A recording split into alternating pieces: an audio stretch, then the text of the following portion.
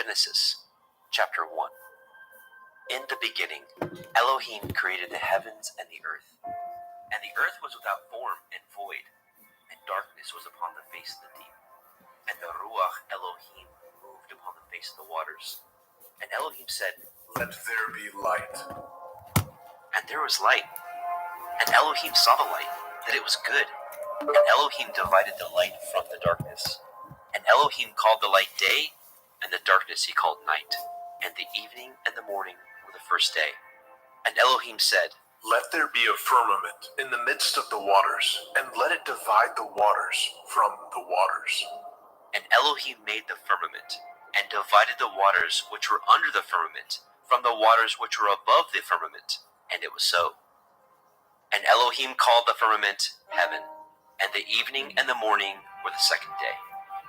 And Elohim said, "Let the waters under the heavens be gathered together unto one place, and let the dry land appear."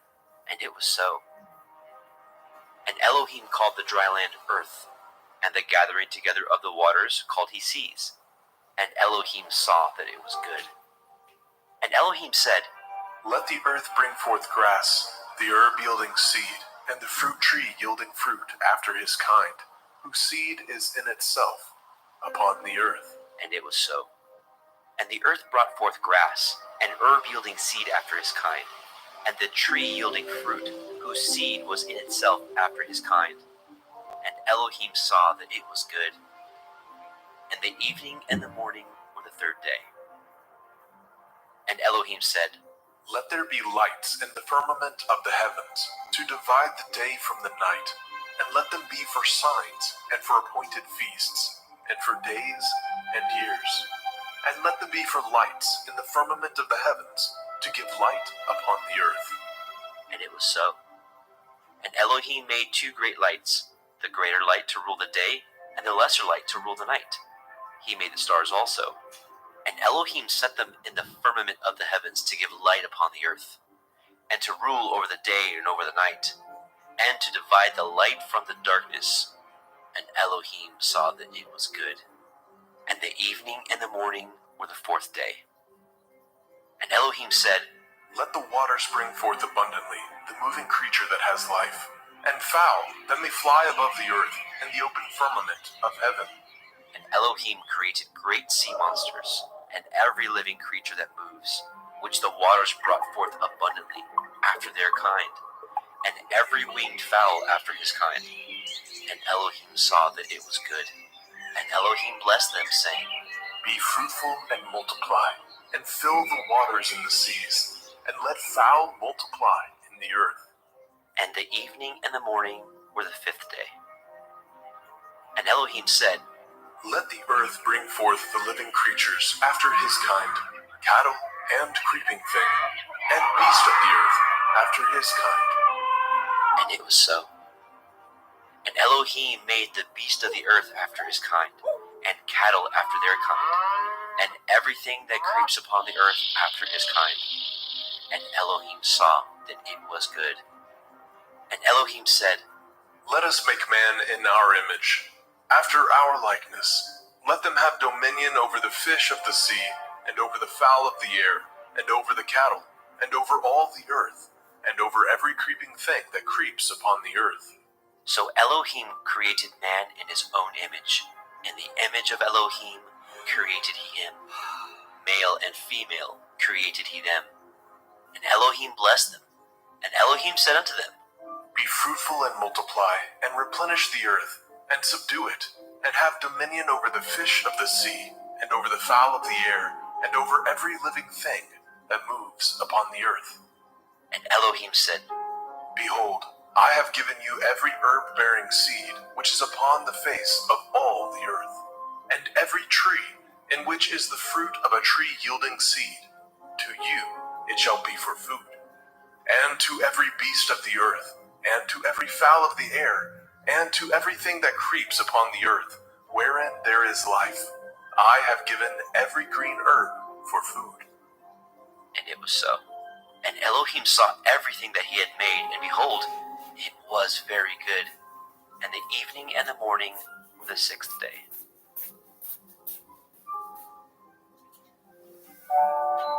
Bereshit, Genesis, chapter 2. Thus the heavens and the earth were finished, and all the host of them. And on the seventh day, Elohim ended his work which he had made, and he rested on the seventh day from all his work which he had made. And Elohim blessed the seventh day and sanctified it, because that in it he had rested from all his work which Elohim created and made. These are the generations of the heavens and of the earth, when they were created, in the day that Yahweh Elohim made the earth and the heavens. And every plant of the field before it was in the earth, and every herb of the field before it grew. For Yahweh Elohim had not caused it to rain upon the earth, and there was not a man to till the ground. But there went up a mist from the earth, and watered the whole face of the ground. And Yahweh Elohim formed the man of the dust of the ground, and breathed into his nostrils the breath of life. And the man became a living soul. And Yahweh Elohim planted a garden eastward in Eden, and there he put the man whom he had formed. And out of the ground made Yahweh Elohim to grow every tree that is pleasant to the sight and good for food, the tree of life also in the midst of the garden, and the tree of knowledge of good and evil. And a river went out of Eden to water the garden, and from thence it was parted, and became into four heads. The name of the first is Pishon, that is, which compasses the whole land of Havilah, where there is gold. And the gold of that land is good. There is Delam, and the onyx stone. And the name of the second river is Gihon. The same is it that compasses the whole land of Cush. And the name of the third river is Hiddekel, that is, which goes toward the east of Ashur. And the fourth river is Perath. Yahweh Elohim took the man, and put him into the Garden of Eden to dress it and to guard it. And Yahweh Elohim commanded he man, saying, Of every tree of the garden you may freely eat, but of the tree of the knowledge of good and evil you shall not eat of it. For in the day that you eat thereof you shall surely die. And Yahweh Elohim said, It is not good that man should be alone. I will make a helpmeet for him. And out of the ground Yahweh Elohim formed every beast of the field, and every fowl of the air, and brought them unto the man to see what he would call them. And whatsoever the man called every living creature, that was the name thereof. And the man gave names to all the cattle, and to the fowl of the air, and to every beast of the field. But for the man there was not found a helpmeet for him. And Yahweh Elohim caused a deep sleep to fall upon the man, and he slept.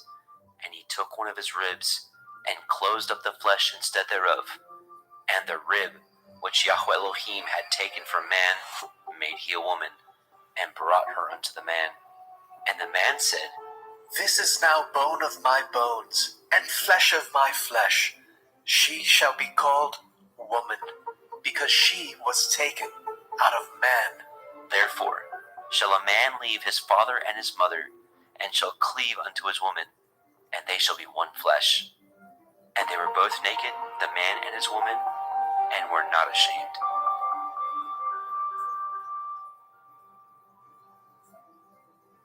Bereshit, Genesis, chapter 3. Now the serpent was more subtle than any beast of the field which Yahweh Elohim had made.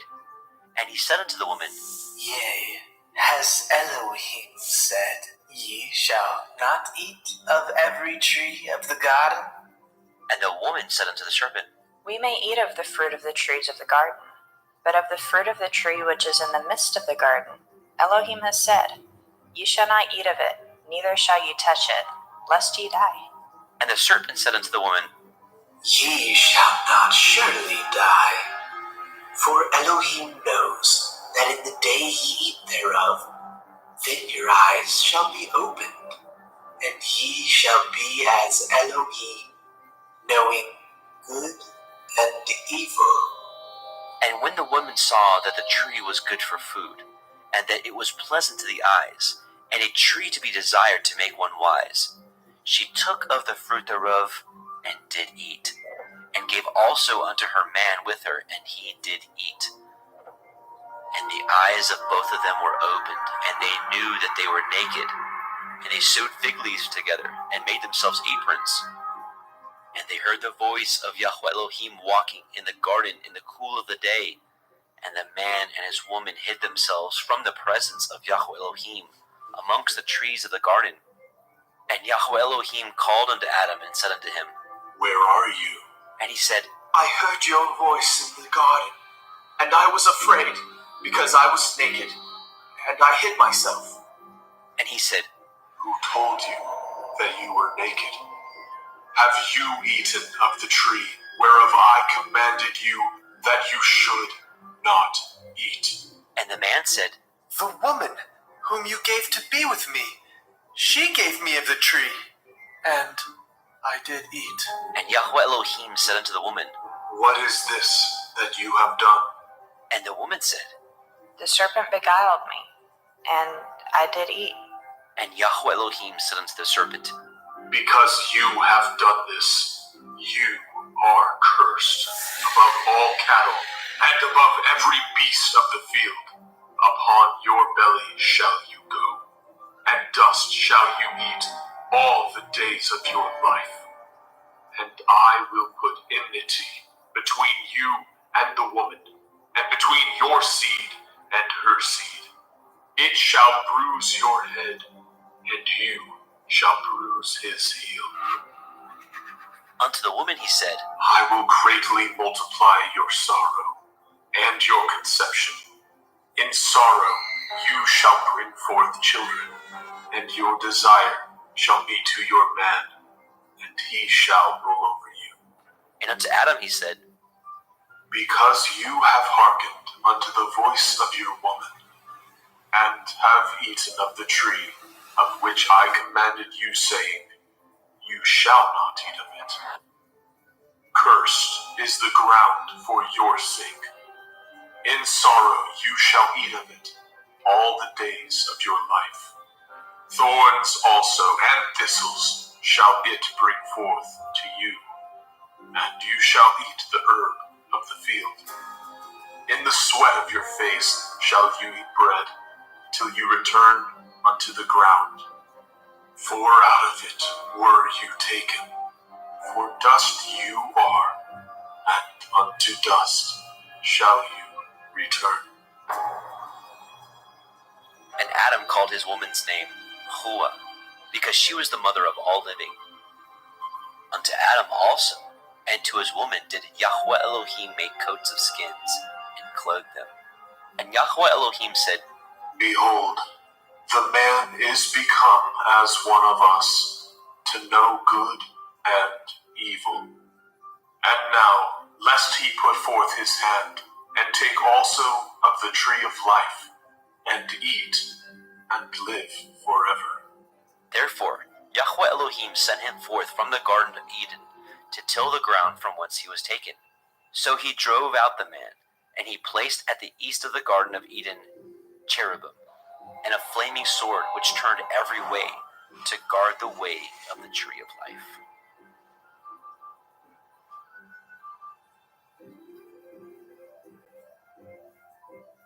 Bereshit, Genesis, chapter 4. And Adam knew Hua his woman, and she conceived, and bore Cain, and said, I have gotten a man from Yahuwah. And she again bore his brother Habil. And Habil was a keeper of sheep, but Cain was a tiller of the ground. And in process of time it came to pass that Cain brought of the fruit of the ground an offering unto Yahweh. And Habil he also brought of the firstlings of his flock, and of the fat thereof. And Yahweh had respect unto Habil and unto his offering, but unto Cain and to his offering he had not respect. And Cain was very wroth, and his countenance fell. And Yahweh said unto Cain, Why are you wroth? And why is your countenance fallen? If you do well, shall you not be accepted? And if you do not well, sin lies at the door, and unto you shall be his desire, and you shall rule over him. And Cain talked with Habil his brother. And it came to pass, when they were in the field, that Cain rose up against Habil his brother, and slew him. And Yahweh said unto Cain, Where is Havel, your brother? and he said, I know not. Am I to guard my brother? And he said, What have you done? The voice of your brother's blood cries unto me from the ground. And now are you cursed from the earth, which has opened her mouth to receive your brother's blood from your hand. When you till the ground, it shall not henceforth yield unto you your strength. A fugitive and a vagabond shall you be in the earth. And Cain said unto Eliyahu, My punishment is greater than I can bear. Behold, you have driven me out this day from the face of the earth, and from your face shall I be hid. And I shall be a fugitive and a vagabond in the earth. And it shall come to pass that every one that finds me shall slay me. And Yahweh said unto him, Therefore, whoever slays Cain, vengeance shall be taken on him sevenfold. And Yahweh set a mark upon Cain, lest any finding him should kill him. And Cain went out from the presence of Yahweh, and dwelt in the land of Nod, on the east of Eden.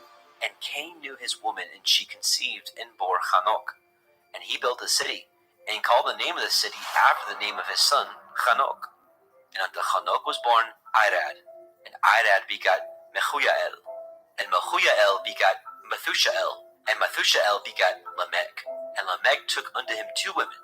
The name of the one was Ada, and the name of the other Tillah. And Ada bore Jabal. He was the father of such as dwell in tents, and of such as have cattle. And his brother's name was Jubal. He was the father of all such as handle the harp and organ.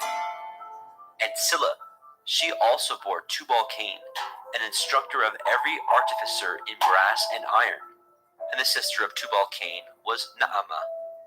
And Lamech said unto his woman, Ada and Zillah, hear my voice, ye women of Lamech, hearken unto my speech. For I have slain a man to my wounding, and a young man to my hurt. If Cain shall be avenged sevenfold, truly Lamech 70 and sevenfold. And Adam knew his woman again, and she bore a son, and called his name Seth. For Elohim Said she, has appointed me another seed, instead of Havel, whom Cain slew. And to Seth, to him also were born a son, and called his name Enosh. Then began men to call upon the name of Yahweh.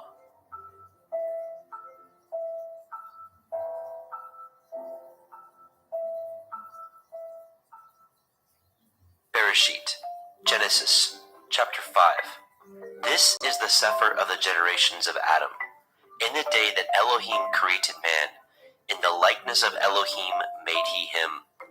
Male and female created he them, and blessed them, and called their name Adam, in the day when they were created.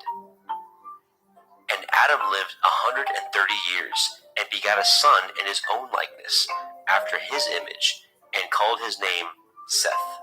And the days of Adam, after he had begotten Seth, were 800 years, and he begat sons and daughters.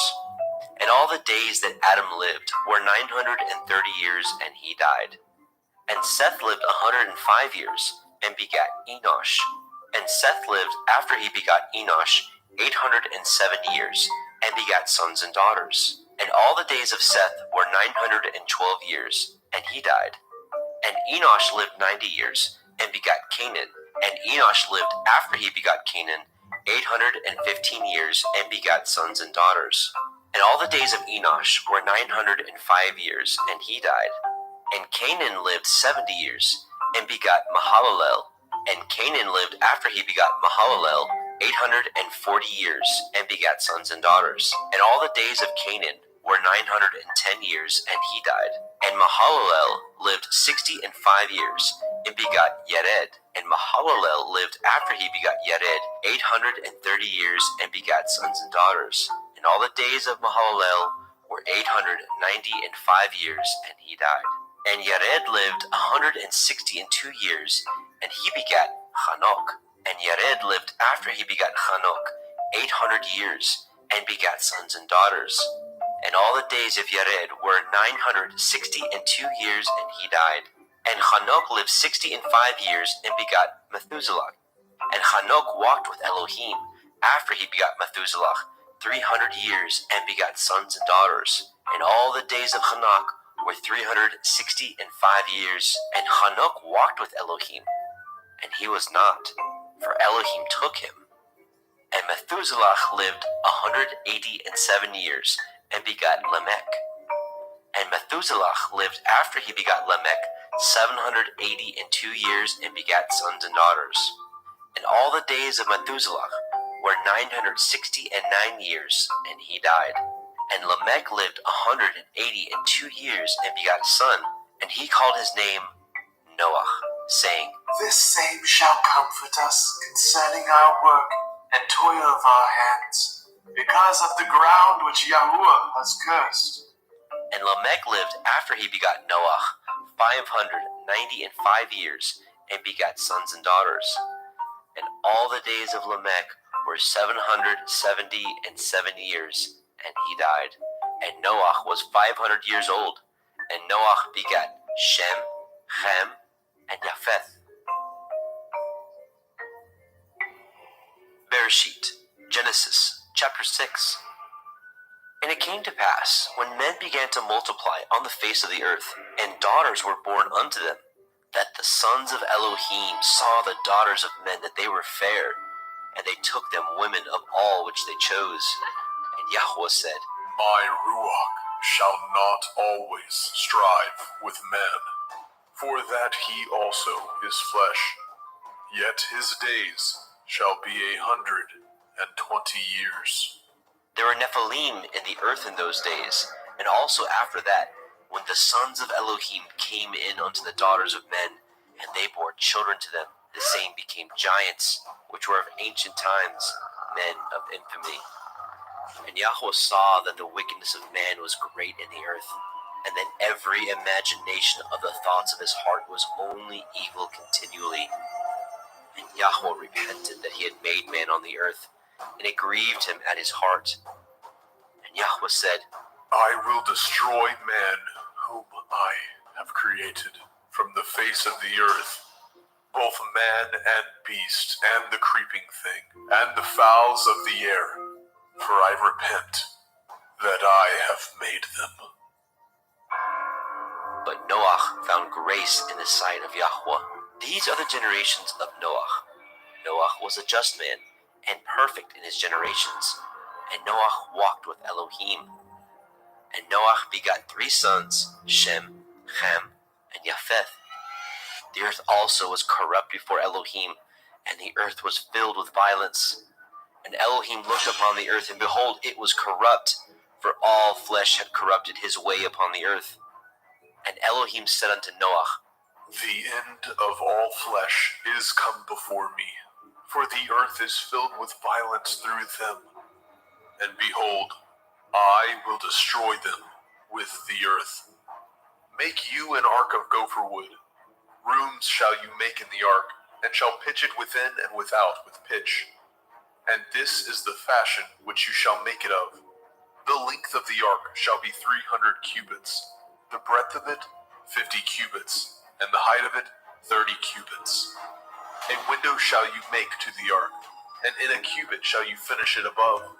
And the door of the ark shall you set in the side thereof, with lower, second, and third stories shall you make it. And behold, I, even I, do bring a flood of waters upon the earth, to destroy all flesh, wherein is the breath of life from under heaven, and everything that is in the earth shall die.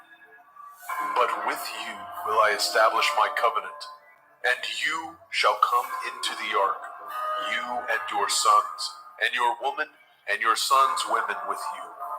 And of every living thing of all flesh, 2 of every sort shall you bring into the ark, to keep them alive with you.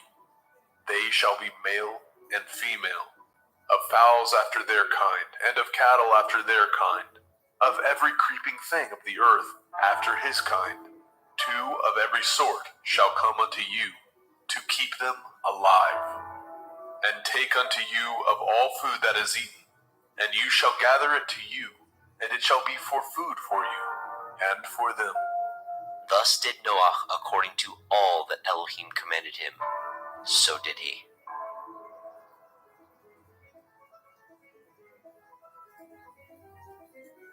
Bereshit, Genesis, chapter 7. And Yahweh said unto Noah, Come, you and all your house into the ark, for you have I seen righteous before me in this generation. Of every clean beast you shall take to you by sevens, the male and his female, and of beasts that are not clean by two, the male and his female. Of fowls also of the air by sevens, the male and the female, to keep seed alive upon the face of all the earth. For yet 7 days, and I will cause it to rain upon the earth 40 days and 40 nights, and every living substance that I have made will I destroy from off the face of the earth. And Noah did according unto all that Yahweh commanded him. And Noah was 600 years old when the flood of waters was upon the earth. And Noah went in, and his sons, and his woman, and his sons' women with him, into the ark because of the waters of the flood. Of clean beasts, and of beasts that are not clean, and of fowls, and of everything that creeps upon the earth. There went in 2 and 2 unto Noah into the ark, the male and the female, as Elohim had commanded Noah. And it came to pass after 7 days that the waters of the flood were upon the earth. In the 600th year of Noah's life, in the 2nd month, the 17th day of the month, the same day were all the fountains of the great deep broken up, and the windows of heaven were opened. And the rain was upon the earth 40 days and 40 nights. In the selfsame day entered Noah, Shem, and Ham, and Japheth, the sons of Noah, and Noah's women, and the 3 women of his sons with them into the ark. They and every beast after his kind, and all the cattle after their kind, and every creeping thing that creeps upon the earth after his kind, and every fowl after his kind, of every bird of every sort. And they went in unto Noah into the ark, 2 and 2 of all flesh, wherein is the breath of life. And they that went in male and female of all flesh, as Elohim had commanded him. And Yahweh shut him in. And the flood was 40 days upon the earth, and the waters increased, and bore up the ark, and it was lift up above the earth. And the waters prevailed, and were increased greatly upon the earth, and the ark went upon the face of the waters. And the waters prevailed exceedingly upon the earth, and all the high hills that were under the whole heaven were covered. 15 cubits upward did the waters prevail, and the mountains were covered. And all flesh died that moved upon the earth, both of fowl, and of cattle, and of beast, and of every creeping thing that creeps upon the earth, and every man, all in whose nostrils was the breath of life, of all that was in the dry land, died. And every living substance was destroyed which was upon the face of the ground, both man and cattle, and the creeping things, and the fowl of the heavens, and they were destroyed from the earth. And Noah only remained alive, and they that were with him in the ark. And the waters prevailed upon the earth 150 days. Bereshit, Genesis, chapter 8. And Elohim remembered Noah, and every living thing, and all the cattle that was with him in the ark. And Elohim made a wind to pass over the earth, and the waters assuaged. The fountains also of the deep, and the windows of heaven were stopped, and the rain from heaven was restrained, and the waters returned from off the earth continually. And after the end of the 150 days, the waters were abated. And the ark rested in the 7th month, on the 17th day of the month, upon the mountains of Ararat. And the waters were decreased continually until the 10th month. In the 10th month, on the 1st day of the month, were the tops of the mountains seen. And it came to pass at the end of 40 days that Noah opened the window of the ark which he had made, and he sent forth a raven which went forth to and fro until the waters were dried up from off the earth. Also he sent forth a dove from him to see if the waters were abated from off the face of the ground. But the dove found no rest for the sole of her foot, and she returned unto him into the ark, for the waters were on the face of the whole earth. Then he put forth his hand and took her, and pulled her in unto him into the ark. And he stayed yet other 7 days, and again he sent forth the dove out of the ark. And the dove came into him in the evening, and lo, in her mouth was an olive leaf plucked off. So Noah knew that the waters were abated from off the earth. And he stayed yet other 7 days, and sent forth the dove, which returned not again unto him any more. And it came to pass in the 601st year, in the first month, the first day of the month, the waters were dried up from off the earth. And Noah removed the covering of the ark, and looked, and behold, the face of the ground was dry. And in the second month, on the 7th and 20th day of the month, the earth was dried. And Elohim spoke unto Noah, saying, Go forth of the ark, you and your woman, and your sons women with you. Bring forth with you every living thing that is with you, of all flesh, both of fowl and of cattle, and of every creeping thing that creeps upon the earth, that they may breed abundantly in the earth, and be fruitful, and multiply upon the earth. And Noah went forth, and his sons, and his woman, and his sons' women with him, every beast, every creeping thing, and every fowl, and whatsoever creeps upon the earth after their kinds, went forth out of the ark. And Noah built an altar unto Yahweh, and took of every clean beast, and of every clean fowl, and offered burnt offerings on the altar. And Yahweh smelled a sweet savor. And Yahweh said in his heart, I will not again curse the ground any more for man's sake. For the imagination of man's heart is evil from his youth.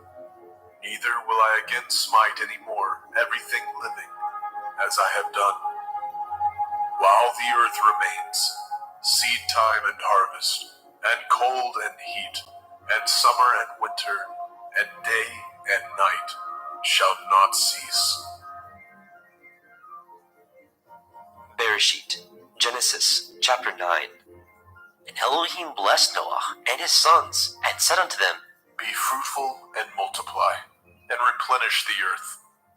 And the fear of you and the dread of you shall be upon every beast of the earth, and upon every fowl of the air, upon all that moves upon the earth, and upon all the fish of the sea. Into your hand are they delivered. Every moving thing that lives shall be meat for you. Even as the green herb have I given you all things. But the flesh with the life thereof, which is the blood thereof, shall ye not eat. And surely your blood of your lives will I require. At the hand of every beast will I require it. And at the hand of man, at the hand of every man's brother will I require the life of man. Whoso sheds man's blood, by man shall his blood be shed. For in the image of Elohim made he man. And you, be ye fruitful, and multiply. Bring forth abundantly in the earth, and multiply therein. And Elohim spoke unto Noah, and to his sons with him, saying, And I, behold, I establish my covenant with you, and with your seed after you, and with every living creature that is with you, of the fowl, of the cattle, and of every beast of the earth with you, from all that go out of the ark, to every beast of the earth. And I will establish my covenant with you. Neither shall all flesh be cut off any more by the waters of a flood. Neither shall there any more be a flood to destroy the earth. And Elohim said, This is the sign of the covenant which I make between me and you, and every living creature that is with you, for perpetual generations. I do set my bow in the cloud, and it shall be for a sign of a covenant between me and the earth. And it shall come to pass, when I bring a cloud over the earth, that the bow shall be seen in the cloud. And I will remember my covenant, which is between me and you, and every living creature of all flesh, and the waters shall no more become a flood to destroy all flesh. And the bow shall be in the cloud, and I will look upon it, that I may remember the everlasting covenant between Elohim and every living creature of all flesh that is upon the earth. And Elohim said unto Noah, This is the sign of the covenant which I have established between me and all flesh that is upon the earth. And the sons of Noah that went forth of the ark were Shem, and Ham, and Japheth. And Ham is the father of Canaan. These are the three sons of Noah, and of them was the whole earth overspread. And Noah began to be a husbandman, and he planted a vineyard. And he drank of the wine, and was drunken, and he was uncovered within his tent. And Ham, the father of Canaan, saw the nakedness of his father, and told his two brethren without. And Shem and Japheth took a garment, and laid it upon both their shoulders, and went backward, and covered the nakedness of their father. And their faces were backward, and they saw not their father's nakedness. And Noah awoke from his wine, and knew what his younger son had done unto him. And he said, Cursed be Canaan, a servant of servants shall he be unto his brethren. And he said, Blessed be Yahweh Elohai of Shem, and Canaan shall be his servant. Elohim shall enlarge Japheth, and he shall dwell in the tents of Shem, and Canaan shall be his servant. And Noah lived after the flood 350 years, and all the days of Noah were 950 years, and he died.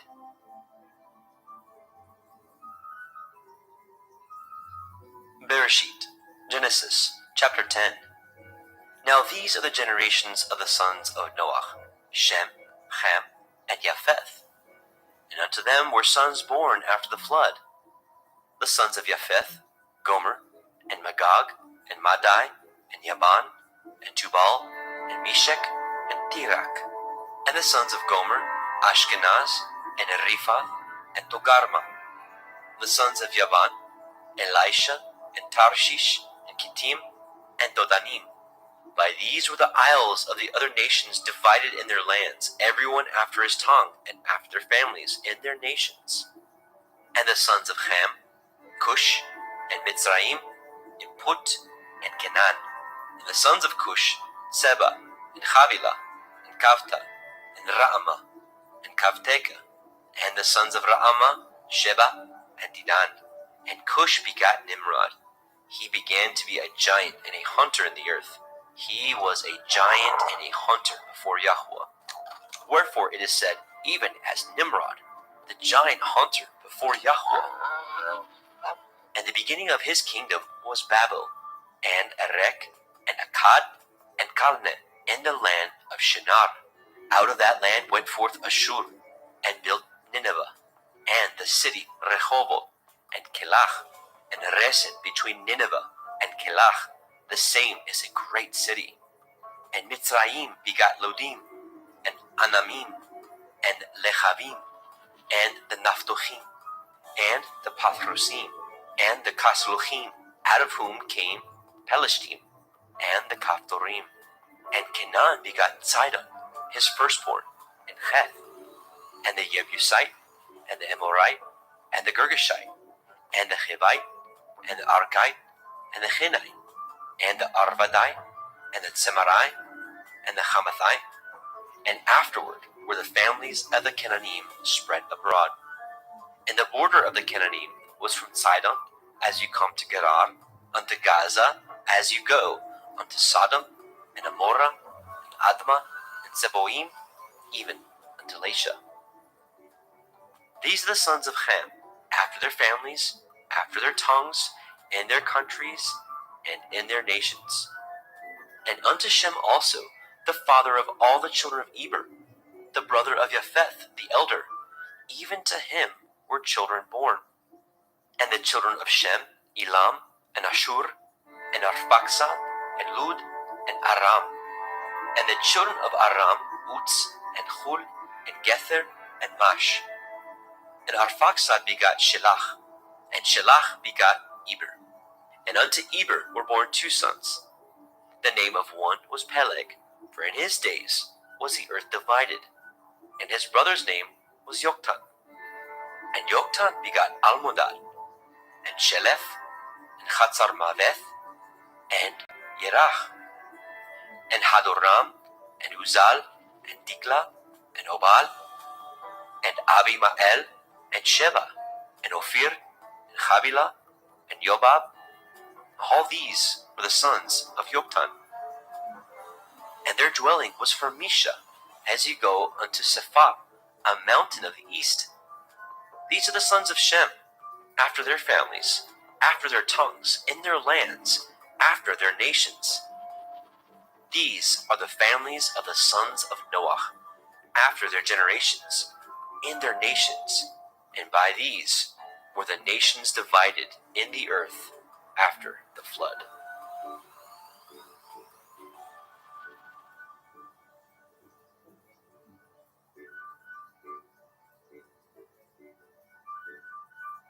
Bereshit, Genesis, chapter 11. And the whole earth was of one language and of one speech. And it came to pass, as they journeyed from the east, that they found a plain in the land of Shinar, and they dwelt there. And they said one to another, Go to, let us make brick and burn them thoroughly. and they had brick for stone, and slime had they for mortar. And they said, Go to, let us build a city and a tower whose top may reach unto the heavens, and let us make a name, lest we be scattered abroad upon the face of the whole earth. And Yahweh came down to see the city and the tower which the children of men built. And Yahweh said, Behold, the people is one, and they have all one language, and this they begin to do, and now nothing will be restrained from them, which they have imagined to do. Go to, let us go down, and there confound their language, that they may not understand one another's speech. So Yahweh scattered them abroad from thence upon the face of all the earth, and they left off to build the city. Therefore is the name of it called Babel, because Yahweh did there confound the language of all the earth. And from thence did Yahweh scatter them abroad upon the face of all the earth. These are the generations of Shem. Shem was 100 years old, and begot Arphaxad 2 years after the flood. And Shem lived after he begot Arphaxad 500 years, and begat sons and daughters. And Arphaxad lived 35 years, and begot Shelach. And Arphaxad lived after he begot Shelach 403 years, and begat sons and daughters. And Shelach lived 30 years, and begot Eber. And Shelach lived after he begot Eber 403 years, and begat sons and daughters. And Eber lived 34 years, and begot Peleg.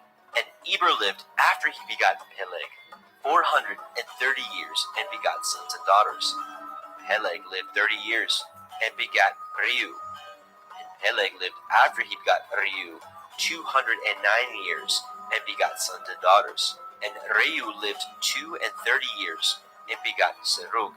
And Reu lived after he begot Serug 207 years, and begot sons and daughters. And Serug lived 30 years, and begot Nahor. And Serug lived after he begot Nahor 200 years, and begot sons and daughters. And Nahor lived 29 years, and begot Terach. And Nahor lived after he begot Terach 119 years, and begot sons and daughters. And Terach lived 70 years, and begot Abram, Nahor, and Haran. Now these are the generations of Terach. Terach begot Abram, Nahor, and Haran. And Haran begot Lot. And Haran died before his father Terach in the land of his nativity, in Ur of the Kasdim. And Abram and Nahor took them women. The name of Abram's woman was Sarai, and the name of Nahor's woman, Milcah, the daughter of Haran, the father of Milcah, and the father of Yiscah. But Sarai was barren, she had no child. And Terach took Abram his son, and Lot, the son of Haran, his son's son, and Sarai, his daughter-in-law, his son Abram's woman, and they went forth with them from Ur of the Kasdim to go into the land of Canaan. And they came unto Haran and dwelt there. And the days of Terach were 205 years, and Terach died in Haran. Bereshit, Genesis, chapter 12. Now Yahweh had said unto Abram, Get you out of your country, and from your kindred, and from your father's house, unto a land that I will show you. And I will make of you a great nation, and I will bless you, and make your name great, and you shall be a blessing. And I will bless them that bless you, and curse him that curses you. And in you shall all families of the earth be blessed. So Abram departed as Yahweh had spoken unto him, and Lot went with him. And Abram was 75 years old when he departed out of Haran. And Abram took Sarai his woman, and Lot his brother's son, and all their substance that they had gathered, and the souls that they had gotten in Haran. And they went forth to go into the land of Canaan, and into the land of Canaan they came. And Abram passed through the land unto the place of Shechem, unto the plain of Moreh, and the Canaanite was in the land. And Yahweh appeared unto Abram and said, Unto your seed will I give this land. And there built he an altar unto Yahweh, who appeared unto him. And he removed from thence unto a mountain on the east of Beit El, and pitched his tent, having Beit El on the west, and Ai on the east. And there he built an altar unto Yahweh, and called upon the name of Yahweh. And Abram journeyed, going on still towards the Negev.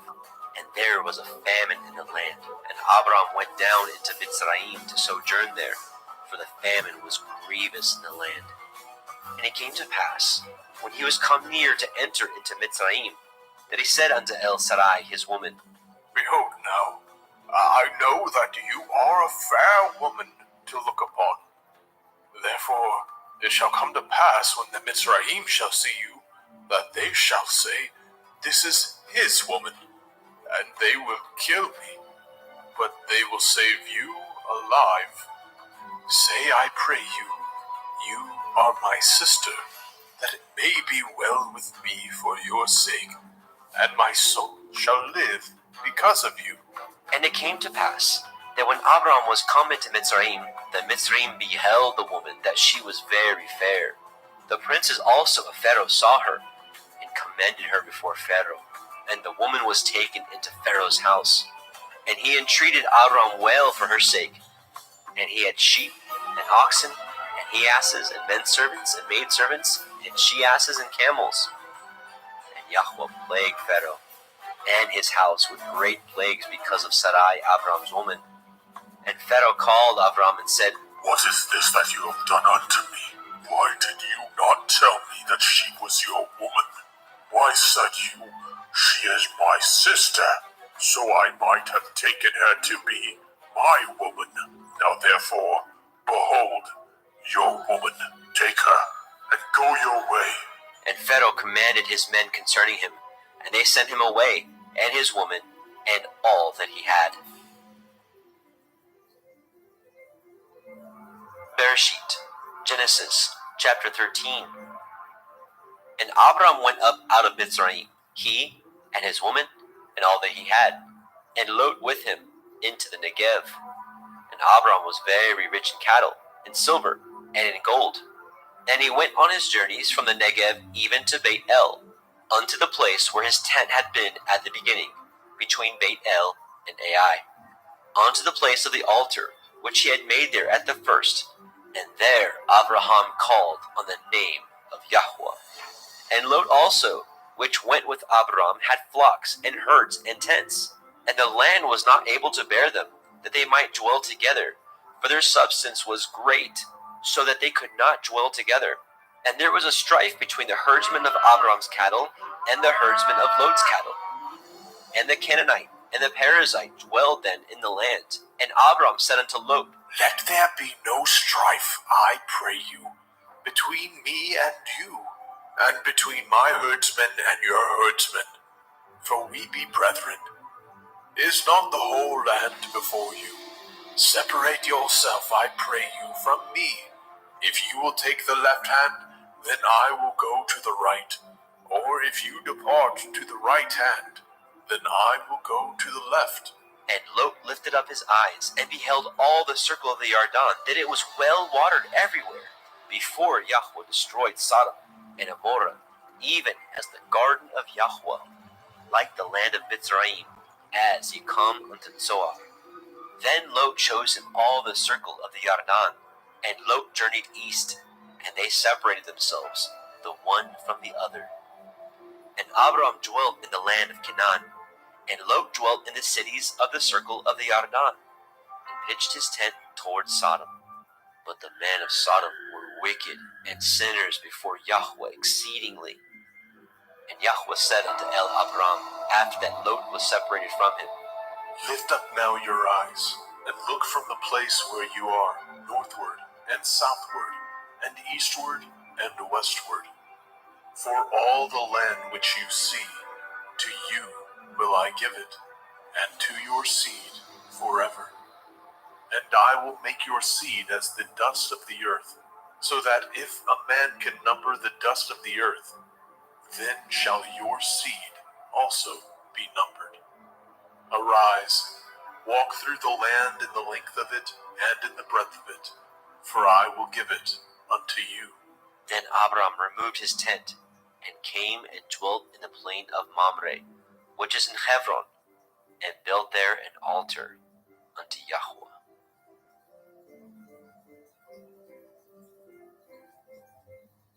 Bereshit, Genesis chapter 14.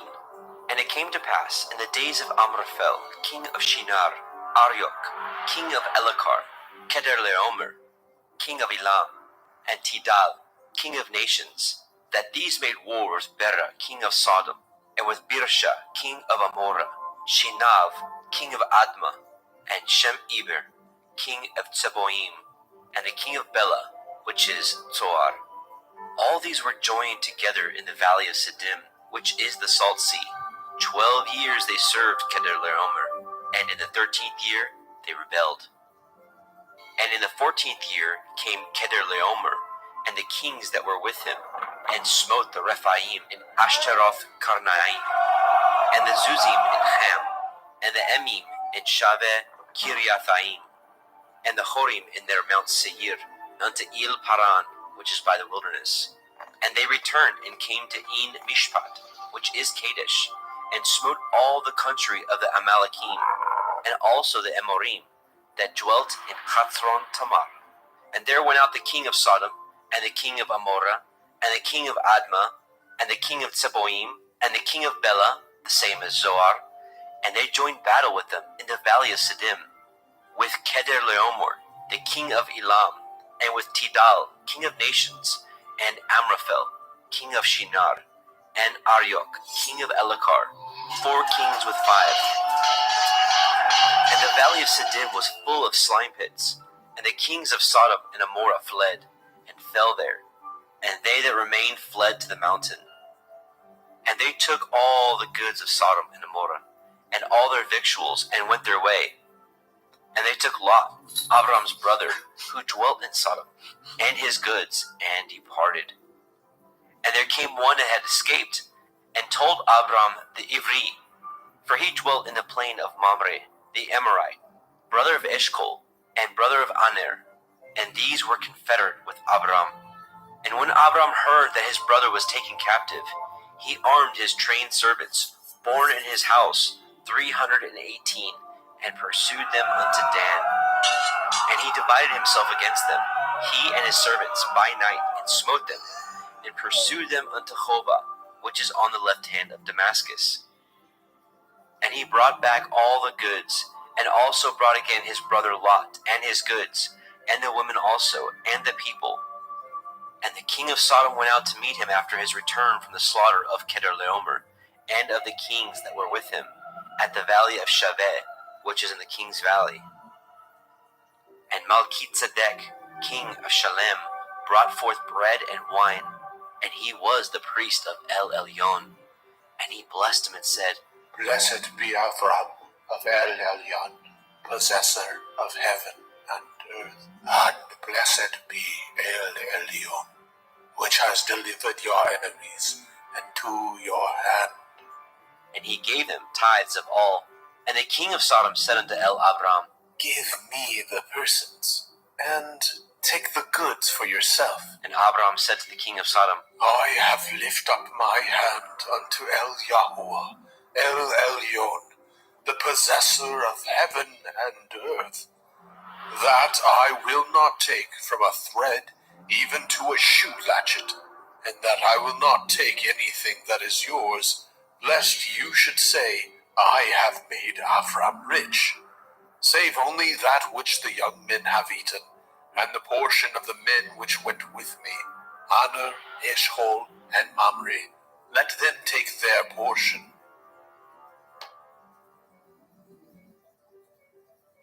Bereshit, Genesis chapter 15.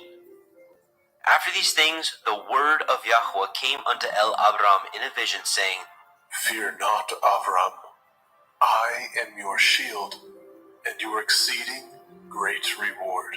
And Abram said, Adonai, Yahuwah, what will you give me, seeing I go childless, and the steward of my house is this Eliezer of Damascus? And Abram said, Behold, to me you have given no seed, and lo, one born in my house is my heir.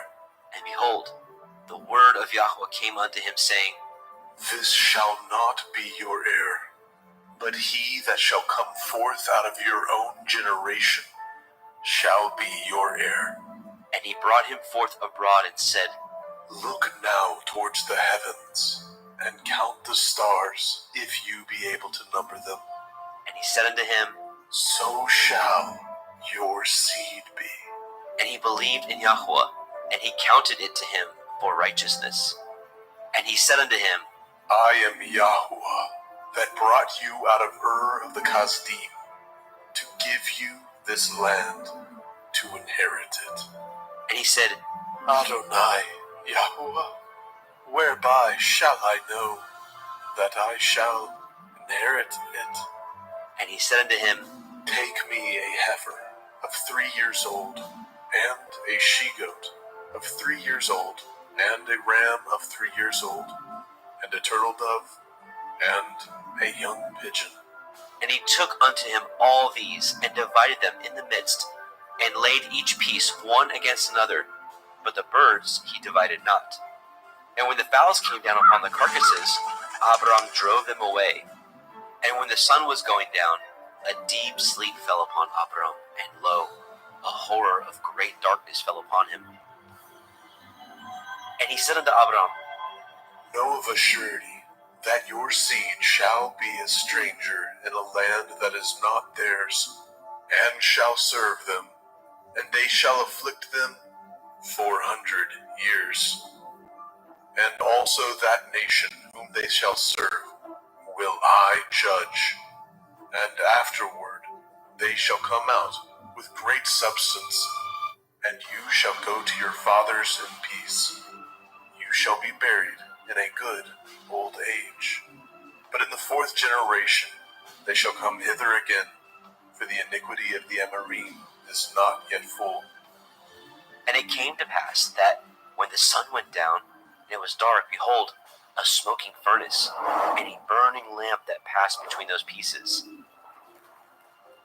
In the same day Yahweh cut a covenant with Abram, saying, Unto your seed have I given this land, from the river of Mitzrayim unto the great river, the river Harath, the Canaim, and the Kenazim, and the Kadmonim, and the Hittim, and the Perizim, and the Rephaim, and the Amorim, and the Kenainim, and the Girgashim, and the Yebusim.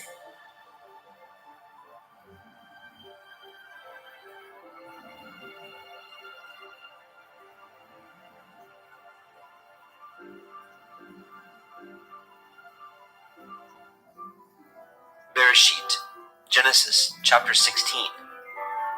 Now Sarai, Abram's woman, bore him no children, and she had a handmaid, a Mitzrayim, whose name was Hagar. And Sarai said unto Abram, Behold now, Yahuwah has restrained me from bearing. I pray you, go in unto my maid. It may be that I may obtain children by her. And Abram hearkened to the voice of Sarai. And Sarai, Abram's woman, took Hagar, her maid, the Mitzrayim, after Abram had dwelt 10 years in the land of Canaan, and gave her to her man Abram to be his woman. And he went in unto Hagar, and she conceived. And when she saw that she had conceived, her mistress was despised in her eyes. And Sarai said unto Abram, My wrong be upon you. I have given my maid into your bosom, and when she saw that she had conceived, I was despised in her eyes. Yahuwah judge between me and you. But Abram said unto Sarai, Behold, your maid is in your hand. Do to her as it pleases you. And when Sarai dealt hardly with her, she fled from her face. And the angel of Yahweh found her by a fountain of water in the wilderness, by the fountain in the way to Shur. And he said, Hagar, Sarai's maid, whence came you, and whither will you go?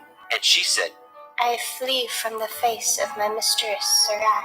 And the angel of Yahweh said unto her, Return to your mistress, and submit yourself under her hands. And the angel of Yahweh said unto her, I will multiply your seed exceedingly, that it shall not be numbered for multitude. And the angel of Yahweh said unto her, Behold, you are with child, and shall bear a son, and shall call his name Yishmael, because Yahuwah has heard your affliction. And he will be a wild man. His hand will be against every man, and every man's hand against him. And he shall dwell in the presence of all his brethren. And she called the name of Yahweh that spoke unto her. See me. For she said, Have I also here looked after him that sees me? Wherefore the well was called Be'er Lahai Roi. Behold, it is between Kadesh and Bered. And Hagar bore Abram a son, and Abram called his son's name which Hagar bore Ishmael. And Abram was 86 years old when Hagar bore Ishmael to Abram.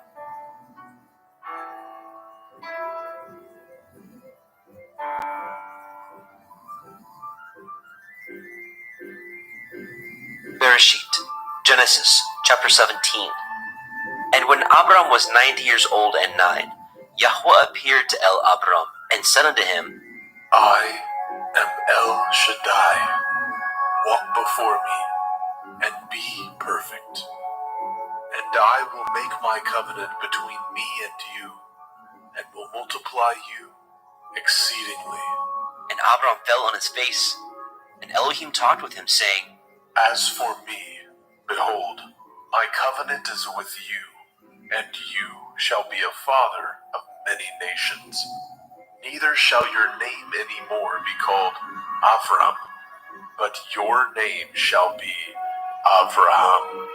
For a father of many nations have I made you. And I will make you exceeding fruitful, and I will make nations of you, and kings shall come out of you. And I will establish my covenant between me and you, and your seed after you, in their generations, for an everlasting covenant, to be Elohim unto you, and to your seed after you. And I will give unto you and to your seed after you the land wherein you are a stranger, all the land of Canaan, for an everlasting possession, and I will be their Elohim. And Elohim said unto Abraham, You shall guard my covenant, therefore, you and your seed after you in their generations.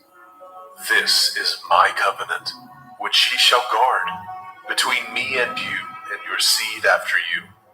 Every male child among you shall be circumcised, And ye shall circumcise the flesh of your foreskin, and it shall be a sign of the covenant betwixt me and you. And he that is 8 days old shall be circumcised among you. Every male child in your generations, he that is born in the house, or bought with money of any stranger, which is not of your seed, he that is born in your house, and he that is bought with your money, must need to be circumcised. And my covenant shall be in your flesh for an everlasting covenant. And the uncircumcised male child, whose flesh of his foreskin is not circumcised, that soul shall be cut off from his people. He has broken my covenant. And Elohim said unto Abraham, As for Sarai, your woman, you shall not call her name Sarai, but Sarah shall her name be. And I will bless her, and give you a son also of her. Yea, I will bless her, and she shall be a mother of nations. Kings of people shall be of her. Then Abraham fell upon his face and laughed, and said in his heart, Shall a child be born unto him that is 100 years old? And shall Sarah, that is 90 years old, bear? And Abraham said unto Elohim, Oh, that Ishmael might live before you. and Elohim said, Sarah, your woman, shall bear you a son indeed, and you shall call his name Yitzhak. And I will establish my covenant with him for an everlasting covenant, and with his seed after him. And as for Ishmael, I have heard you.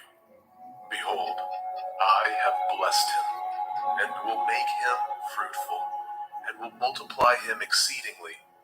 12 princes shall he beget, and I will make him a great nation. But my covenant will I establish with Yitzhak, which Sarah shall bear unto you at this set time in the next year. and he left off talking with him. And Elohim went up from Abraham. And Abraham took Ishmael his son, and all that were born in his house, and all that were bought with his money, every male among the men of Abraham's house, and circumcised the flesh of their foreskin in the selfsame day, as Elohim had said unto him. And Abraham was 90 years old and 9 when he was circumcised in the flesh of his foreskin. And Ishmael his son was 13 years old when he was circumcised in the flesh of his foreskin. And the selfsame day was Abraham circumcised, and Ishmael his son. And all the men of his house, born in the house, and bought with money of the stranger, were circumcised with him.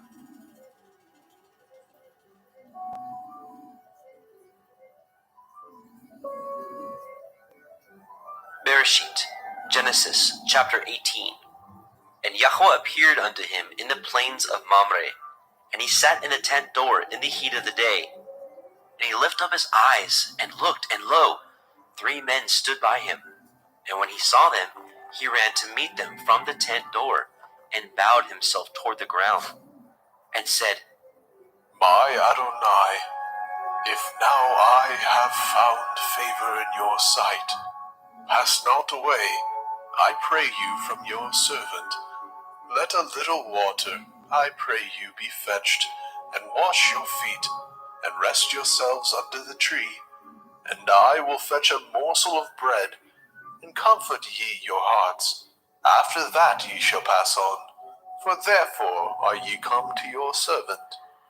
And they said, So do, as you have said. And Abraham hastened into the tent unto El Sarah, and said, Make ready quickly 3 measures of fine meal, knead it, and make cakes upon the hearth.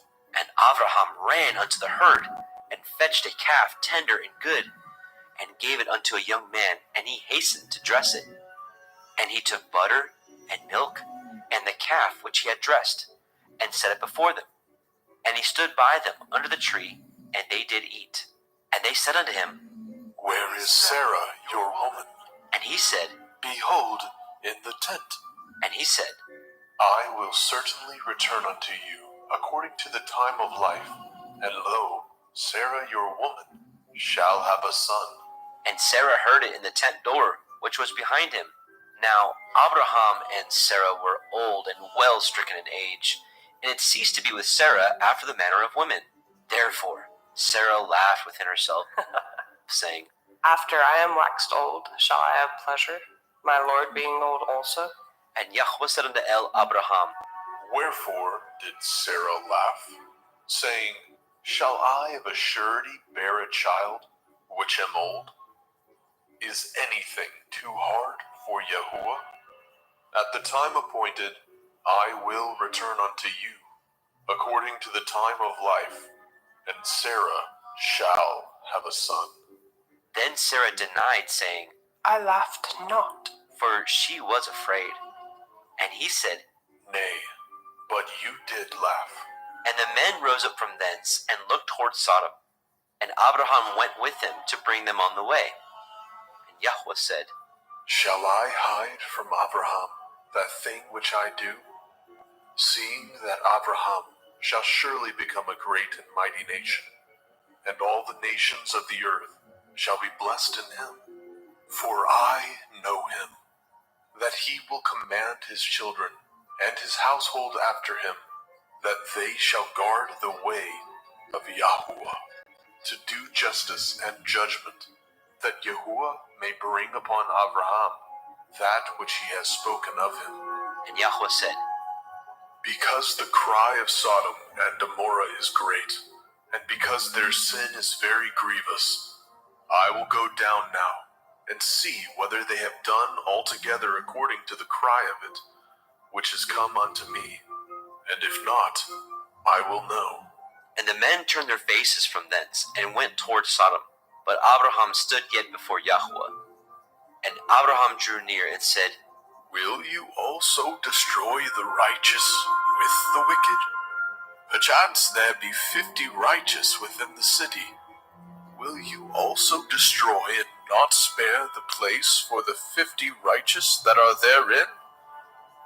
That be far from you to do after this manner, to slay the righteous with the wicked, and that the righteous should be as the wicked.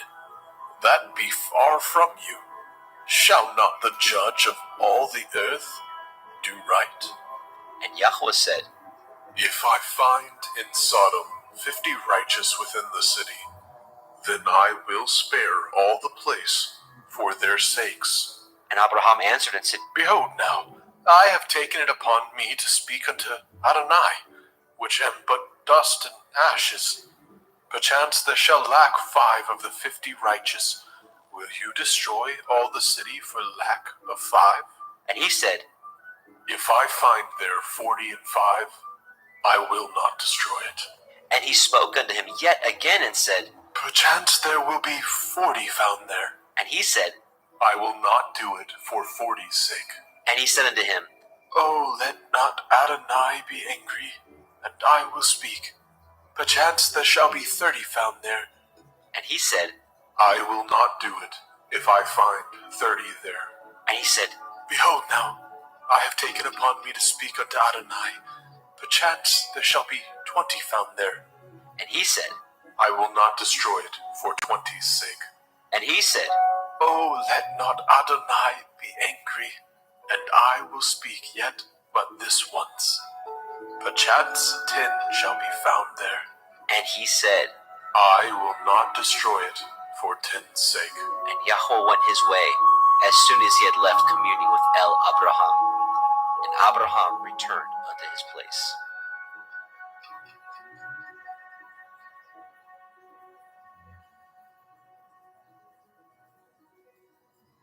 Bereshit, Genesis chapter 19.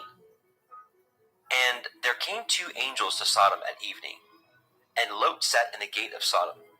And Lot, seeing them, rose up to meet them, and he bowed himself with his face toward the ground.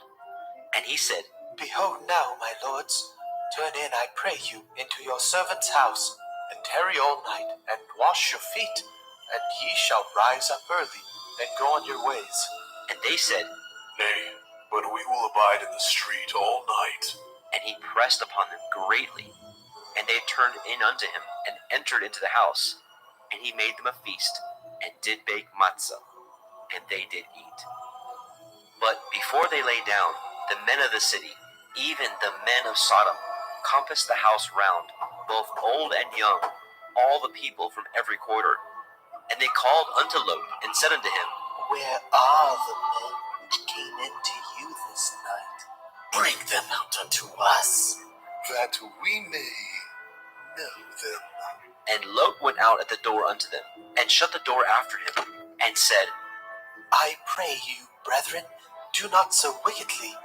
Behold now, I have 2 daughters, which have not known man.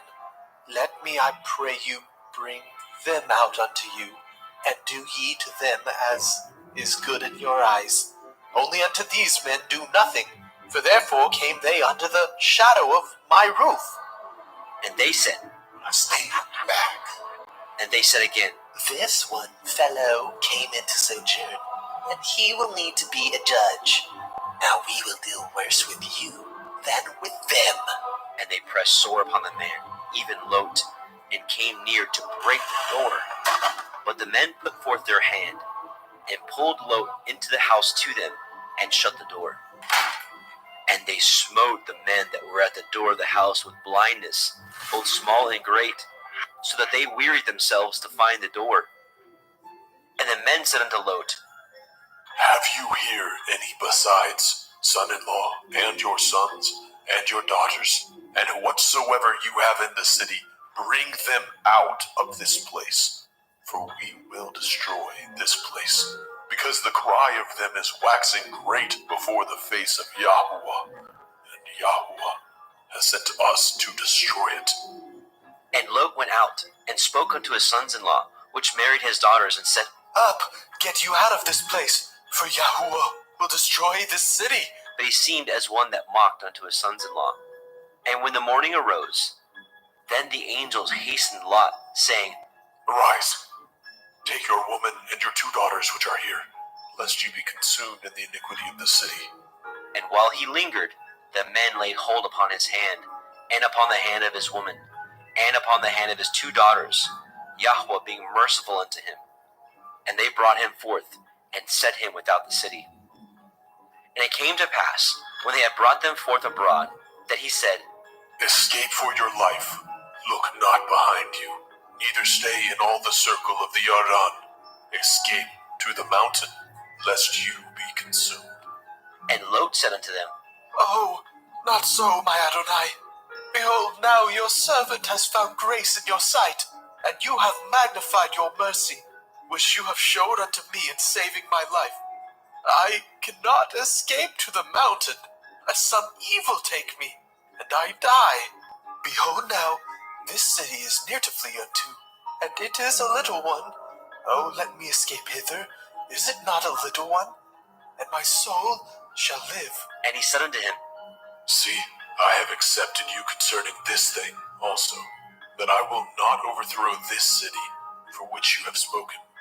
Make haste, escape hither, for I cannot do anything till you are come hither. Therefore the name of the city was called Zoar. The sun was risen upon the earth when Lot entered into Zoar. Then Yahweh rained upon Sodom and upon Amorah brimstone and fire from Yahweh out of the heavens. And he overthrew those cities, and all the circle of the Yarden, and all the inhabitants of those cities, and that which grew upon the ground. But his woman looked back from behind him, and she became a pillar of salt. And Abraham got up early in the morning to the place where he stood before Yahweh, and he looked toward Sodom and Amorah, and toward all the land of the circle of the Yarden, and beheld, and lo, the smoke of the country went up as the smoke of a furnace. And it came to pass, when Elohim destroyed the cities of the circle of the Yarden, that Elohim remembered Abraham, and sent Lot out of the midst of the overthrow, when he overthrew the cities in which Lot dwelt. And Lot went up out of Zoar, and dwelt in the mountain, and his 2 daughters with him, for he feared to dwell in Zoar, and he dwelt in a cave, he and his 2 daughters. And the firstborn said unto the younger, Our father is old, and there is not a man in the earth to come in unto us after the manner of all the earth. Come, let us make our father drink wine, and we will lie with him, that we may preserve seed of our father. And they made their father drink wine that night. And the firstborn went in, and lay with her father. And he perceived not when she lay down, nor when she arose. And it came to pass on the morrow that the firstborn said unto the younger, Behold, I lay yesternight with my father.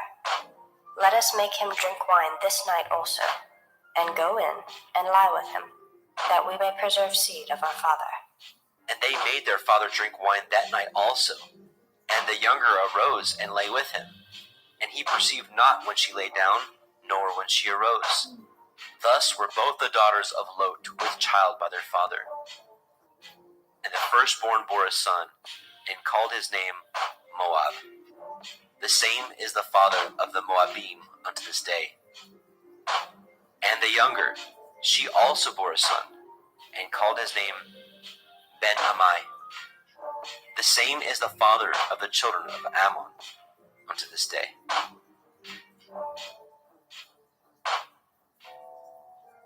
Bereshit, Genesis, chapter 20.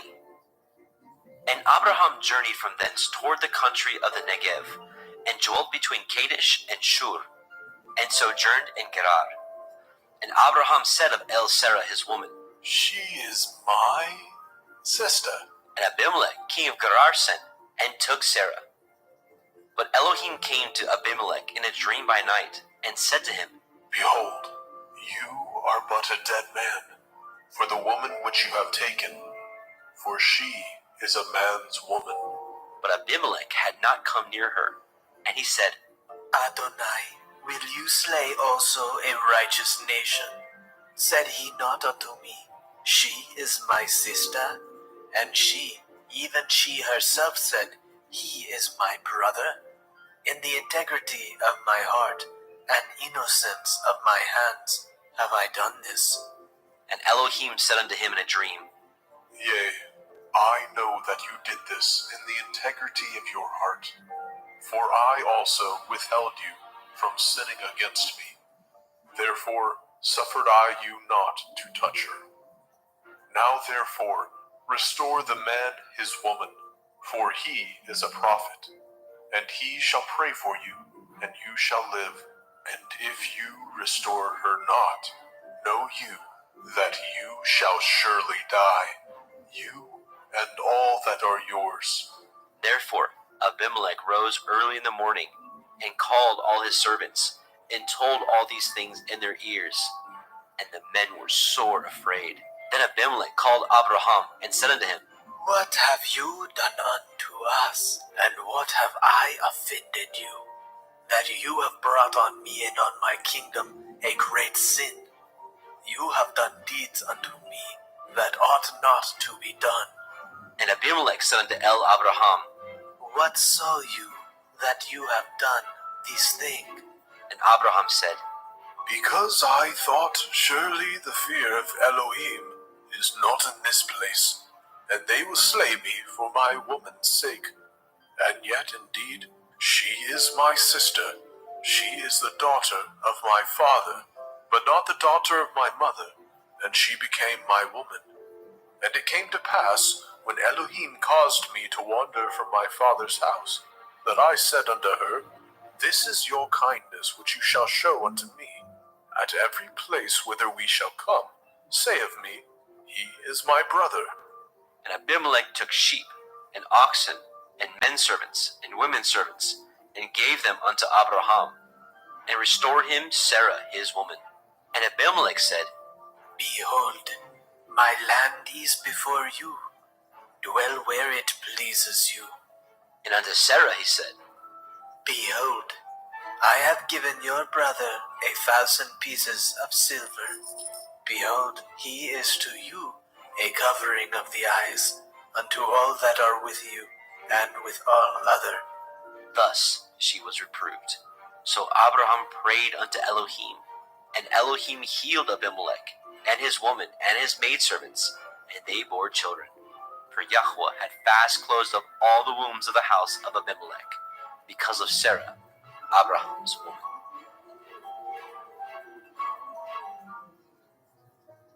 Bereshit, Genesis chapter 21. And Yahweh visited Sarah as he had said, and Yahweh did unto Sarah as he had spoken. For Sarah conceived and bore Abraham a son in his old age, at the set time of which Elohim had spoken to him. And Abraham called the name of his son that was born unto him, whom Sarah bore to him, Yitzchak. And Abraham circumcised his son Yitzchak, being 8 days old, as Elohim had commanded him. And Abraham was 100 years old, when his son Yitzchak was born unto him. And Sarah said, Elohim has made me to laugh, so that all that hear will laugh with me. and she said, Who would have said unto Abraham that Sarah should have given children suck? For I have borne him a son in his old age. And the child grew, and was weaned. And Abraham made a great feast, the same day that Yitzchak was weaned. And Sarah saw the son of Hagar, the Mitzrayim, which she had borne unto Abraham, mocking. Wherefore she said unto Abraham, Cast out this bondwoman and her son, for the son of this bondwoman shall not be heir with my son, even with Yitzhak. And the thing was very grievous in Abraham's sight because of his son. And Elohim said unto Abraham, Let it not be grievous in your sight because of the lad, and because of your bondwoman. In all that Sarah has said unto you, hearken unto her voice. For in Yitzhak shall your seed be called. And also the son of the bondwoman will I make a nation, because he is your seed. And Abraham rose up early in the morning, and took bread and a bottle of water, and gave it unto Hagar, putting it on her shoulder, and the child, and sent her away. And she departed, and wandered in the wilderness of Beersheba. And the water was spent in the bottle, and she cast the child under one of the shrubs. And she went, and sat her down over against him a good way off, as it were a bow shot. For she said, Let me not see the death of the child. and she sat over against him, and lifted up her voice, and wept. And Elohim heard the voice of the lad. And the angel of Elohim called unto Hagar out of the heavens, and said unto her, What ails you, Hagar? Fear not, for Elohim has heard the voice of the lad where he is. Arise, lift up the lad, and hold him in your hand, for I will make him a great nation. And Elohim opened her eyes, and she saw a well of water.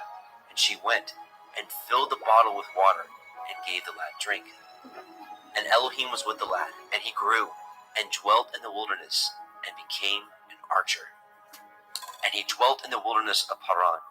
And his mother took him a woman out of the land of Mitzrayim. And it came to pass at that time, that Abimelech and Pichol, the chief captain of his host, spoke unto Abraham, saying, Elohim is with you in all that you do.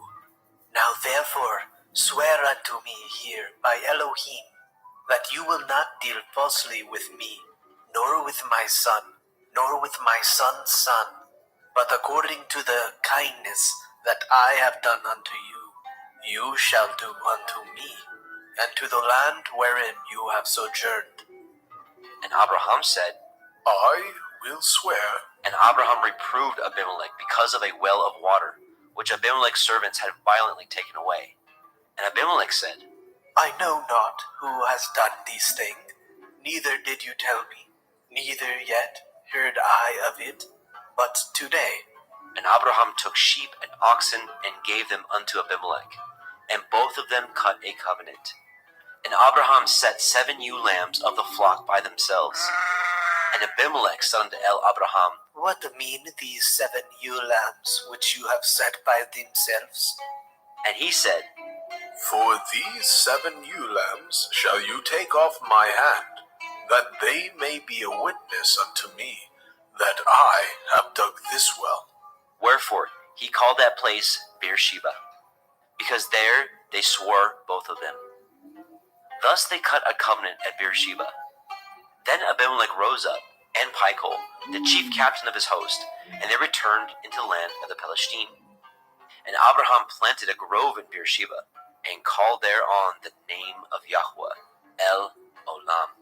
And Abraham sojourned in the Palestine's land many days.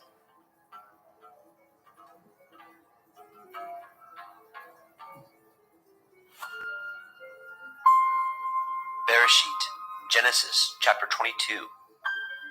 And it came to pass after these things, that Elohim did try Abraham, and said unto him, Avraham, and he said, behold, here I am. and he said, Take now your son, your Yahid, Yitzhak, whom you love, and get you into the land of Moriah, and offer him there for a burnt offering upon one of the mountains, which I will tell you of. And Abraham rose up early in the morning, and saddled his ass, and took 2 of his young men with him, and Yitzchak his son, and clave the wood for the burnt offering, and rose up, and went unto the place of which Elohim had told him. Then on the 3rd day Abraham lifted up his eyes, and saw the place afar off. And Abraham said unto his young men, Abide ye here with the ass, and I and the lad will go yonder, and worship, and come again to you. And Abraham took the wood of the burnt offering, and laid it upon Yitzchak his son. And he took the fire in his hand, and a knife, and they went both of them together. And Yitzchak spoke unto Abraham his father, and said, My father, and he said, here am I, my son. and he said, Behold the fire and the wood, but where is the lamb for a burnt offering?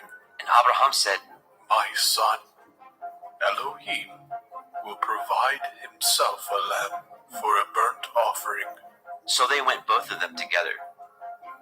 And they came to the place which Elohim had told him of, and Abraham built an altar there, and laid the wood in order, and bound Yitzchak his son, and laid him on the altar upon the wood.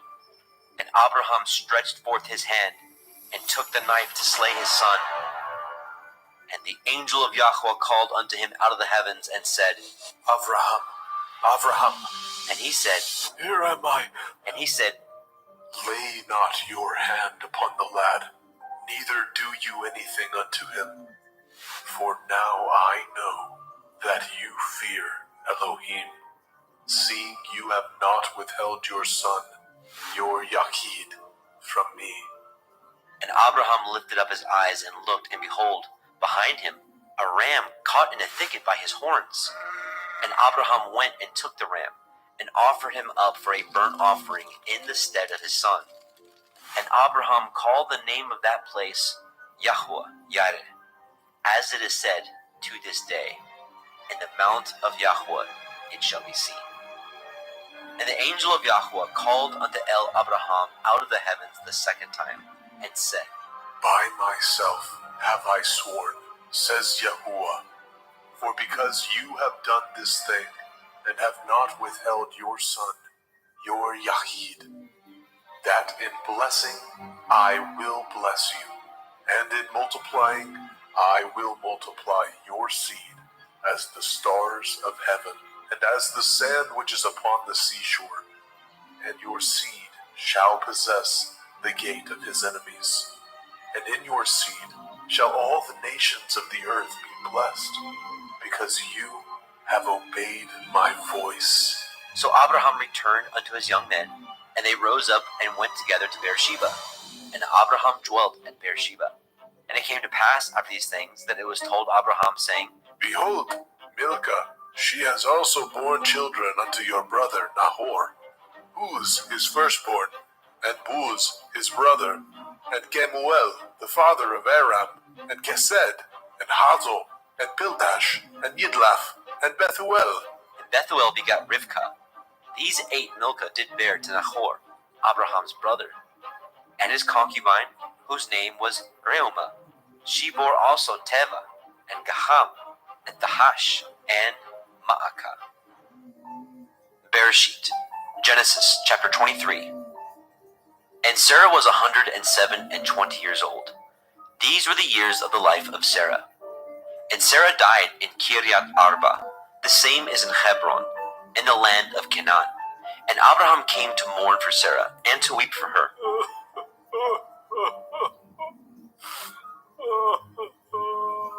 And Abraham stood up from before his dead, and spoke unto the sons of Heth, saying, I am a stranger and a sojourner with you.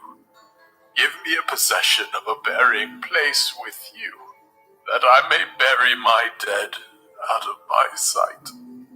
And the children of Heth answered Abraham, saying unto him, Hear us, my lord. You are a mighty prince among us. In the choice of our sepulchres bury your dead. None of us shall withhold from you his sepulchre, but that you may bury your dead. And Abraham stood up and bowed himself to the people of the land, even to the children of Heth. And he communed with them, saying, If it be your mind that I should bury my dead out of my sight, hear me, and entreat from me to Ephron, the son of Zohar, that he may give me the cave of Machpelah, which he has, which is in the end of his field. For as much money as it is worth he shall give it me, for a possession of a burying place amongst you. And Ephron dwelt among the children of Heth. And Ephron the Hittite answered Abraham in the audience of the children of Heth, even all that went in the gate of his city, saying, Nay, my lord, hear me. The field I give you, and the cave that is therein I give it you. In the presence of the sons of my people give I it you. Bury your dead. And Abraham bowed down himself before the people of the land. And he spoke unto Ephron in the audience of the people of the land, saying, But if you will give it, I pray you, hear me. I will give you money for the field. Take it of me, and I will bury my dead there. And Ephron answered Abraham, saying unto him, My lord, hearken unto me. The land is worth 400 shekels of silver. What is that betwixt me and you? Bury therefore your dead. And Abraham hearkened unto Ephron.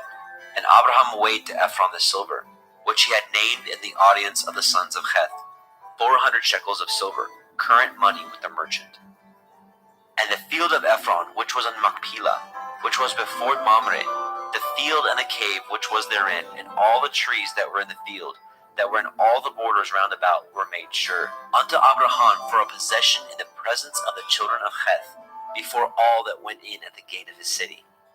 And after this, Abraham buried Sarah his woman in the cave of the field of Machpelah before Mamre, the same as Hebron, in the land of Canaan. And the field and the cave that is therein were made sure unto Abraham for a possession of a burying place by the sons of Heth.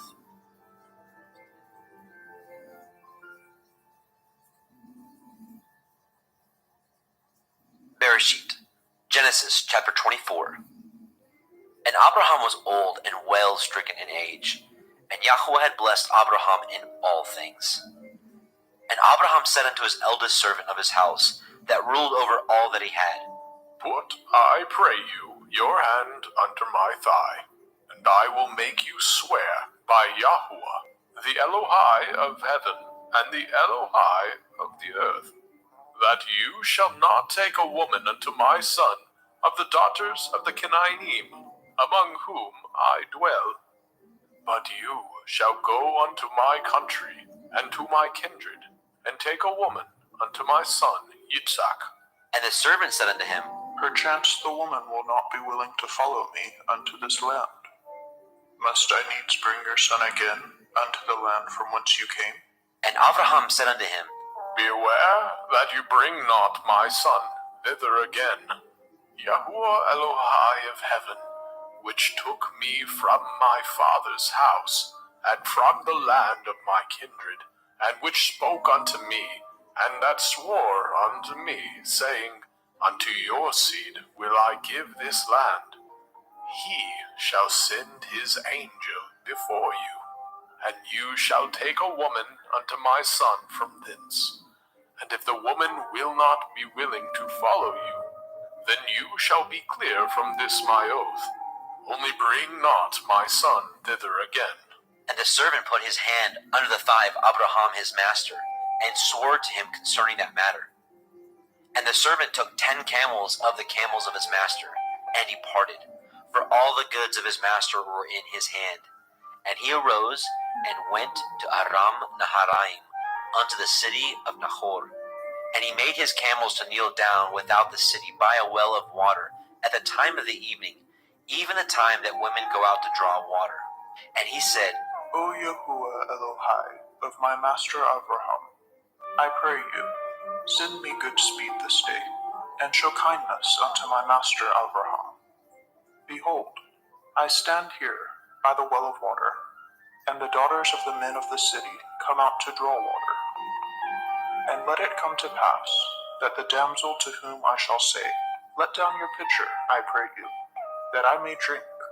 And she shall say, Drink, and I will give your camels drink also. Let the same be she that you have appointed for your servant Yitzhak.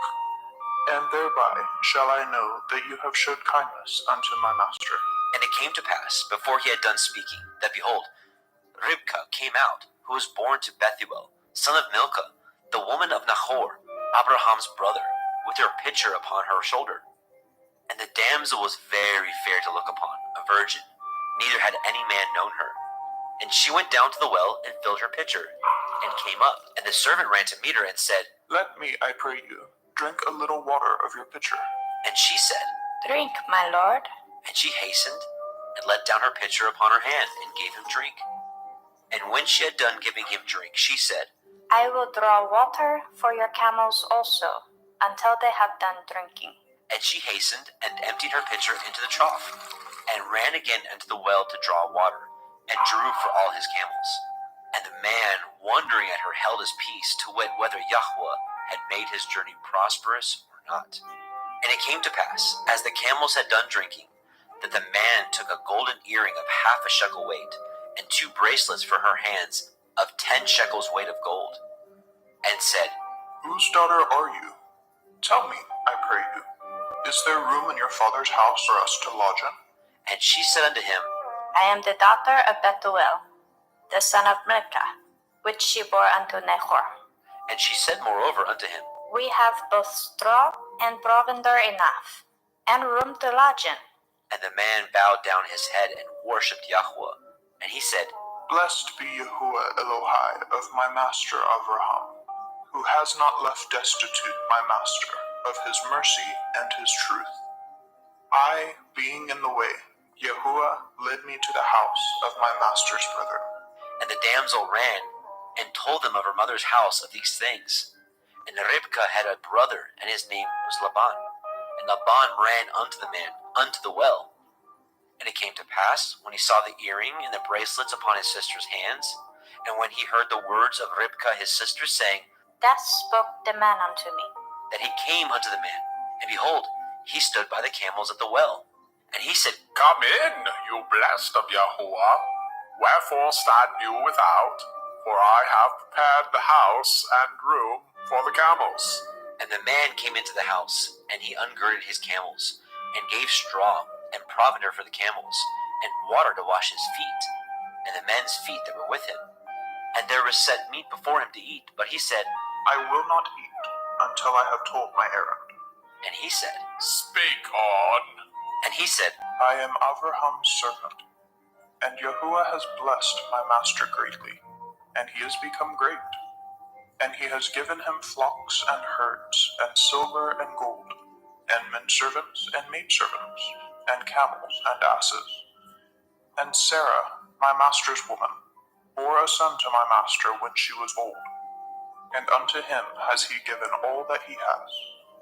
And my master made me swear, saying, You shall not take a woman to my son of the daughters of the Canaanim, in whose land I dwell, but you shall go unto my father's house, and to my kindred, and take a woman unto my son. And I said unto my master, Perchance the woman will not follow me. And he said unto me, Yahuwah, before whom I walk, will send his angel with you, and prosper your way.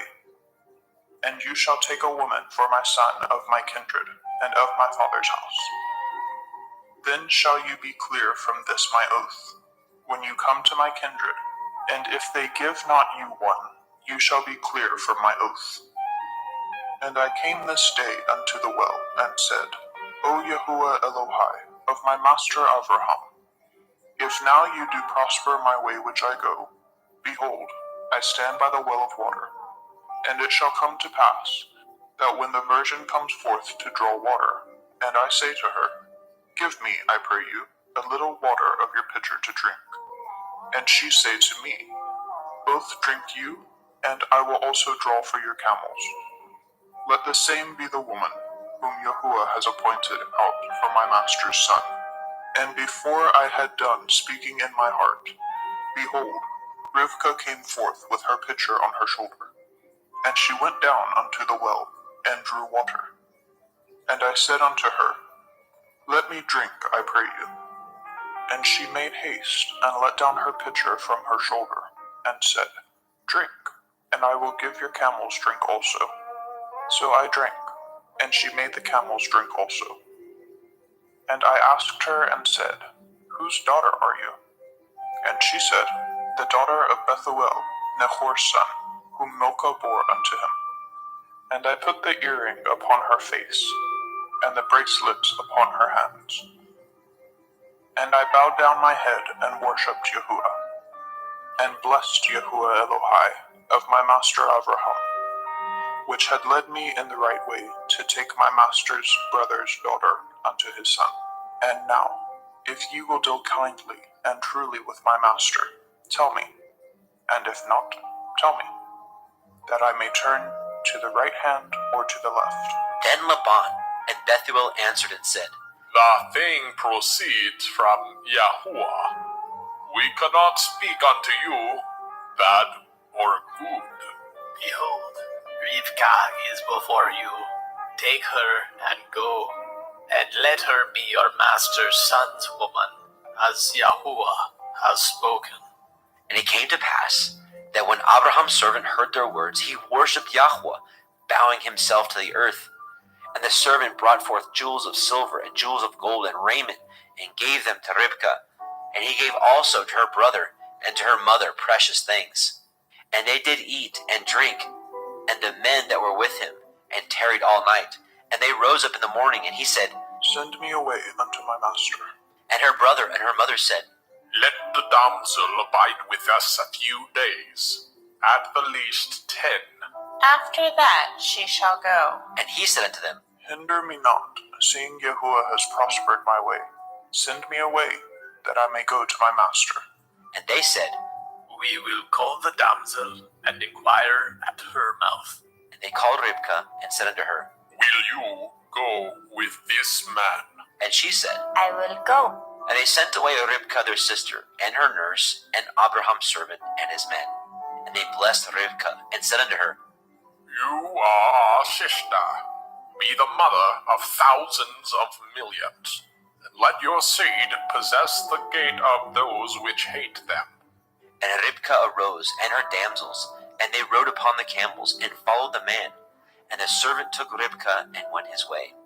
And Yitzhak came from the way of the well of Beer Lachairoi, for he dwelt in the country of the Negev. And Yitzhak went out to meditate in the field in the evening, and he lifted up his eyes and saw, and behold, the camels were coming. And Ribkah lifted her eyes, and when she saw Yitzhak, she lighted off the camel.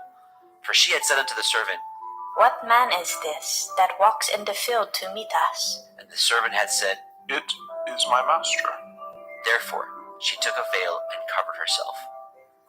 And the servant told Yitzhak all the things that he had done. And Yitzhak brought her into his mother Sarah's tent, and took Ribkah, and she became his woman, and he loved her. And Yitzhak was comforted after his mother's death. Bereshit, Genesis chapter 25. And again Abraham took a woman, and her name was Keturah. And she bore him Zimran, and Yokshan, and Medan, and Midian, and Yishbak, and Shuach. And Yokshan begat Sheba, and Dedan. And the sons of Dedan were Ashurim, and Letushim, and Leumim. And the sons of Midian, Ephah, and Epher, and Chanok, and Abidah, and Eldaah. These were the children of Keturah. And Abraham gave all that he had unto Yitzchak. But unto the sons of the concubines which Abraham had, Abraham gave gifts, and sent them away from Yitzchak his son, while he yet lived, eastward into the east country. And these are the days of the years of Abraham's life which he lived, 160 years. Then Abraham gave up his ruach and died in a good old age, an old man and full of years, and was gathered to his people. And his sons Yitzchak and Ishmael buried him in the cave of Machpelah, in the field of Ephron, the son of Zohar, the Hittite, which is before Mamre, the field which Abraham purchased of the sons of Heth. There was Abraham buried, and Sarah his woman. And it came to pass, after the death of Abraham, that Elohim blessed his son Yitzchak, and Yitzchak dwelt by the well Be'er Lahai Roi. Now these are the generations of Ishmael, Abraham's son, whom Hagar, the Mitzrayim, Sarah's handmaid, bore unto Abraham. And these are the names of the sons of Ishmael, by their names, according to their generations. The firstborn of Ishmael, Nebaioth, and Kedar, and Adbeel, and Mibsam, and Mishma, and Duma, and Masaah, Hadar, and Tima, Yetur, Naphish, and Kedema. These are the sons of Ishmael, and these are their names, by their towns and by their castles, 12 princes according to their nations. And these are the years of the life of Ishmael, 137 years. And he gave up his ruach and died, and was gathered unto his people. And they dwelt from Havilah unto Shur, that is before Mitzrayim, as you go toward Ashura. And he died in the presence of all his brethren. And these are the generations of Yitzchak, Abraham's son. Abraham begat Yitzchak, and Yitzchak was 40 years old when he took Ribkah to be his woman, the daughter of Bethuel, the Aramite, of Padan Aram, the sister unto Laban, the Aramite. And Yitzchak entreated Yahweh for his woman, because she was barren, and Yahweh was entreated of him. And Ribkah his woman conceived. And the children struggled together within her. And she said, If it be so, why am I thus? And she went to inquire of Yahweh. And Yahweh said unto her, 2 nations are in your womb, and 2 manner of people shall be separated from your generation. And the one people shall be stronger than the other people, and the elder shall serve the younger. And when her days to be delivered were fulfilled, behold, there were twins in her womb. And the first came out red all over like a hairy garment, and they called his name Esau. And after that came his brother out, and his hand took hold on Esau's heel, and his name was called Yaakov. And Yitzchak was 80 years old when she bore them. And the boys grew, and Esau was a cunning hunter, a man of the field, and Yaakov was an upright man, dwelling in tents. And Yitzchak loved Esau, because he did eat of his venison, but Ribkah loved Yaakov. And Yaakov sought pottage, and Esau came from the field, and he was faint. And Esau said to Yaakov, Feed me, I pray you, with that same red pottage, for I am faint. Therefore was his name called Edom. And Yaakov said, Sell me this day your birthright. And Esau said, Behold, I am at the point to die, and what profit shall this birthright do to me? And Yaakov said, Swear to me this day. And he swore unto him. And he sold his birthright unto Yaakov. Then Yaakov gave Esau bread and pottage of lentils, and he did eat and drink, and rose up and went his way. Thus Esau despised his birthright.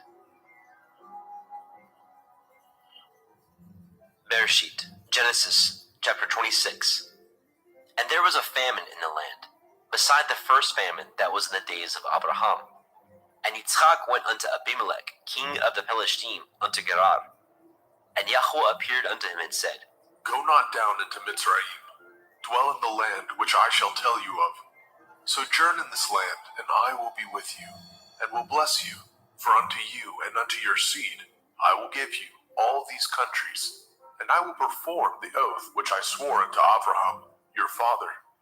And I will make your seed to multiply as the stars of heaven, and will give unto your seed all these countries, and in your seed shall all the nations of the earth be blessed. Because that Abraham obeyed my voice, and did guard my watch, my commandments, my statutes, and my Torah. And Yitzchak dwelt in Gerar. And the men of the place asked him of his woman, and he said, She is my sister. for he feared to say, She is my woman, lest, said he, The men of the place should kill me for Rivkah, because she was fair to look upon. And it came to pass, when he had been there a long time, that Abimelech, king of the Pelishtim, looked out at a window and saw, and behold, Yitzchak was sporting with Rivkah his woman. And Abimelech called Yitzchak and said, Behold, of a surety she is your woman. And how said you, she is my sister?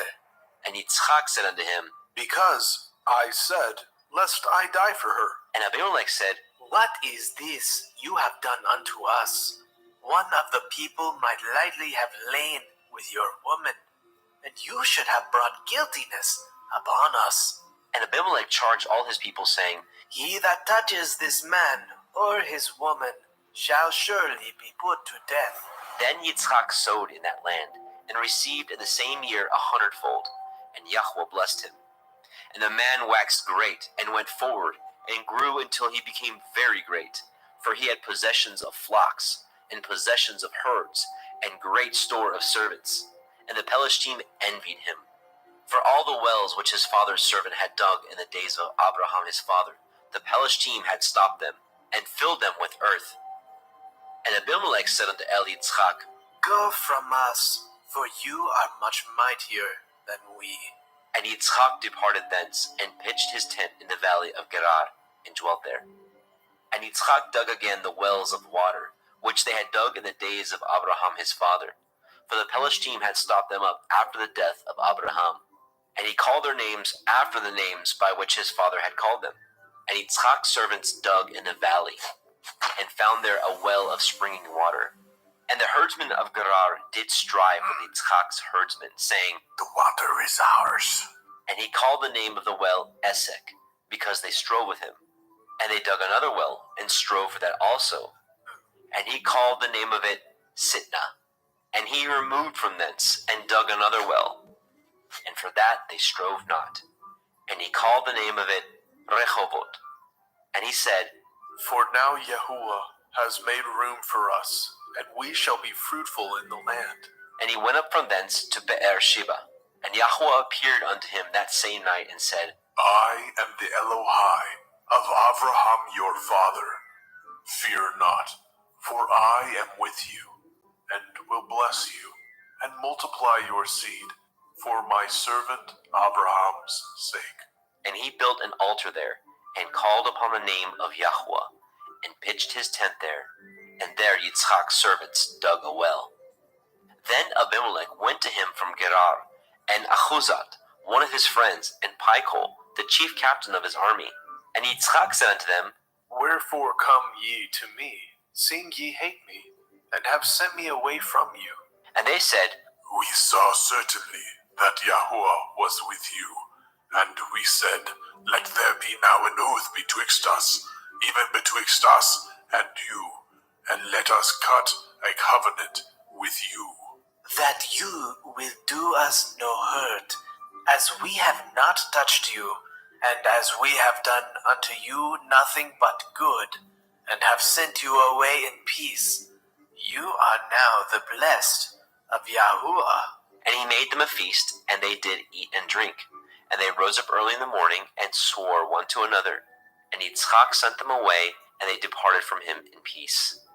And it came to pass the same day that Yitzchak's servants came, and told him concerning the well which they had dug, and said unto him, We have found water. And he called it Sheba. Therefore the name of the city is Be'er Sheba unto this day.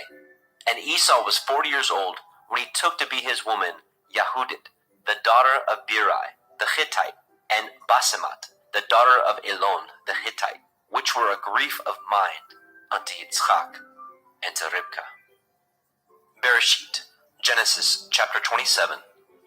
And it came to pass that when Yitzchak was old, and his eyes were dim, so that he could not see, he called Esau his eldest son, and said unto him, My son, And he said unto him, Behold, here I am. And he said, behold now, I am old. I know not the day of my death. Now therefore take, I pray you, your weapons, your quiver and your bow, and go out to the field, and take me some venison, and make me savory meat such as I love, and bring it to me, that I may eat, that my soul may bless you before I die. And Ribkah heard when Yitzchak spoke to Esau his son. And Esau went to the field to hunt for venison, and to bring it. And Ribkah spoke unto Jacob her son, saying, Behold, I heard your father speak unto Esau, your brother, saying, Bring me venison, and make me savory meat, that I may eat, and bless you before Yahuwah, before my death. Now therefore, my son, obey my voice, according to that which I command you. Go now to the flock, and fetch me from thence 2 good kids of the goats, and I will make them savory meat for your father, such as he loves. And you shall bring it to your father, that he may eat, and that he may bless you before his death. And Jacob said to Ribkah his mother, Behold, Esau my brother is a hairy man, and I am a smooth man. My father perchance will fill me, and I shall seem to him as a deceiver, and I shall bring a curse upon me, and not a blessing. And his mother said unto him, Upon me be your curse, my son. Only obey my voice, and go fetch me them. And he went and fetched, and brought them to his mother. And his mother made savory meat, such as his father loved. And Ribkah took goodly raiment of her eldest son Esau, which were with her in the house, and put them upon Jacob her younger son. And she put the skins of the kids of the goats upon his hands, and upon the smooth of his neck. And she gave the savory meat, and the bread, which she had prepared, into the hand of her son Jacob. And he came unto his father, and said, My father. And he said, Here I am. Who are you, my son? And Jacob said unto his father, I am Esau, your firstborn. I have done according as you bade me. Arise, I pray you, sit and eat of my venison, that your soul may bless me. And Yitzchak said unto his son, How is it that you have found it so quickly, my son? And he said, Because Yahuwah Elohika brought it to me. And Yitzchak said unto Jacob, Come near, I pray you, that I may fill you, my son, whether you be my very son Esau or not. And Jacob went near unto Yitzchak his father, and he felt him, and said, The voice is Yaakov's voice, but the hands are the hands of Esau. And he discerned him not, because his hands were hairy, as his brother Esau's hands. So he blessed him. And he said, Are you my very son Esau? And he said, I am. And he said, Bring it near to me, and I will eat of my son's venison, that my soul may bless you. And he brought it near to him, and he did eat. And he brought him wine, and he drank. And his father Yitzchak said unto him, Come near now, and kiss me, my son. And he came near and kissed him. And he smelled the smell of his raiment, and blessed him, and said, See, the smell of my son is as the smell of a field which Yahuwah has blessed. Therefore Elohim give you of the dew of heaven, and of the fatness of the earth, and plenty of grain and wine. Let people serve you, and nations bow down to you. Be Lord over your brethren, and let your mother's sons bow down to you. Cursed be every one that curses you, and blessed be he that blesses you. And it came to pass, as soon as Yitzchak had made an end of blessing Jacob, and Jacob was yet scarce gone out from the presence of Yitzchak his father, that Esau his brother came in from his hunting. And he also had made savory meat, and brought it unto his father, and said unto his father, Let my father arise, and eat of his son's venison, that your soul may bless me. And Yitzchak his father said unto him, Who are you? And he said, I am your son, your firstborn, Esau. And Yitzchak trembled very exceedingly, and said, Who? Where is he that has taken venison, and brought it to me? And I have eaten of all before you came, and have blessed him. Yea, he shall be blessed. And when Esau heard the words of his father, he cried with a great and exceeding bitter cry, and said unto his father, Bless me, even me also, O my father. and he said, Your brother has come with subtlety, and has taken away your blessing. and he said, Is he not rightly named Yaakov? For he has supplanted me these 2 times. He took away my birthright, and behold, now he has taken away my blessing. and he said, Have you not reserved a blessing for me? and Yitzchak answered and said unto Esau, Behold, I have made him your lord, and all his brethren have I given to him for servants, and with grain and wine have I sustained him.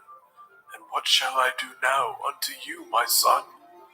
and Esau said unto his father, Have you but one blessing, my father? Bless me, even me also, O my father. and Esau lifted up his voice and wept. And Yitzchak his father answered and said unto him, Behold, your dwelling shall be the fatness of the earth, and of the dew of heaven from above.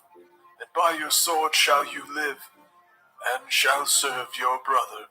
And it shall come to pass, when you shall have the dominion, that you shall break his yoke from off your neck. And Esau hated Jacob because of the blessing wherewith his father blessed him. And Esau said in his heart, The days of mourning for my father are at hand. Then I will slay my brother Yaakov. And these words of Esau, her elder son, were told to Ribkah. And she sent and called Jacob, her younger son, and said unto him, Behold, your brother Esau, as touching you, comforts himself, purposing to kill you. Now therefore, my son, obey my voice and arise. Flee to Laban my brother, to Haran, and tarry with him a few days, until your brother's fury turn away, until your brother's anger turn away from you, and he forget that which you have done to him. Then I will send and fetch you from thence. Why should I be deprived also of you both in one day? And Ribkah said to Yitzchak, I am weary of my life because of the daughters of Heth. If Yaakov take a woman of the daughters of Heth, such as these which are of the daughters of the land, what good shall my life do me?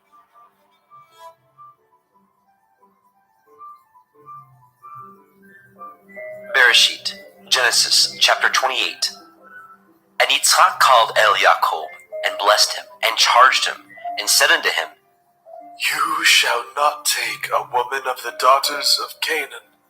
Arise, go to Padan Aram, to the house of Bethuel your mother's father, and take you a woman from thence of the daughters of Laban, your mother's brother, and El Shaddai bless you, and make you fruitful, and multiply you, that you may be a multitude of people, and give you the blessing of Abraham to you, and to your seed with you, that you may inherit the land wherein you are a stranger, which Elohim gave unto Abraham. And Yitzchak sent away Jacob, and he went to Padan Aram unto Laban, son of Bethuel, the Aramite, the brother of Ribkah, Jacob's and Esau's mother.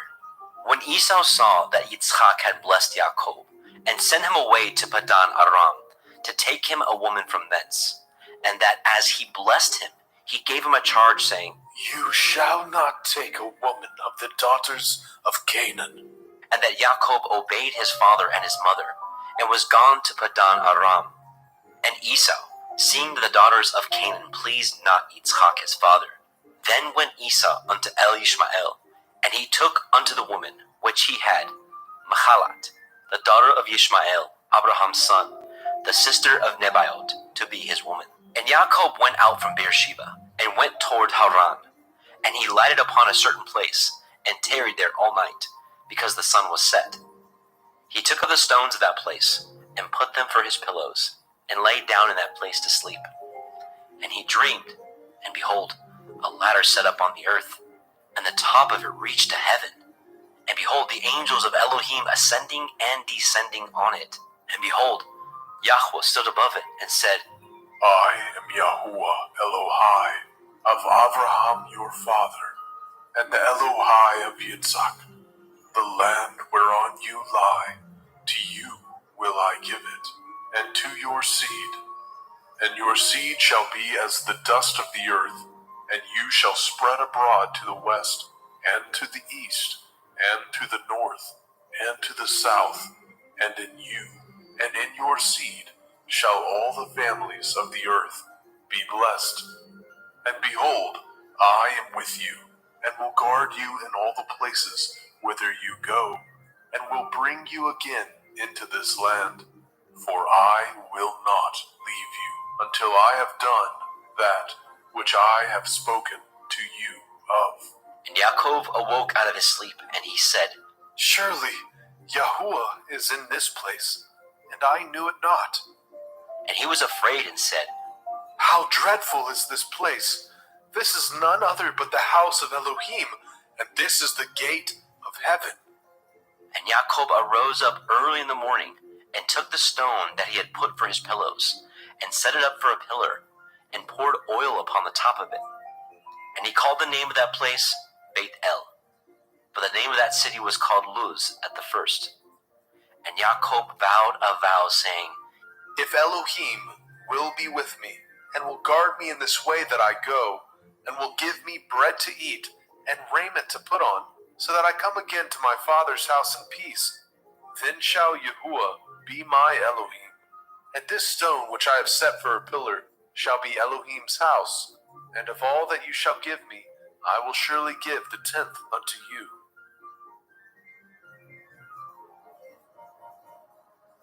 Bereshit, Genesis, chapter 29.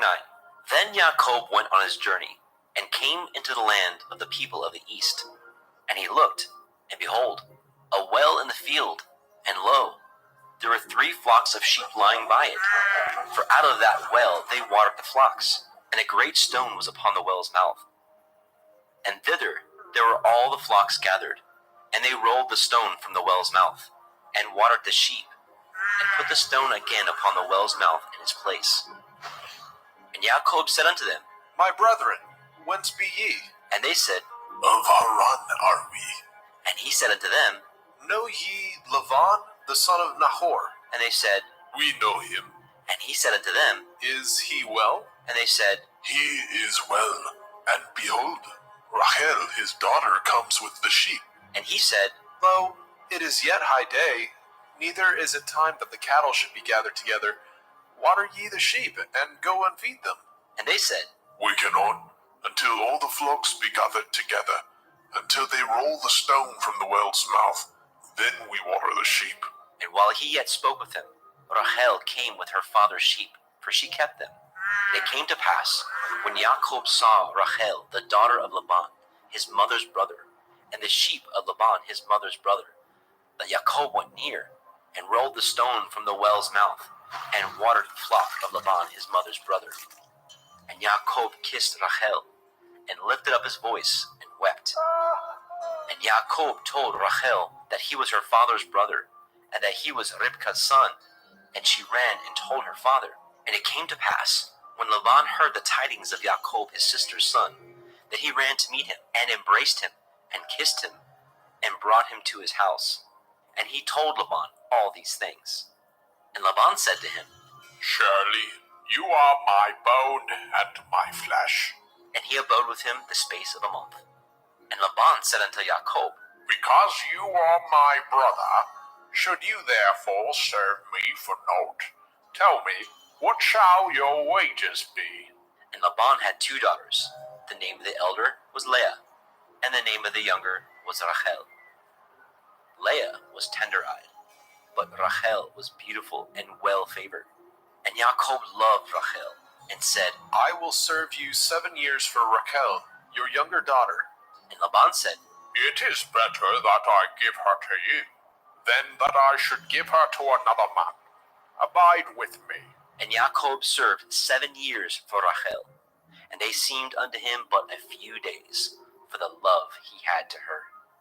And Yaakov said unto Laban, Give me my woman, for my days are fulfilled, that I may go in unto her. And Laban gathered together all the men of that place and made a feast. And it came to pass in the evening that he took Leah his daughter and brought her to him, and he went in unto her. And Laban gave unto his daughter Leah Zilpah his maid for a handmaid. And it came to pass that in the morning, behold, it was Leah. And he said to Laban, What is this that you have done unto me? Did I not serve with you for Rachel? Wherefore then had you beguiled me? And Laban said, It must not be so done in our country, to give the younger before the firstborn. Fulfill her week, and we will give you this also for the service which you shall serve with me yet 7 other years. And Yaakov did so, and fulfilled her week. And he gave him Rachel his daughter to be his woman also. And Laban gave to Rachel his daughter Bilhah his handmaid to be her maid. And he went in also unto Rachel, and he loved also Rachel more than Leah, and served with him yet 7 other years. And when Yahweh saw that Leah was hated, he opened her womb, but Rachel was barren. And Leah conceived, and bore a son, and she called his name Reuben. For she said, Surely Yahuwah has looked upon my affliction. Now therefore my man will love me. And she conceived again, and bore a son, and said, Because Yahuwah has heard that I was hated, he has therefore given me this son also. And she called his name Shimon. And she conceived again, and bore a son, and said, Now this time will my man be joined unto me, because I have borne him 3 sons. Therefore was his name called Levi.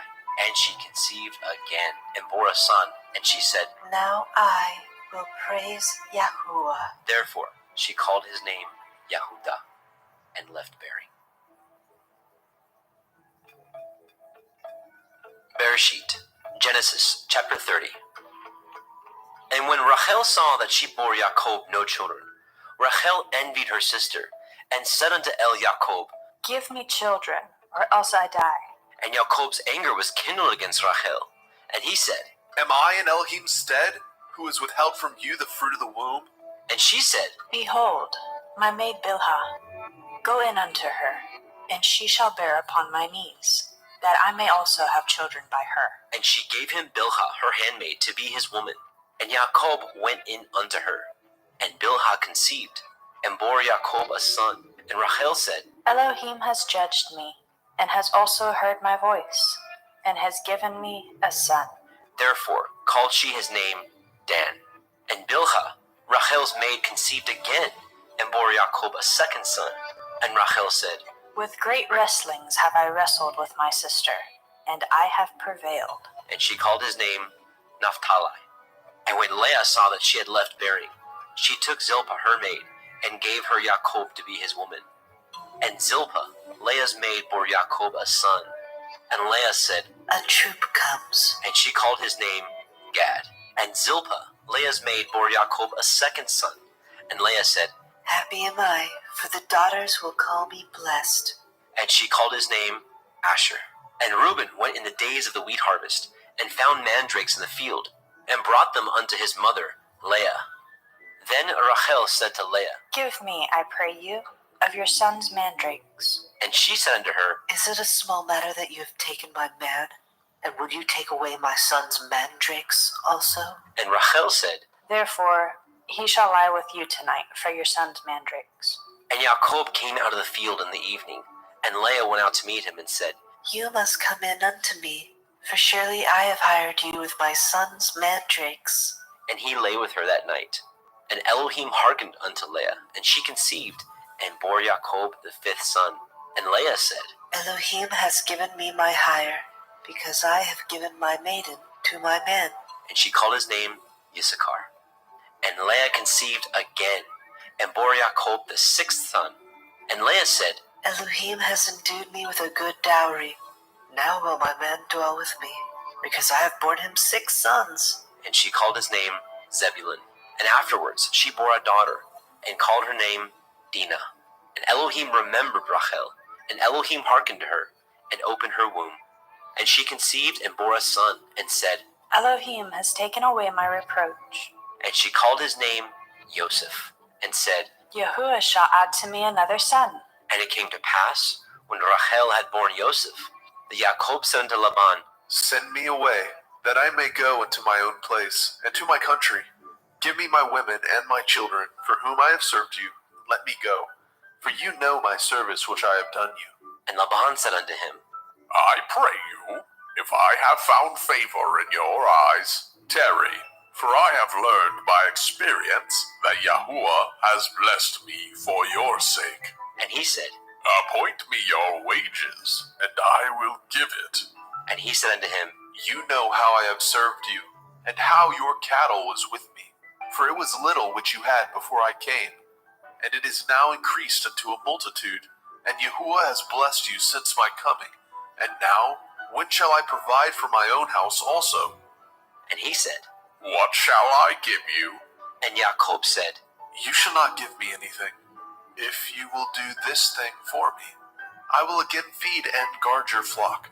I will pass through all your flock today, removing from thence all the speckled and spotted cattle, and all the brown cattle among the sheep, and the spotted and speckled among the goats, and of such shall be my hire. So shall my righteousness answer for me in time to come, when it shall come for my hire before your face. Every one that is not speckled and spotted among the goats, and brown among the sheep, that shall be counted stolen with me. And Laban said, Behold, I would it might be according to your word. And he removed that day the he-goats that were ring-streaked and spotted, and all the she-goats that were speckled and spotted, and every one that had some white in it, and all the brown among the sheep, and gave them into the hands of his sons. And he set 3 days' journey betwixt himself and Jacob, and Jacob fed the rest of Laban's flocks. And Jacob took him rods of green poplar, and of the hazel and chestnut tree, and pilled white strakes in them, and made the white appear which was in the rods. And he set the rods which he had pilled before the flocks in the gutters, in the watering troughs, when the flocks came to drink, that they should conceive when they came to drink. And the flocks conceived before the rods, and brought forth cattle, ring-streaked, speckled, and spotted. And Jacob did separate the lambs, and set the faces of the flocks toward the ring-streaked, and all the brown in the flock of Laban. And he put his own flocks by themselves, and put them not unto Laban's cattle. And it came to pass, whensoever the stronger cattle did conceive, that Jacob laid the rods before the eyes of the cattle in the gutters, that they might conceive among the rods. But when the cattle were feeble, he put them not in. So the feebler were Laban's, and the stronger Jacob's. And the man increased exceedingly, and had much cattle, and maidservants, and menservants, and camels, and asses.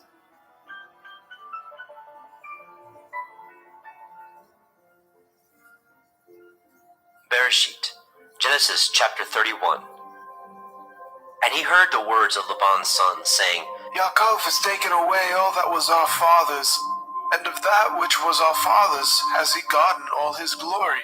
And Jacob beheld the countenance of Laban, and behold, it was not towards him as before.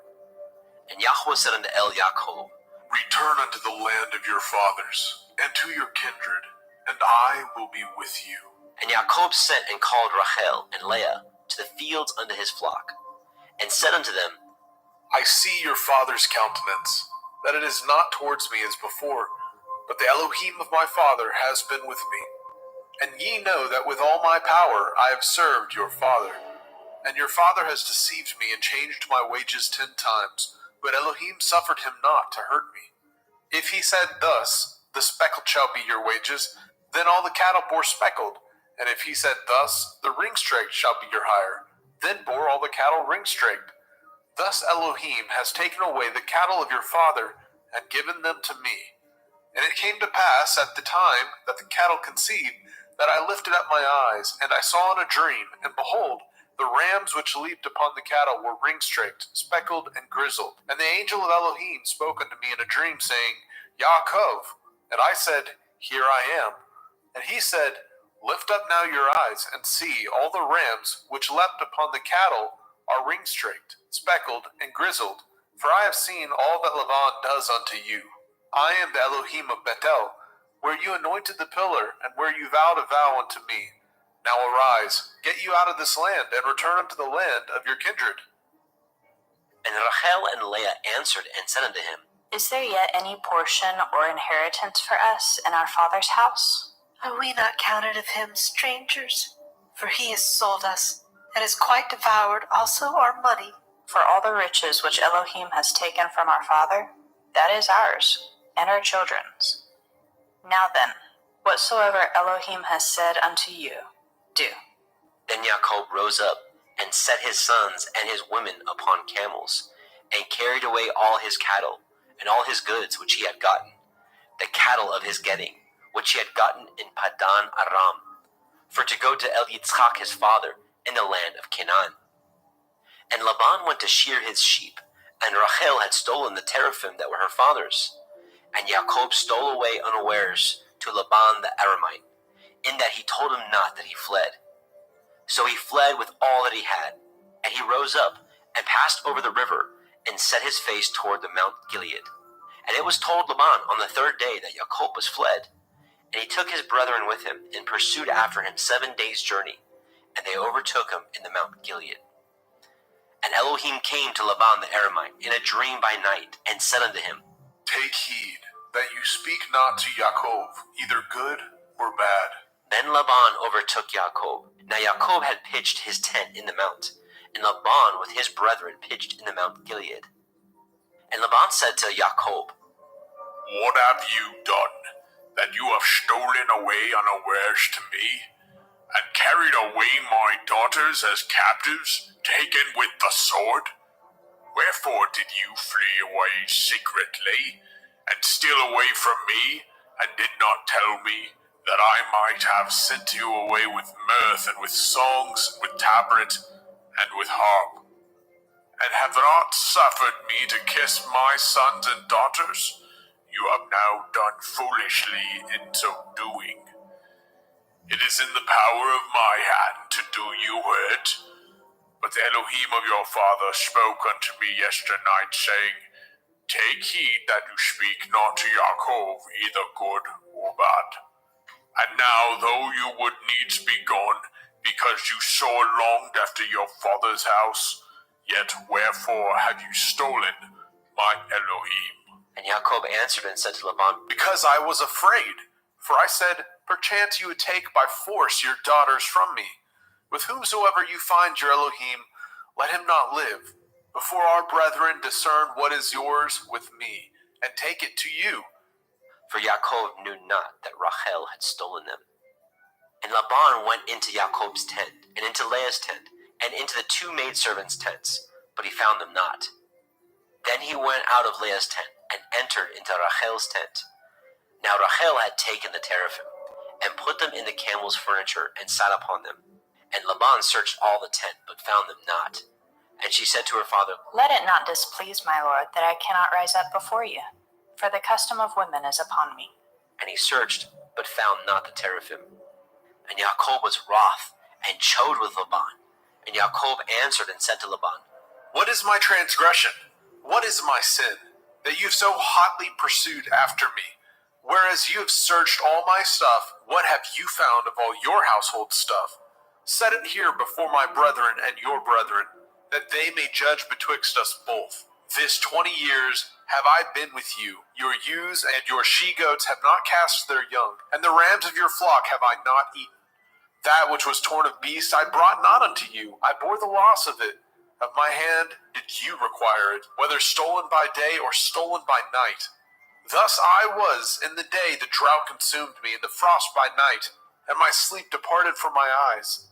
Thus have I been 20 years in your house. I served you 14 years for your 2 daughters, and 6 years for your cattle. And you have changed my wages 10 times. Except the Elohai of my father, the Elohai of Abraham, and the fear of Yitzhak had been with me, surely you had sent me away now empty. Elohim has seen my affliction, and the labor of my hands, and rebuked you yesternight. And Laban answered and said unto Jacob, These daughters are my daughters, and these children are my children, and these cattle are my cattle, and all that you see is mine. And what can I do this day unto these my daughters, or unto their children which they have borne? Now therefore come, let us cut a covenant, I and you, and let it be for a witness between me and you. And Jacob took a stone and set it up for a pillar. And Jacob said unto his brethren, Gather stones. And they took stones and made a heap, and they did eat there upon the heap. And Laban called it Yegar Sahaduta, but Jacob called it Galid. And Laban said, This heap is a witness between me and you this day. Therefore was the name of it called Galed. And Mitzpah, for he said, Yahuwah watch between me and you, when we are absent from one another.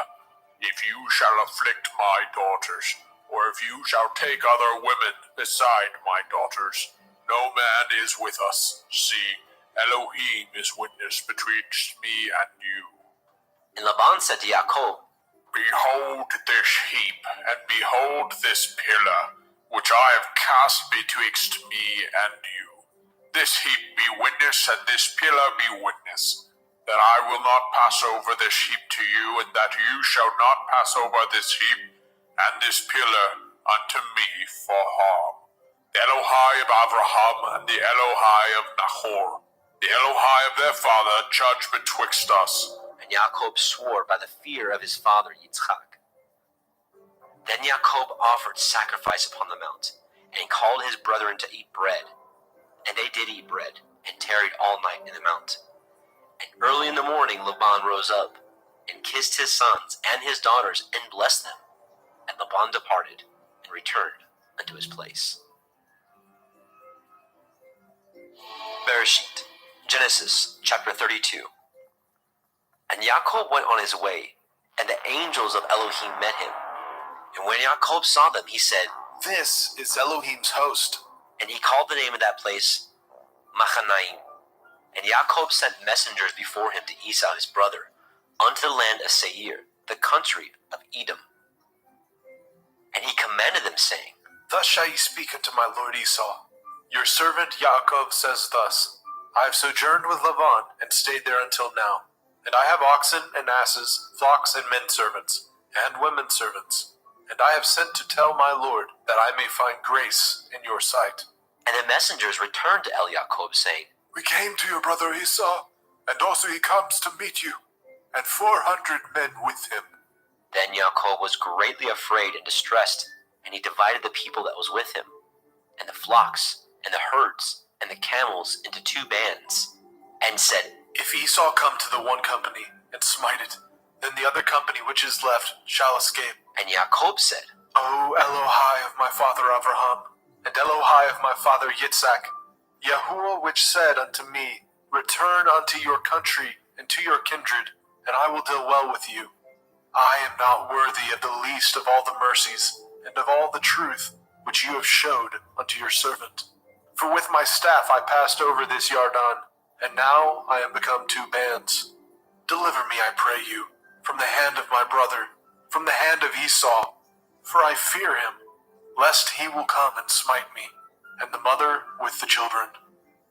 And you said, I will surely do you good, and make your seed as the sand of the sea, which cannot be numbered for multitude.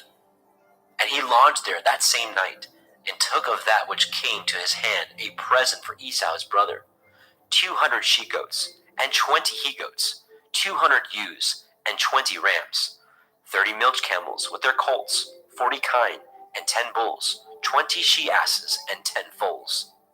And he delivered them into the hands of his servants, every drove by themselves, and said unto his servants, Pass over before me, and put a space betwixt drove and drove. And he commanded the foremost, saying, When Esau my brother meets you, and asks you, saying, Whose are you, and where go you, and whose are these before you? Then you shall say, They be your servant Jacob's. It is a present sent unto my lord Esau, and behold, also, he is behind us. And so commanded he the second, and the third, and all that followed the drove, saying, On this manner shall ye speak unto Esau when ye find him, and say ye moreover, Behold, your servant Jacob is behind us. For he said, I will appease him with the present that goes before me, and afterward I will see his face. Perchance he will accept of me. So went the present over before him, and himself lodged that night in the company. And he rose up that night, and took his 2 women, and his 2 women servants, and his 11 sons, and passed over the ford Yabok. And he took them, and sent them over the brook, and sent over that he had. And Yaakov was left alone, and there wrestled a man with him until the breaking of the day. And when he saw that he prevailed not against him, he touched the hollow of his thigh, and the hollow of Yaakov's thigh was out of joint, as he wrestled with him. And he said, Let me go, for the day breaks. And he said, I will not let you go, except you bless me. And he said unto him, What is your name? And he said, Yaakov. And he said, Your name shall be called no more Yaakov, but Yasharel. For as a prince have you power with Elohim and with men, and have prevailed. And Yaakov asked him and said, Tell me, I pray you, your name. And he said, Wherefore is it that you do ask after my name? And he blessed them there. And Yaakov called the name of the place Penuel. For I have seen Elohim face to face, and my life is preserved. And as he passed over Penuel, the sun rose upon him, and he halted upon his thigh.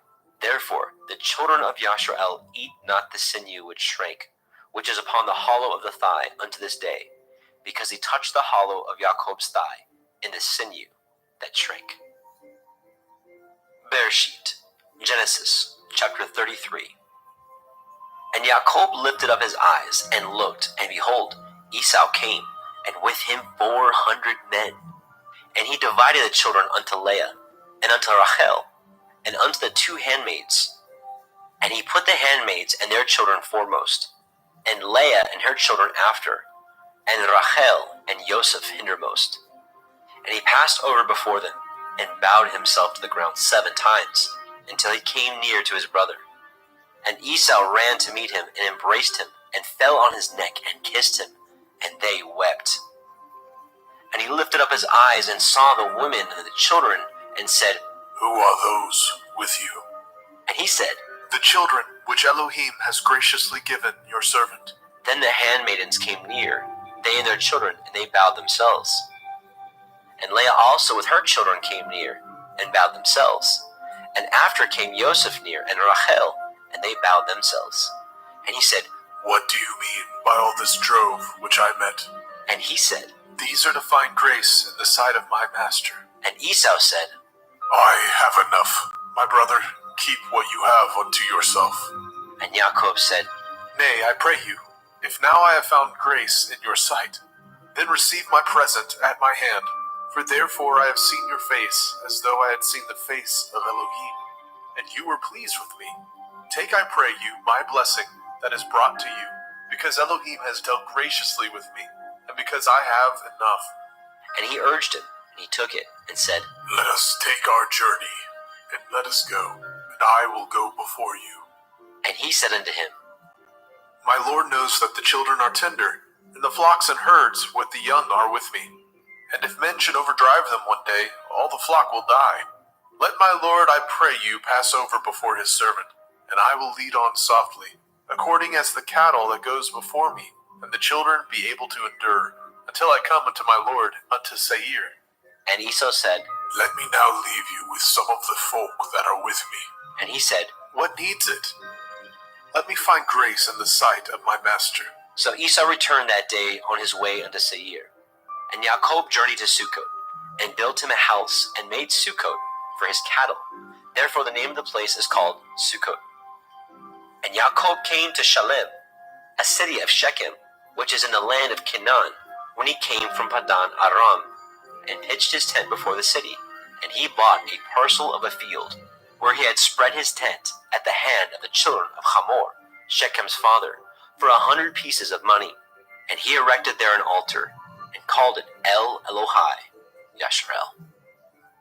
Bereshit, Genesis chapter 34. And Dinah, the daughter of Leah, which she bore unto Yaakov, went out to see the daughters of the land. And when Shechem, the son of Hamor, the Hivite, prince of the country, saw her, he took her, and lay with her, and defiled her. And his soul clave unto Dinah, the daughter of Yaakov, and he loved the damsel, and spoke kindly unto the damsel. And Shechem spoke unto his father Hamor, saying, Get me this damsel to be my woman. And Yaakov heard that he had defiled Dinah his daughter, Now his sons were with his cattle in the field, and Jacob held his peace until they were come. And Hamor, the father of Shechem, went out unto Jacob to commune with him. And the sons of Jacob came out of the field when they heard it, and the men were grieved, and they were very wroth, because he had wrought folly in Yashrael, in lying with Jacob's daughter, which thing ought not to be done. And Hamor communed with them, saying, The soul of my son Shechem longs for your daughter. I pray you, give her him to be his woman, and make ye marriages with us, and give your daughters unto us, and take our daughters unto you. And ye shall dwell with us, and the land shall be before you. Dwell and trade ye therein, and get you possessions therein. And Shechem said unto her father, and unto her brethren, Let me find grace in your eyes, and what ye shall say unto me I will give. Ask me never so much dowry and gift, and I will give according as ye shall say unto me. But give me the damsel to be my woman. The sons of Jacob answered Shechem and Hamor his father deceitfully, and said, because he had defiled Dinah their sister.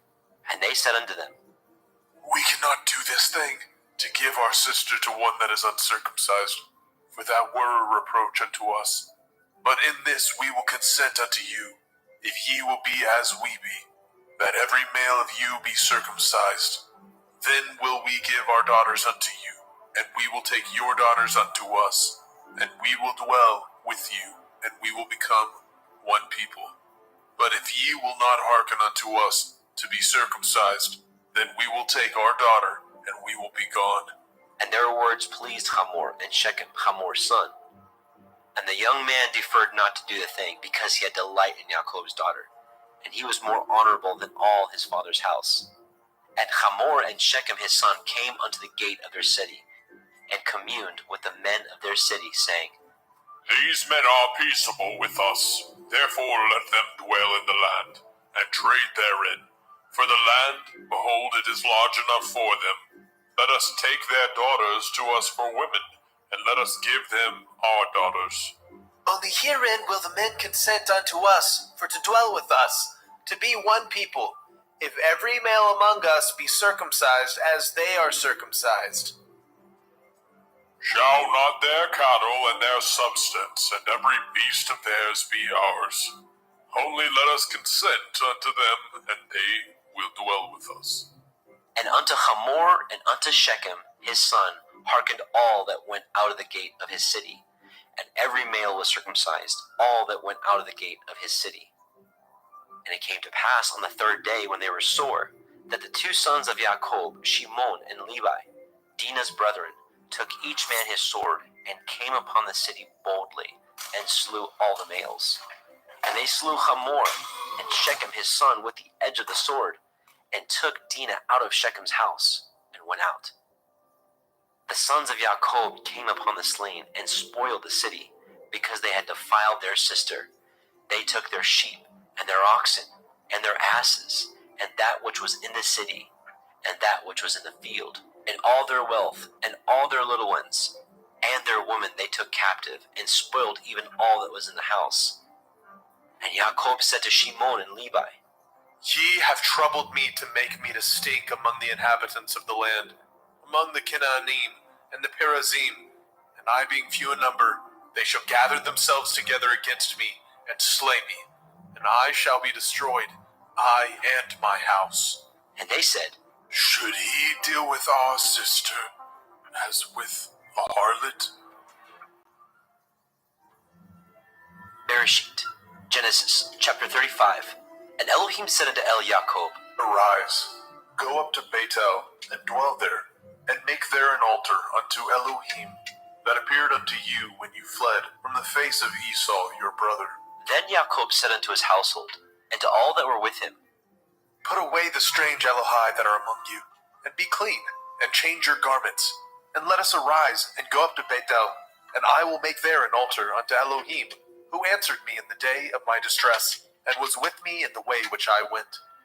And they gave unto Jacob all the strange Elohai which were in their hand, and all their earrings which were in their ears. And Jacob hid them under the oak which was by Shechem.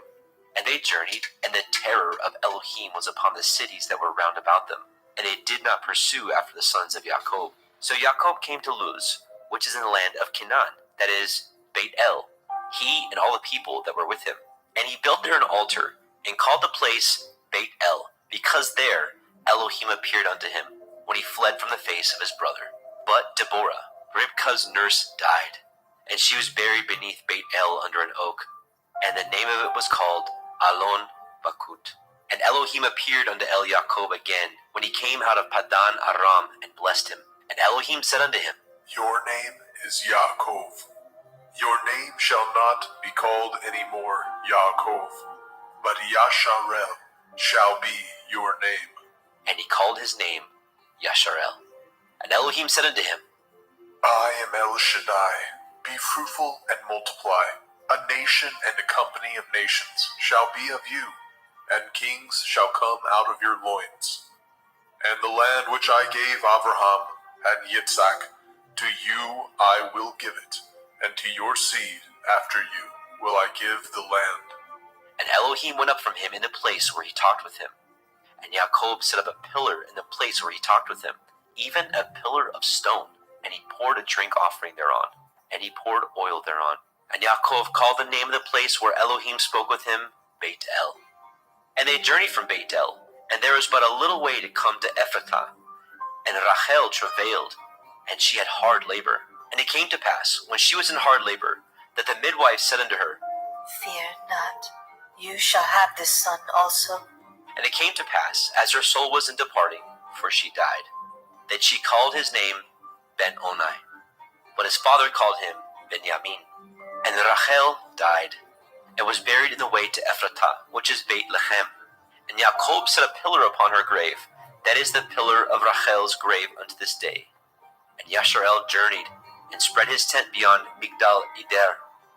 And it came to pass, when Yasharel dwelt in that land, that Reuben went and lay with Bilhah his father's concubine, and Yasharel heard it.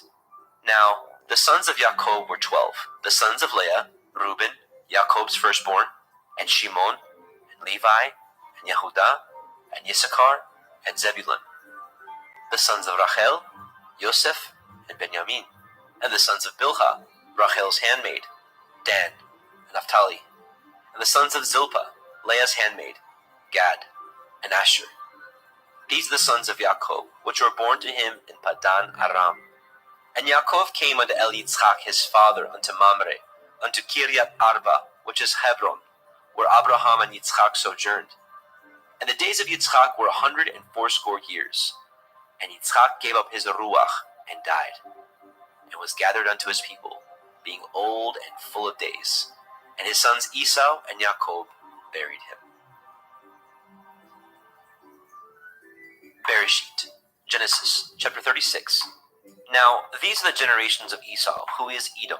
Esau took his woman of the daughters of Canaan, Ada, the daughter of Elon the Hittite, and Aholibama, the daughter of Anna, the daughter of Zibon the Hittite, and Basemat, Ishmael's daughter, sister of Nebaioth. And Ada bore to Esau Eliphaz, and Basmat bore Reuel, and Aholibama bore Yaish, and Ya'alam, and Korach. These are the sons of Esau, which were born unto him in the land of Canaan. And Esau took his women, and his sons, and his daughters, and all the persons of his house, and his cattle, and all his beasts, and all his substance, which he had got in the land of Canaan, and went into the country from the face of his brother Jacob. For their riches were more than they might dwell together, and the land wherein they were strangers could not bear them because of their cattle. Thus dwelt Esau in Mount Seir. Esau is Edom. And these are the generations of Esau, the father of the Edomim, in Mount Seir. These are the names of Esau's sons: Eliphaz, the son of Ada, the woman of Esau; Reuel, the son of Basemat, the woman of Esau. And the sons of Eliphaz were Timan, Omar, Zepho, Gatam, and Kenaz. And Timnah was the concubine to Eliphaz, Esau's son, and she bore to Eliphaz Amalek. These are the sons of Ada, Esau's woman. And these are the sons of Reuel, Nachat, and Zerach, Shammah, and Mizah. These are the sons of Basemat, Esau's woman. And these were the sons of Aholibama, the daughter of Anna, the daughter of Zibon, Esau's woman. And she bore to Esau Yaish, and Ya'alam, and Korach. These were the dukes of the sons of Esau. The sons of Eliphaz, the firstborn son of Esau, Duke Timan, Duke Omar, Duke Zepho, and Duke Kenaz, Duke Korach, Duke Gatam, and Duke Amalek. These are the dukes that came of Eliphaz in the land of Edom. These are the sons of Ada. And these are the sons of Reuel, Esau's son. Duke Nahat, Duke Zerach, Duke Shammah, Duke Mizah. These are the dukes that came of Reuel in the land of Edom.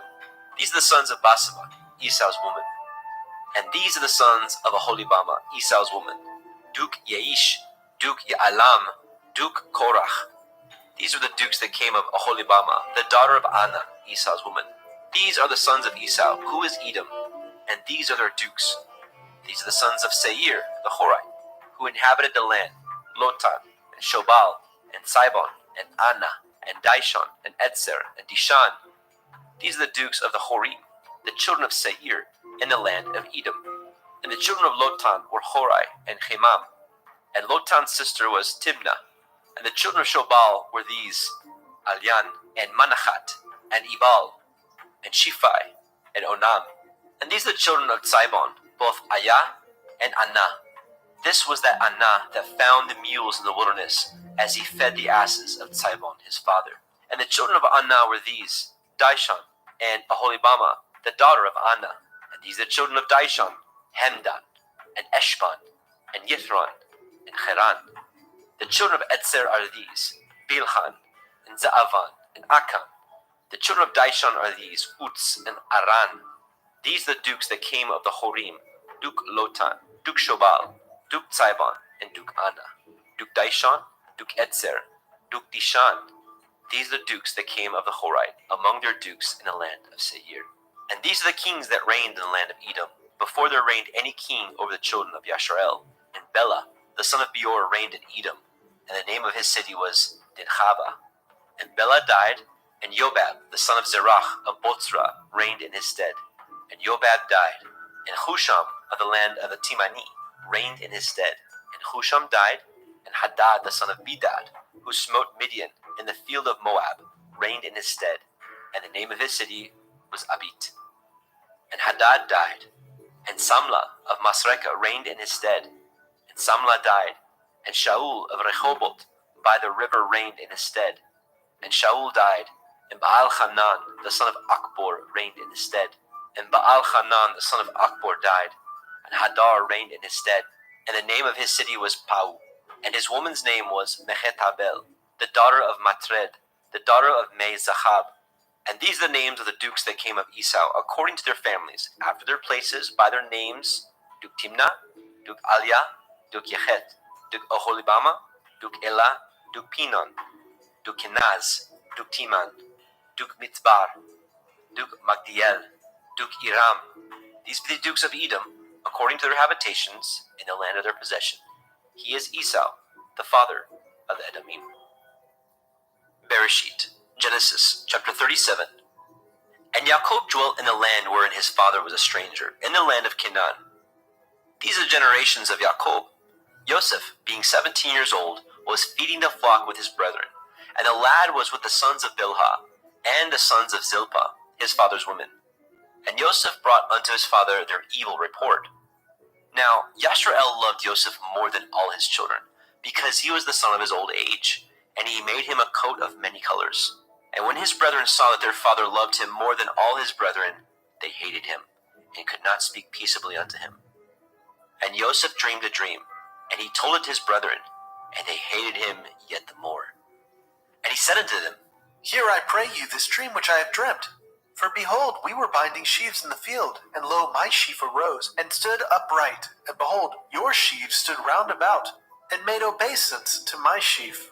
And his brethren said unto him, Shall you indeed reign over us, or shall you indeed have dominion over us? And they hated him yet the more for his dreams and for his words.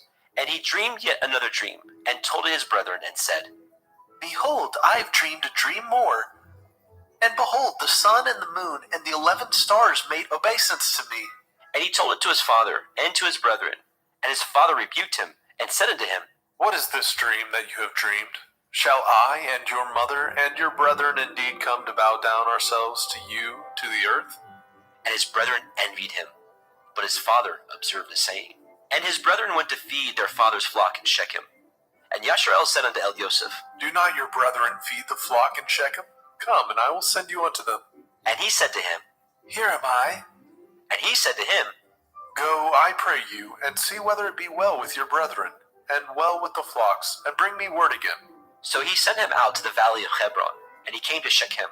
And a certain man found him, and behold, he was wandering in the field. And the man asked him, saying, What do you seek?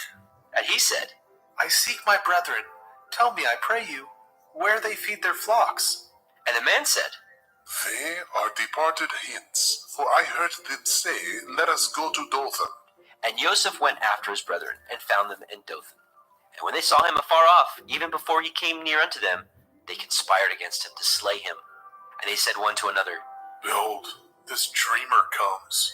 Come now, therefore, and let us slay him, and cast him into some pit, and we will say, Some evil beast has devoured him, and we shall see what will become of his dreams.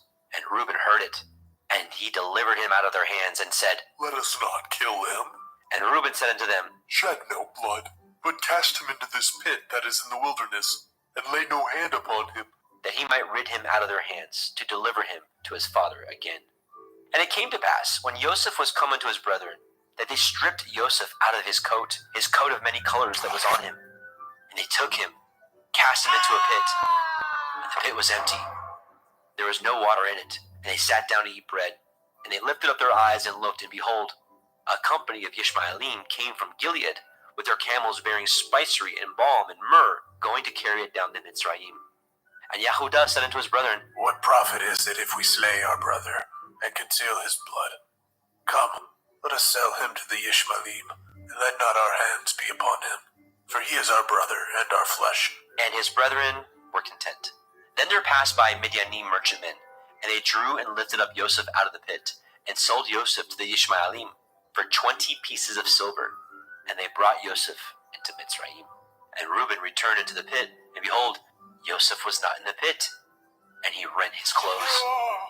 And he returned to his brethren and said, The child is not, and I, whither shall I go? And they took Joseph's coat, and killed a kid of the goats, and dipped the coat in the blood. And they sent the coat of many colors. And they brought it to their father and said, This we have found. Know whether it be your son's coat or no. And he knew it, and said, It is my son's coat. An evil beast has devoured him. Joseph is without doubt rent in pieces. And Jacob rent his clothes, and put sackcloth upon his loins, and mourned for his son many days.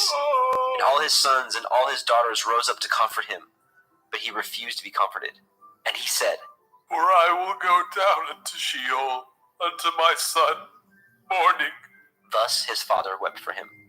And the Midianim sold him into Mitzrayim unto Potiphar, an officer of Pharaoh's, and a captain of the guard. Bereshit, Genesis chapter 38. And it came to pass at that time that Yehudah went down from his brethren, and turned into a certain Adullamite, whose name was Hira. And Yehudah saw there a daughter of a certain Canaanite, whose name was Shuach, and he took her, and went in unto her. And she conceived and bore a son, and he called his name And she conceived again and bore a son, and called his name Onan. And she yet again conceived and bore a son, and called his name Shelach. And he was at Keziv when she bore him. And Yehudah took a woman for his firstborn, whose name was Tamar. And Yehudah's firstborn, was wicked in the sight of Yahweh, and Yahweh slew him. And Yehudah said unto Onan, Go into your brother's woman, and marry her, and raise up seed to your brother. And Onan knew that the seed should not be his. And it came to pass, when he went in unto his brother's woman, that he spilled it on the ground, lest that he should give seed to his brother. And the thing which he did displeased Yahweh, wherefore he slew him also. Then said Yehudah to Tamar his daughter-in-law, Remain a widow at your father's house, till Shelach my son be grown. For he said, Lest, perchance, he die also, as his brethren did. And Tamar went and dwelt in her father's house. And in process of time, the daughter of Shuach, Yehudah's woman, died. And Yehudah was comforted, and went up unto his sheep shearers, to Timnathah, and his friend Hira, the Adullamite. And it was told Tamar, saying, Behold, your father-in-law goes up to Timnah to shear his sheep. And she put her widow's garments off from her, and covered her with a veil, and wrapped herself, and sat in an open place, which is by the way to Timnah, for she saw that Shelach was grown, and she was not given unto him to be his woman. When Yehudah saw her, he thought her to be a harlot, because she had covered her face. And he turned unto her by the way, and said, Go to, I pray you, let me come in unto you. for he knew not that she was his daughter-in-law. And she said, What will you give me, that you may come in unto me? and he said, I will send you a kid from the flock. and she said, Will you give me a pledge till you send it? and he said, What pledge shall I give you? and she said, Your signet, your bracelets, and your staff that is in your hand. and he gave it her, and came in unto her, and she conceived by him. And she arose and went away, and laid by her veil from her, and put on the garments of her widowhood. And Yehudah sent the kid by the hand of his friend the Adulamite to receive his pledge from the woman's hand, but he found her not. Then he asked the men of that place, saying, Where's the harlot that was openly by the wayside? and they said, There was no harlot in this place. and he returned to El Yehudah and said, I cannot find her. And also the men of that place said that there was no harlot in this place. and Yehudah said, Let her take it to her, lest we be shamed. Behold, I sent this kid, and you have not found her. and it came to pass, about 3 months after, that it was told Yehudah, saying, Tamar, your daughter-in-law, has played the harlot, and also, behold, she is with child by whoredom. and Yehudah said, Bring her forth, and let her be burnt. when she was brought forth, she sent to her father-in-law, saying, By the man whose these are, am I with child.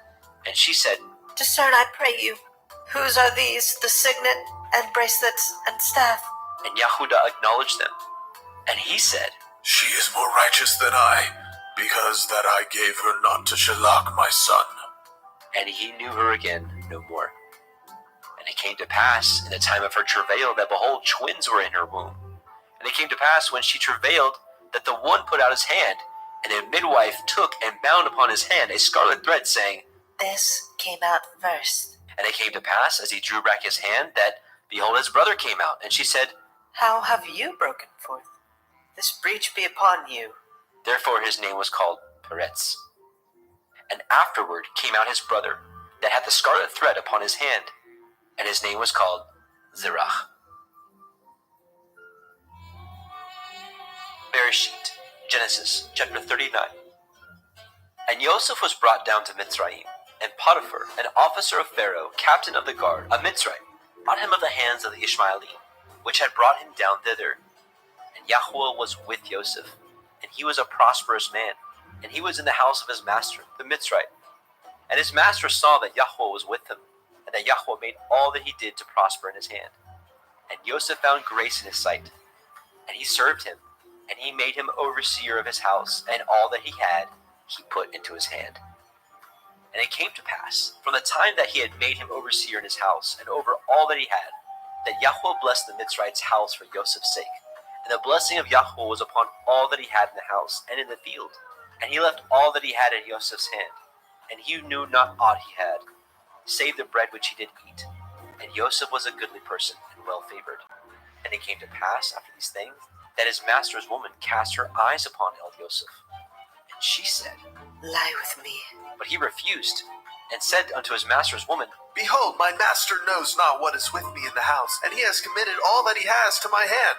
There is none greater in this house than I, neither has he kept back anything from me but you, because you are his woman. How then can I do this great wickedness and sin against Elohim? And it came to pass, as she spoke to El Joseph day by day, that he hearkened not unto her, to lie by her, or to be with her. And it came to pass about this time that Joseph went into the house to do his business, and there was none of the men of the house there within. And she caught him by his garment, saying, Lie with me. And he left his garment in her hand, and fled, and got him out. And it came to pass, when she saw that he had left his garment in her hand, and was fled forth, that she called unto the men of her house, and spoke unto them, saying, See, he has brought in an Ephraim unto us to mock us. He came in unto me to lie with me, and I cried with a loud voice. And it came to pass, when he heard that I lifted up my voice and cried, that he left his garment with me, and fled and got him out. And she laid up his garment by her, until his master came home. And she spoke unto him according to these words, saying, The Ivri servant which you have brought unto us came in unto me to mock me. And it came to pass, as I lifted up my voice and cried, that he left his garment with me and fled out. And it came to pass, when his master heard the words of his woman, which she spoke unto him, saying, After this did your servant to me. that his wrath was kindled. And Joseph's master took him, and put him into the prison, a place where the king's prisoners were bound. And he was there in prison. But Yahweh was with Joseph, and showed him mercy, and gave him favor in the sight of the keeper of the prison. And the keeper of the prison committed to Joseph's hand all the prisoners that were in the prison. And whatsoever they did there, he was the doer of it. The keeper of the prison looked not to anything that was under his hand, because Yahweh was with him. And that which he did, Yahweh made it to prosper. Bereshit, Genesis chapter 40. And it came to pass after these things, that the butler of the king of Mitzrayim and his baker had offended their master, the king of Mitzrayim. And Pharaoh was wroth against his two officers, against the chief of the butlers, and against the chief of the bakers. And he put them in ward in the house of the captain of the guard, into the prison, the place where Joseph was bound. And the captain of the guard charged Joseph with them, and he served them, and they continued a season in ward.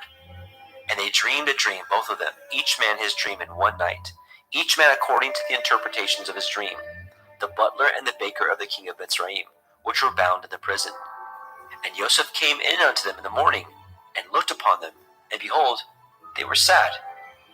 And he asked Pharaoh's officers that were with him in the ward of his master's house, saying, Wherefore look ye so sadly today? And they said unto him, We have dreamed a dream, and there is no interpreter of it. And Joseph said unto them, Do not interpretations belong to Elohim? Tell me them, I pray you. And the chief butler told his dream to Joseph, and said to him, In my dream, behold, a vine was before me, and in the vine were 3 branches, and it was as though it budded. And her blossoms shot forth, and the clusters thereof brought forth ripe grapes. And Pharaoh's cup was in my hand, and I took the grapes, and pressed them into Pharaoh's cup, and I gave the cup into Pharaoh's hand. And Joseph said unto him, This is the interpretation of it. The 3 branches are 3 days. Yet within 3 days shall Pharaoh lift up your head, and restore you unto your place, and you shall deliver Pharaoh's cup into his hand, after the former manner when you were his butler. But think on me when it shall be well with you, and show kindness, I pray you, unto me, and make mention of me unto Pharaoh, and bring me out of this house. For indeed I was stolen out of the land of the Ephraim, and here also have I done nothing that they should put me into the dungeon. When the chief baker saw that the interpretation was good, he said unto Joseph, I was also in my dream, and behold, I had 3 white baskets on my head. And in the uppermost basket there was of all manner of baked meats for Pharaoh. And the birds did eat them out of the basket upon my head. And Joseph answered and said, This is the interpretation thereof. The 3 baskets are 3 days. Yet within 3 days shall Pharaoh lift up your head from off you, and shall hang you on a tree, and the birds shall eat your flesh from off you. And it came to pass on the 3rd day, which was Pharaoh's birthday, that he made a feast unto all his servants, and he lifted up the head of the chief butler and of the chief baker among his servants. And he restored the chief butler unto his butlership again, and he gave the cup into Pharaoh's hand. But he hanged the chief baker, as Joseph had interpreted to them. Yet did not the chief butler remember Joseph, but forgot him. Bereshit, Genesis chapter 41. And it came to pass at the end of 2 full years, that Pharaoh dreamed, and behold, he stood by the river. And behold, there came up out of the river 7 well-favored kine, and fat-fleshed, and they fed in a meadow. And behold, 7 other kine came up after them out of the river, ill-favored and lean-fleshed, and stood by the other kine upon the brink of the river. And the ill-favored and the lean-fleshed kine did eat up the 7 well-favored and fat kine. So Pharaoh awoke, and he slept, and dreamed a 2nd time. And behold, 7 ears of grain came up upon one stalk, rank and good. And behold, 7 thin ears, and blasted with the east wind, sprung up after them. And the 7 thin ears devoured the 7 rank and full ears. And Pharaoh awoke, and behold, it was a dream. And it came to pass in the morning that his ruach was troubled, and he sent and called for all the magicians of Mitzrayim, and all the wise men thereof. And Pharaoh told them his dream, but there was none that could interpret them unto Pharaoh. Then spoke the chief butler unto Pharaoh, saying, I do remember my faults this day. Pharaoh was wroth with his servants, and put me in ward in the captain of the guard's house, both me and the chief baker. And we dreamed a dream in one night, I and he. And we dreamed each man according to the interpretation of his dream. And there was there with us a young man, an Ivri, servant to the captain of the guard. And we told him, and he interpreted to us our dreams. To each man according to his dream he did interpret. And it came to pass as he interpreted to us, so it was. Me he restored unto my office, and him he hanged. Then Pharaoh sent and called Joseph, and he brought him hastily out of the dungeon. And he shaved himself, and changed his raiment, and came in unto Pharaoh. And Pharaoh said unto Joseph, I have a dream, and there is none that can interpret it. And I have heard say of you, that you can understand a dream to interpret it. And Joseph answered Pharaoh, saying, It is not in me. Elohim shall give Pharaoh an answer of peace. And Pharaoh said unto Joseph, In my dream, behold, I stood upon the bank of the river, and behold, there came up out of the river 7 kine, fat-fleshed and well-favored. And they fed in a meadow, and behold, 7 other kine came up after them, poor and ill-favored, and lean-fleshed, such as I never saw in all the land of Mizraim for badness. And the lean and the ill-favored kine did eat up the first 7 fat kine. And when they had eaten them up, it could not be known that they had eaten them, but they were still ill-favored, as at the beginning. So I awoke. And I saw in my dream, and behold, 7 ears came up on one stalk, full and good. And behold, 7 ears withered thin, and blasted with the east wind, and sprung up after them. And the thin ears devoured the 7 good ears. And I told this unto the magicians, but there was none that could declare it to me. And Joseph said unto Pharaoh, The dream of Pharaoh is one. Elohim has showed Pharaoh what he is about to do. The 7 good kine are 7 years, and the 7 good ears are 7 years. The dream is one. And the 7 thin and ill-favored kine that came up after them are 7 years, and the 7 empty years blasted with the east wind shall be 7 years of famine. This is the thing which I have spoken unto Pharaoh. What Elohim is about to do, he shows unto Pharaoh. Behold, there come 7 years of great plenty throughout all the land of Mitzrayim. And there shall arise after them 7 years of famine, and all the plenty shall be forgotten in the land of Mitzrayim, and the famine shall consume the land. And the plenty shall not be known in the land by reason of that famine following, for it shall be very grievous. And for that the dream was doubled unto Pharaoh twice. It is because the thing is established by Elohim, and Elohim will shortly bring it to pass. Now therefore let Pharaoh look out a man discreet and wise, and set him over the land of Mitzrayim. Let Pharaoh do this, and let him appoint officers over the land, and take up the 5th part of the land of Mitzrayim in the 7 plenteous years, and let them gather all the food of those good years that come, and lay up grain under the hand of Pharaoh, and let them guard food in the cities.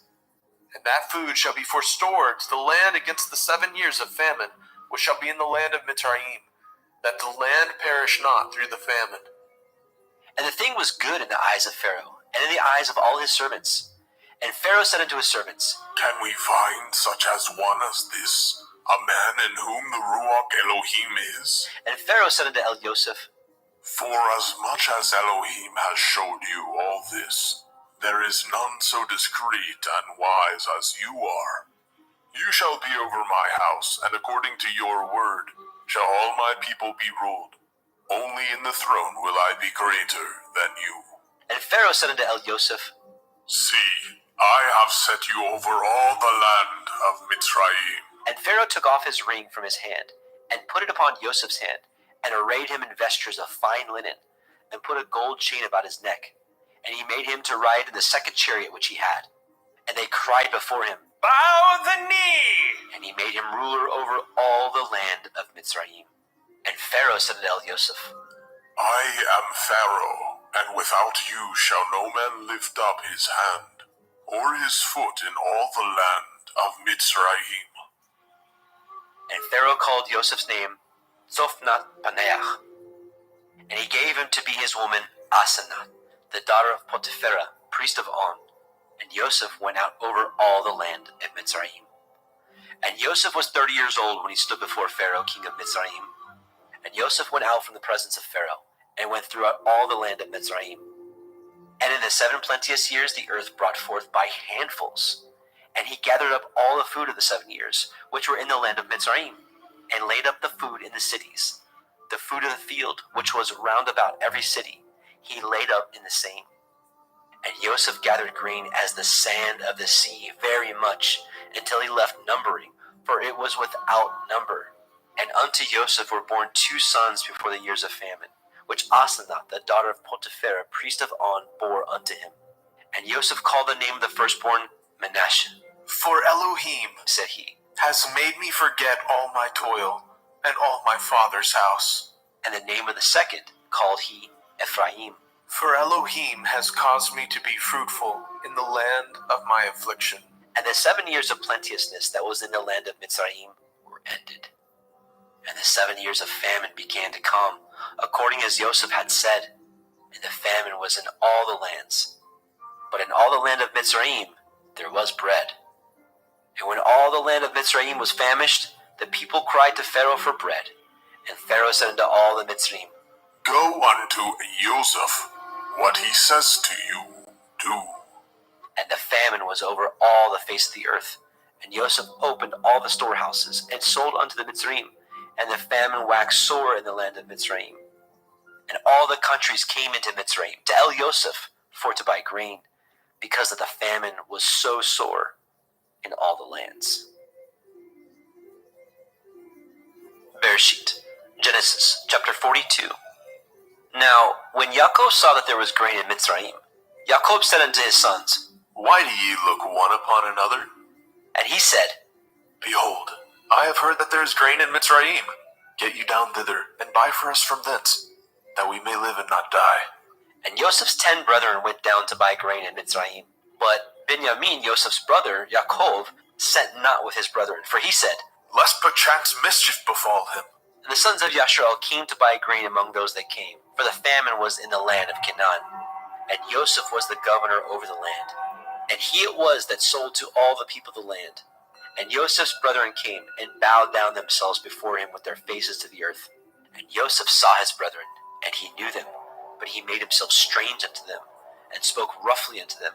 And he said unto them, Whence come ye? and they said, From the land of Canaan, to buy food. And Joseph knew his brethren, but they knew not him.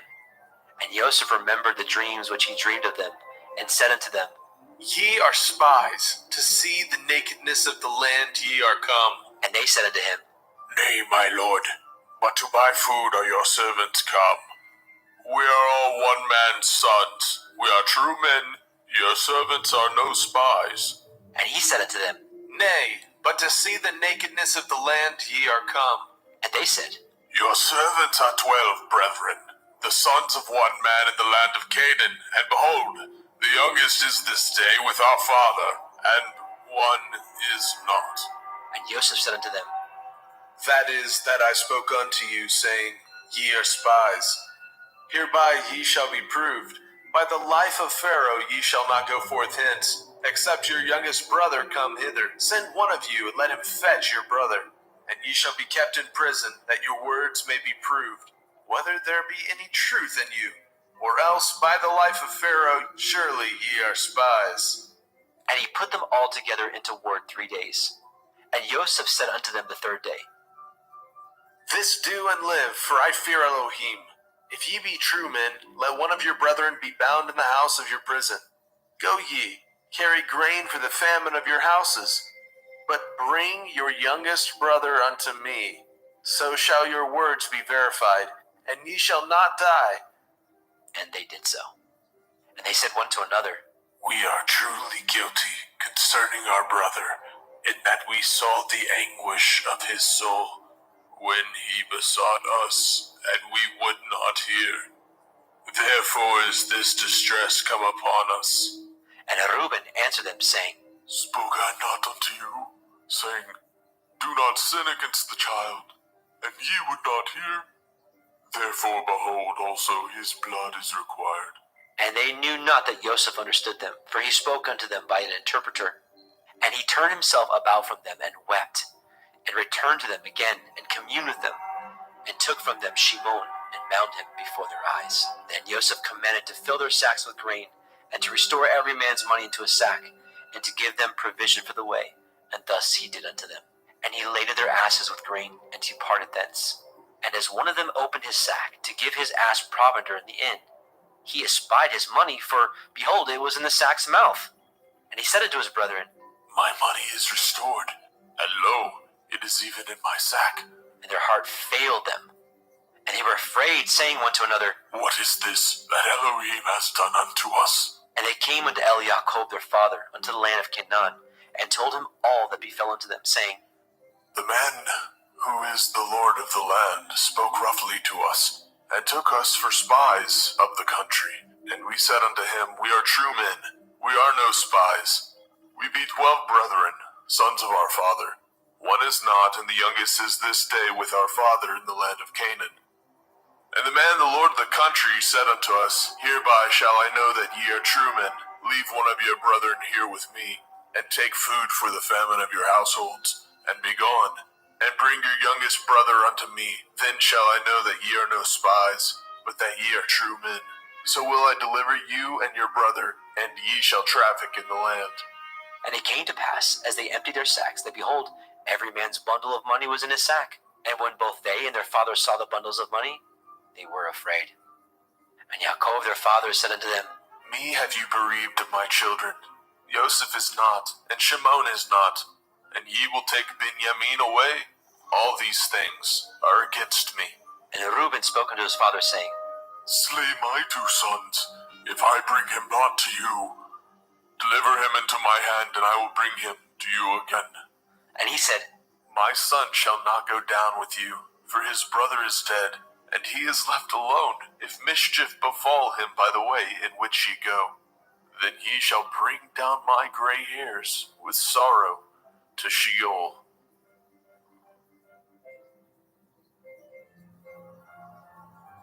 Bereshit, Genesis chapter 43. And the famine was sore in the land. And it came to pass, when they had eaten up the grain which they had brought out of Mitzrayim, their father said unto them, Go again, buy us a little food. And Yehudah spoke unto him, saying, The man did solemnly protest unto us, saying, Ye shall not see my face, except your brother be with you. If you will send our brother with us, we will go down and buy you food. But if you will not send him, we will not go down. For the men said unto us, Ye shall not see my face, except your brother be with you. And Yashrael said, Wherefore dealt ye so ill with me, as to tell the man whether ye had yet a brother? And they said, The man asked us straightly of our state and of our kindred, saying, Is your father yet alive? Have ye another brother? We told him according to the tenor of these words. Could we certainly know that he would say, Bring your brother down? And Yehudah said unto Yashrael his father, Send the lad with me, and we will arise and go, that we may live and not die. Both we and you, and also our little ones. I will be surety for him. Of my hand shall you require him.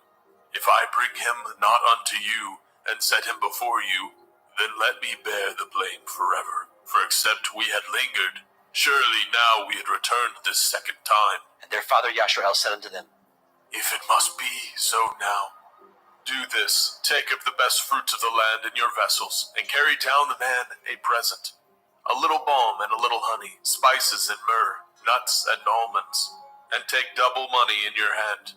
And the money that was brought again in the mouth of your sacks, carry it again in your hand. Perchance it was an oversight.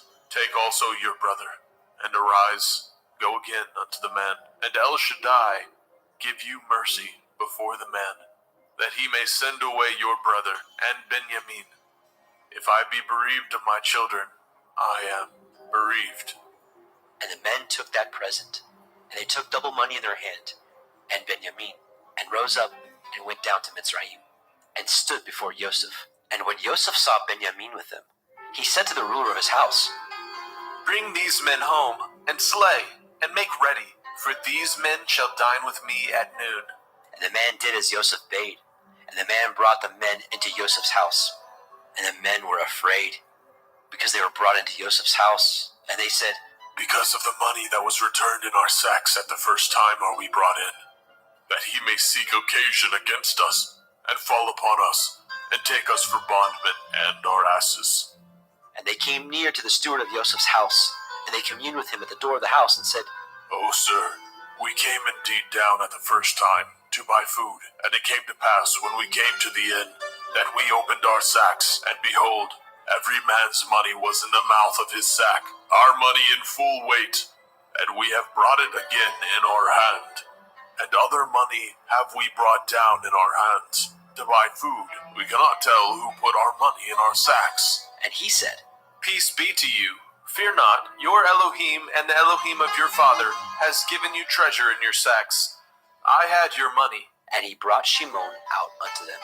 And the man brought the men into Joseph's house, and gave them water, and they washed their feet, and he gave their asses provender. And they made ready the present against Joseph came at noon, for they heard that they should eat bread there. And when Joseph came home, they brought him the present which was in their hand into the house, and bowed themselves to him to the earth. And he asked them of their welfare, and said, Is your father well? The old man of whom ye spoke, is he yet alive? And they answered, Your servant's father is in good health. He is yet alive. And they bowed down their heads, and made obeisance. And he lifted up his eyes, and saw his brother Benjamin, his mother's son, and said, Is this your younger brother, of whom ye spoke unto me? And he said, Elohim be gracious unto you, my son. And Joseph made haste, for his heart did yearn upon his brother. And he sought where to weep. And he entered into his chamber, and wept there. And he washed his face, and went out, and refrained himself, and said, Set on bread. And they set on for him by himself, and for them by themselves, and for the Mitzrayim which did eat with him by themselves, because the Mitzrayim might not eat bread with the Ibrim, for that is an abomination unto the Mitzrayim. And they sat before him, the firstborn according to his birthright, and the youngest according to his youth. And the men marveled one at another. And he took and sent messes unto them from before him. But Benjamin's mess was 5 times so much as any of theirs. And they drank and were merry with him.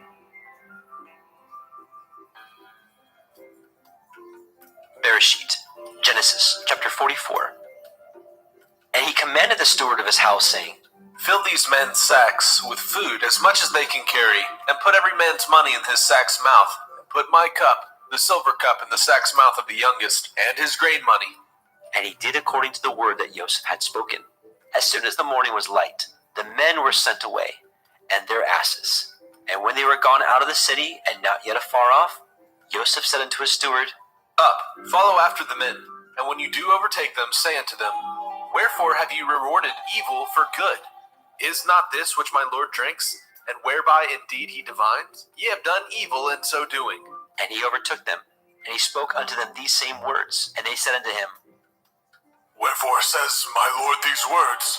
Far be it from your servants should do according to this thing. Behold, the money which we found in our sack's mouth, we brought again unto you out of the land of Canaan. How then should we steal out of your Lord's house silver or gold? With whomsoever your servant it be found, let him die, and we also will be my Lord's bondmen. And he said, Now also let it be according to your words. He with whom it is found shall be my servant, and ye shall be blameless. Then they speedily took down every man his sack to the ground, and opened every man his sack. And he searched, and began at the eldest, and left the youngest. And the cup was found in Benjamin's sack. Then they rent their clothes, and laded every man his ass, and returned to the city. And Yehudah and his brethren came to Joseph's house, for he was yet there. And they fell before him on the ground. And Joseph said unto them, What deed is this that ye have done? Know ye not that such a man as I can certainly divine? And Yehudah said, What shall we say unto my Lord? What shall we speak? Or how shall we clear ourselves? Elohim has found out the iniquity of your servants. Behold, we are my Lord's servants, both we and he also with whom the cup is found. And he said, Far be it that I should do so, but the man in whose hand the cup is found, he shall be my servant. And as for you, get you up in peace unto your father.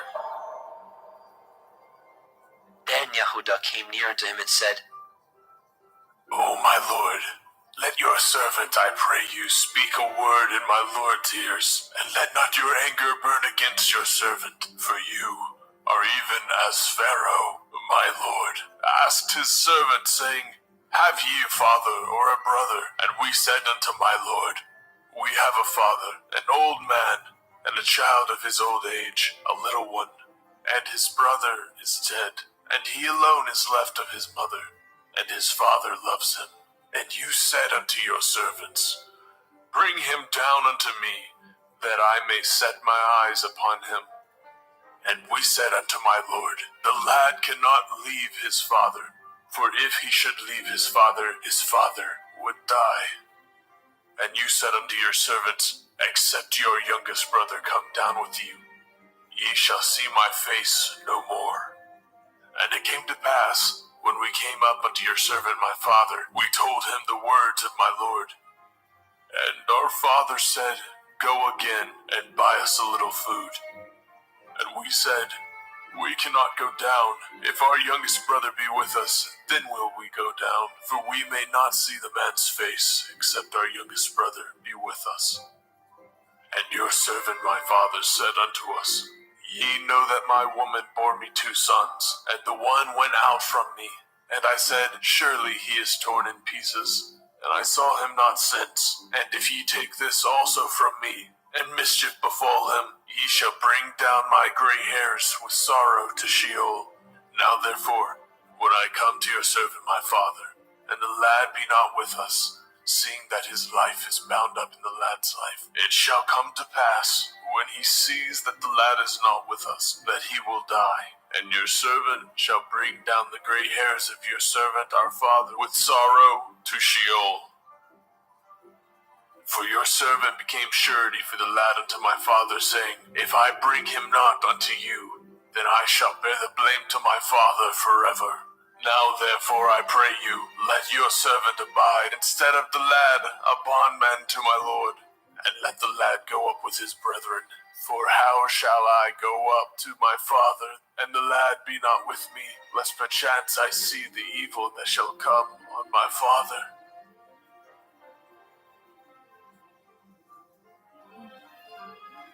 Bereshit, Genesis chapter 45.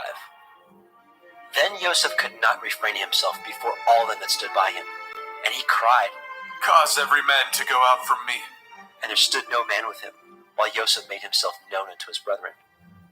And he wept aloud, and the Mitzrayim in the house of Pharaoh heard. And Joseph said unto his brethren, I am Joseph. Does my father yet live? And his brethren could not answer him, for they were troubled at his presence. And Joseph said unto his brethren, Come near to me, I pray you. And they came near. And he said, I am Joseph your brother, whom ye sold into Mitzrayim. Now therefore be not grieved, nor angry with yourselves that ye sold me hither, for Elohim did send me before you to preserve life. For these 2 years has the famine been in the land, and yet there are 5 years in which there shall neither be earing or harvest. And Elohim sent me before you to preserve you a posterity in the earth, and to save your lives by a great deliverance. So now it was not you that sent me hither, but Elohim. And he has made me a father to Pharaoh, and lord of all his house, a ruler throughout all the land of Mitzrayim. Haste ye, and go up to my father, and say unto him, Thus says your son, Joseph, Elohim has made me lord of all Mitzrayim. Come down unto me, tarry not, and you shall dwell in the land of Goshen, and you shall be near unto me, you and your children, and your children's children, and your flocks, and your herds, and all that you have. And there will I nourish you, for yet there are 5 years of famine, lest you and your household and all that you have come to poverty. And behold, your eyes see, and the eyes of my brother Benjamin, that it is my mouth that speaks unto you. And ye shall tell my father all my glory in Mitzrayim, and all that ye have seen, and ye shall haste and bring down my father hither. And he fell upon his brother Benjamin's neck, and wept. And Benjamin wept upon his neck. Moreover, he kissed all his brethren, and wept upon them. And after that, his brethren talked with him. And the fame thereof was heard in Pharaoh's house, saying, Joseph's brethren are come. and it pleased Pharaoh well, and his servants. And Pharaoh said unto El-Yosef, Say unto your brethren, This do ye, lade your beasts, and go, get you unto the land of Canaan, and take your father and your households, and come unto me, and I will give you the good of the land of Mitzrayim, and ye shall eat the fat of the land. Now you are commanded, this do ye, take you wagons out of the land of Mitzrayim for your little ones, and for your women, and bring your father, and come. Also regard not your stuff, for the good of all the land of Mitzrayim is yours. And the children of Yashrael did so. And Joseph gave them wagons, according to the commandment of Pharaoh, and gave them provision for the way. To all of them he gave each man changes of raiment. But to Benjamin he gave 300 pieces of silver, and 5 changes of raiment. And to his father he sent after this manner, 10 asses laden with the good things of Mitzrayim, and 10 she-asses laden with grain and bread and meat for his father by the way. So he sent his brethren away, and they departed. And he said unto them, See that ye fall not out by the way. And they went up out of Mitzrayim, and came into the land of Canaan unto El-Jacob their father, and told him, saying, Joseph is yet alive, and he is governor over all the land of Mitzrayim. And Jacob's heart fainted, for he believed them not. And they told him all the words of Joseph which he had said unto them. And when he saw the wagons which Joseph had sent to carry him, the ruach of Jacob their father revived. And Yashrael said, It is enough. Joseph my son is yet alive. I will go and see him before I die.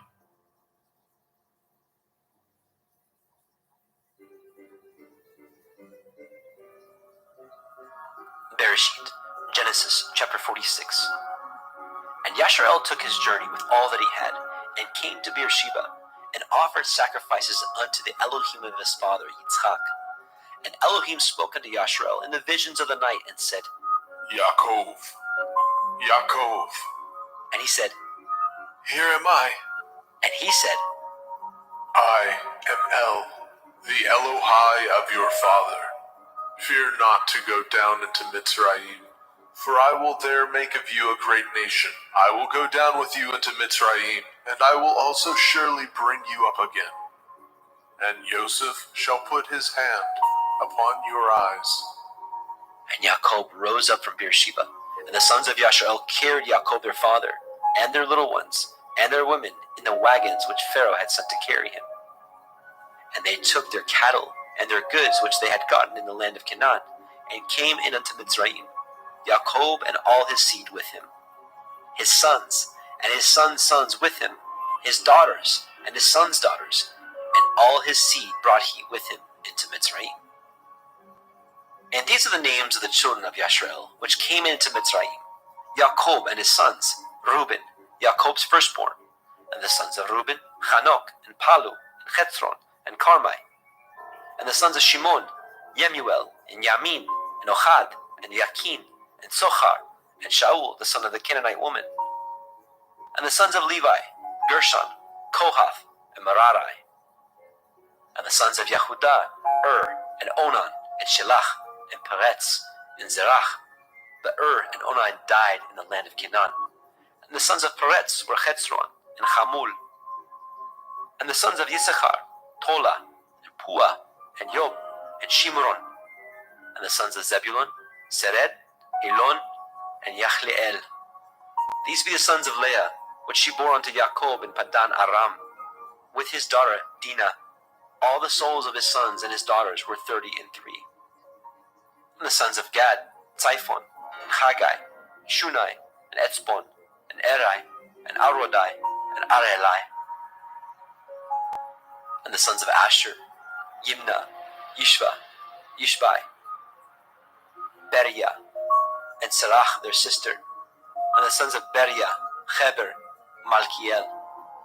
These are the sons of Zilpah, whom Laban gave to Leah his daughter. And these she bore unto Jacob even 16 souls.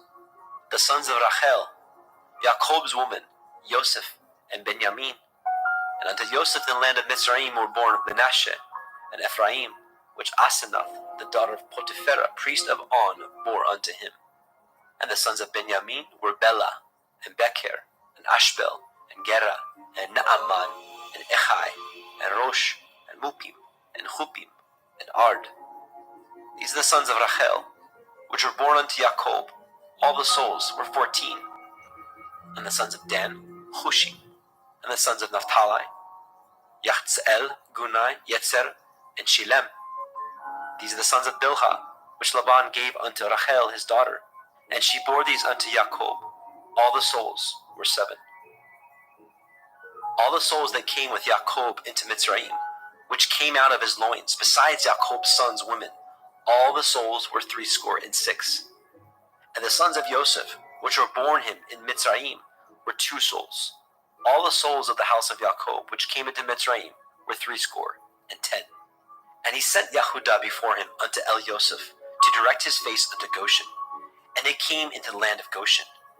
And Yosef made ready his chariot, and went up to meet Yasharel his father, to Goshen, and presented himself unto him. And he fell on his neck, and wept on his neck a good while. And Yasharel said unto El Yosef, Now let me die, since I have seen your face, because you are yet alive. And Yosef said unto his brethren, and unto his father's house, I will go up and show Pharaoh, and say unto him, My brethren and my father's house, which were in the land of Canaan, are come unto me, and the men are shepherds. For their trade has been to feed cattle, and they have brought their flocks and their herds, and all that they have. And it shall come to pass, when Pharaoh shall call you, and say, What is your occupation? That ye shall say, Your servant's trade has been about cattle from our youth, even until now, both we and also our fathers, that ye may dwell in the land of Goshen, for every shepherd is an abomination unto the Mitzrayim. Bereshit, Genesis, chapter 47. Then Joseph came and told Pharaoh and said, My father and my brethren, and their flocks, and their herds, and all that they have, are come out of the land of Canaan. And behold, they are in the land of Goshen.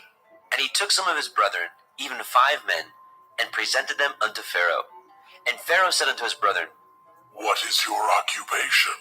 And they said unto Pharaoh, Your servants are shepherds, both we and also our fathers. They said moreover unto Pharaoh, For to sojourn in the land are we come, for your servants have no pasture for their flocks, for the famine is sore in the land of Canaan. Now therefore we pray you, let your servants dwell in the land of Goshen. And Pharaoh spoke unto El Yosef, saying, Your father and your brethren are come unto you. The land of Mitzrayim is before you.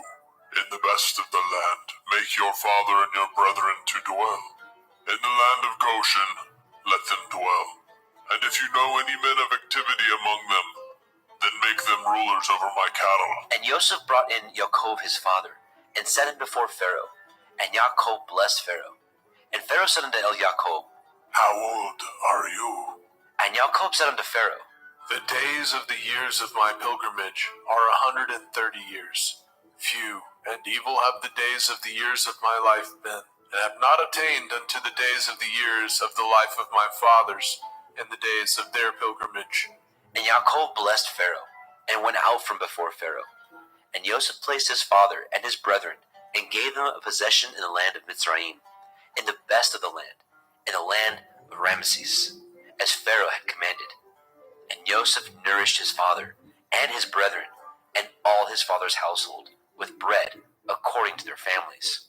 And there was no bread in all the land, for the famine was very sore, so that the land of Mitzrayim and all the land of Canaan fainted by reason of the famine. And Joseph gathered up all the money that was found in the land of Mitzrayim and in the land of Canaan, for the grain which they bought, And Joseph brought the money into Pharaoh's house. And when the money failed in the land of Mitzrayim and in the land of Canaan, all the Mitzrayim came unto Joseph and said, Give us bread, for why should we die in your presence? For the money fails. And Joseph said, Give your cattle, and I will give you for your cattle, if money fail. And they brought their cattle unto Joseph. And Joseph gave them bread in exchange for horses, and for the flocks, and for the cattle of the herds, and for the asses. And he fed them with bread for all their cattle for that year. When that year was ended, they came unto him the second year, and said unto him, We will not hide it from my lord, how that our money is spent. My lord also has our herds of cattle. There is not aught left in the sight of my lord, but our bodies and our lands.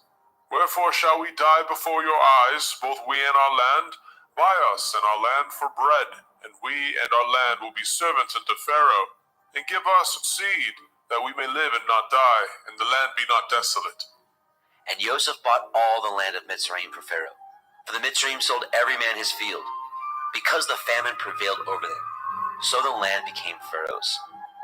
And as for the people, he removed them to cities from the one end of the borders of Mitzrayim even to the other end thereof. Only the land of the priests bought he not, for the priests had a portion assigned them of Pharaoh, and did eat their portion which Pharaoh gave them, wherefore they sold not their lands. Then Joseph said unto the people, Behold, I have bought you this day in your land for Pharaoh. Lo, here is seed for you, and ye shall sow the land. And it shall come to pass in the increase that ye shall give the 5th part unto Pharaoh, and 4 parts shall be your own, for seed of the field, and for your food, and for them of your household, and for food of your little ones. And they said, You have saved our lives. Let us find grace in the sight of my lord, and we will be Pharaoh's servants. And Joseph made it a law over the land of Mitzrayim unto this day, that Pharaoh should have the 5th part, except the land of the priests only, which became not Pharaoh's. And Yasharel dwelt in the land of Mitzrayim, in the country of Goshen, and they had possessions therein, and grew, and multiplied exceedingly. And Jacob lived in the land of Mitzrayim 17 years. So the whole age of Jacob was 147 years. And the time drew nigh that Yasharel must die. And he called his son Joseph, and said unto him, If now I have found grace in your sight, put, I pray you, your hand under my thigh, and deal kindly and truly with me. Bury me not, I pray you, in Mitzrayim. But I will lie with my fathers, and you shall carry me out of Mitzrayim, and bury me in their burying place. And he said, I will do as you have said. And he said, Swear unto me. And he swore unto him. And Yasharel bowed himself upon the bed's head. Bereshit, Genesis, chapter 48. And it came to pass, after these things, that one told Joseph, Behold, your father is sick. and he took with him his 2 sons, Manasseh and Ephraim. And one told Jacob and said, Behold, your son Joseph comes unto you. And Yasharel strengthened himself, and sat upon the bed.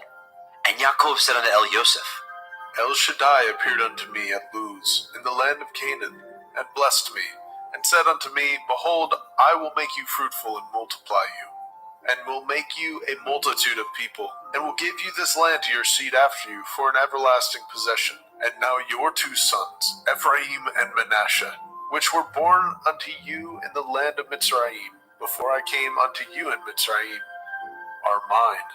As Reuben and Shimon, they shall be mine, and your issue, which you beget after them, shall be yours, and shall be called after the name of their brethren in their inheritance.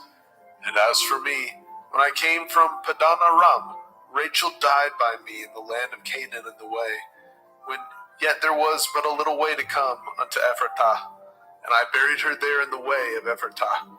The same is Bethlehem. And Yasharel beheld Joseph's sons, and said, Who are these? And Joseph said unto his father, They are my sons, whom Elohim has given me in this place. And he said, Bring them, I pray you, unto me, and I will bless them. Now the eyes of Yasharel were dim for age, so that he could not see. And he brought them near unto him, and he kissed them, and embraced them. And Yasharel said unto Joseph, I had thought not to see your face, and lo, Elohim has showed me also your seed. And Joseph brought them out from between his knees, and he bowed himself with his face to the earth.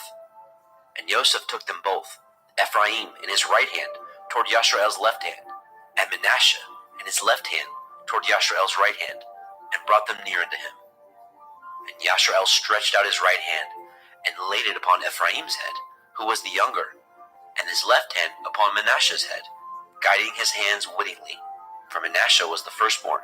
And he blessed Joseph, and said, Elohim, before whom my fathers Abraham and Yitzhak did walk, the Elohim which fed me all my life long unto this day, the angel which redeemed me from all evil, bless the lads, and let my name be named on them, and the name of my fathers Abraham and Yitzhak, and let them grow into a multitude in the midst of the earth. And when Joseph saw that his father laid his right hand upon the head of Ephraim, it displeased him.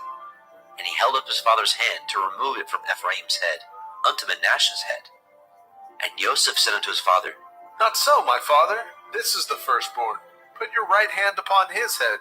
And his father refused, and said, I know it, my son, I know it. He also shall become a people, and he also shall be great. But truly his younger brother shall be greater than he, and his seed shall become a multitude of nations. And he blessed them that day, saying, In you shall Yasharel bless, saying, Elohim make you as Ephraim and as Manasseh. And he set Ephraim before Manasseh. And Yashrael said unto Elioseph, Behold, I die, but Elohim shall be with you, and bring you again unto the land of your fathers. Moreover, I have given to you one portion above your brethren, which I took out of the hand of the Emorai, with my sword and with my bow. Bereshit, Genesis chapter 49. And Jacob called unto his sons, and said, Gather yourselves together, that I may tell you that which shall befall you in the last days. Gather yourselves together, and hear, ye sons of Yaakov, and hearken unto Yasharel, your father. Reuben, you are my firstborn, my might, and the beginning of my strength, the excellency of dignity, and the excellency of power. Unstable as water, you shall not excel, because you went up to your father's bed, then defiled it. He went up to my couch. Shimon and Levi are brethren. Instruments of cruelty are in their habitations. O my soul, come not into their secret. Unto their assembly my honor be not united. For in their anger they slew a man, and in their self-will they dug down a wall. Cursed be their anger, for it was fierce, and their wrath, for it was cruel. I will divide them in Yaakov, and scatter them in Yasharel. Yehuda, you are he whom your brethren shall praise. Your hand shall be in the neck of your enemies. Your father's children shall bow down before you. Yehuda is a lion's whelp from the prey. My son, you are gone up. He stooped down. He couched as a lion, and as an old lion. Who shall rouse him up? The scepter shall not depart from Yehuda, nor a Torah giver from between his feet, until Shiloh come. And unto him shall the gathering of the people be, binding his foal into the vine, and his ass's colt unto the choice vine. He washed his garments in wine, and his clothes in the blood of grapes. His eyes shall be red with wine, and his teeth white with milk. Zebulun shall dwell at the haven of the sea. He shall be for a haven of ships, and his border shall be unto Sidon. Issachar is a strong ass, couching down between two burdens. And he saw that the rest was good, and the land that it was pleasant, and bowed his shoulder to bear, and became a servant unto tribute. Dan shall judge his people, as one of the tribes of Yasharel. Dan shall be a serpent by the way, an adder in the path, that bites the horse heels, so that his rider shall fall backward. I have waited for your Yeshua, O Yahuwah. Gad, a troop shall overcome him, but he shall overcome at the last. Out of Asher his bread shall be fat, and he shall yield royal dainties. Naphtali is a hind let loose. He gives goodly words. Joseph is a fruitful bough, even a fruitful bough by a well, whose branches run over the wall. The archers have sorely grieved him, and shot at him, and hated him. But his bow abode in strength, and the arms of his hands were made strong, by the hands of the mighty Elohim of Yaakov. Even by the Elohim of your father, who shall help you, and by El Shaddai, who shall bless you, with blessings of heaven above, blessings of the deep that lie under, blessings of the breast and of the womb. The blessings of your father have prevailed above the blessings of my progenitors, unto the utmost bound of the everlasting hills. They shall be on the head of Joseph, and on the crown of the head of him that was separated from his brethren. Benjamin shall raven as a wolf. In the morning he shall devour the prey, and at night he shall divide the spoil. All these are the 12 tribes of Yashrael, and this is it that their father spoke unto them, and blessed them. Every one according to his blessing he blessed them. And he charged them, and said unto them, I am to be gathered unto my people. Bury me with my fathers in the cave that is in the field of Ephron the Hittite, in the cave that is in the field of Machpelah, which is before Mamre, in the land of Canaan, which Abraham bought with the field of Ephron the Hittite for a possession of a burying place. There they buried Abraham and Sarah his woman. There they buried Yitzhak and Rivkah his woman. And there I buried Leah. The purchase of the field and of the cave that is therein was from the children of Heth. And when Yaakov had made an end of commanding his sons, he gathered up his feet into the bed, and yielded up his ruach, and was gathered unto his people. Bereshit, Genesis chapter 50. And Joseph fell upon his father's face, and wept upon him, and kissed him. And Joseph commanded his servants, the physicians, to embalm his father, and the physicians embalmed Yashrael. And 40 days were fulfilled for him, for so are fulfilled the days of those which are embalmed. And the Mitzrayim mourned for him 60 days. And when the days of his mourning were past, Joseph spoke unto the house of Pharaoh, saying, If now I have found grace in your eyes, speak, I pray you, in the ears of Pharaoh, saying, My father made me swear, saying, Lo, I die. In my grave, which I have dug for me in the land of Canaan, there shall you bury me. Now therefore let me go up, I pray you, and bury my father, and I will come again. And Pharaoh said, Go up, bury your father, according as he made you swear. And Joseph went up to bury his father, and with him went up all the servants of Pharaoh, the elders of his house, and all the elders of the land of Mitzrayim, and all the house of Joseph and his brethren, and his father's house. Only their little ones, and their flocks, and their herds, they left in the land of Goshen. And there went up with him both chariots and horsemen, and it was a very great company. And they came to the threshing floor of Atad, which is beyond the Yarden. And there they mourned with a great and very sore lamentation. And he made a mourning for his father 7 days. And when the inhabitants of the land, the Canaanim, saw the mourning in the floor of Atad, they said, This is a grievous mourning to the Mitzrayim. Wherefore, the name of it was called Abel Mitzrayim, which is beyond the Yarden. And his sons did unto him according as he commanded them. For his sons carried him into the land of Canaan, and buried him in the cave of the field of Machpelah, which Abraham bought with the field for a possession of a burying place of Ephron the Hittite, before Mamre. And Joseph returned into Mitzrayim, he and his brethren, and all that went up with him to bury his father, after he had buried his father. And when Joseph's brethren saw that their father was dead, they said, Joseph will perchance hate us, and will certainly requite us with all the evil which we did unto him. And they sent a messenger unto Joseph, saying, Your father did command before he died, saying, So shall ye say unto Joseph, Forgive, I pray you now, the transgression of your brethren, and their sin, for they did unto you evil. And now we pray you, forgive the transgression of the servants of the Elohai of your father. And Joseph wept when they spoke unto him. And his brethren also went and fell down before his face, and they said, Behold, we be your servants. And Joseph said unto them, Fear not, for am I in the place of Elohim? But as for you, ye thought evil against me, but Elohim meant it unto good, to bring to pass, as it is this day, to save much people alive. Now therefore fear ye not, I will nourish you, and your little ones. And he comforted them, and spoke kindly unto them. And Joseph dwelt in Mitzrayim, he and his father's house. And Joseph lived 110 years. And Joseph saw Ephraim's children of the 3rd generation. The children also of Machir the son of Manasseh were brought up upon Joseph's knees. And Joseph said unto his brethren, I die, and Elohim will surely visit you, and bring you out of this land unto the land which he swore to Abraham, to Yitzhak, and to Yaakov. And Joseph took an oath of the children of Yashrael, saying, Elohim will surely visit you, and ye shall carry up my bones from hence. So Joseph died, being 110 years old, and they embalmed him, and he was put in a coffin in Mitzrayim.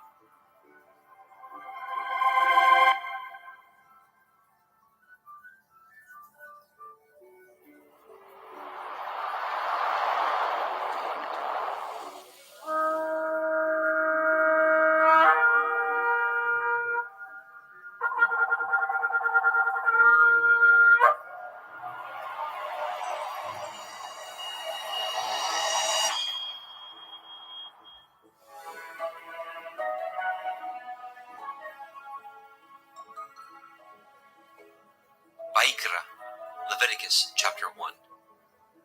And Yahweh called unto Moshe, and spoke unto him out of the tabernacle of the assembly, saying, Speak unto the children of Yasharel, and say unto them, If any man of you bring an offering unto Yahweh, ye shall bring your offering of the cattle, even of the herd and of the flock.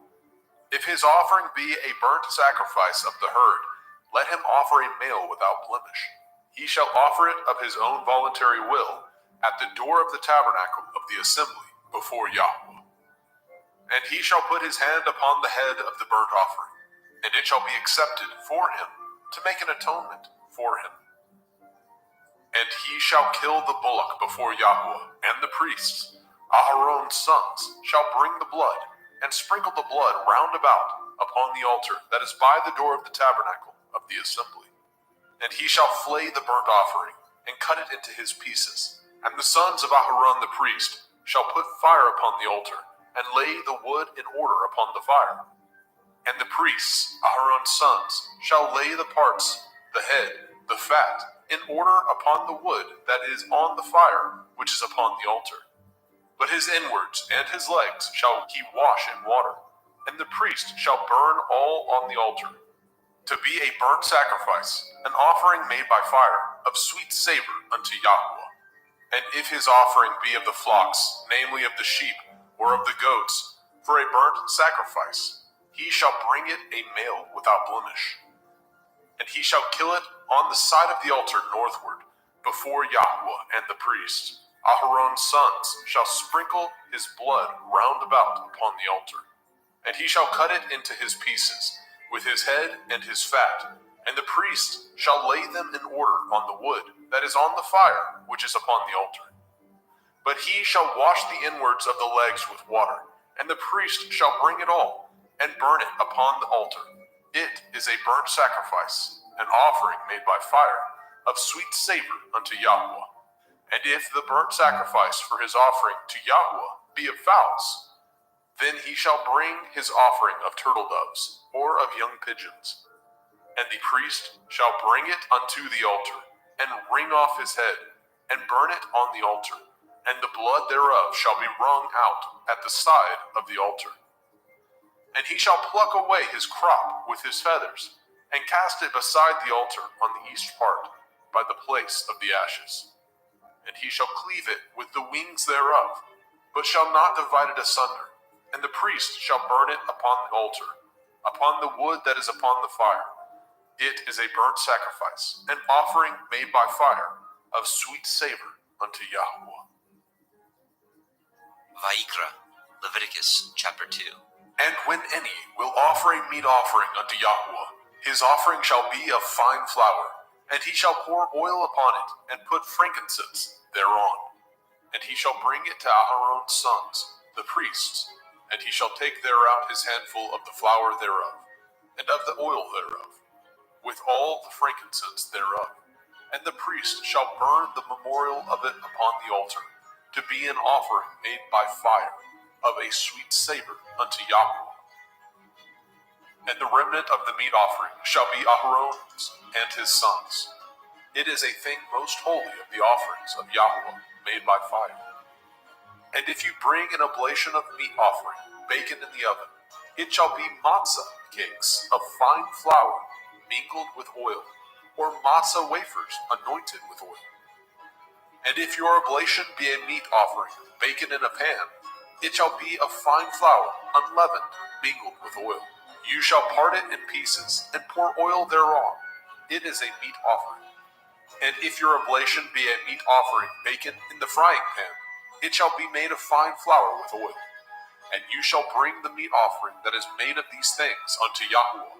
And when it is presented unto the priest, he shall bring it unto the altar. And the priest shall take from the meat offering a memorial thereof, and shall burn it upon the altar. It is an offering made by fire, of sweet savor unto Yahweh. And that which is left of the meat offering shall be Aharon's and his sons. It is a thing most holy of the offerings of Yahweh made by fire. No meat offering which ye shall bring unto Yahweh shall be made with leaven, for ye shall burn no leaven, nor any honey, in any offering of Yahweh made by fire. As for the oblation of the firstfruits, ye shall offer them unto Yahweh, but they shall not be burnt on the altar for a sweet savor. And every oblation of your meat offering shall ye season with salt, neither shall ye suffer the salt of the covenant of your Elohim to be lacking from your meat offering. And all your offerings you shall offer salt. And if you offer a meat offering of your firstfruits unto Yahweh, you shall offer the meat offering of your firstfruits, green ears of grain dried by the fire, even grain beaten out of full ears. And you shall put oil upon it, and lay frankincense thereon. It is a meat offering. And the priest shall burn the memorial of it, part of the beaten grain thereof, and part of the oil thereof, with all the frankincense thereof. It is an offering made by fire unto Yahweh. Vayikra, Leviticus chapter 3. And if his oblation be a sacrifice of peace offering, if he offer it of the herd, whether it be a male or a female, he shall offer it without blemish before Yahweh. And he shall lay his hand upon the head of his offering, and kill it at the door of the tabernacle of the assembly. And Aharon's sons, the priests, shall sprinkle the blood upon the altar round about. And he shall offer of the sacrifice of the peace offering an offering made by fire unto Yahweh, the fat that covers the inwards, and all the fat that is upon the inwards, and the 2 kidneys, and the fat that is on them, which is by the flanks, and the caul above the liver, with the kidneys, it shall he take away. And Aharon's sons shall burn it on the altar upon the burnt sacrifice, which is upon the wood that is on the fire. It is an offering made by fire, of sweet savor unto Yahweh. And if his offering for a sacrifice of peace offering unto Yahweh be of the flock, male or female, he shall offer it without blemish. If he offer a lamb for his offering, then shall he offer before Yahweh. And he shall lay his hand upon the head of his offering, and kill it before the tabernacle of the assembly. And Aharon's sons shall sprinkle the blood thereof round about upon the altar. And he shall offer of the sacrifice of the peace offering an offering made by fire unto Yahweh, the fat thereof, and the whole rump.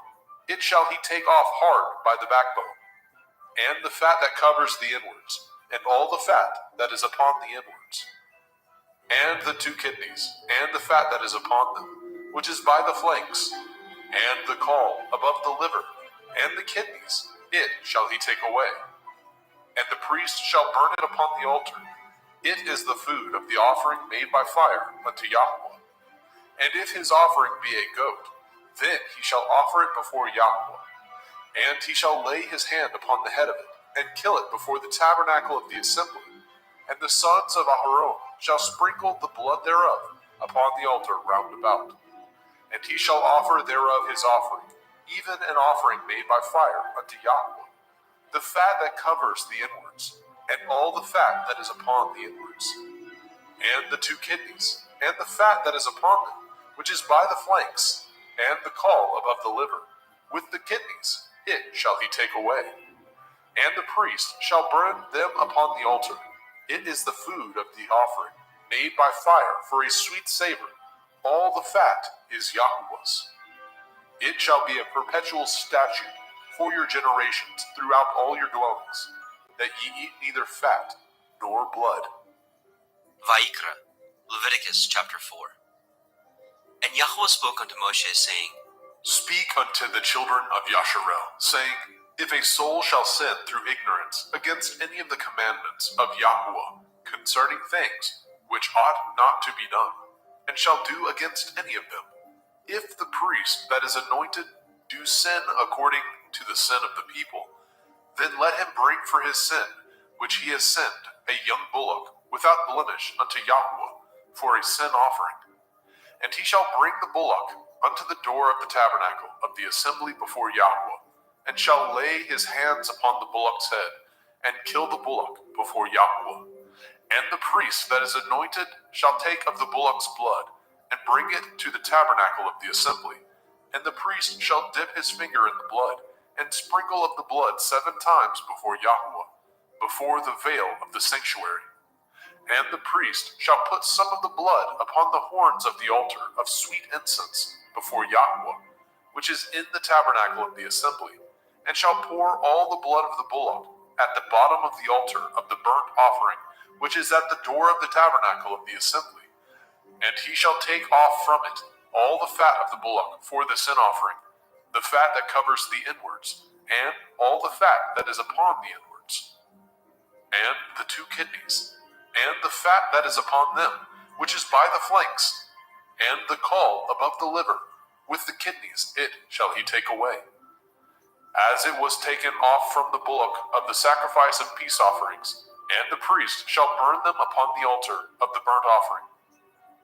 And the skin of the bullock, and all his flesh, with his head, and with his legs, and his inwards, and his dung, even the whole bullock shall he carry forth without the camp, unto a clean place, where the ashes are poured out, and burn him on the wood with fire, where the ashes are poured out shall he be burnt.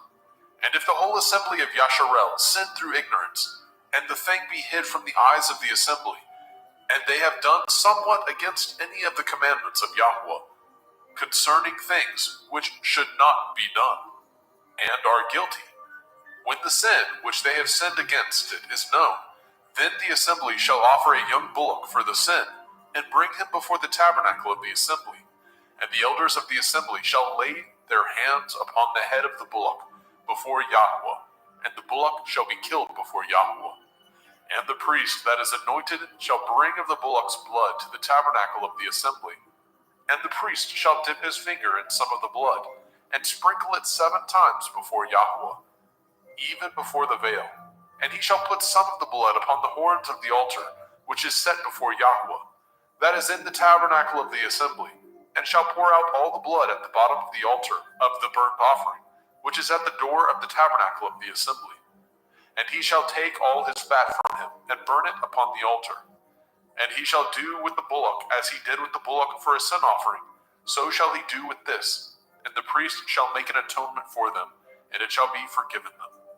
And he shall carry forth the bullock without the camp, and burn him as he burned the first bullock. It is a sin offering for the assembly.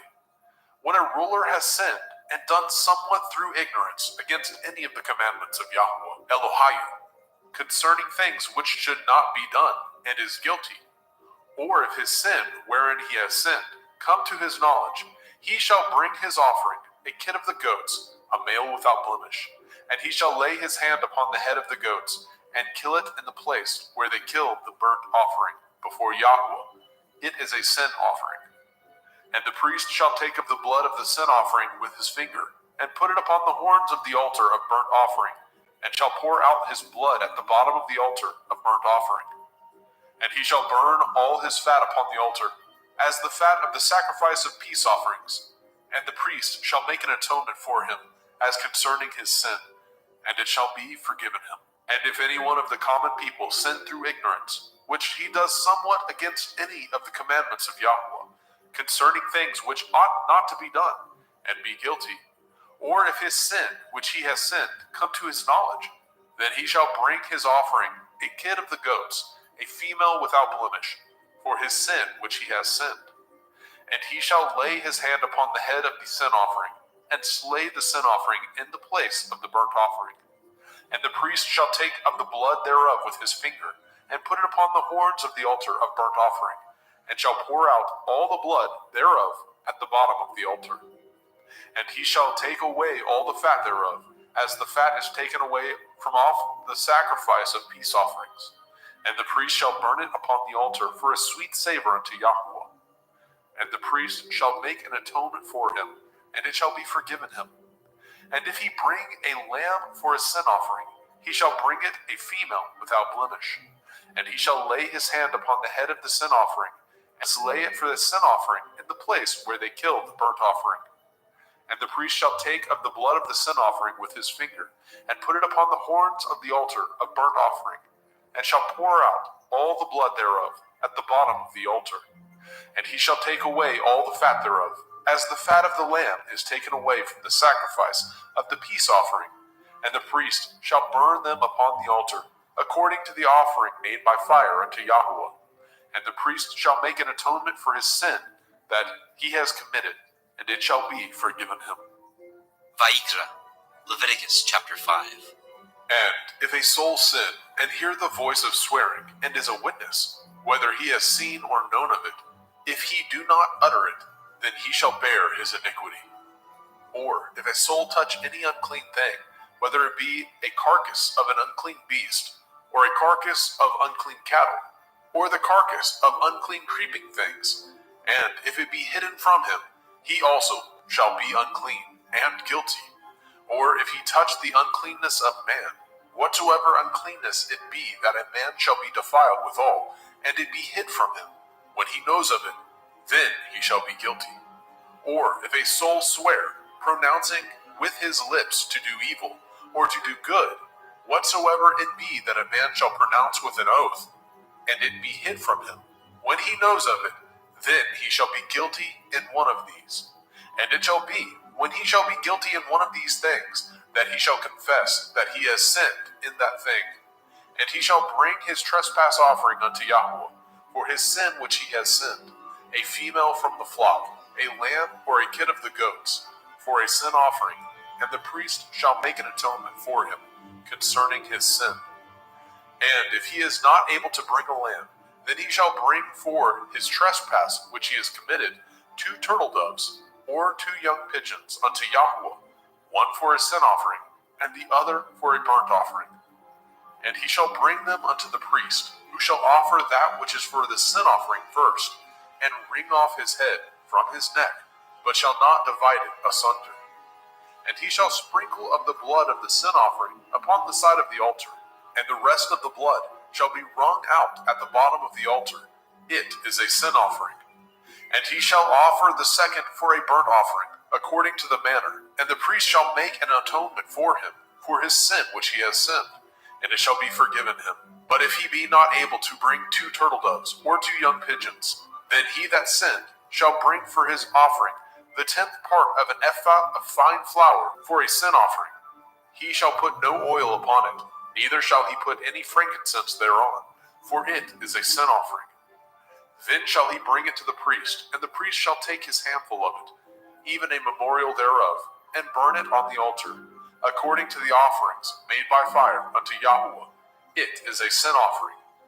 And the priest shall make an atonement for him, as touching his sin, that he has sinned in one of these, and it shall be forgiven him, and the remnant shall be the priest's, as a meat offering. And Yahweh spoke unto Moshe, saying, If a soul commit a trespass, and sin through ignorance, in the holy things of Yahweh, then he shall bring for his trespass unto Yahweh a ram without blemish, out of the flocks, with your estimation by shekels of silver, after the shekel of the sanctuary, for a trespass offering. And he shall make the amends for the harm that he has done in the holy thing, and shall add the 5th part thereto, and give it unto the priest, and the priest shall make an atonement for him with the ram of the trespass offering, and it shall be forgiven him. And if a soul sin, and commit any of these things which are forbidden to be done by the commandment of Yahweh, though he knew it not, yet is he guilty, and shall bear his iniquity. And he shall bring a ram without blemish out of the flock, with your estimation, for a trespass offering, unto the priest, and the priest shall make an atonement for him concerning his ignorance, wherein he erred, and knew it not, and it shall be forgiven him. It is a trespass offering. He has certainly trespassed against Yahweh. Vayikra, Leviticus chapter 6. And Yahweh spoke unto Moshe, saying, If a soul sin, and commit a transgression against Yahweh, and lie unto his neighbor, in that which was delivered him to keep, or in fellowship, or in a thing taken away by violence, or has deceived his neighbor, or have found that which was lost, and lies concerning it, and swears falsely, in any of these that a man does, sinning therein, then it shall be, because he has sinned and is guilty, that he shall restore that which he took violently away, or the thing which he has deceitfully gotten, or that which was delivered him to keep, or the lost thing which he found, or all that which he has sworn falsely, he shall even restore it in the principal, and shall add the 5th part more thereto, and give it unto him to whom it appertains. in the day of his trespass offering. And he shall bring his trespass offering unto Yahweh, a ram without blemish out of the flock, with your estimation for a trespass offering unto the priest. And the priest shall make an atonement for him before Yahweh, and it shall be forgiven him for anything of all that he has done in trespass therein. And Yahweh spoke unto Moshe, saying, Command Aaron and his sons, saying, This is the Torah of the burnt offering. It is the burnt offering because of the burning upon the altar all night unto the morning, and the fire of the altar shall be burning in it. And the priest shall put on his linen garment, and his linen breeches shall he put upon his flesh, and take up the ashes which the fire has consumed with the burnt offering on the altar, and he shall put them beside the altar. And he shall put off his garments, and put on other garments, and carry forth the ashes without the camp unto a clean place. And the fire upon the altar shall be burning in it. It shall not be put out. And the priest shall burn wood on it every morning, and lay the burnt offering in order upon it, and he shall burn thereon the fat of the peace offerings.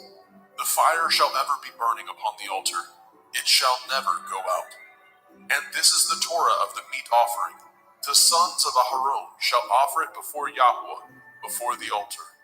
And he shall take of it his handful of the flour of the meat offering, and of the oil thereof, and all the frankincense which is upon the meat offering, and shall burn it upon the altar for a sweet savor, even the memorial of it unto Yahweh. And the remainder thereof shall Aharon and his sons eat, with matzah, unleavened bread, shall it be eaten in the holy place, in the court of the tabernacle of the assembly, they shall eat it. It shall not be baken with leaven. I have given it unto them for their portion of my offering made by fire. It is most holy, as is the sin offering, and as the trespass offering. All the males among the children of Aharon shall eat of it. It shall be a statute forever in your generations, concerning the offerings of Yahweh made by fire. Everyone that touches them shall be holy. And Yahweh spoke unto Moshe, saying, This is the offering of Aharon and his sons, which they shall offer unto Yahweh in the day when he is anointed. The 10th part of an ephah of fine flour for a meat offering perpetual, half of it in the morning, and half thereof at night. In a pan it shall be made with oil, and when it is baken, you shall bring it in, and the baken pieces of the meat offering shall you offer for a sweet savor unto Yahweh. And the priest of his sons, that is anointed in his stead, shall offer it. It is a statute forever unto Yahweh. It shall be wholly burnt.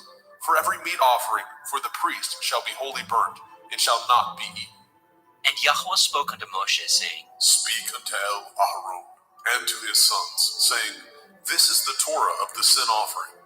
In the place where the burnt offering is killed, shall the sin offering be killed before Yahweh. It is most holy.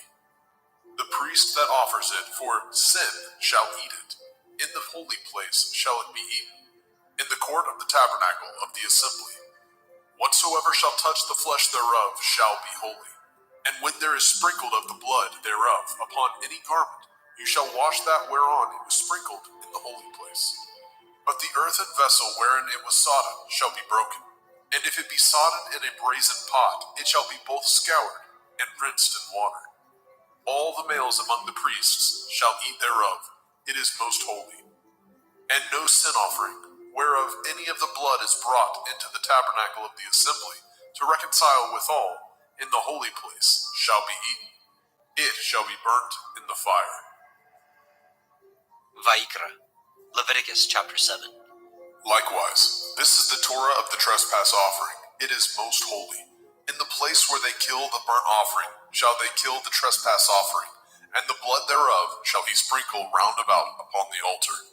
And he shall offer it of all the fat thereof, the rump, the fat that covers the inwards, and the 2 kidneys, and the fat that is on them, which is by the flanks, and the caul that is above the liver, with the kidneys it shall he take away. And the priest shall burn them upon the altar for an offering made by fire unto Yahweh. It is a trespass offering. Every male among the priests shall eat thereof. It shall be eaten in the holy place. It is most holy. As the sin offering is, so is the trespass offering. There is one Torah for them. The priest that makes atonement therewith shall have it. And the priest that offers any man's burnt offering, even the priest shall have to himself the skin of the burnt offering which he has offered. And all the meat offering that is baken in the oven, and all that is dressed in the frying pan, and in the pan, shall be the priest's that offer it. And every meat offering mingled with oil, and dry, shall all the sons of Aharon have, one as much as another. And this is the Torah of the sacrifice of peace offerings, which he shall offer unto Yahweh. If he offer it for thanksgiving, then he shall offer with the sacrifice of thanksgiving matzah, unleavened cakes, mingled with oil, and matzah wafers, anointed with oil, and cakes mingled with oil, of fine flour, fried. Besides the cakes, he shall offer for his offering chametz, leavened bread, with the sacrifice of thanksgiving of his peace offerings. And of it he shall offer one out of the whole oblation for a heave offering unto Yahweh, and it shall be the priest that sprinkles the blood of the peace offerings. And the flesh of the sacrifice of his peace offerings for thanksgiving shall be eaten the same day that it is offered. He shall not leave any of it until the morning. But if the sacrifice of his offering be a vow or a voluntary offering, it shall be eaten the same day that he offers his sacrifice. On the morrow also the remainder of it shall be eaten. But the remainder of the flesh of the sacrifice on the third day shall be burnt with fire. And if any of the flesh of the sacrifice of his peace offerings be eaten at all on the third day, it shall not be accepted, neither shall it be imputed unto him that offers it. It shall be an abomination, and the soul that eats of it shall bear his iniquity. And the flesh that touches any unclean thing shall not be eaten. It shall be burnt with fire. And as for the flesh, all that be clean shall eat thereof. But the soul that eats of the flesh of the sacrifice of peace offerings that pertain unto Yahweh, having his uncleanness upon him, even that soul shall be cut off from his people. Moreover, the soul that shall touch any unclean thing, as the uncleanness of man, or any unclean beast, or any abominable unclean thing, and eat of the flesh of the sacrifice of peace offerings, which pertain unto Yahweh, even that soul shall be cut off from his people. And Yahweh spoke unto Moshe, saying, Speak unto the children of Yasharel, saying, Ye shall eat no manner of fat, of ox, or of sheep, or of goat, and the fat of the beast that dies of itself, and the fat of that which is torn with beast, may be used in any other use, but ye shall in no wise eat of it. For whosoever eats the fat of the beast, of which men offer an offering made by fire unto Yahweh, even the soul that eats it shall be cut off from his people. Moreover, ye shall eat no manner of blood, whether it be of fowl or of beast, in any of your dwellings. Whatsoever soul it be that eats any manner of blood, even that soul shall be cut off from his people. And Yahweh spoke unto Moshe, saying, Speak unto the children of Yasharel, saying, He that offers the sacrifice of his peace offerings unto Yahweh shall bring his oblation unto Yahweh of the sacrifice of his peace offerings. His own hand shall bring the offerings of Yahweh made by fire. The fat with the breast, it shall he bring, that the breast may be waved for a wave offering before Yahweh. And the priest shall burn the fat upon the altar, but the breast shall be Aharon's and his sons'. And the right shoulder shall ye give unto the priest for a heave offering of the sacrifices of your peace offerings. He among the sons of Aharon that offers the blood of the peace offerings and the fat shall have the right shoulder for his part. For the wave breast and the heave shoulder have I taken of the children of Yasharel from off the sacrifices of their peace offerings, and have given them unto Aharon the priest, and unto his sons by a statute forever, from among the children of Yasharel. This is the portion of the anointing of Aharon, and of the anointing of his sons, out of the offerings of Yahweh made by fire, in the day when he presented them to minister unto Yahweh in the priest's office, which Yahweh commanded to be given them of the children of Yasharel, in the day that he anointed them, by a statute forever, throughout their generations. This is the Torah of the burnt offering, of the meat offering, and of the sin offering, and of the trespass offering, and of the consecrations, and of the sacrifice of the peace offerings. which Yahweh commanded Moshe in Mount Sinai in the day that he commanded the children of Yisrael to offer their oblations unto Yahweh in the wilderness of Sinai. Vayikra, Leviticus chapter 8. And Yahweh spoke unto Moshe, saying, Take Aharon and his sons with him, and the garments, and the anointing oil, and a bullock for the sin offering, and 2 rams, and a basket of matzah, unleavened bread, and gather all the assembly together unto the door of the tabernacle of the assembly. And Moshe did as Yahweh commanded him, and the assembly was gathered together unto the door of the tabernacle of the assembly. And Moshe said unto the assembly, This is the thing which Yahweh commanded to be done. And Moshe brought Aharon and his sons, and washed them with water. And he put upon him the coat, and girded him with the belt, and clothed him with the robe, and put the ephod upon him. And he girded him with the belt of the ephod, and bound it unto him therewith. And he put the breastplate upon him. Also he put in the breastplate the Urim and the Tumim. And he put the turban upon his head. Also upon the turban, even upon his forefront, did he put the golden plate, the holy crown, as Yahweh commanded Moshe. And Moshe took the anointing oil, and anointed the tabernacle, and all that was therein, and sanctified them. And he sprinkled thereof upon the altar 7 times, and anointed the altar and all his vessels, both the laver and his foot, to sanctify them. And he poured of the anointing oil upon Aharon's head, and anointed him, to sanctify him. And Moshe brought Aharon's sons, and put coats upon them, and girded them with belts, and put bonnets upon them, as Yahweh commanded Moshe. And he brought the bullock for the sin offering, and Aharon and his sons laid their hands upon the head of the bullock for the sin offering, and he slew it. And Moshe took the blood, and put it upon the horns of the altar round about with his finger, and purified the altar, and poured the blood at the bottom of the altar, and sanctified it, to make reconciliation upon it. And he took all the fat that was upon the inwards, and the caul above the liver, and the 2 kidneys, and their fat, and Moshe burned it upon the altar. But the bullock, and his hide, and his flesh, and his dung, he burnt with fire without the camp, as Yahweh commanded Moshe. And he brought the ram for the burnt offering, and Aharon and his sons laid their hands upon the head of the ram, and he killed it. And Moshe sprinkled the blood upon the altar round about. And he cut the ram into pieces, and Moshe burnt the head, and the pieces, and the fat.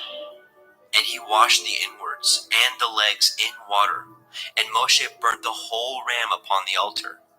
It was a burnt sacrifice for a sweet savor, and an offering made by fire unto Yahweh, as Yahweh commanded Moshe. And he brought the other ram, the ram of consecration, and Aharon and his sons laid their hands upon the head of the ram, and he slew it. And Moshe took of the blood of it, and put it upon the tip of Aharon's right ear, and upon the thumb of his right hand, and upon the great toe of his right foot. And he brought Aharon's sons, and Moshe put of the blood upon the tip of their right ear, and upon the thumbs of their right hands, and upon the great toes of their right feet. And Moshe sprinkled the blood upon the altar round about.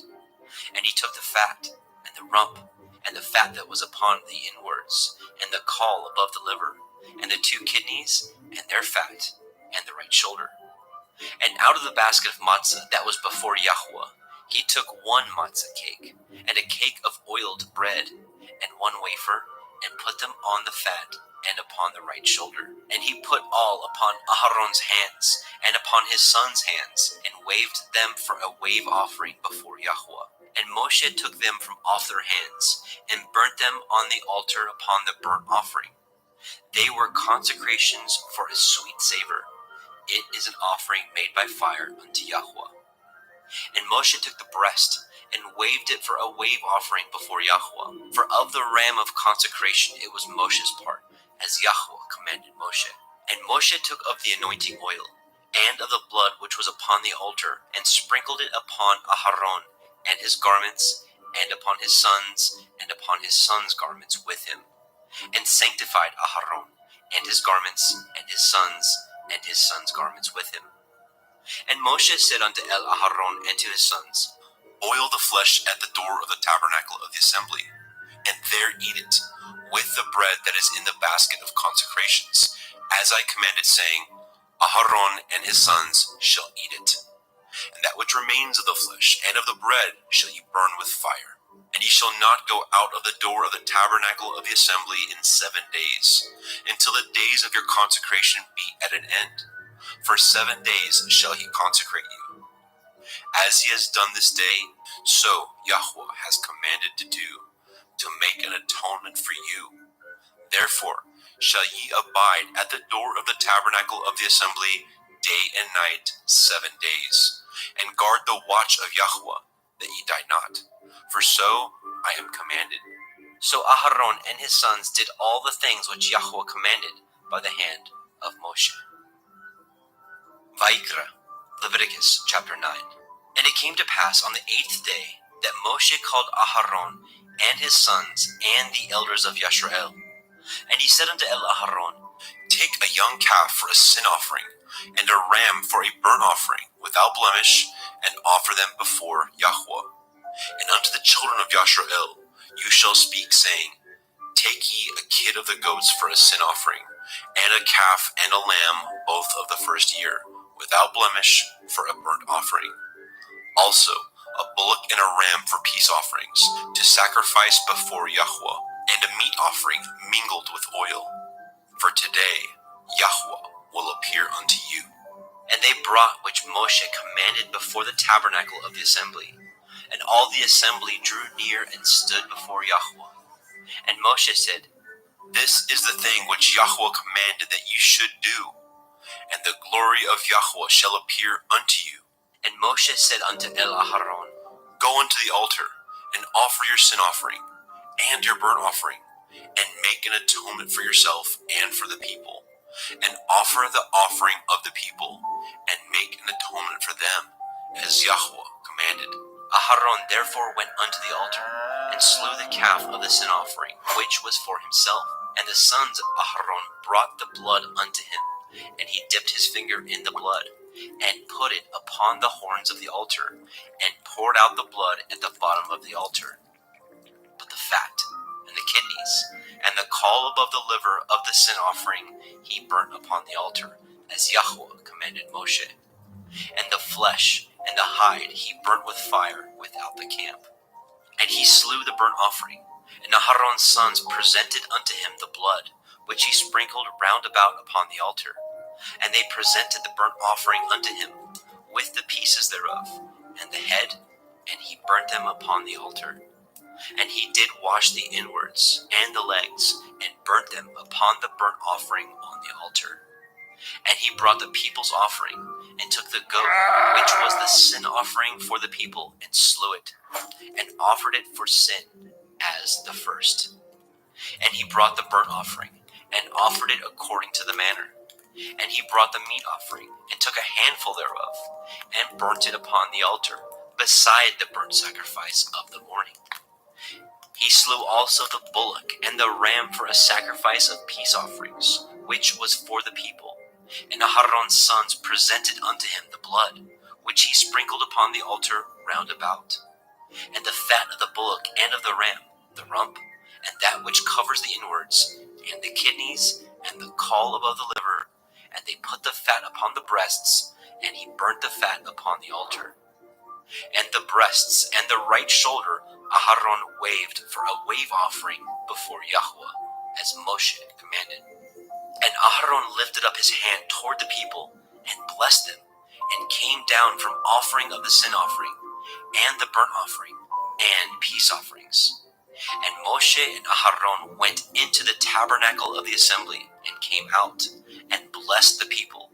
And the glory of Yahweh appeared unto all the people. And there came a fire out from before Yahweh, and consumed upon the altar the burnt offering and the fat, which when all the people saw, they shouted, and fell on their face. Vaikra, Leviticus chapter 10. And Nadav and Abihu, the sons of Aharon, took either of them his censer and put fire therein, and put incense thereon, and offered strange fire before Yahweh, which he commanded them not. And there went out fire from Yahweh, and devoured them, and they died before Yahweh. Then Moshe said unto El Aharon, This is that Yahweh spoke, saying, I will be sanctified in them that come nigh me, and before all the people I will be glorified. And Aharon held his peace. And Moshe called Mishael and Elishaphan, the sons of Uziel, the uncle of Aharon, and said unto them, Come near, carry your brethren from before the sanctuary out of the camp. So they went near, and carried them in their coats out of the camp, as Moshe had said. And Moshe said unto Aharon, and unto Eleazar, and unto Ithamar his sons, Uncover not your heads, neither rend your clothes, lest ye die, and lest the wrath come upon all the people. But let your brethren, the whole house of Yashrael, bewail the burning which Yahweh has kindled. And ye shall not go out from the door of the tabernacle of the assembly, lest ye die. For the anointing oil of Yahweh is upon you. And they did according to the word of Moshe.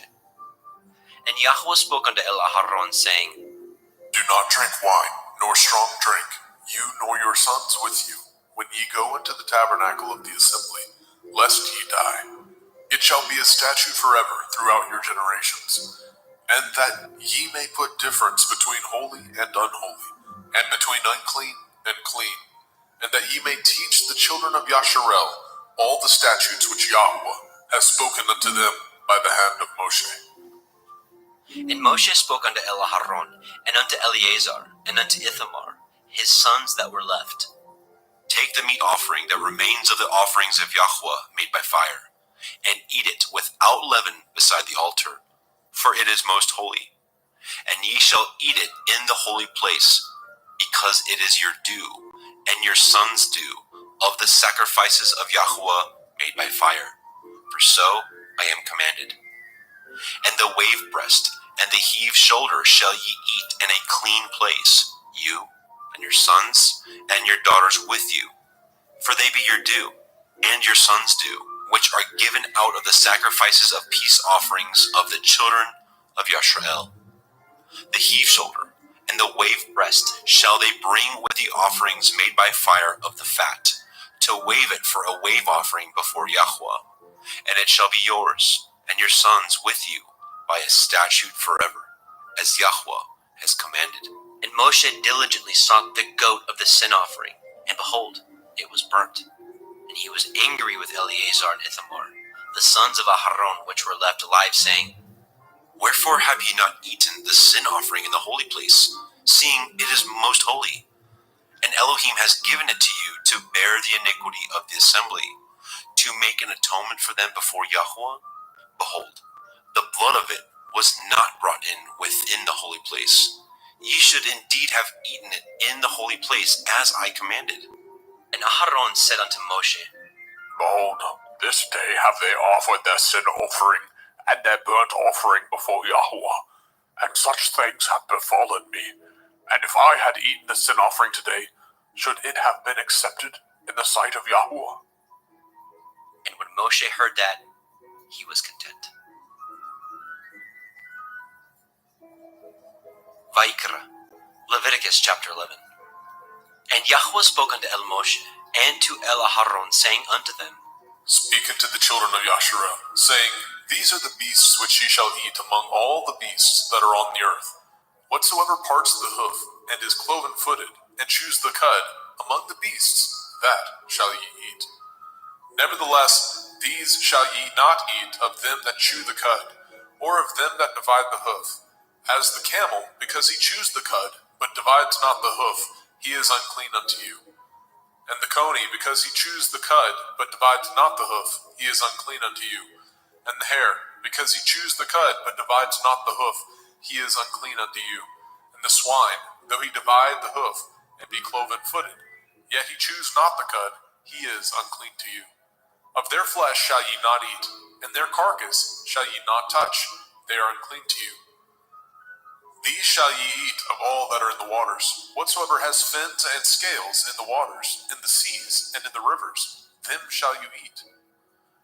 And all that have not fins and scales in the seas and in the rivers, of all that move in the waters, and of any living thing which is in the waters, they shall be an abomination unto you. They shall be even an abomination unto you. Ye shall not eat of their flesh, but ye shall have their carcasses in abomination. Whatsoever has no fins nor scales in the water, that shall be an abomination unto you. And these are they which ye shall have an abomination among the fowls. They shall not be eaten. They are an abomination: the eagle, the ossifrage, and the osprey, and the vulture, and the kite after his kind, every raven after his kind, and the owl, and the nighthawk, and the cuckoo, and the hawk after his kind, and the little owl, and the cormorant, and the great owl, and the swan, and the pelican, and the gier eagle, and the stork, and the heron after her kind, and the lapwing, and the bat. All fowls that creep going upon all four shall be an abomination unto you. Yet these may ye eat of every flying creeping thing that goes upon all four, which have legs above their feet, to leap withal upon the earth. Even these of them ye may eat: the locust after his kind, and the bald locust after his kind, and the beetle after his kind, and the grasshopper after his kind. But all other flying creeping things, which have 4 feet, shall be an abomination unto you. And for these ye shall be unclean. Whosoever touches the carcass of them shall be unclean until the evening. And whosoever bears aught of the carcass of them shall wash his clothes, and be unclean until the evening. The carcass of every beast which divides the hoof, and is not cloven-footed, nor chews the cud, are unclean unto you. Every one that touches them shall be unclean. And whatsoever goes upon his paws, among all manner of beasts that go on all fours, those are unclean unto you. Whoso touches their carcass shall be unclean until the evening. And he that bears the carcass of them shall wash his clothes, and be unclean unto the evening. They are unclean unto you. These also shall be unclean unto you. Among the creeping things that creep upon the earth, the weasel, the mouse, and the tortoise, after his kind, and the ferret, and the chameleon, and the lizard, and the snail, and the mole, these are unclean to you among all that creep. Whosoever touches them, when they be dead, shall be unclean until the evening. And upon whatsoever any of them, when they are dead, does fall, it shall be unclean, whether it be any vessel of wood, or raiment, or skin, or sack. Whatsoever vessel it be, wherein any work is done, it must be put into water, and it shall be unclean until the evening, so it shall be cleansed. And every earthen vessel, where into any of them that falls, whatsoever is in it shall be unclean, and ye shall break it. Of all meat which may be eaten, that on which such water comes shall be unclean, and all drink that may be drunk in every vessel shall be unclean. And everything whereupon any part of their carcass falls shall be unclean, whether it be oven or range for pots, they shall be broken down, for they are unclean, and shall be unclean unto you. Nevertheless, a fountain or pit, wherein there is plenty of water, shall be clean, but that which touches their carcass shall be unclean. And if any part of their carcass falls upon any sowing seed which is to be sown, it shall be clean. But if any water be put upon the seed, and any part of their carcass fall thereon, it shall be unclean unto you. And if any beast of which you may eat die, he that touches the carcass thereof shall be unclean until the evening. And he that eats of the carcass of it shall wash his clothes, and be unclean until the evening. He also that bears the carcass of it shall wash his clothes, and be unclean until the evening. And every creeping thing that creeps upon the earth shall be an abomination. It shall not be eaten. Whatsoever goes upon the belly, and whatsoever goes upon all fours, or whatsoever has more feet among all creeping things that creep upon the earth, them shall ye not eat, for they are an abomination. Ye shall not make yourselves abominable with any creeping thing that creeps, neither shall ye make yourselves unclean with them, that ye should be defiled thereby. For I am Yahuwah Elohim. Ye shall therefore sanctify yourselves, and ye shall be holy, for I am holy. Neither shall ye defile yourselves with any manner of creeping thing that creeps upon the earth. For I am Yahuwah, that brings you up out of the land of Mitzrayim, to be your Elohim. Ye shall therefore be holy, for I am holy. This is the Torah of the beasts and of the fowl, and of every living creature that moves in the waters, and of every creature that creeps upon the earth, to make a difference between the unclean and the clean, and between the beast that may be eaten and the beast that may not be eaten. Vaikra, Leviticus chapter 12. And Yahweh spoke unto Moshe, saying, Speak unto the children of Yasharel, saying, If a woman have conceived seed, and born a male child, then she shall be unclean 7 days. According to the days of the separation for her infirmity, shall she be unclean. And in the 8th day, the flesh of his foreskin shall be circumcised. And she shall then continue in the blood of her purifying 33 days. She shall touch no hallowed thing, nor come into the sanctuary, until the days of her purifying be fulfilled. But if she bear a female child, then she shall be unclean 2 weeks, as in her separation, and she shall continue in the blood of her purifying 66 days. And when the days of her purifying are fulfilled, for a son or for a daughter, she shall bring a lamb of the first year for a burnt offering, and a young pigeon or a turtle dove for a sin offering, unto the door of the tabernacle of the assembly, unto the priest, who shall offer it before Yahweh, and make an atonement for her, and she shall be cleansed from the issue of her blood. This is the Torah for her that has borne a male or a female. And if she be not able to bring a lamb, then she shall bring 2 turtle doves or 2 young pigeons, the one for the burnt offering, and the other for a sin offering. And the priest shall make an atonement for her, and she shall be clean.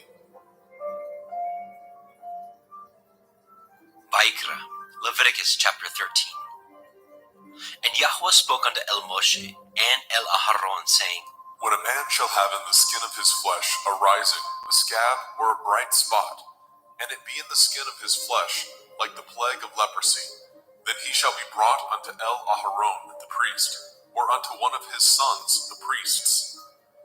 And the priest shall look on the plague in the skin of the flesh, and when the hair in the plague is turned white, and the plague in sight be deeper than the skin of his flesh, it is a plague of leprosy, and the priest shall look on him and pronounce him unclean. If the bright spot be white in the skin of his flesh, and in sight be not deeper than the skin, and the hair thereof be not turned white, then the priest shall shut up him that has the plague 7 days. And the priest shall look on him the 7th day, and behold, if the plague in his sight be at a stay, and the plague spread not in the skin, then the priest shall shut him up 7 days more. And the priest shall look on him again the 7th day, and behold, if the plague be somewhat dark, and the plague spread not in the skin, the priest shall pronounce him clean. It is but a scab, and he shall wash his clothes and be clean.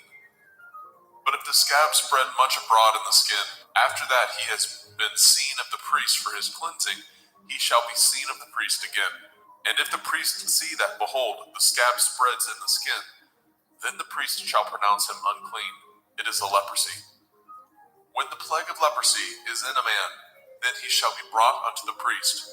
And the priest shall see him, and behold, if the rising be white in the skin, and it have turned the hair white, and there be quick raw flesh in the rising, it is an old leprosy in the skin of his flesh, and the priest shall pronounce him unclean, and shall not shut him up, for he is unclean. And if a leprosy break out abroad in the skin, and the leprosy cover all the skin of him that has the plague from his head even to his foot, wheresoever the priest looks, then the priest shall consider, and behold, if the leprosy have covered all his flesh, he shall pronounce him clean that has the plague. It is all turned white, he is clean. But when raw flesh appears in him, he shall be unclean. And the priest shall see the raw flesh and pronounce him to be unclean. For the raw flesh is unclean, it is a leprosy. Or if the raw flesh turn again, and be changed unto white, he shall come unto the priest. And the priest shall see him, and behold, if the plague be turned unto white, then the priest shall pronounce him clean that has the plague, he is clean. The flesh also, in which even in the skin thereof was a boil, and is healed. And in the place of the boil, where there be a white rising, or a bright spot, white, and somewhat reddish, and it be showed to the priest. And if, when the priest sees it, behold, it be in sight lower than the skin, and the hair thereof be turned white, the priest shall pronounce him unclean. It is a plague of leprosy, broken out of the boil. But if the priest look on it, and behold, there be no white hairs therein, and if it be not lower than the skin, but be somewhat dark, then the priest shall shut him up 7 days. And if it spread much abroad in the skin, then the priest shall pronounce him unclean. It is a plague. But if the bright spot stay in his place and spread not, it is a burning boil, and the priest shall pronounce him clean. Or if there be any flesh in the skin whereof there is a hot burning, and the quick flesh that burns have a white bright spot, somewhat reddish or white, then the priest shall look upon it, and behold, if the hair in the bright spot be turned white, and it be in sight deeper than the skin, it is a leprosy broken out of the burning, wherefore the priest shall pronounce him unclean. It is the plague of leprosy. But if the priest look on it, and behold, there be no white hair in the bright spot, and it be no lower than the other skin, but be somewhat dark, then the priest shall shut him up 7 days. And the priest shall look upon him the 7th day, and if it be spread much abroad in the skin, then the priest shall pronounce him unclean. It is the plague of leprosy. And if the bright spot stay in his place, and spread not in the skin, but it be somewhat dark, it is a rising of the burning, and the priest shall pronounce him clean, for it is an inflammation of the burning.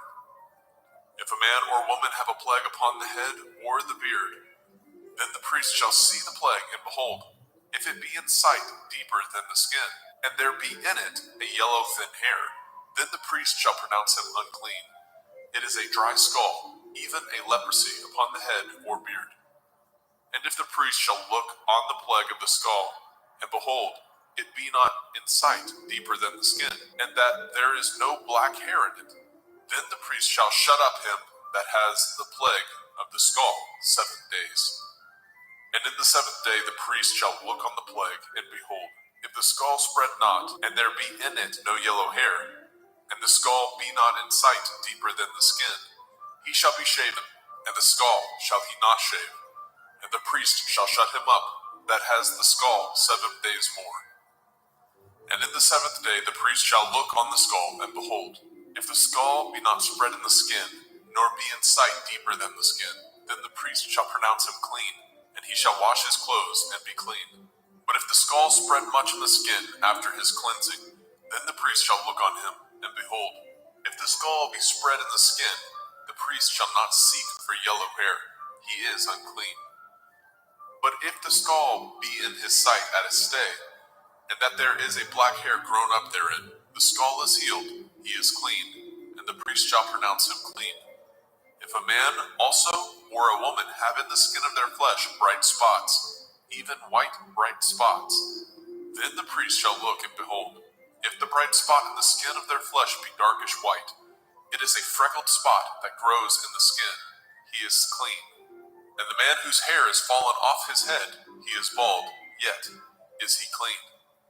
And he that has his hair fallen off from the part of his head towards his face, he is forehead bald, yet he is clean. And if there be in the bald head or bald forehead a white reddish sore, it is a leprosy sprung up in his bald head or his bald forehead.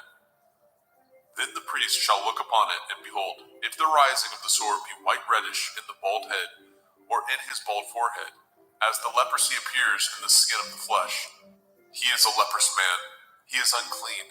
The priest shall pronounce him utterly unclean, his plague is in his head. And the leper in whom the plague is, his clothes shall be rent, and his head bare, and he shall put a covering upon his upper lip, and shall cry, unclean, unclean. All the days wherein the plague shall be in him shall he be defiled. He is unclean. He shall dwell alone, without the camp shall his habitation be. The garment also that the plague of leprosy is in, whether it be a woolen garment or a linen garment, whether it be in the woof of linen, or of woolen, whether in a skin or anything made of skin. And if the plague be greenish or reddish in the garment or in the skin, either in the warp or in the woof or in anything of skin, it is a plague of leprosy, and shall be showed unto the priest.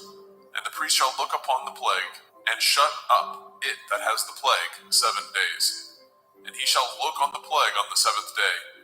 If the plague be spread in the garment, either in the warp, or in the woof, or in a skin, or in any work that is made of skin, the plague is a fretting leprosy. It is unclean. He shall therefore burn that garment, whether warp or woof, in woolen or in linen, anything of skin wherein the plague is, for it is a fretting leprosy. It shall be burnt in the fire. And if the priest shall look and behold, the plague be not spread in the garment, either in the warp or in the woof, or in anything of skin, then the priest shall command that they wash the thing wherein the plague is, and he shall shut it up 7 days more. And the priest shall look on the plague after that it is washed, and behold, if the plague have not changed his color, and the plague be not spread, it is unclean. You shall burn it in the fire. It is a fret inward, whether it be bare within or without. And if the priest look and behold the plague be somewhat dark after the washing of it, then he shall rend it out of the garment, or out of the skin, or out of the warp, or out of the woof. And if it appear still in the garment, either in the warp or in the woof, or in anything of skin, it is a spreading plague. You shall burn that wherein the plague is with fire. And the garment, either warp or woof, or whatsoever thing of skin it be, which you shall wash, if the plague be departed from them, then it shall be washed the second time, and shall be clean. This is the Torah of the plague of leprosy, in a garment of woolen or linen, either in warp or woof, or in anything of skins, to pronounce it clean, or to pronounce it unclean. Vaikra, Leviticus chapter 14. And Yahweh spoke unto Moshe, saying, This shall be the Torah of the leper in the day of his cleansing. He shall be brought unto the priest, and the priest shall go forth out of the camp. And the priest shall look, and behold, if the plague of leprosy be healed in the leper, then shall the priest command to take for him that is to be cleansed 2 birds alive and clean, and cedar wood, and scarlet, and hyssop. And the priest shall command that one of the birds be killed in an earthen vessel over running water. As for the living bird, he shall take it, and the cedar wood, and the scarlet, and the hyssop, and shall dip them, and the living bird in the blood of the bird that was killed over the running water. And he shall sprinkle upon him that is to be cleansed from the leprosy 7 times, and shall pronounce him clean, and shall let the living bird loose into the open field. And he that is to be cleansed shall wash his clothes, and shave off all his hair, and wash himself in water, that he may be clean. And after that he shall come into the camp, and shall tarry abroad out of his tent 7 days. But it shall be on the 7th day that he shall shave all his hair off his head, and his beard, and his eyebrows, even all his hair he shall shave off, and shall wash his clothes. Also shall he wash his flesh in water, and shall be clean. And on the 8th day he shall take 2 he-lambs without blemish, and 1 ewe lamb of the first year without blemish, and 3/10 deal of fine flour for a meat offering, mingled with oil, and 1 log of oil. And the priest that makes him clean shall present the man that is to be made clean, and those things before Yahweh at the door of the tabernacle of the assembly. And the priest shall take 1 he-lamb, and offer him for a trespass offering, and the log of oil, and wave them for a wave offering before Yahweh. And he shall slay the lamb in the place where he shall kill the sin offering and the burnt offering in the holy place. For as the sin offering is the priest's, so is the trespass offering. It is most holy. And the priest shall take some of the blood of the trespass offering, and the priest shall put it upon the tip of the right ear of him that is to be cleansed, and upon the thumb of his right hand, and upon the great toe of his right foot. And the priest shall take some of the log of oil, and pour it into the palm of his own left hand. And the priest shall dip his right finger in the oil that is in his left hand, and shall sprinkle of the oil with his finger 7 times before Yahweh. And of the rest of the oil that is in his hand shall the priest put upon the tip of the right ear of him that is to be cleansed, and upon the thumb of his right hand, and upon the great toe of his right foot, upon the blood of the trespass offering. And the remnant of the oil that is in the priest's hand he shall pour upon the head of him that is to be cleansed, and the priest shall make an atonement for him before Yahweh. And the priest shall offer the sin offering, and make an atonement for him that is to be cleansed from his uncleanness. And afterwards he shall kill the burnt offering. And the priest shall offer the burnt offering and the meat offering upon the altar, and the priest shall make an atonement for him, and he shall be clean.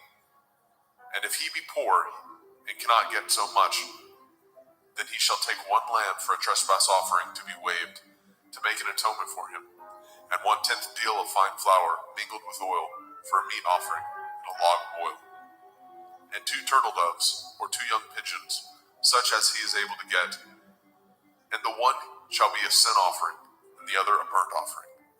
And he shall bring them on the 8th day for his cleansing unto the priest, unto the door of the tabernacle of the assembly before Yahuwah. And the priest shall take the lamb of the trespass offering, and the log of oil, and the priest shall wave them for a wave offering before Yahuwah. And he shall kill the lamb of the trespass offering, and the priest shall take some of the blood of the trespass offering, and put it upon the tip of the right ear of him that is to be cleansed, and upon the thumb of his right hand, and upon the great toe of his right foot. And the priest shall pour of the oil into the palm of his own left hand. And the priest shall sprinkle with his right finger some of the oil that is in his left hand 7 times before Yahuwah. And the priest shall put of that oil that is in his hand upon the tip of the right ear of him that is to be cleansed, and upon the thumb of his right hand, and upon the great toe of his right foot, upon the place of the blood of the trespass offering. And the rest of the oil that is in the priest's hand he shall put upon the head of him that is to be cleansed, to make an atonement for him before Yahuwah. And he shall offer the one of the turtle doves, or of the young pigeons, such as he can get, even such as he is able to get, the one for a sin offering, and the other for a burnt offering, with the meat offering. And the priest shall make an atonement for him that is to be cleansed before Yahuwah. This is the Torah of him in whom is the plague of leprosy, whose hand is not able to get that which pertains to his cleansing. And Yahuwah spoke unto El Moshe and unto El Aharon, saying, When ye are come into the land of Canaan, which I give to you for a possession, and I put the plague of leprosy in a house of the land of your possession, and he that owns the house shall come and tell the priest, saying, It seems to me there is, as it were, a plague in the house. Then the priest shall command that they empty the house before the priest go into it, to see the plague, that all that is in the house be not made unclean. And afterward the priest shall go in to see the house. And he shall look on the plague, and behold, if the plague be in the walls of the house, with hollow strakes, greenish or reddish, which in sight are lower than the wall, then the priest shall go out of the house to the door of the house, and shut up the house 7 days. And the priest shall come again the 7th day, and shall look, and behold, if the plague be spread in the walls of the house, then the priest shall command that they take away the stones in which the plague is, and they shall cast them into an unclean place without the city. And he shall cause the house to be scraped within round about, and they shall pour out the dust that they scrape off without the city into an unclean place. And they shall take other stones, and put them in the place of those stones, and he shall take other mortar, and shall plaster the house. And if the plague come again, and break out in the house, after that he has taken away the stones, and after he has scraped the house, and after it is plastered, then the priest shall come and look, and behold, if the plague be spread in the house, it is a fretting leprosy in the house, it is unclean. And he shall break down the house, the stones of it, and the timber thereof, and all the mortar of the house, and he shall carry them forth out of the city into an unclean place. Moreover, he that goes into the house all the while that it is shut up shall be unclean until the evening. And he that lies in the house shall wash his clothes, and he that eats in the house shall wash his clothes. And if the priest shall come in and look upon it, and behold, the plague has not spread in the house, after the house was plastered, then the priest shall pronounce the house clean, because the plague is healed. And he shall take to cleanse the house 2 birds, and cedar wood, and scarlet, and hyssop. And he shall kill the one of the birds in an earthen vessel over running water. And he shall take the cedar wood, and the hyssop, and the scarlet, and the living bird, and dip them in the blood of the slain bird, and in the running water, and sprinkle the house 7 times. And he shall cleanse the house with the blood of the bird, and with the running water, and with the living bird, and with the cedar wood, and with the hyssop, and with the scarlet. But he shall let go of the living bird out of the city into the open field, make an atonement for the house, and it shall be clean. This is the Torah for all manner of plague, of leprosy and scald, and for the leprosy of a garment and of a house, and for a rising, and for a scab, and for a bright spot, to teach when it is unclean and when it is clean. This is the Torah of leprosy. Vayikra, Leviticus chapter 15. And Yahweh spoke unto El Moshe and to El Aharon, saying, Speak unto the children of Yasharel, and say unto them, when any man has a running issue out of his flesh, because of his issue he is unclean. And this shall be his uncleanness in his issue, whether his flesh run with his issue, or his flesh be stopped from his issue. It is his uncleanness. Every bed whereon he lies that has the issue is unclean, and everything whereon he sits shall be unclean. And whosoever touches his bed shall wash his clothes, and bathe himself in water, and be unclean until the evening. And he that sits on anything whereon he sat that has the issue shall wash his clothes, and bathe himself in water, and be unclean until the evening. And he that touches the flesh of him that has the issue shall wash his clothes, and bathe himself in water, and be unclean until the evening. And if he that has the issue spit upon him that is clean, then he shall wash his clothes, and bathe himself in water, and be unclean until the evening. And what saddle soever he rides upon that has the issue shall be unclean. And whosoever touches anything that was under him shall be unclean until the evening. And he that bears any of those things shall wash his clothes, and bathe himself in water, and be unclean until the evening. And whomsoever he touches that has the issue, and has not rinsed his hands in water, he shall wash his clothes, and bathe himself in water, and be unclean until the evening. And the vessel of earth that he touches which has the issue shall be broken, and every vessel of wood shall be rinsed in water. And when he that has an issue is cleansed of his issue, then he shall number to himself 7 days for his cleansing, and wash his clothes, and bathe his flesh in running water, and shall be clean. And on the 8th day he shall take to him 2 turtle doves or 2 young pigeons, and come before Yahweh unto the door of the tabernacle of the assembly, and give them unto the priest. And the priest shall offer them, the one for a sin offering, and the other for a burnt offering. And the priest shall make an atonement for him before Yahweh for his issue. And if any man's seed of copulation go out from him, then he shall wash all his flesh in water, and be unclean until the evening. And every garment and every skin whereon is the seed of copulation shall be washed with water, and be unclean until the evening. The woman also with whom the man shall lie with seed of copulation, they shall both bathe themselves in water, and be unclean until the evening. And if a woman have an issue, and her issue in her flesh be blood, she shall be put apart 7 days, and whosoever touches her shall be unclean until the evening.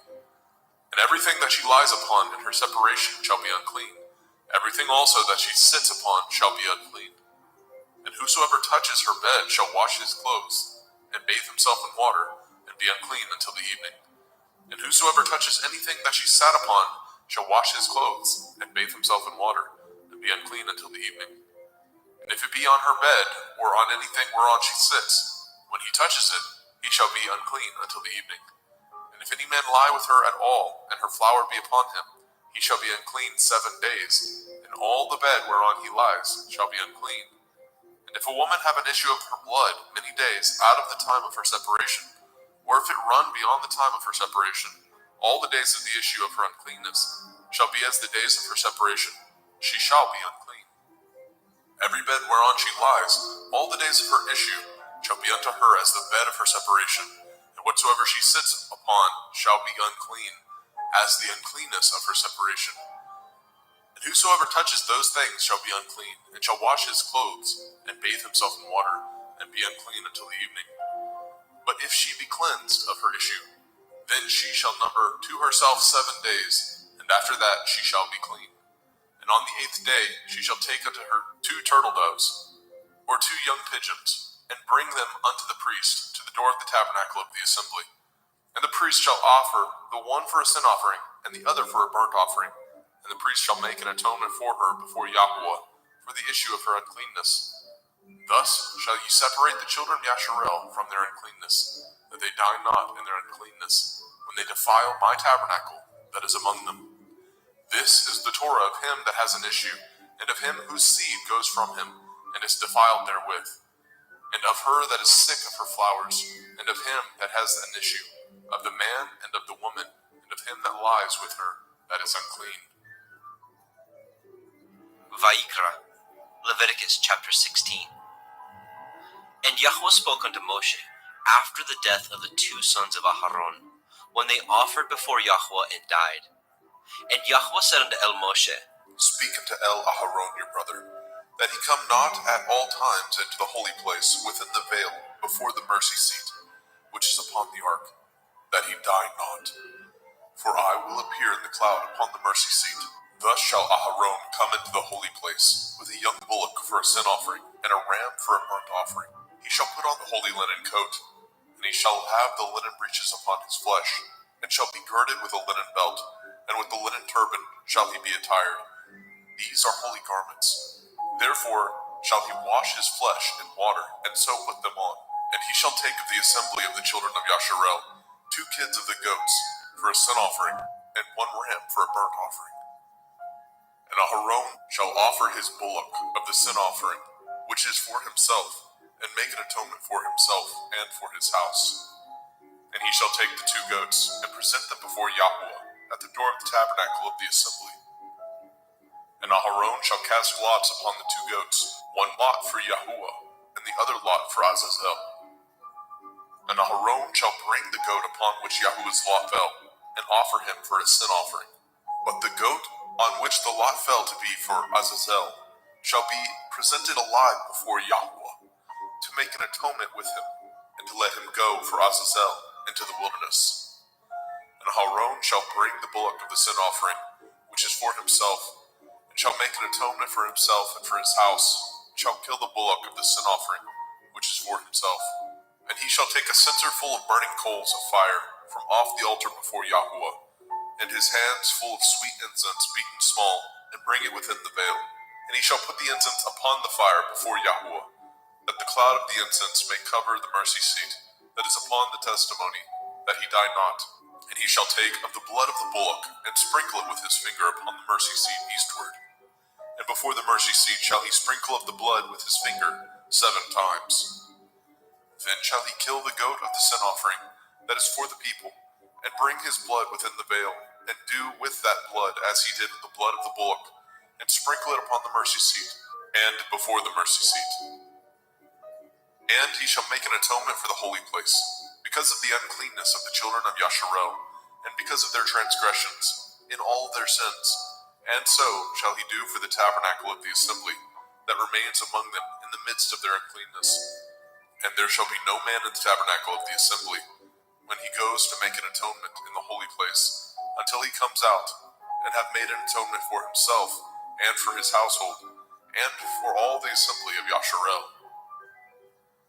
And he shall go out unto the altar that is before Yahuwah, and make an atonement for it, and shall take of the blood of the bullock, and of the blood of the goat, and put it upon the horns of the altar round about. And he shall sprinkle the blood upon it with his finger 7 times, and cleanse it, and hallow it from the uncleanness of the children of Yasharel. And when he has made an end of reconciling the holy place, and the tabernacle of the assembly, and the altar, he shall bring the live goat. And Aharon shall lay both his hands upon the head of the live goat, and confess over him all the iniquities of the children of Yasharel, and all their transgression in all their sins, putting them upon the head of the goat, and shall send him away by the hand of a fit man into the wilderness. And the goat shall bear upon him all their iniquities, unto a land not inhabited, and he shall let go the goat in the wilderness. And Aharon shall come into the tabernacle of the assembly, and shall put off the linen garments which he put on when he went into the holy place, and shall leave them there. And he shall wash his flesh with water in the holy place, and put on his garments, and come forth, and offer his burnt offering, and the burnt offering of the people, and make an atonement for himself and for the people. And the fat of the sin offering shall he burn upon the altar. And he that let go the goat for Azazel shall wash his clothes, and bathe his flesh in water, and afterwards come into the camp. And the bullock for the sin offering, and the goat for the sin offering, and whose blood was brought in to make an atonement in the holy place, shall one carry forth without the camp, and they shall burn in the fire their skins, and their flesh, and their dung. And he that burns them shall wash his clothes, and bathe his flesh in water, and afterwards he shall come into the camp. And this shall be a statute forever unto you, that in the 7th month, on the 10th day of the month, ye shall afflict your souls, and do no work at all, whether it be one of your own country, or a stranger that sojourns among you. For on that day shall the priest make an atonement for you, to cleanse you, that ye may be clean from all your sins before Yahweh. It shall be a Sabbath of rest unto you. Ye shall afflict your souls by a statute forever. And the priest, whom he shall anoint, and whom he shall consecrate to minister in the priest's office in his father's stead, shall make the atonement, and shall put on the linen clothes, even the holy garments. And he shall make an atonement for the holy sanctuary, and he shall make an atonement for the tabernacle of the assembly, and for the altar, and he shall make an atonement for the priests, and for all the people of the assembly. And this shall be an everlasting statute unto you, to make an atonement for the children of Yasharel for all their sins once a year. And he did as Yahweh commanded Moshe.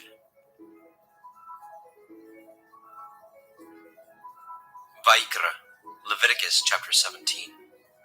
And Yahweh spoke unto Moshe, saying, Speak unto El-Aharon and unto his sons, and unto all the children of Yasharel, and say unto them, This is the thing which Yahweh has commanded, saying, What man soever there be of the house of Yasharel, that kills an ox, or lamb, or goat, in the camp, or that kills it out of the camp, and brings it not unto the door of the tabernacle of the assembly, to offer an offering unto Yahweh before the tabernacle of Yahweh, blood shall be imputed unto that man.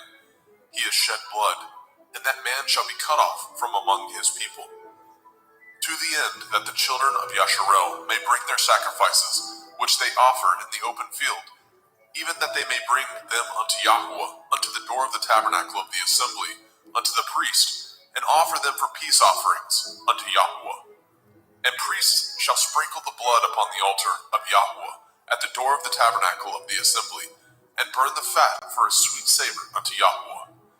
And they shall no more offer their sacrifices unto devils, after whom they have gone a whoring. This shall be a statute forever unto them throughout their generations. And you shall say unto them, Whatsoever man there be of the house of Yasharel, or of the strangers, which sojourn among you, that offers a burnt offering or sacrifice, and brings it not unto the door of the tabernacle of the assembly, to offer it unto Yahweh, even that man shall be cut off from among his people. And whatsoever man there be of the house of Yasharel, or of the strangers that sojourn among you, that eats any manner of blood, I will even set my face against that soul that eats the blood, and will cut him off from among his people. For the soul of the flesh is in the blood. He and I have given it to you upon the altar, to make an atonement for your souls. For it is the blood of him that makes an atonement in the soul. Therefore I said unto the children of Yasharel, No soul of you shall eat blood, neither shall any stranger that sojourns among you eat blood. And whatsoever man there be of the children of Yasharel, or of the strangers that sojourn among you, which hunts and catches a beast or fowl that may be eaten, he shall even pour out the blood thereof, and cover it with dust. For it is the life of all flesh, the blood of it is for the life thereof.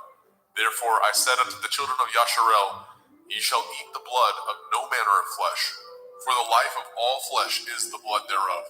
Whosoever eats it shall be cut off.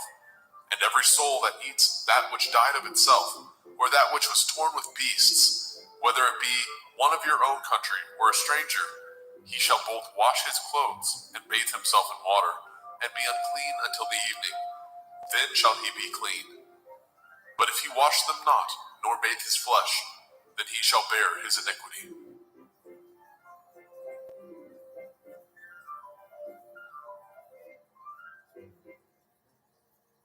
Vayikra, Leviticus chapter 18. And Yahweh spoke unto Moshe, saying, Speak unto the children of Yasharel, and say unto them, I am Yahweh Elohim. After the doings of the land of Mitzrayim, where ye dwell, shall ye not do. And after the doings of the land of Canaan, whither I bring you, shall ye not do. Neither shall ye walk in their ordinances. Ye shall do my judgments, and guard my ordinances, to walk therein. I am Yahuwah Elohim. Ye shall therefore guard my statutes and my judgments, which if a man do, he shall live in them. I am Yahuwah. None of you shall approach to any that is near of kin to him, to uncover their nakedness. I am Yahuwah. The nakedness of your father, or the nakedness of your mother, shall you not uncover. She is your mother. You shall not uncover her nakedness. The nakedness of your father's woman shall you not uncover. It is your father's nakedness. The nakedness of your sister, the daughter of your father, the daughter of your mother, whether she be born at home or born abroad, even their nakedness you shall not uncover. The nakedness of your son's daughter, or of your daughter's daughter, even their nakedness you shall not uncover, for theirs is your own nakedness. The nakedness of your father's woman's daughter, begotten of your father, she is your sister. You shall not uncover her nakedness. You shall not uncover the nakedness of your father's sister. She is your father's near kinswoman. You shall not uncover the nakedness of your mother's sister, for she is your mother's near kinswoman. You shall not uncover the nakedness of your father's brother. You shall not approach to his woman. She is your aunt. You shall not uncover the nakedness of your daughter-in-law. She is your son's woman. You shall not uncover her nakedness. You shall not uncover the nakedness of your brother's woman. It is your brother's nakedness. You shall not uncover the nakedness of a woman and her daughter. Neither shall you take her son's daughter or her daughter's daughter to uncover her nakedness, for they are your near kinswoman. It is wickedness. Neither shall you take a woman to her sister to vex her, to uncover her nakedness, beside the other in her lifetime. Also, you shall not approach unto a woman to uncover her nakedness, as long as she is put apart for her uncleanness. Moreover, you shall not lie carnally with your neighbor's woman to defile yourself with her. And you shall not let any of your seed pass through the fire to Molech, neither shall you profane the name of your Elohim. I am Yahuwah. You shall not lie with mankind as with womankind. It is an abomination. Neither shall you lie with any beast to defile yourself therewith. Neither shall any woman stand before a beast to lie down thereto. It is confusion. Defile not ye yourselves in any of these things, for in all these the nations are defiled, which I cast out before you. And the land is defiled, therefore I do visit the iniquity thereof upon it, and the land itself vomits out her inhabitants. Ye shall therefore guard my statutes and my judgments, and shall not commit any of these abominations, neither any of your own nation, nor any stranger that sojourns among you. For all these abominations have the men of the land done, which were before you, and the land is defiled, that the land spew not you out also, when ye defile it, as it spewed out the nations that were before you. For whosoever shall commit any of these abominations, even the souls that commit them shall be cut off from among their people. Therefore shall ye guard my ordinance, that ye commit not any of these abominable customs, which were committed before you, and that ye defile not yourselves therein. I am Yahuwah Elohim.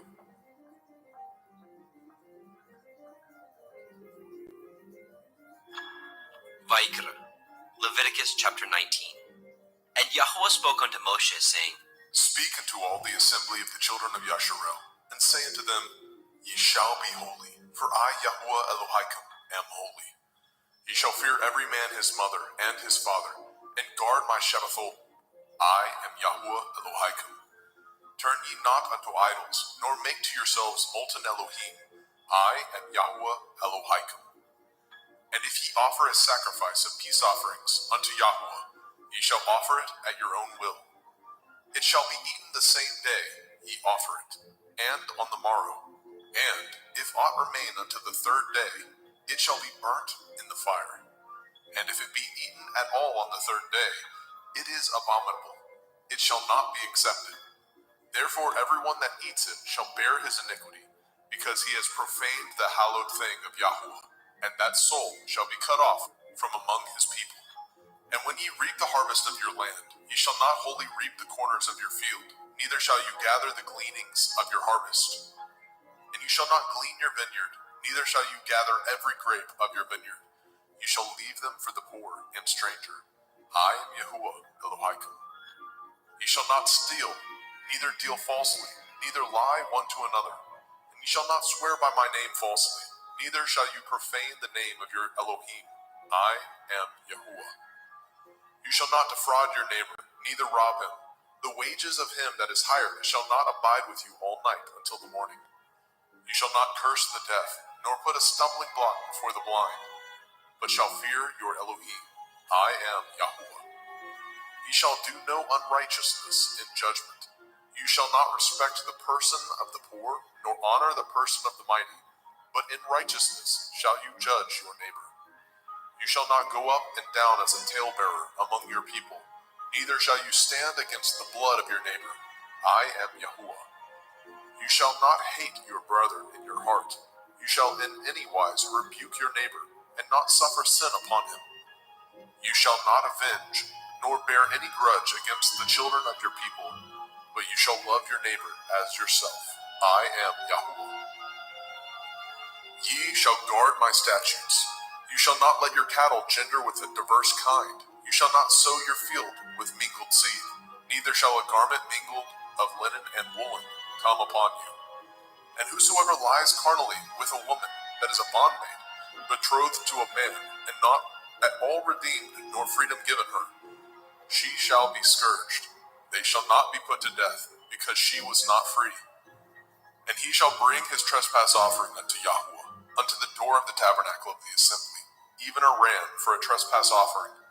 And the priest shall make an atonement for him with the ram of the trespass offering before Yahuwah, for his sin which he has done, and the sin which he has done shall be forgiven him. And when ye come into the land, and shall have planted all manner of trees for food, then ye shall count the fruit thereof as uncircumcised. 3 years shall it be as uncircumcised unto you. It shall not be eaten of. But in the 4th year all the fruit thereof shall be holy to praise Yahuwah withal. And in the 5th year shall ye eat of the fruit thereof, that it may yield unto you the increase thereof. I am Yahuwah Elohim. Ye shall not eat anything with the blood, neither shall ye use enchantment, nor practice sorcery. You shall not round the corners of your heads, neither shall you mar the corners of your beard. You shall not make any cuttings in your flesh for the dead, nor print any marks upon you. I am Yahuwah. Do not prostitute your daughter, to cause her to be a whore, lest the land fall to whoredom, and the land become full of wickedness. Ye shall guard my Shabbathot, and reverence my sanctuary. I am Yahuwah. Regard not them that have familiar spirits, neither seek after wizards to be defiled by them. I am Yahuwah Elohim. You shall rise up before the gray head, and honor the face of the old man, and fear your Elohim. I am Yahuwah. And if a stranger sojourn with you in your land, ye shall not vex him. But the stranger that dwells with you shall be unto you as one born among you, and you shall love him as yourself. For ye were strangers in the land of Mitzrayim. I am Yahuwah Elohim. Ye shall do no unrighteousness in judgment, in meat yard, in weight, or in measure. Just balances, just weights, a just ephah, and a just hin shall ye have. I am Yahuwah Elohim, which brought you out of the land of Mitzrayim. Therefore shall ye guard all my statutes, and all my judgments, and do them. I am Yahuwah.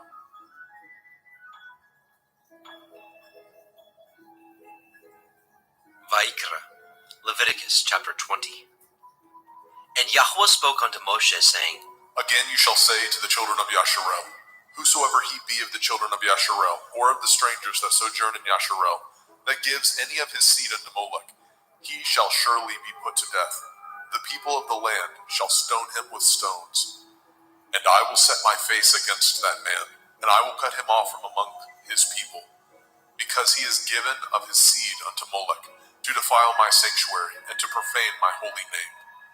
And if the people of the land do any ways hide their eyes from the man, when he gives of his seed unto Molech, and kill him not, then I will set my face against that man, and against his family, and will cut him off, and all that go a-whoring after him, to commit whoredom with Molech, from among their people. And the soul that turns after such as have familiar spirits, and after wizards, to go a-whoring after them, I will even set my face against that soul, and will cut him off from among his people. Sanctify yourselves, therefore, and be ye holy, for I am Yahuwah Elohim. And ye shall guard my statutes, and do them. I am Yahuwah Mekodishkim. For everyone that curses his father or his mother shall surely be put to death. He has cursed his father or his mother. His blood shall be upon him. And the man that breaks wedlock with another man's woman, even he that breaks wedlock with his neighbor's woman, the man and the woman that breaks wedlock shall surely be put to death. And the man that lies with his father's woman has uncovered his father's nakedness. Both of them shall surely be put to death. Their blood shall be upon them. And if a man lie with his daughter-in-law, both of them shall surely be put to death. They have wrought confusion. Their blood shall be upon them. If a man also lie with mankind, as he lies with a woman, both of them have committed an abomination. They shall surely be put to death. Their blood shall be upon them. And if a man take a woman and her mother, it is wickedness. They shall be burnt with fire, both he and they, that there be no wickedness among you.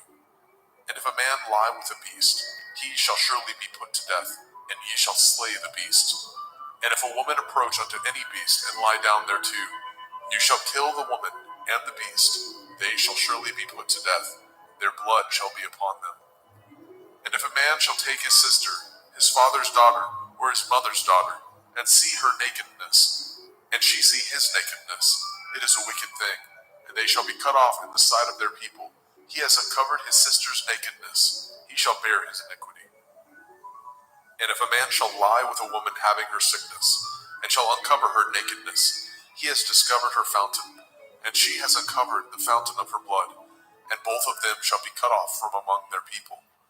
And you shall not uncover the nakedness of your mother's sister, nor of your father's sister, for he uncovers his near kin. They shall bear their iniquity. And if a man shall lie with his uncle's woman, he has uncovered his uncle's nakedness. They shall bear their sin. They shall die childless. And if a man shall take his brother's woman, it is an unclean thing. He has uncovered his brother's nakedness. They shall be childless. Ye shall therefore guard all my statutes and all my judgments, and do them, that the land whither I bring you to dwell therein spew you not out. And ye shall not walk in the manner of the nation which I cast out before you. For they committed all these things, and therefore I abhorred them. But I have said unto you, ye shall inherit their land, and I will give unto you to possess it, a land that flows with milk and honey. I am Yahuwah Elohim, which have separated you from other people. Ye shall therefore put difference between clean beasts and unclean, and between unclean fowls and clean. And ye shall not make your souls abominable by beast, or by fowl, or by any manner of living thing that creeps on the ground, which I have separated from you as unclean. And ye shall be holy unto me, for I, Yahuwah, am holy, and have severed you from other people, that ye should be mine. A man also, or a woman that has a familiar spirit, or that is a wizard, shall surely be put to death. They shall stone them with stones. Their blood shall be upon them. Vayikra, Leviticus chapter 21.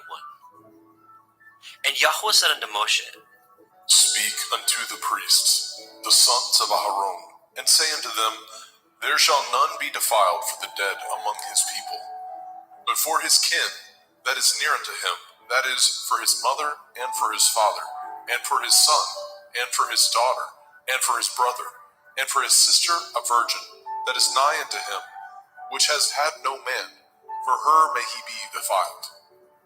But he shall not defile himself, being a chief among his people, to profane himself. They shall not make baldness upon their head, neither shall they shave off the corners of their beard, nor make any cuttings in their flesh. They shall be holy unto their Elohim, and not profane the name of their Elohim. For the offerings of Yahuwah made by fire, and the bread of their Elohim they do offer. Therefore they shall be holy. They shall not take a woman that is a whore, or profane, neither shall they take a woman put away from her man, for he is holy unto his Elohim. You shall sanctify him therefore, for he offers the bread of your Elohim. He shall be holy unto you, for I, Yahuwah, which sanctify you, am holy. And the daughter of any priest, if she profane herself by playing the whore, she profanes her father, she shall be burnt with fire.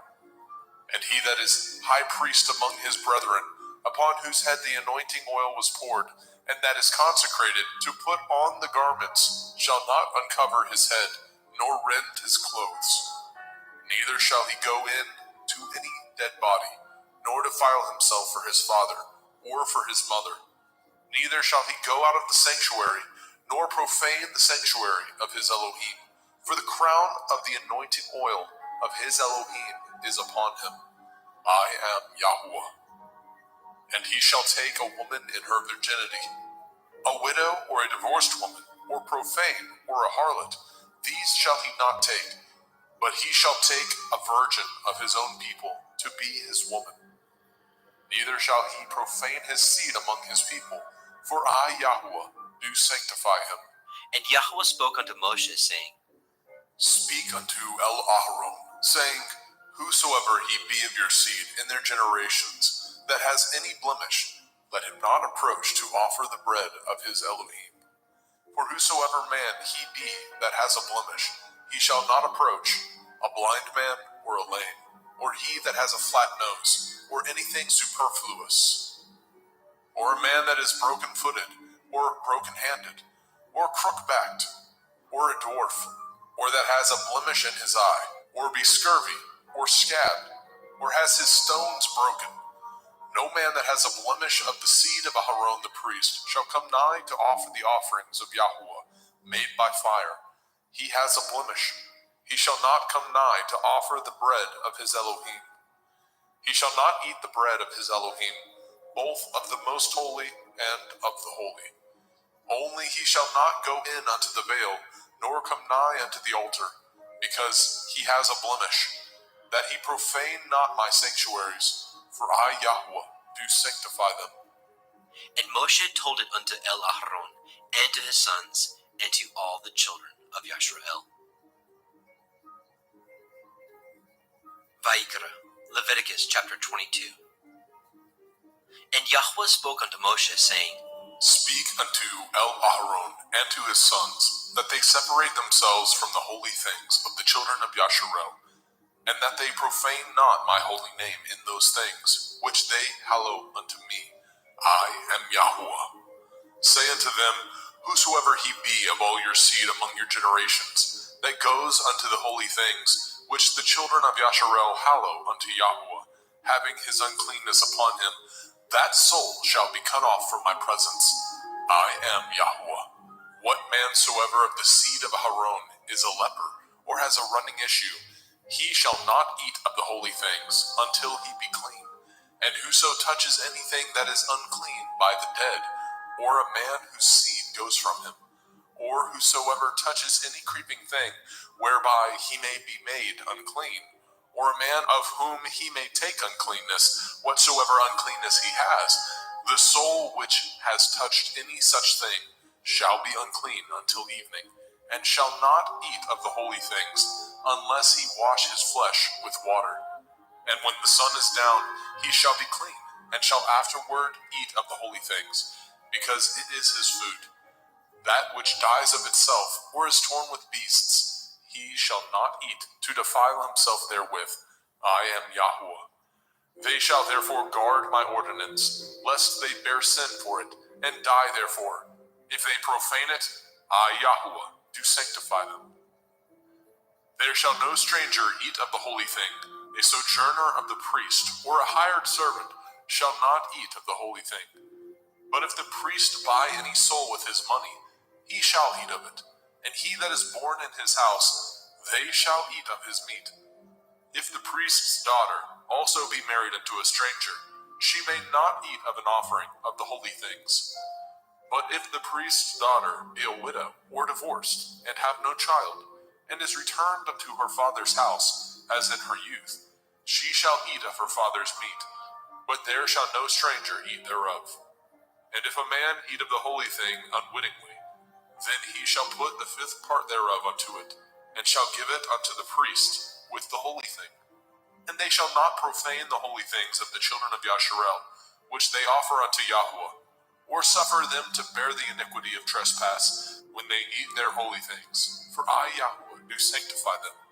And Yahuwah spoke unto El Moshe, saying, Speak unto El-Aharon, and to his sons, and unto all the children of Yasharel, and say unto them, Whatsoever he be of the house of Yasharel, or of the strangers in Yasharel, that will offer his oblation for all his vows, and for all his freewill offerings, which they will offer unto Yahweh for a burnt offering, ye shall offer at your own will a male without blemish, of the cattle, of the sheep, or of the goats. But whatsoever has a blemish, that shall ye not offer, for it shall not be acceptable for you. And whosoever offers a sacrifice of peace offerings unto Yahweh to accomplish his vow, or a freewill offering in cattle or sheep, it shall be perfect to be accepted. There shall be no blemish therein. Blind, or broken, or maimed, or having a running sore, or scurvy, or scabbed, ye shall not offer these unto Yahweh, nor make an offering by fire of them upon the altar unto Yahweh. Either a bullock or a lamb that has anything superfluous or lacking in his parts, that may you offer for a freewill offering, but for a vow it shall not be accepted. Ye shall not offer unto Yahweh that which is bruised, or crushed, or broken, or cut, neither shall ye make any offerings thereof in your land. Neither from a stranger's hand shall ye offer the bread of your Elohim of any of these, because their corruption is in them, and blemishes be in them. They shall not be accepted for you. And Yahweh spoke unto Moshe, saying, When a bullock or a sheep or a goat is brought forth, then it shall be 7 days under the dam, and from the 8th day and thenceforth it shall be accepted for an offering made by fire unto Yahweh. And whether it be cow or ewe, ye shall not kill it, and her young, both in 1 day. And when ye offer a sacrifice of thanksgiving unto Yahweh, offer it at your own will. On the same day it shall be eaten up. Ye shall leave none of it until the morrow. I am Yahweh. Therefore shall ye guard my commandments, and do them. I am Yahweh. Neither shall ye profane my holy name, but I will be hallowed among the children of Yasharel. I am Yahweh, which hallow you, that brought you out of the land of Mizraim, to be your Elohim. I am Yahweh.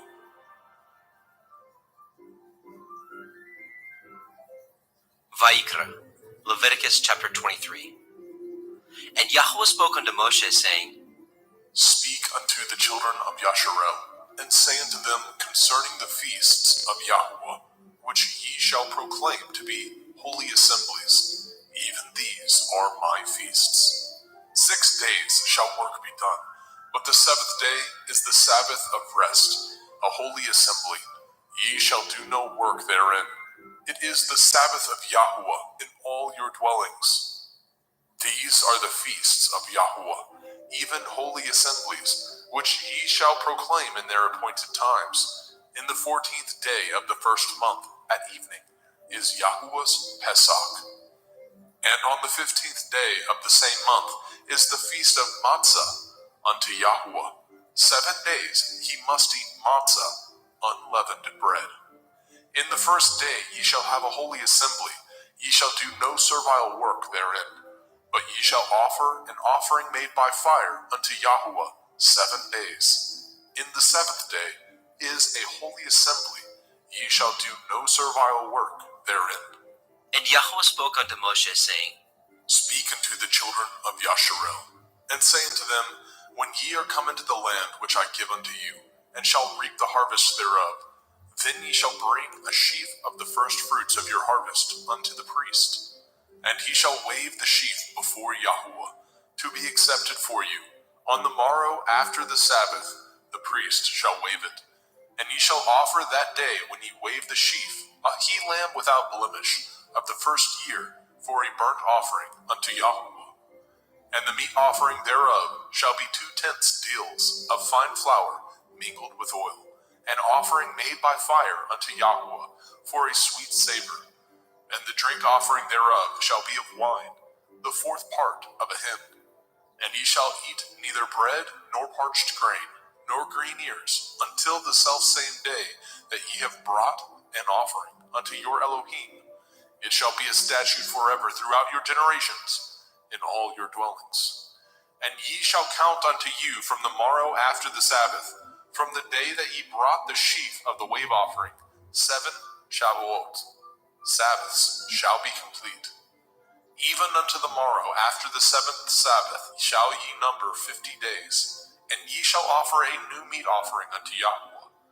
Ye shall bring out of your habitations 2 wave loaves of 2 tenths deals. They shall be of fine flour. They shall be baken with leaven. They are the first fruits unto Yahweh. And ye shall offer with the bread 7 lambs, without blemish of the first year, and 1 bullock, and 2 rams. They shall be for a burnt offering unto Yahweh, with their meat offering, and their drink offerings, even an offering made by fire of sweet savor unto Yahweh. Then ye shall sacrifice 1 kid of the goats for a sin offering, and 2 lambs of the first year for a sacrifice of peace offerings. And the priest shall wave them with the bread of the first fruits for a wave offering before Yahweh. With the 2 lambs, they shall be holy to Yahweh for the priest. And ye shall proclaim on the selfsame day that it may be a holy assembly unto you. Ye shall do no servile work therein. It shall be a statute forever in your dwellings throughout your generations. And when ye reap the harvest of your land, you shall not make clean riddance of the corners of your field when you reap. Neither shall you gather any gleanings of your harvest. You shall leave them unto the poor, and to the stranger. I am Yahweh Elohim. And Yahweh spoke unto Moshe, saying, Speak unto the children of Yasharel, saying, In the 7th month, on the first day of the month, shall ye have a Sabbath, a memorial of blowing of shofarot, Yom Teruah, the feast of trumpets, the day of the awakening blast, a holy assembly. Ye shall do no servile work therein, but ye shall offer an offering made by fire unto Yahweh. And Yahweh spoke unto Moshe, saying, Also on the 10th day of this 7th month is Yom Kippurim, the day of atonement. It shall be a holy assembly unto you, and ye shall afflict your souls, and offer an offering made by fire unto Yahweh. And ye shall do no work in that same day, for it is Yom Kippurim, to make an atonement for you before Yahweh Elohim. For whatsoever soul it be that shall not be afflicted in that same day, he shall be cut off from among his people. And whatsoever soul it be that does any work in that same day, the same soul will I destroy from among his people. Ye shall do no manner of work. It shall be a statute forever throughout your generations, in all your dwellings. It shall be unto you a Sabbath of rest, and ye shall afflict your souls in the 9th day of the month at evening. From evening unto evening shall ye celebrate your Sabbath. And Yahweh spoke unto Moshe, saying, Speak unto the children of Yasharel, saying, The 15th day of this 7th month shall be the feast of Sukkot, tabernacles, for 7 days unto Yahweh. On the first day shall be a holy assembly. Ye shall do no servile work therein. 7 days ye shall offer an offering made by fire unto Yahweh. On the 8th day shall be a holy assembly unto you, and ye shall offer an offering made by fire unto Yahweh. It is a solemn assembly, and ye shall do no servile work therein.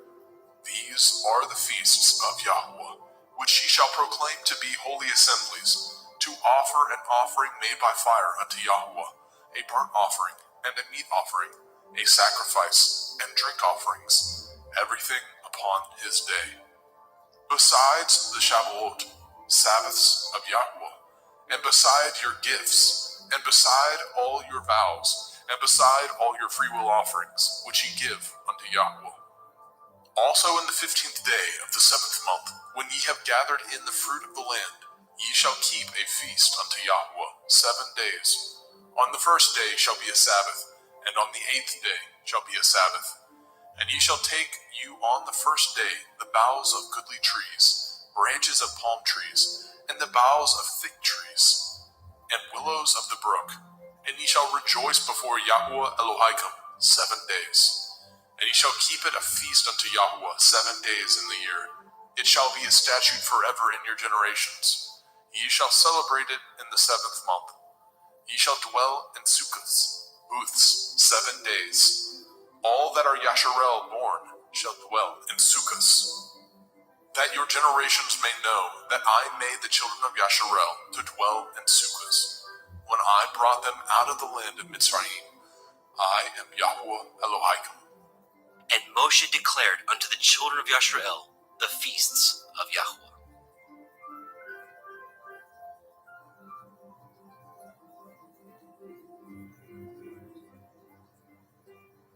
Vayikra, Leviticus chapter 24. And Yahweh spoke unto Moshe, saying, Command the children of Yasharel that they bring unto you pure olive oil, beaten for the light, to cause the lamps to burn continually, without the veil of the testimony. In the tabernacle of the assembly shall Aharon order it from the evening unto the morning before Yahweh continually. It shall be a statute forever in your generations. He shall order the lamps upon the pure menorah, 7-branched candlestick, before Yahweh continually. And you shall take fine flour, and bake 12 cakes thereof. 2/10 deals shall be in 1 cake. And you shall set them in 2 rows, 6 on a row, upon the pure table before Yahweh. And you shall put pure frankincense upon each row, that it may be on the bread for a memorial, even a memorial made by fire unto Yahweh. Every Sabbath he shall set it in order before Yahweh continually, being taken from the children of Yasharel by an everlasting covenant. And it shall be Aharon and his sons, and they shall eat it in the holy place, for it is most holy unto him of the offerings of Yahweh made by fire, by a perpetual statute. And the son of a Yashareliteth woman, whose father was a Mitzri, went out among the children of Yasharel. And this son of the Yashareliteth woman and a man of Yasharel strove together in the camp. And the Yashareliteth woman's son blasphemed the name of Yahweh and cursed. And they brought him unto Moshe, and his mother's name was Shelomith, the daughter of Divri, of the tribe of Dan. And they put him in ward, that the mind of Yahweh might be showed them.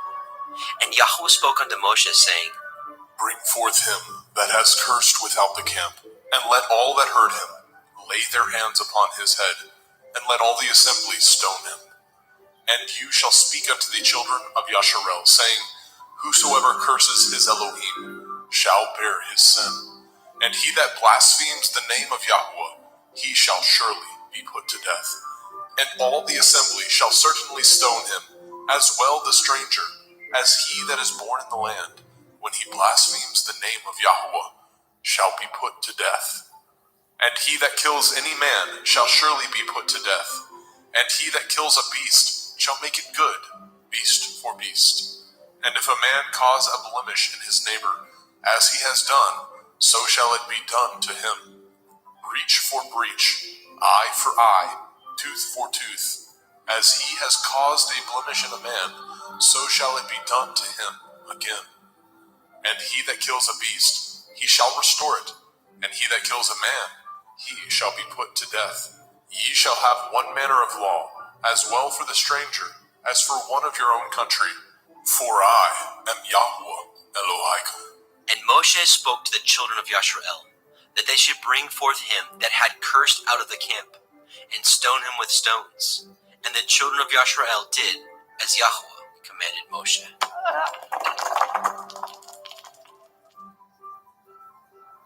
Vayikra, Leviticus chapter 25. And Yahweh spoke unto Moshe in Mount Sinai, saying, Speak unto the children of Yasharel, and say unto them, When ye come into the land which I give you, then shall the land keep a Sabbath unto Yahweh. 6 years you shall sow your field, and 6 years you shall prune your vineyard, and gather in the fruit thereof.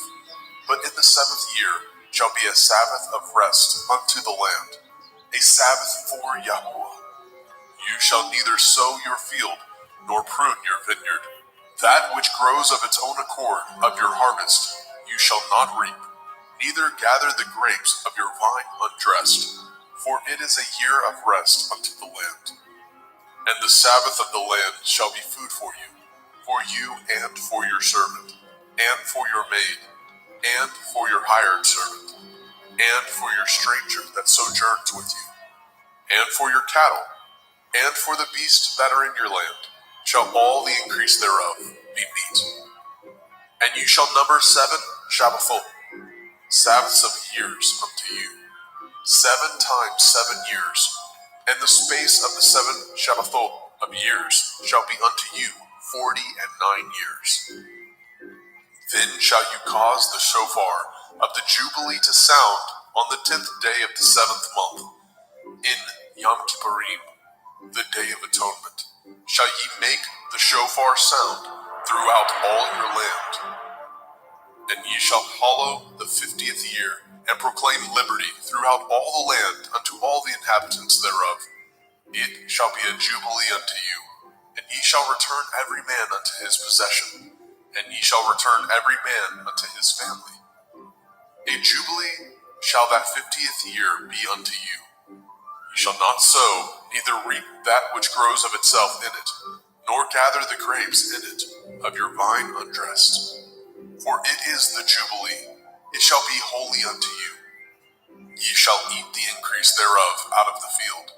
In the year of this jubilee, ye shall return every man unto his possession. And if ye sell aught unto your neighbor, or buy aught of your neighbor's hand, ye shall not oppress one another. According to the number of years after the jubilee, you shall buy of your neighbor, and according unto the number of years of the fruits, he shall sell unto you. According to the multitude of years, you shall increase the price thereof, and according to the fewness of years, you shall diminish the price of it. For according to the number of the years of the fruits, he sells unto you. Ye shall not therefore oppress one another, but you shall fear your Elohim, for I am Yahuwah Elohim. Wherefore ye shall do my statutes, and guard my judgments, and do them, and ye shall dwell in the land in safety. And the land shall yield her fruit, and ye shall eat your fill, and dwell therein in safety. And if ye say, what shall we eat the 7th year? Behold, we shall not sow, nor gather in our increase. Then I will command my blessing upon you in the 6th year, and it shall bring forth fruit for 3 years. And ye shall sow the 8th year, and eat yet of old fruit until the 9th year. Until her fruits come in, ye shall eat of the old store. The land shall not be sold forever, for the land is mine, and ye are strangers and sojourners with me. And in all the land of your possession ye shall grant a redemption for the land. If your brother be waxen poor, and has sold away some of his possession, and if any of his kin come to redeem it, then shall he redeem that which his brother sold. And if the man have not to redeem it, and himself be able to redeem it, then let him count the years of the sale thereof, and restore the overplus unto the man whom he sold it, that he may return unto his possession. But if he be not able to restore it to him, then that which is sold shall remain in the hand of him that has bought it until the year of Jubilee. And in the Jubilee it shall go out, and he shall return unto his possession. And if a man sell a dwelling house in a walled city, then he may redeem it within a whole year after it is sold. Within a full year may he redeem it. And if it be not redeemed within the space of a full year, then the house that is in the walled city shall be established forever to him, that brought it throughout his generations. It shall not go out in the Jubilee. But the houses of the villages which have no wall round about them shall be counted as the fields of the country. They may be redeemed, and they shall go out in the Jubilee. Notwithstanding, the cities of the Leviim, of the houses of the cities of their possession, may the Leviim redeem at any time. And if a man purchases of the Leviim, then the house that was sold, and the city of his possession, shall go out in the year of Jubilee. For the houses of the cities of the Leviim are their possession among the children of Yasharel. But the field of the suburbs of their cities may not be sold, for it is their perpetual possession. And if your brother be waxen poor, and fallen in decay with you, then you shall relieve him, yea, though he be a stranger or a sojourner, that he may live with you. Take no usury of him, or increase, but fear your Elohim, that your brother may live with you. You shall not give him your money upon usury, nor lend him your victuals for increase. I am Yahuwah Elohaikum, which brought you forth out of the land of Mitzrayim, to give you the land of Canaan, and to be your Elohim. And if your brother that dwells by you be waxen poor, and be sold unto you, you shall not compel him to serve as a bondservant, but as a hired servant, and as a sojourner. He shall be with you, and shall serve you unto the year of Jubilee. And then shall he depart from you, both he and his children with him, and shall return unto his own family, and unto the possession of his fathers shall he return. For they are my servants, which I brought forth out of the land of Mitzrayim. They shall not be sold as bondmen. You shall not rule over him with rigor, but shall fear your Elohim. Both your bondmen and your bondmaids, which you shall have, shall be of the heathen that are round about you. Of them shall ye buy bondmen and bondmaids. Moreover, of the children of the strangers that do sojourn among you, of them shall ye buy, and of their families that are with you, which they begat in your land, and they shall be your possession. And ye shall take them as an inheritance for your children after you, to inherit them for a possession. They shall be your bondmen forever. But over your brethren, the children of Yasharel, you shall not rule one over another with rigor. And if a sojourner or a stranger wax rich by you, and your brother that dwells by him wax poor, and sell himself unto the stranger or sojourner by you, or to the stock of the stranger's family, after that he is sold, he may be redeemed again. One of his brethren may redeem him. Either his uncle or his uncle's son may redeem him, or any that is nigh of kin unto him of his family may redeem him, or if he be able, he may redeem himself. And he shall reckon with him that bought him from the year that he was sold unto him, unto the year of Jubilee. And the price of his sale shall be according to the number of years, according to the time of a hired servant shall it be with him. If there be yet many years behind, according unto them he shall give again the price of his redemption, out of the money that he was bought for. And if there remain but few years unto the year of Jubilee, then he shall count with him, and according unto his years shall he give him again the price of his redemption. And as a yearly hired servant shall be with him, and the other shall not rule with rigor over him in your sight. And if he be not redeemed in these years, then he shall go out in the year of Jubilee, both he and his children with him. For unto me the children of Yasharel are servants. They are my servants, whom I brought forth out of the land of Mitzrayim. I am Yahuwah Elohaikum. Vayikra, Leviticus chapter 26. Ye shall make you no idols, nor graven image, neither rear you up a standing image, neither shall ye set up any image of stone in your land, to bow down unto it.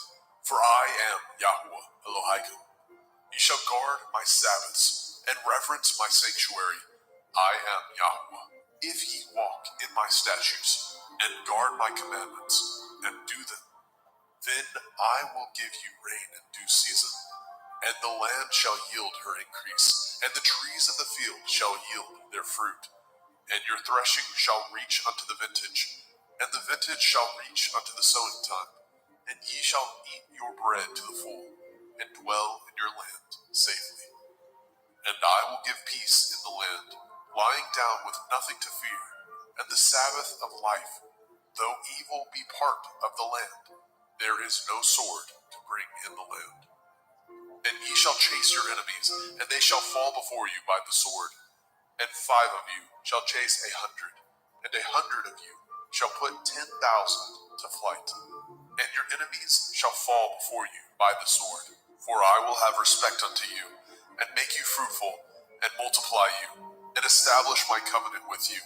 And ye shall eat old store, and bring forth the old because of the new. And I will set my tabernacle among you, and my soul shall not abhor you.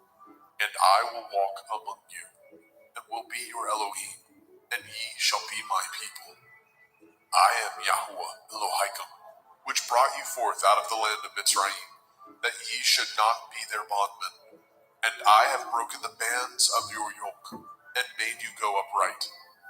But if ye will not hearken unto me, and will not do all these commandments, shall despise my statutes, or if your soul abhor my judgments, so that ye will not do all my commandments, but that ye break my covenant. I also will do this unto you. I will even appoint over you terror, consumption, and the burning on, that shall consume the eyes, and cause sorrow of heart, and ye shall sow your seed in vain, for your enemies shall eat it. And I will set my face against you, and ye shall be slain before your enemies. They that hate you shall reign over you, and ye shall flee when none pursues you. And if ye will not yet for all this hearken unto me, then I will punish you 7 times more for your sins.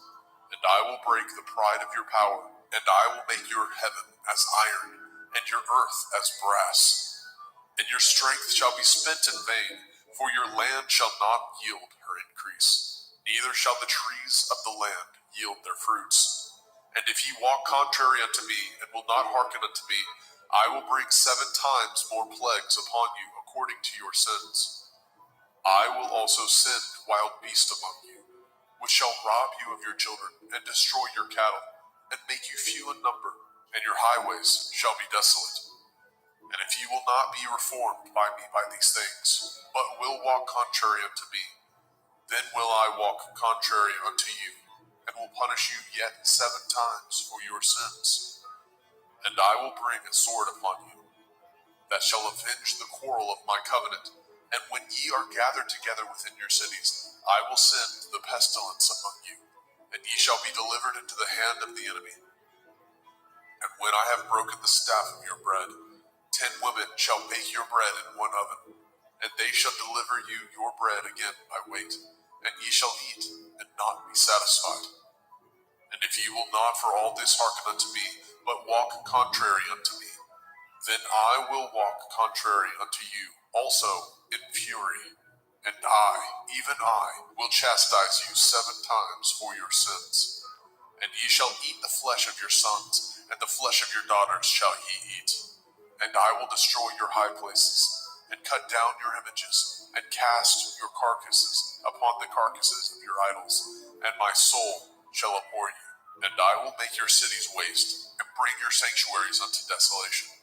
And I will not smell the savor of your sweet odors. And I will bring the land unto desolation, and your enemies which dwell therein shall be astonished at it. And I will scatter you among the heathen, and will draw out my sword after you. And your land shall be desolate, and your cities waste. Then shall the land enjoy her Shabbathot, as long as it lies desolate, and ye be in your enemy's land. Even then shall the land rest, and enjoy her Shabbathot. As long as it lies desolate, it shall rest, because it did not rest in your Shabbathot, when ye dwelt upon it. And upon them that are left alive of you, I will send a faintness into their hearts, in the land of their enemies, and the sound of a shaken leaf shall chase them, and they shall flee as fleeing from a sword, and they shall fall when none pursues. And they shall fall one upon another, as it were before a sword, when none pursues, and ye have no power to stand before your enemies. And ye shall perish among the heathen, and the land of your enemies shall eat you up. And they that are left of you shall pine away in their iniquity, in your enemies' lands, and also in the iniquities of their fathers shall they pine away with them. If they shall confess their iniquity, and the iniquity of their fathers, with their transgressions which they transgressed against me, and that also they have walked contrary unto me, and that I also have walked contrary unto them, and have brought them into the land of their enemies, if then their uncircumcised heart be humbled, and they then accept of the punishment of their iniquity, then I will remember my covenant with Yaakov, and also my covenant with Yitzhak, and also my covenant with Abraham will I remember, and I will remember the land. The land also shall be left of them, and shall enjoy her Shabbathot, while she lies desolate without them. And they shall accept of the punishment of their iniquity, because they despised my judgments, and because their soul abhorred my statutes. And yet, for all that, when they be in the land of their enemies, I will not cast them away, neither will I abhor them, to destroy them utterly, and to break my covenant with them. For I am Yahweh.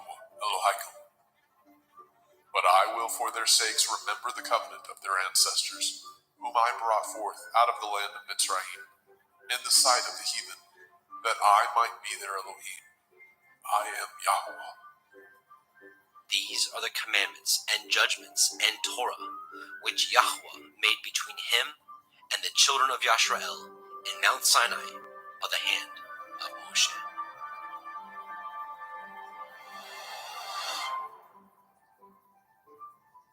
Vayikra, Leviticus chapter 27. And Yahweh spoke unto Moshe, saying, Speak unto the children of Yasharel, and say unto them, When a man shall make a singular vow, the persons shall be for Yahuwah by your estimation. And your estimation shall be of the male from 20 years old, even unto 60 years old. Even your estimation shall be 50 shekels of silver, after the shekel of the sanctuary. And if it be a female, then your estimation shall be 30 shekels. And if it be from 5 years old, even unto 20 years old, then your estimation shall be of the male 20 shekels, and for the female 10 shekels. And if it be from a month old, even unto 5 years old, then your estimation shall be of the male 5 shekels of silver, and for the female your estimation shall be 3 shekels of silver. And if it be from 60 years old and above, if it be a male, then your estimation shall be 15 shekels, and for the female 10 shekels. But if he be poorer than your estimation, then he shall present himself before the priest, and the priest shall value him according to his ability. That vow shall the priest value him. And if it be a beast, whereof men bring an offering unto Yahuwah, all that any man gives of such unto Yahuwah shall be holy. He shall not alter it, nor change it, a good for a bad, or a bad for a good. And if he shall at all change beast for beast, then it and the exchange thereof shall be holy. And if it be any unclean beast, of which they do not offer a sacrifice unto Yahuwah, then he shall present the beast before the priest. And the priest shall value it, whether it be good or bad, as you value it. Who are the priest, so shall it be. But if he will at all redeem it, then he shall add a 5th part thereof unto your estimation. And when a man shall sanctify his house to be holy unto Yahuwah, then the priest shall estimate it, whether it be good or bad. As the priest shall estimate it, so shall it stand. And if he that sanctified it will redeem his house, then he shall add the 5th part of the money of your estimation unto it, and it shall be his. And if a man shall sanctify unto Yahuwah some part of a field of his possession, then your estimation shall be according to the seed thereof. A omer of barley seed shall be valued at 50 shekels of silver. If he sanctify his field from the year of Jubilee, according to your estimation, it shall stand. But if he sanctify his field after the Jubilee, then the priest shall reckon unto him the money according to the years that remain, even unto the year of Jubilee, and it shall be abated from your estimation. And if he that sanctified the field will in any wise redeem it, then he shall add the 5th part of the money of your estimation unto it, and it shall be assured to him. And if he will not redeem the field, or if he have sold the field to another man, it shall not be redeemed any more. But the field, when it goes out in the Jubilee, shall be holy unto Yahuwah. As a field devoted, the possession thereof shall be the priest's. And if a man sanctify unto Yahuwah a field which he has bought, which is not of the fields of his possession, then the priest shall reckon unto him the worth of your estimation, even unto the year of the Jubilee. And he shall give your estimation in that day as a holy thing unto Yahuwah. In the year of the Jubilee, the field shall return unto him of whom it was bought, even to him to whom the possession of the land did belong. And all your estimation shall be according to the shekel of the sanctuary. 20 gerahs shall be the shekel. Only the firstling of the beasts, which should be Yahuwah's firstling.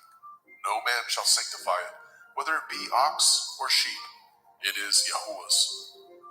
And if it be of an unclean beast, and he shall redeem it according to your estimation, and shall add a fifth part of it thereto, or if it be not redeemed, then it shall be sold according to your estimation. Notwithstanding, no devoted thing that a man shall devote unto Yahweh of all that he has, both of man and beast, and of the field of his possession, shall be sold or redeemed. Every devoted thing is most holy unto Yahweh. None devoted which shall be devoted of men shall be redeemed, but shall surely be put to death. And all the tithe of the land, whether of the seed of the land, or of the fruit of the tree, is Yahuwah's. It is holy unto Yahuwah. And if a man shall at all redeem aught of his tithes, he shall add thereto the fifth part thereof. And concerning the tithe of the herd, or of the flock, even of whatsoever passes under the rod, the 10th shall be holy unto Yahweh. He shall not search whether it be good or bad, neither shall he change it. And if he change it at all, then both it and the change thereof shall be holy. It shall not be redeemed. These are the commandments which Yahweh commanded Moshe for the children of Yisrael in Mount Sinai.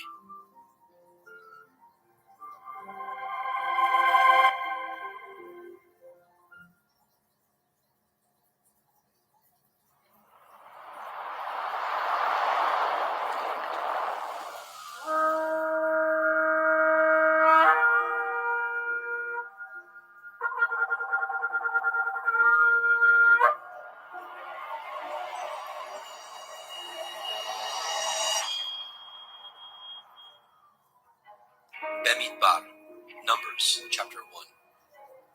And Yahweh spoke unto Moshe in the wilderness of Sinai, in the tabernacle of the assembly, on the first day of the second month, in the second year after they were come out of the land of Mizraim, saying, Take ye the sum of all the assembly of the children of Yasharel, after their families, by the house of their fathers, with the number of their names, every male by their polls, from 20 years old and upward, all that are able to go forth to war in Yasharel. You and Aharon shall number them by their armies, and with you there shall be a man of every tribe, every one head of the house of his fathers. And these are the names of the men that shall stand with you. Of the tribe of Reuben, Elitzer, the son of Shedeur; of Shimon, Shalumiel, the son of Suri Yeshdai; of Yehuda, Nachshon, the son of Aminadav; of Yisachar, Nethaniel, the son of Suar; of Zebulun, Eliav, the son of Shalom; of the children of Joseph; of Ephraim, Elishama, the son of Amihud; of Manasseh, Gamliel, the son of Pedasdur; of Benjamin, Abidan, the son of Gideoni; of Dan, Achiezer, the son of Amishadai; of Asher, Pagiel, the son of Okran; of Gad, Eliasaph, the son of Deuel; of Naphtali, Ahira, the son of Enan. These were the renowned of the assembly, princes of the tribes of their fathers, heads of thousands in Yasharel. And Moshe and Aharon took these men which are expressed by their names, and they assembled all the assembly together on the first day of the second month. And they declared their pedigrees after their families, by the house of their fathers, according to the number of the names, from 20 years old and upwards by their polls. As Yahweh commanded Moshe, so he numbered them in the wilderness of Sinai. And the children of Reuben, Yasharel's eldest son, by their generations, after their families, by the house of their fathers, according to the number of the names, by their polls, every male from 20 years old and upward, all that were able to go forth to war. Those that were numbered of them, even of the tribe of Reuben, were 46,500. Of the children of Shimon, by their generations, after their families, by the house of their fathers, those that were numbered of them, according to the number of the names, by their polls, every male from 20 years old and upward, all that were able to go forth to war. Those that were numbered of them, even of the tribe of Shimon, were 59,300.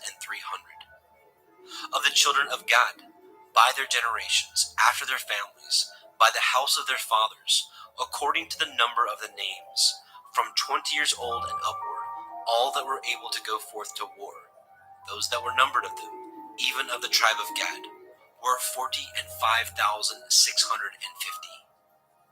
Of the children of Yehudah, by their generations, after their families, by the house of their fathers, according to the number of the names, from 20 years old and upward, all that were able to go forth to war, those that were numbered of them, even of the tribe of Yehudah, were 314,600. Of the children of Issachar, by their generations, after their families, by the house of their fathers, according to the number of the names, from 20 years old and upward, all that were able to go forth to war, those that were numbered of them, even of the tribe of Issachar, were 54,400. Of the children of Zebulun, by their generations, after their families, by the house of their fathers, according to the number of the names, from 20 years old and upward, all that were able to go forth to war, those that were numbered of them, even of the tribe of Zebulun, were 57,400. Of the children of Joseph, namely, of the children of Ephraim, by their generations, after their families, by the house of their fathers, according to the number of the names, from 20 years old and upward, all that were able to go forth to war, those that were numbered of them, even of the tribe of Ephraim, were 40,500. Of the children of Manasseh, by their generations, after their families, by the house of their fathers, according to the number of the names, from 20 years old and upward, all that were able to go forth to war, those that were numbered of them, even of the tribe of Manasseh, were 32,200. Of the children of Benjamin, by their generations, after their families, by the house of their fathers, according to the number of the names, from 20 years old and upward, all that were able to go forth to war, those that were numbered of them, even of the tribe of Benjamin, were 35,400. Of the children of Dan, by their generations, after their families, by the house of their fathers, according to the number of the names, from 20 years old and upward, all that were able to go forth to war, those that were numbered of them, even of the tribe of Dan, were 62,700. Of the children of Asher, by their generations, after their families, by the house of their fathers, according to the number of the names, from 20 years old and upward, all that were able to go forth to war, those that were numbered of them, even of the tribe of Asher, were 41,500. Of the children of Naphtali, through their generations, after their families, by the house of their fathers, according to the number of the names, from 20 years old and upward, all that were able to go forth to war, those that were numbered of them, even of the tribe of Naphtali, were 53,400. These are those that were numbered, which Moshe and Aharon numbered, and the princes of Yashrael, being 12 men, each one was for the house of his fathers. So were all those that were numbered of the children of Yashrael, by the house of their fathers, from 20 years old and upward, all that were able to go forth to war in Yashrael. Even all they that were numbered were 600,000 and 3,550.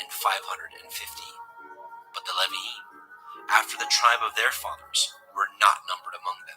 For Yahweh had spoken unto Moshe, saying, Only you shall not number the tribe of Levi, neither take the sum of them among the children of Yasharel. But you shall appoint the Leviim over the tabernacle of testimony, and over all the vessels thereof, and over all things that belong to it. They shall bear the tabernacle, and all the vessels thereof, and they shall minister unto it, and shall encamp around about the tabernacle. And when the tabernacle sets forth, the Leviim shall take it down, and when the tabernacle is to be pitched, the Leviim shall set it up, and the stranger that comes nigh shall be put to death. And the children of Yasharel shall pitch their tents, every man by his own camp, and every man by his own standard, throughout their hosts. But the Leviim shall pitch round about the tabernacle of testimony. that there be no wrath upon the assembly of the children of Yasharel. And the Leviim shall guard the watch of the tabernacle of testimony. And the children of Yasharel did according to all that Yahweh commanded Moshe. So did they.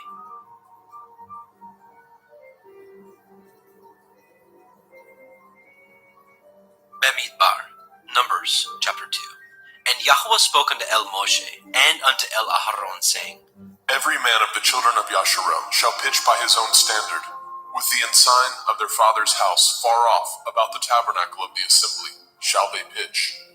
And on the east side, towards the rising of the sun, shall they of the standard of the camp of Yehudah pitch throughout their armies. And Nachshon, the son of Aminadab, shall be captain of the children of Yehudah. And his host, and those that were numbered of them, were 314,600. And those that do pitch next to him shall be the tribe of Yissachar. And Nathaniel, the son of Zuar, shall be captain of the children of Yissachar. And his host, and those that were numbered thereof, were 54,400. Then the tribe of Zebulun, and Eliav, the son of Chelon, shall be the captain of the children of Zebulun. And his host, and those that were numbered thereof, were 57,400. All that were numbered in the camp of Yehudah were 100,000 and 6,400 throughout their armies. These shall first set forth. On the south side shall be the standard of the camp of Reuven, according to their armies, and the captain of the children of Reuven shall be Elitzur, the son of Shedeur.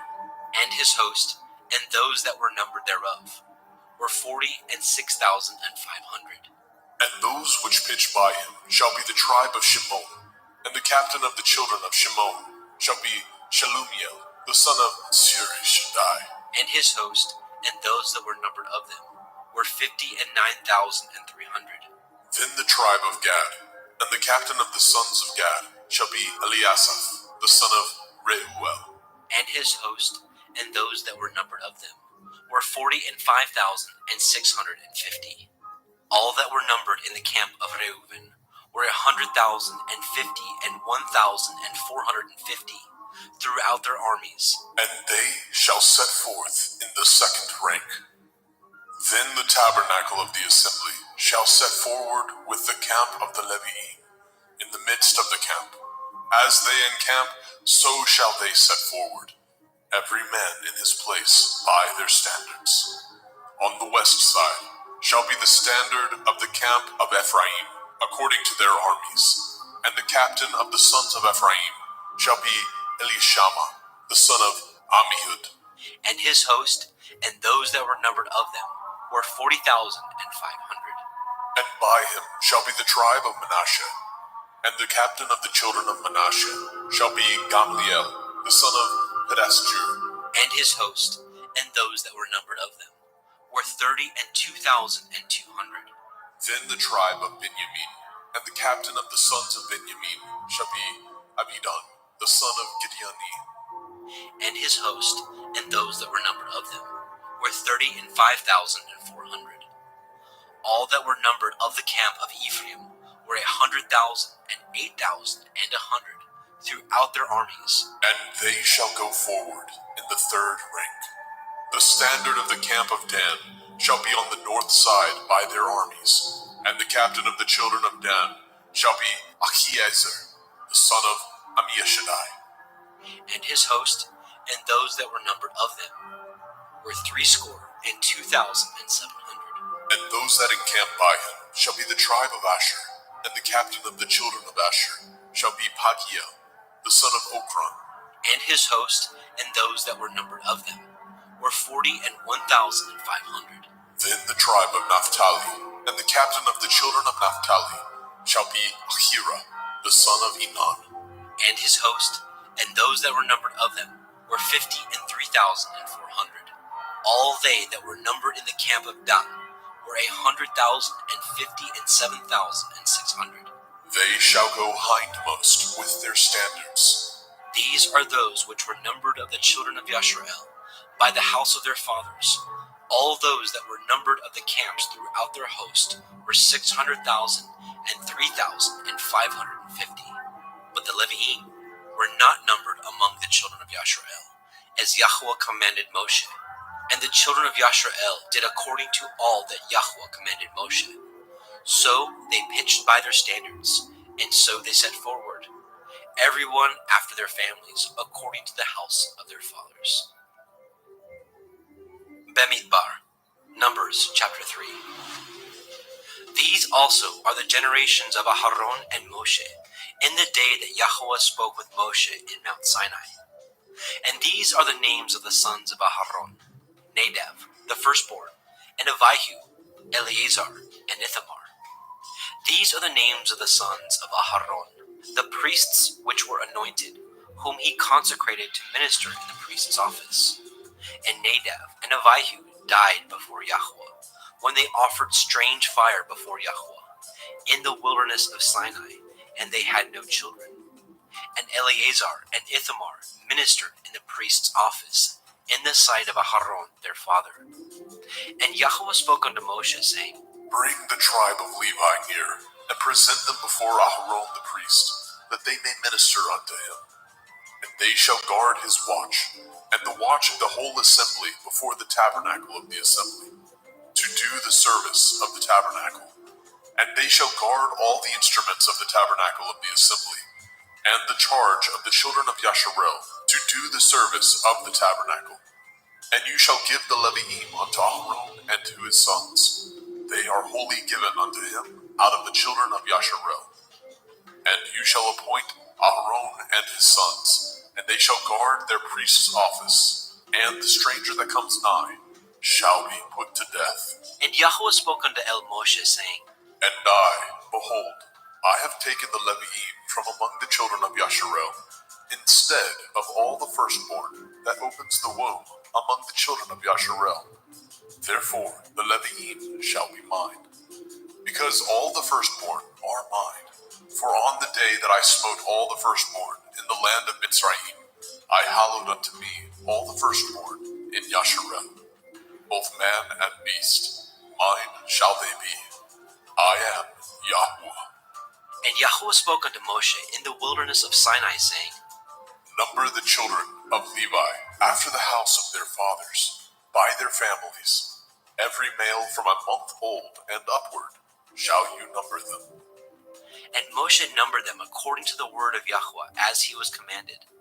And these were the sons of Levi by their names, Gershon, and Kohath, and Merari.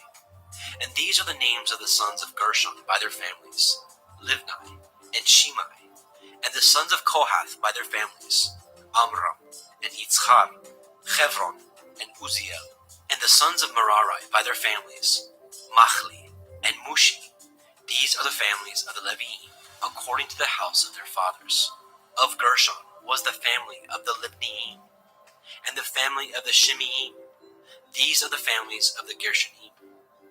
Those that were numbered of them, according to the number of all the males, from a month old and upward, even those that were numbered of them were 7,500. The families of the Gershonim shall pitch behind the tabernacle westward, and the chief of the house of the father of the Gershonim shall be Eliasaph, the son of Lael.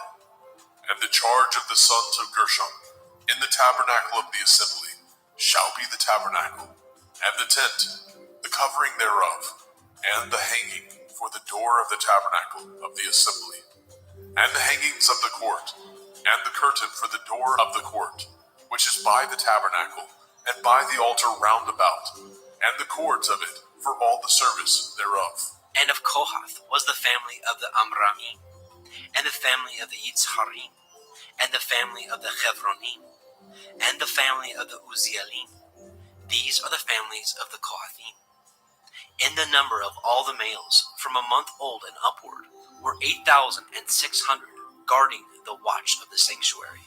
The families of the sons of Kohath shall pitch on the side of the tabernacle southward, and the chief of the house of the father of the families of the Kohathim shall be Elitzaphan, the son of Uziel. And their charge shall be the ark, and the table, and the menorah, 7-branched candlestick, and the altars, and the vessels of the sanctuary, wherewith they minister, and the hanging, and all the service thereof. And Eleazar, the son of Aharon the priest, shall be chief over the chief of the Leviim, and have the oversight of them, that guard the watch of the sanctuary. Of Merari was the family of the Machlim, and the family of the Mushim. These are the families of Merari, and those that were numbered of them, according to the number of all the males, from a month old and upward, were 6,200. And the chief of the house of the father of the families of Merari shall be Zuriel, the son of Avihail. These shall pitch on the side of the tabernacle northward. And under the custody and charge of the sons of Merari shall be the boards of the tabernacle, and the bars thereof, and the pillars thereof, and the sockets thereof, and all the vessels thereof, and all that serves thereto, and the pillars of the court round about, and their sockets, and their pins, and their cords. But those that encamp before the tabernacle towards the east, even before the tabernacle of the assembly, eastward, shall be Moshe, and Aharon, and his sons, guarding the watch of the sanctuary, for the watch of the children of Yasharel, and the stranger that comes nigh shall be put to death. And all that were numbered of the Leviim, which Moshe and Aharon numbered at the commandment of Yahweh, throughout their families, all the males from a month old and upward, were 22,000. And Yahweh said unto El Moshe, Number all the firstborn of the males of the children of Yasharel, from a month old and upward, and take the number of their names, and you shall take the Leviim for me. I am Yahweh, instead of all the firstborn among the children of Yasharel, and the cattle of the Leviim, instead of all the firstlings among the cattle of the children of Yasharel. And Moshe numbered, as Yahweh commanded him, all the firstborn among the children of Yasharel, and all the firstborn males by the number of names, from a month old and upward, of those that were numbered of them, were 22,213. And Yahweh spoke unto El Moshe, saying, Take the Leviim, instead of all the firstborn among the children of Yasharel, and the cattle of the Leviim, instead of their cattle, and the Leviim shall be mine. I am Yahweh. And for those that are to be redeemed of the 213 of the firstborn of the children of Yasharel, which are more than the Leviim, you shall even take 5 shekels apiece by the pole. After the shekel of the sanctuary shall you take them, and you shall give the money wherewith the odd number of them is to be redeemed unto Aharon and to his sons. And Moshe took the redemption money of them that were over and above them that were redeemed by the Leviim. Of the firstborn of the children of Yasharel took he the money, 1,365 shekels, after the shekel of the sanctuary. And Moshe gave the money of them that were redeemed unto Aharon and to his sons, according to the word of Yahweh, as Yahweh commanded Moshe.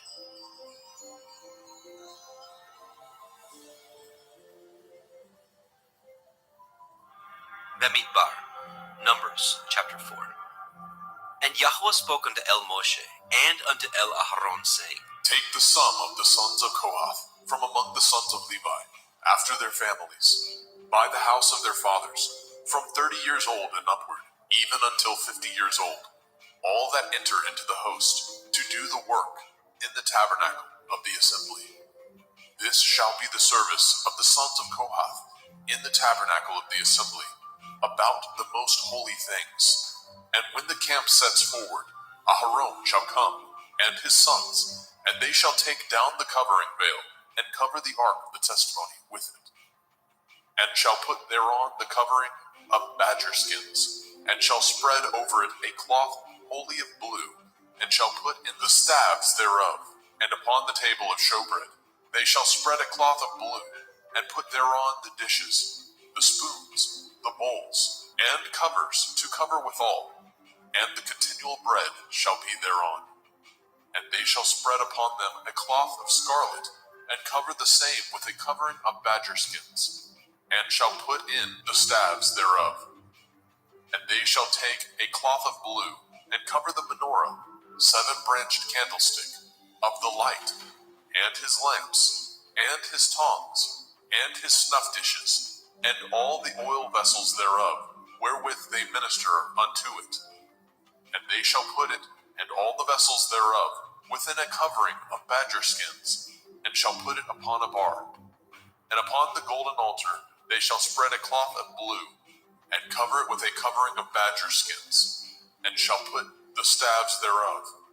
And they shall take all the instruments of ministry, wherewith they minister in the sanctuary, and put them in a cloth of blue, and cover them with a covering of badger skins, and shall put them on a bar. And they shall take away the ashes from the altar, and spread a purple cloth thereon. And they shall put upon all the vessels thereof, wherewith they minister about it, even the censers, the flesh hooks, the shovels, the basins, all the vessels of the altar. And they shall spread upon it a covering of badger skins, and put to the staves of it.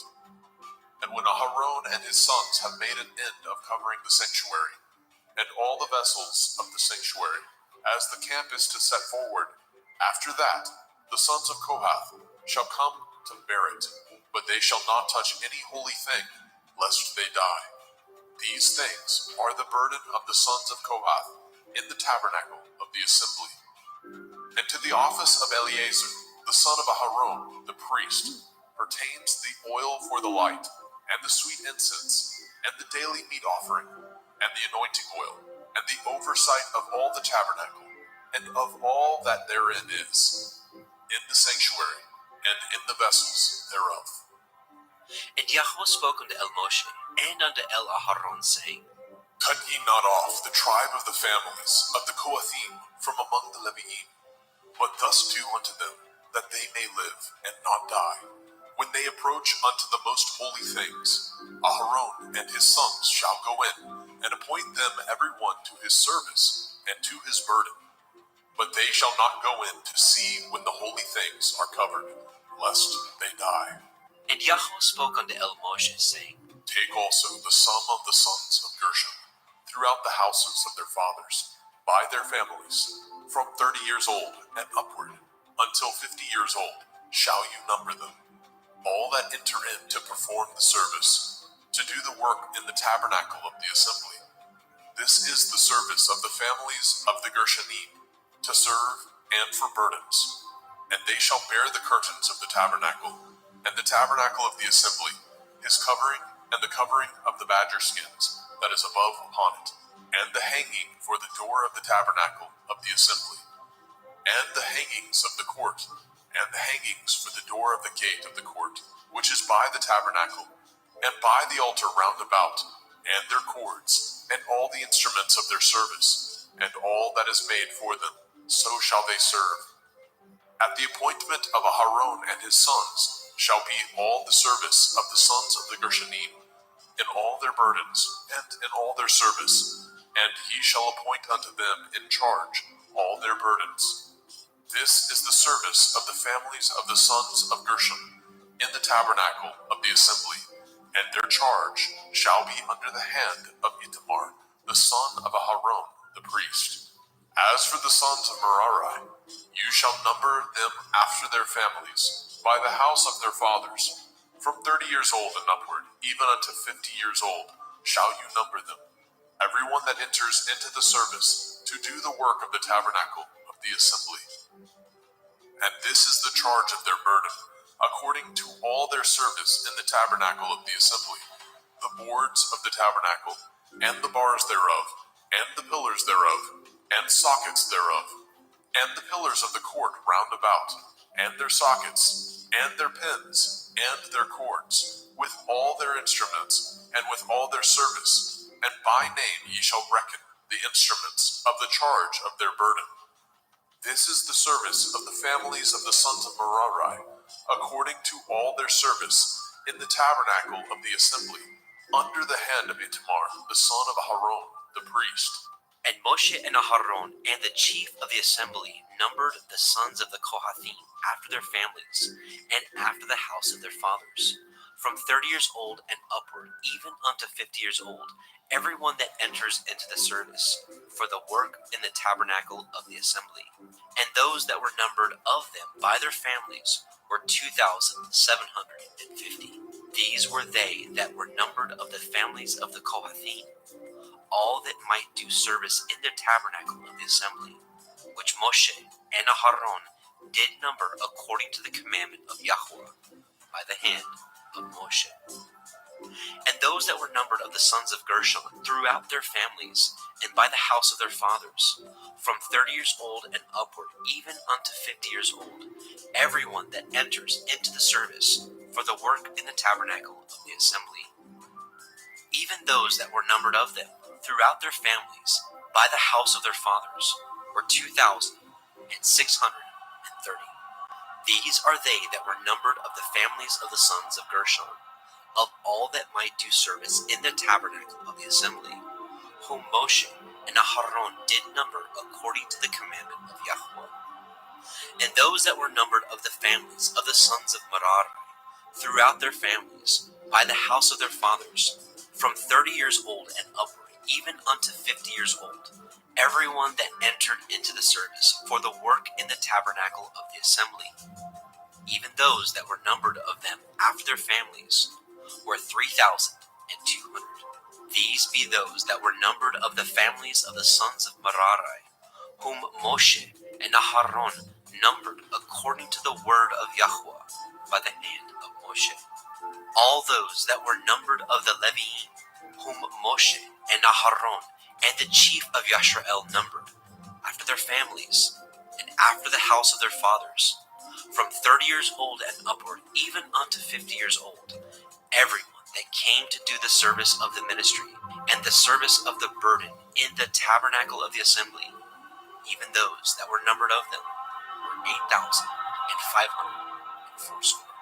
According to the commandment of Yahweh, they were numbered by the hand of Moshe, everyone according to his service, and according to his burden. Thus were they numbered of him, as Yahweh commanded Moshe.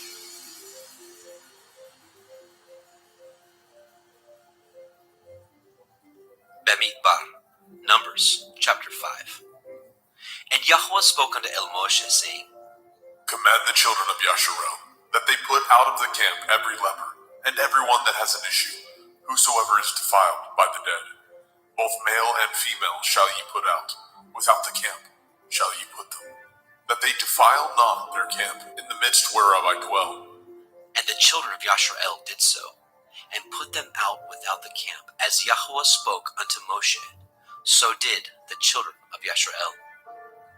And Yahweh spoke unto Moshe, saying, Speak unto the children of Yasharel, when a man or woman shall commit any sin that men commit, to do a trespass against Yahweh, and that person be guilty, then they shall confess their sin which they have done, and he shall recompense his trespass with the principal thereof, and add unto the fifth part thereof, and give it unto him against whom he has trespassed.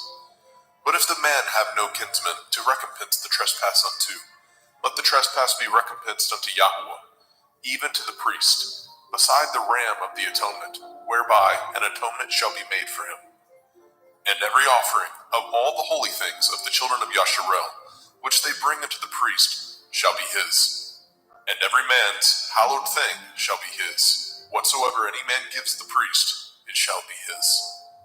And Yahweh spoke unto Moshe, saying, Speak unto the children of Yasharel, and say unto them, If any man's woman go aside and commit a trespass against him, and a man lie with her carnally, and it be hid from the eyes of her man, and be kept close, and she be defiled, and there be no witness against her, neither she be taken with the manner, and the ruach of jealousy come upon him, and he be jealous of his woman, and she be defiled. Or if the ruach of jealousy come upon him, and he be jealous of his woman, and she be not defiled, then shall the man bring his woman unto the priest, and he shall bring her offering for her, the 10th part of an ephah of barley meal. He shall pour no oil upon it, nor put frankincense thereon, for it is an offering of jealousy, an offering of memorial, bringing iniquity to remembrance. And the priest shall bring her near, and set her before Yahweh. And the priest shall take holy water in an earthen vessel, and of the dust that is in the floor of the tabernacle the priest shall take, and put it into the water. And the priest shall set the woman before Yahweh, and uncover the woman's head, and put the offering of memorial in her hands, which is the jealousy offering. And the priest shall have in his hand the bitter water that causes the curse. And the priest shall charge her by an oath, and say unto the woman, If no man have lain with you, and if you have not gone aside to uncleanness with another instead of your man, be free from this bitter water that causes the curse. But if you have gone aside to another instead of your man, and if you be defiled, and some man have lain with you beside your man, then the priest shall charge the woman with an oath of cursing, and the priest shall say unto the woman, Yahweh make you a curse and an oath among your people, when Yahweh makes your thigh to rot, and your belly to swell. And this water that causes the curse shall go into your bowels, to make your belly to swell, and your thigh to rot. And the woman shall say, Amen, Amen. And the priest shall write these curses in a sefer, and he shall blot them out with the bitter water. And he shall cause the woman to drink the bitter water that causes the curse, and the water that causes the curse shall enter into her and become bitter. Then the priest shall take the jealousy offering out of the woman's hand, and shall wave the offering before Yahweh, and offer it upon the altar. And the priest shall take a handful of the offering, even the memorial thereof, and burn it upon the altar, and afterward shall cause the woman to drink the water. And when he has made her to drink the water, then it shall come to pass, that if she be defiled, and have done trespass against her man, that the water that causes the curse shall enter into her, and become bitter, and her belly shall swell, and her thigh shall rot, and the woman shall be a curse among her people.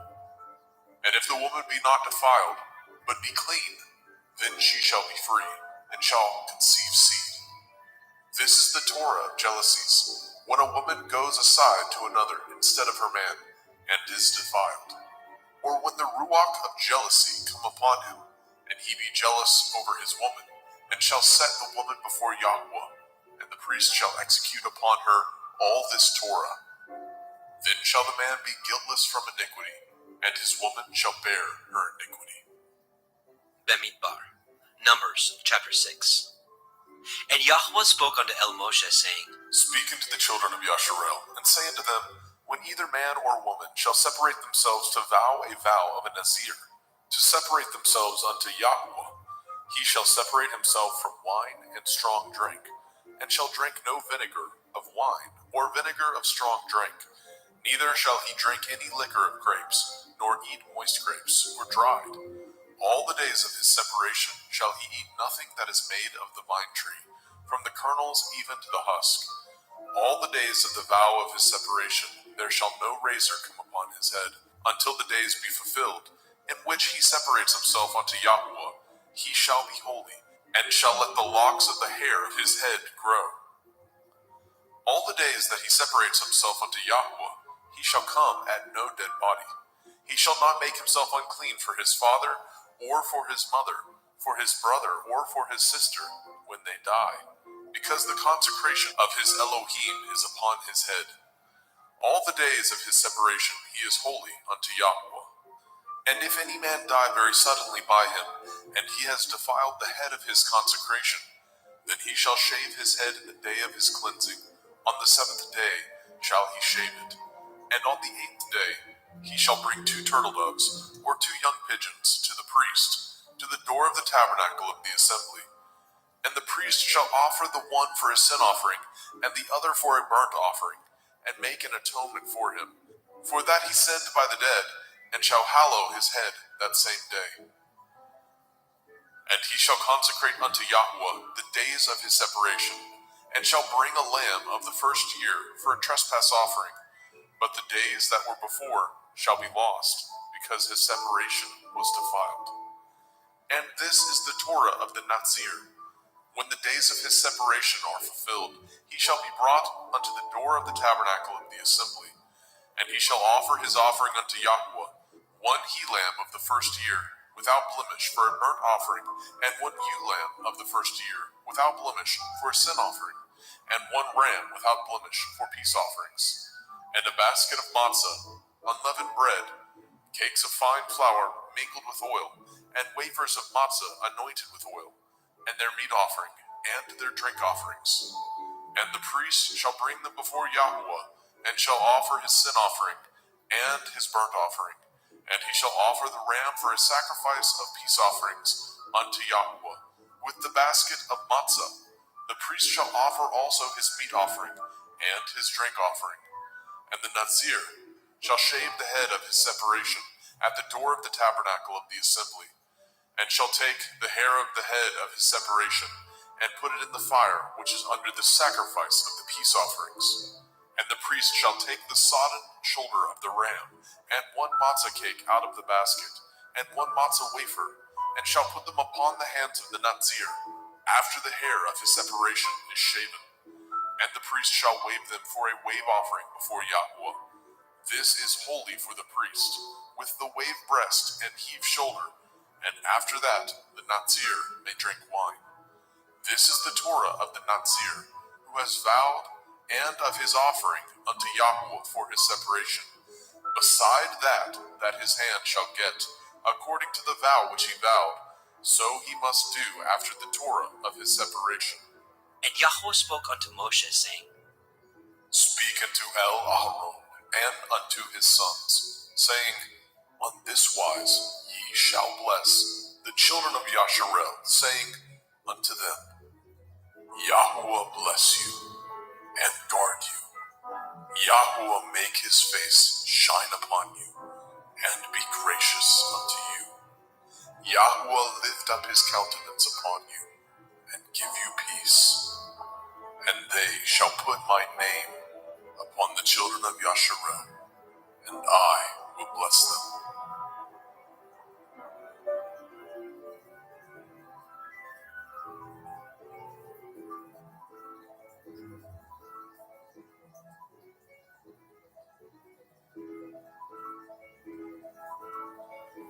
Bemidbar, Numbers chapter 7. And it came to pass on the day that Moshe had fully set up the tabernacle, and had anointed it, and sanctified it, and all the instruments thereof, both the altar and all the vessels thereof, and had anointed them, and sanctified them, that the princes of Yasharel, heads of the house of their fathers, who were the princes of the tribes, and were over them that were numbered, offered. And they brought their offering before Yahuwah, 6 covered wagons, and 12 oxen, a wagon for 2 of the princes, and for each 1 an ox. And they brought them before the tabernacle. And Yahuwah spoke unto Moshe, saying, Take it of them, that they may be to do the service of the tabernacle of the assembly, and you shall give them unto the Leviim, to every man according to his service. And Moshe took the wagons and the oxen, and gave them unto the Leviim. 2 wagons and 4 oxen he gave unto the sons of Gershon, according to their service. And 4 wagons and 8 oxen he gave unto the sons of Merari, according unto their service, under the hand of Ithamar, the son of Aharon the priest. But unto the sons of Kohath he gave none, because the service of the sanctuary belonging unto them was that they should bear upon their shoulders. And the princes offered for dedicating of the altar in the day that it was anointed. Even the princes offered their offering before the altar. And Yahuwah said unto El Moshe, They shall offer their offering, each prince on his day, for the dedicating of the altar. And he that offered his offering the first day was Nechshon, the son of Aminadav, of the tribe of Yehuda. And his offering was 1 silver charger, the weight thereof was 130 shekels, 1 silver bowl of 70 shekels, after the shekel of the sanctuary. Both of them were full of fine flour, mingled with oil for a meat offering. 1 spoon of 10 shekels of gold, full of incense. 1 young bullock, 1 ram, 1 lamb of the first year for a burnt offering. 1 kid of the goats for a sin offering, and for a sacrifice of peace offerings, 2 oxen, 5 rams, 5 he-goats, 5 lambs of the first year. This was the offering of Nechshon, the son of Amminadab. On the second day, Nethanel, the son of Tzuar, prince of Issachar, did offer. He offered for his offering 1 silver charger, the weight whereof was 130 shekels, 1 silver bowl of 70 shekels, after the shekel of the sanctuary, both of them full of fine flour mingled with oil for a meat offering, 1 spoon of gold of 10 shekels full of incense, 1 young bullock, 1 ram, 1 lamb of the first year for a burnt offering, 1 kid of the goats for a sin offering, and for a sacrifice of peace offerings, 2 oxen, 5 rams, 5 he-goats, 5 lambs of the first year. This was the offering of Nethanel, the son of Tzuar. On the third day, Eliav, the son of Chelon, prince of the children of Zebulun, did offer. His offering was 1 silver charger, the weight whereof was 130 shekels, 1 silver bowl of 70 shekels, after the shekel of the sanctuary, both of them full of fine flour mingled with oil for a meat offering, 1 golden spoon of 10 shekels full of incense, 1 young bullock, 1 ram, 1 lamb of the first year for a burnt offering, 1 kid of the goats for a sin offering, and for a sacrifice of peace offerings, 2 oxen, 5 rams, 5 he-goats, 5 lambs of the first year. This was the offering of Eliav, the son of Chelon. On the fourth day, Elitzur, the son of Shedur, prince of the children of Reuben, did offer. His offering was 1 silver charger of the weight of 130 shekels, 1 silver bowl of 70 shekels, after the shekel of the sanctuary, both of them full of fine flour mingled with oil for a meat offering, 1 golden spoon of 10 shekels, full of incense, 1 young bullock, 1 ram, 1 lamb of the first year for a burnt offering, 1 kid of the goats for a sin offering, and for a sacrifice of peace offerings, 2 oxen, 5 rams, 5 he-goats, 5 lambs of the first year. This was the offering of Elitzur, the son of Shedur. On the fifth day, Shelumiel, the son of Tzurishaddai, prince of the children of Shimon, did offer. His offering was 1 silver charger, the weight whereof was 130 shekels, 1 silver bowl of 70 shekels, after the shekel of the sanctuary, both of them full of fine flour mingled with oil for a meat offering, 1 golden spoon of 10 shekels, full of incense, 1 young bullock, 1 ram, 1 lamb of the first year for a burnt offering, 1 kid of the goats for a sin offering, and for a sacrifice of peace offerings, 2 oxen, 5 rams, 5 he-goats, 5 lambs of the first year. This was the offering of Shelumiel, the son of Tzurishaddai. On the sixth day, Elisaph, the son of Deuel, prince of the children of Gad, offered. His offering was 1 silver charger of the weight of 130 shekels, a silver bowl of 70 shekels, after the shekel of the sanctuary, both of them full of fine flour mingled with oil for a meat offering, 1 golden spoon of 10 shekels full of incense, 1 young bullock, 1 ram, 1 lamb of the first year for a burnt offering, 1 kid of the goats for a sin offering, and for a sacrifice of peace offerings, 2 oxen, 5 rams, 5 he-goats, 5 lambs of the first year. This was the offering of Elisaph, the son of Deuel. On the seventh day, Elishama, the son of Ammihud, prince of the children of Ephraim, offered. His offering was 1 silver charger, the weight whereof was 130 shekels, 1 silver bowl of 70 shekels, after the shekel of the sanctuary, both of them full of fine flour mingled with oil for a meat offering, 1 golden spoon of 10 shekels full of incense, 1 young bullock, 1 ram, 1 lamb of the first year for a burnt offering, 1 kid of the goats for a sin offering, and for a sacrifice of peace offerings, 2 oxen, 5 rams, 5 he-goats, 5 lambs of the first year. This was the offering of Elishama, the son of Ammihud. On the 8th day offered Gamaliel, the son of Pedahzur, prince of the children of Manasseh. His offering was 1 silver charger of the weight of 130 shekels, 1 silver bowl of 70 shekels, after the shekel of the sanctuary, both of them full of fine flour mingled with oil for a meat offering. 1 golden spoon of 10 shekels full of incense, 1 young bullock, 1 ram, 1 lamb of the first year for a burnt offering, 1 kid of the goats for a sin offering, and for a sacrifice of peace offerings, 2 oxen, 5 rams, 5 he-goats, 5 lambs of the first year. This was the offering of Gamaliel, the son of Pedahzur. On the 9th day, Avidan, the son of Gidonai, prince of the children of Benjamin, offered. His offering was 1 silver charger, the weight whereof was 130 shekels, 1 silver bowl of 70 shekels, after the shekel of the sanctuary, both of them full of fine flour mingled with oil for a meat offering.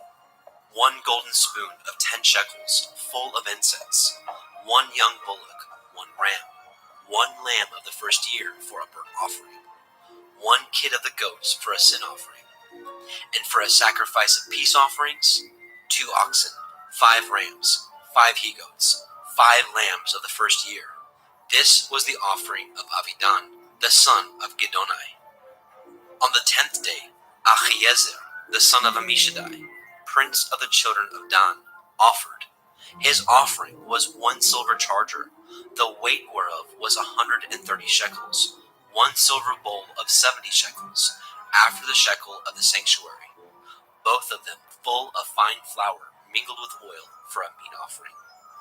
1 golden spoon of 10 shekels full of incense, 1 young bullock, 1 ram, 1 lamb of the first year for a burnt offering, 1 kid of the goats for a sin offering, and for a sacrifice of peace offerings, 2 oxen, 5 rams, 5 he-goats, 5 lambs of the first year. This was the offering of Achiezer, the son of Ammishaddai. On the 11th day, Pagiel, the son of Okran, prince of the children of Asher, offered. His offering was 1 silver charger, the weight whereof was 130 shekels, 1 silver bowl of 70 shekels, after the shekel of the sanctuary, both of them full of fine flour mingled with oil for a meat offering.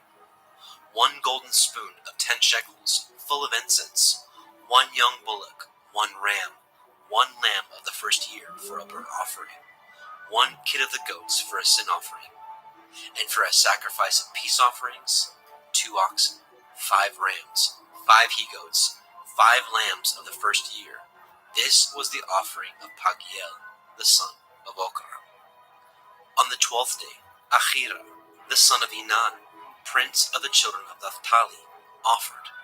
His offering was 1 silver charger, the weight whereof was 130 shekels, 1 silver bowl of 70 shekels, after the shekel of the sanctuary, both of them full of fine flour mingled with oil for a meat offering. 1 golden spoon of 10 shekels full of incense, 1 young bullock, 1 ram, 1 lamb of the first year for a burnt offering, 1 kid of the goats for a sin offering, and for a sacrifice of peace offerings, 2 oxen, 5 rams, 5 he-goats, 5 lambs of the first year. This was the offering of Achira, the son of Enan. This was the dedication of the altar, in the day when it was anointed, by the princes of Yashrael. 12 chargers of silver, 12 silver bowls, 12 spoons of gold, each charger of silver weighing 130 shekels, each bowl 70. All the silver vessels weighed 2,400 shekels, after the shekel of the sanctuary. The golden spoons were 12, full of incense, weighing 10 shekels apiece, after the shekel of the sanctuary. All the gold of the spoons was 120 shekels. All the oxen for the burnt offering were 12 bullocks, the rams 12, the lambs of the first year 12, with their meat offering, and the kids of the goats for sin offering 12. And all the oxen for the sacrifice of the peace offerings were 24 bullocks, the rams 60, the he-goats 60, the lambs of the first year 60. This was the dedication of the altar after that it was anointed.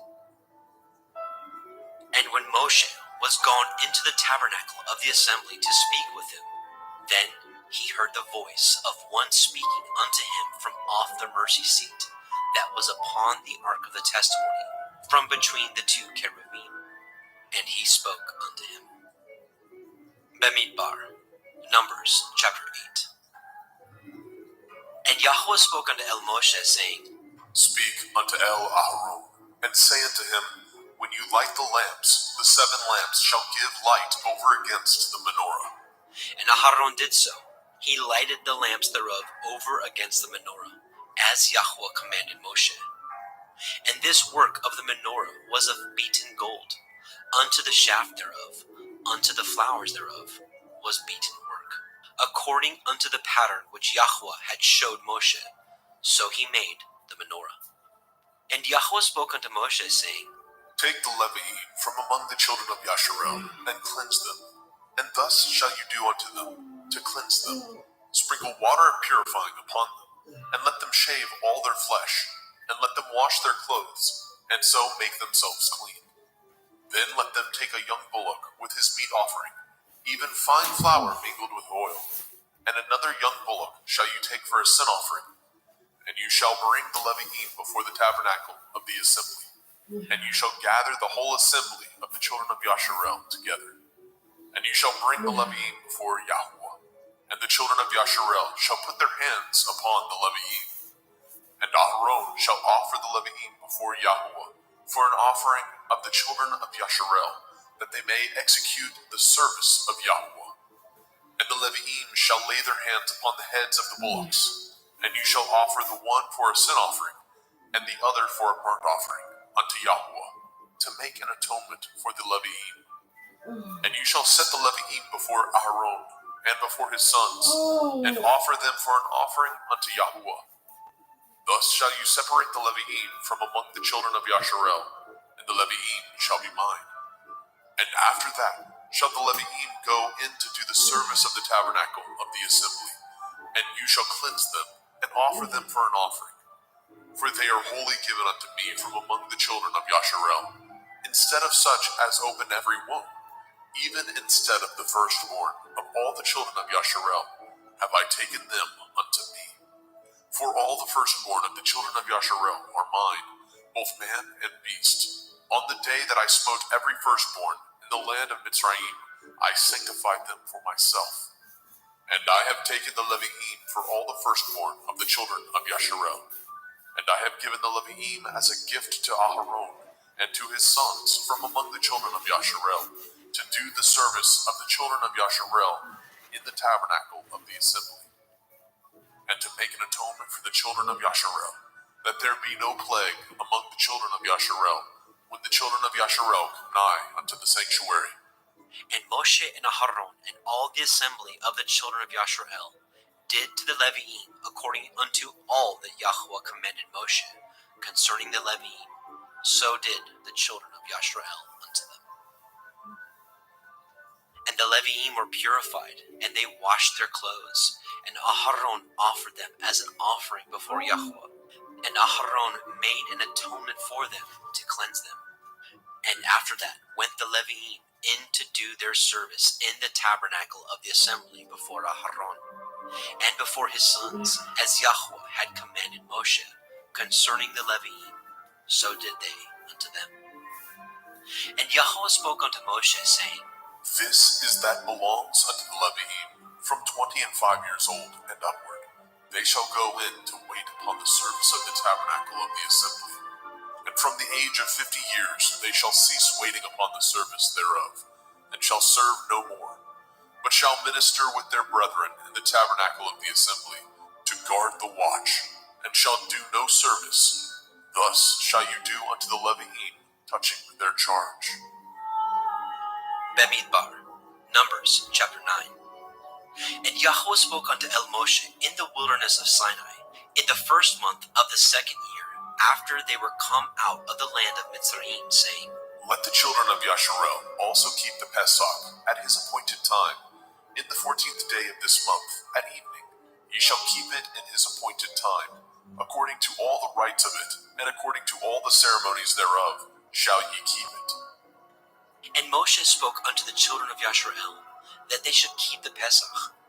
And they kept the Pesach on the 14th day of the first month at evening, in the wilderness of Sinai, according to all that Yahweh commanded Moshe.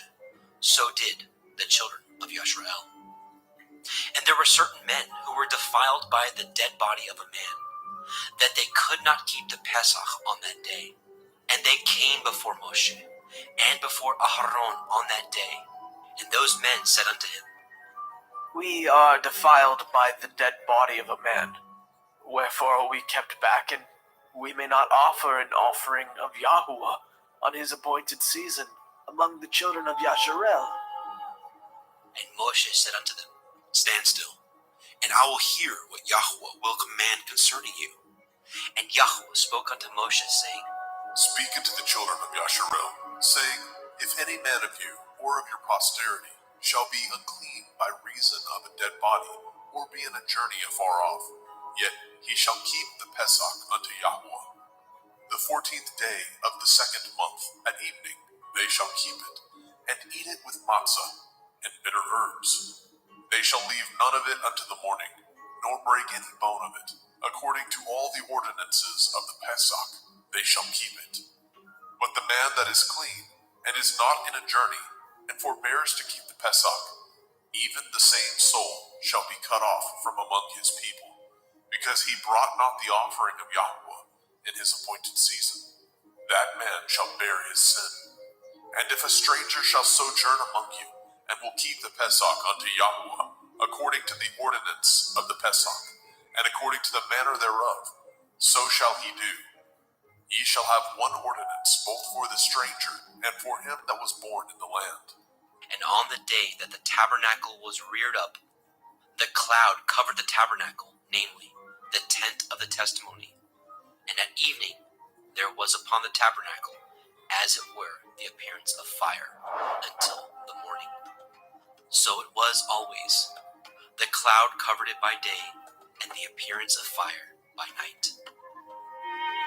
And when the cloud was taken up from the tabernacle, then after that the children of Yasharel journeyed. And in the place where the cloud abode, there the children of Yasharel pitched their tents. At the commandment of Yahweh the children of Yasharel journeyed, and at the commandment of Yahweh they pitched. As long as the cloud abode upon the tabernacle, they rested in their tents. And when the cloud tarried long upon the tabernacle many days, then the children of Yasharel did guard the watch of Yahweh, and journeyed not. And so it was, when the cloud was a few days upon the tabernacle, according to the commandment of Yahweh, they abode in their tents, and according to the commandment of Yahweh they journeyed.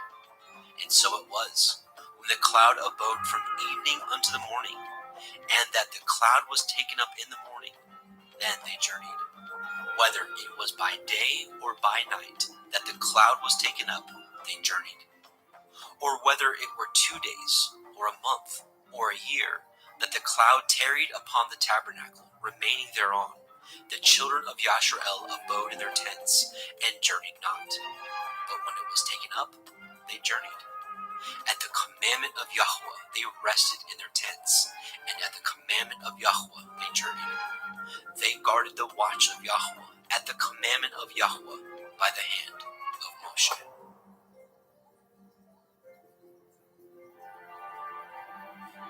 Bemidbar, Numbers chapter 10. And Yahweh spoke unto El Moshe, saying, Make you 2 trumpets of silver, of a whole piece shall you make them, that you may use them for the calling of the assembly, and for the journeying of the camps. And when they shall blow them, all the assembly shall assemble themselves to you at the door of the tabernacle of the assembly. And if they blow but with 1 trumpet, then the princes, which are heads of the thousands of Yasharel, shall gather themselves unto you. When ye blow an alarm, Then the camps that lie on the east part shall go forward. When ye blow an alarm the second time, then the camps that lie on the south side shall take their journey. They shall blow an alarm for their journeys. But when the assembly is to be gathered together, ye shall blow, but ye shall not sound an alarm. And the sons of Aharon the priest shall blow with the trumpets, and they shall be to you for an ordinance forever throughout your generations. And if ye go to war in your land against the enemy that oppresses you, and ye shall blow an alarm with the trumpets, and ye shall be remembered before Yahweh Elohim, and ye shall be saved from your enemies. Also in the day of your gladness, and in your solemn days, and in the beginnings of your months, ye shall blow with the trumpets over your burnt offerings, and over the sacrifices of your peace offerings, that they may be to you for a memorial before your Elohim. I am Yahweh Elohim. And it came to pass on the 20th day of the second month, in the second year, that the cloud was taken up from off the tabernacle of the testimony. And the children of Yashrael took their journeys out of the wilderness of Sinai, and the cloud rested in the wilderness of Paran. And they first took their journey according to the commandment of Yahweh by the hand of Moshe. In the first place went the standard of the camp of the children of Yehudah, according to their armies, and over his host was Nachshon, the son of Amminadab. And over the host of the tribe of the children of Yissachar was Nathanael, the son of Tzuar.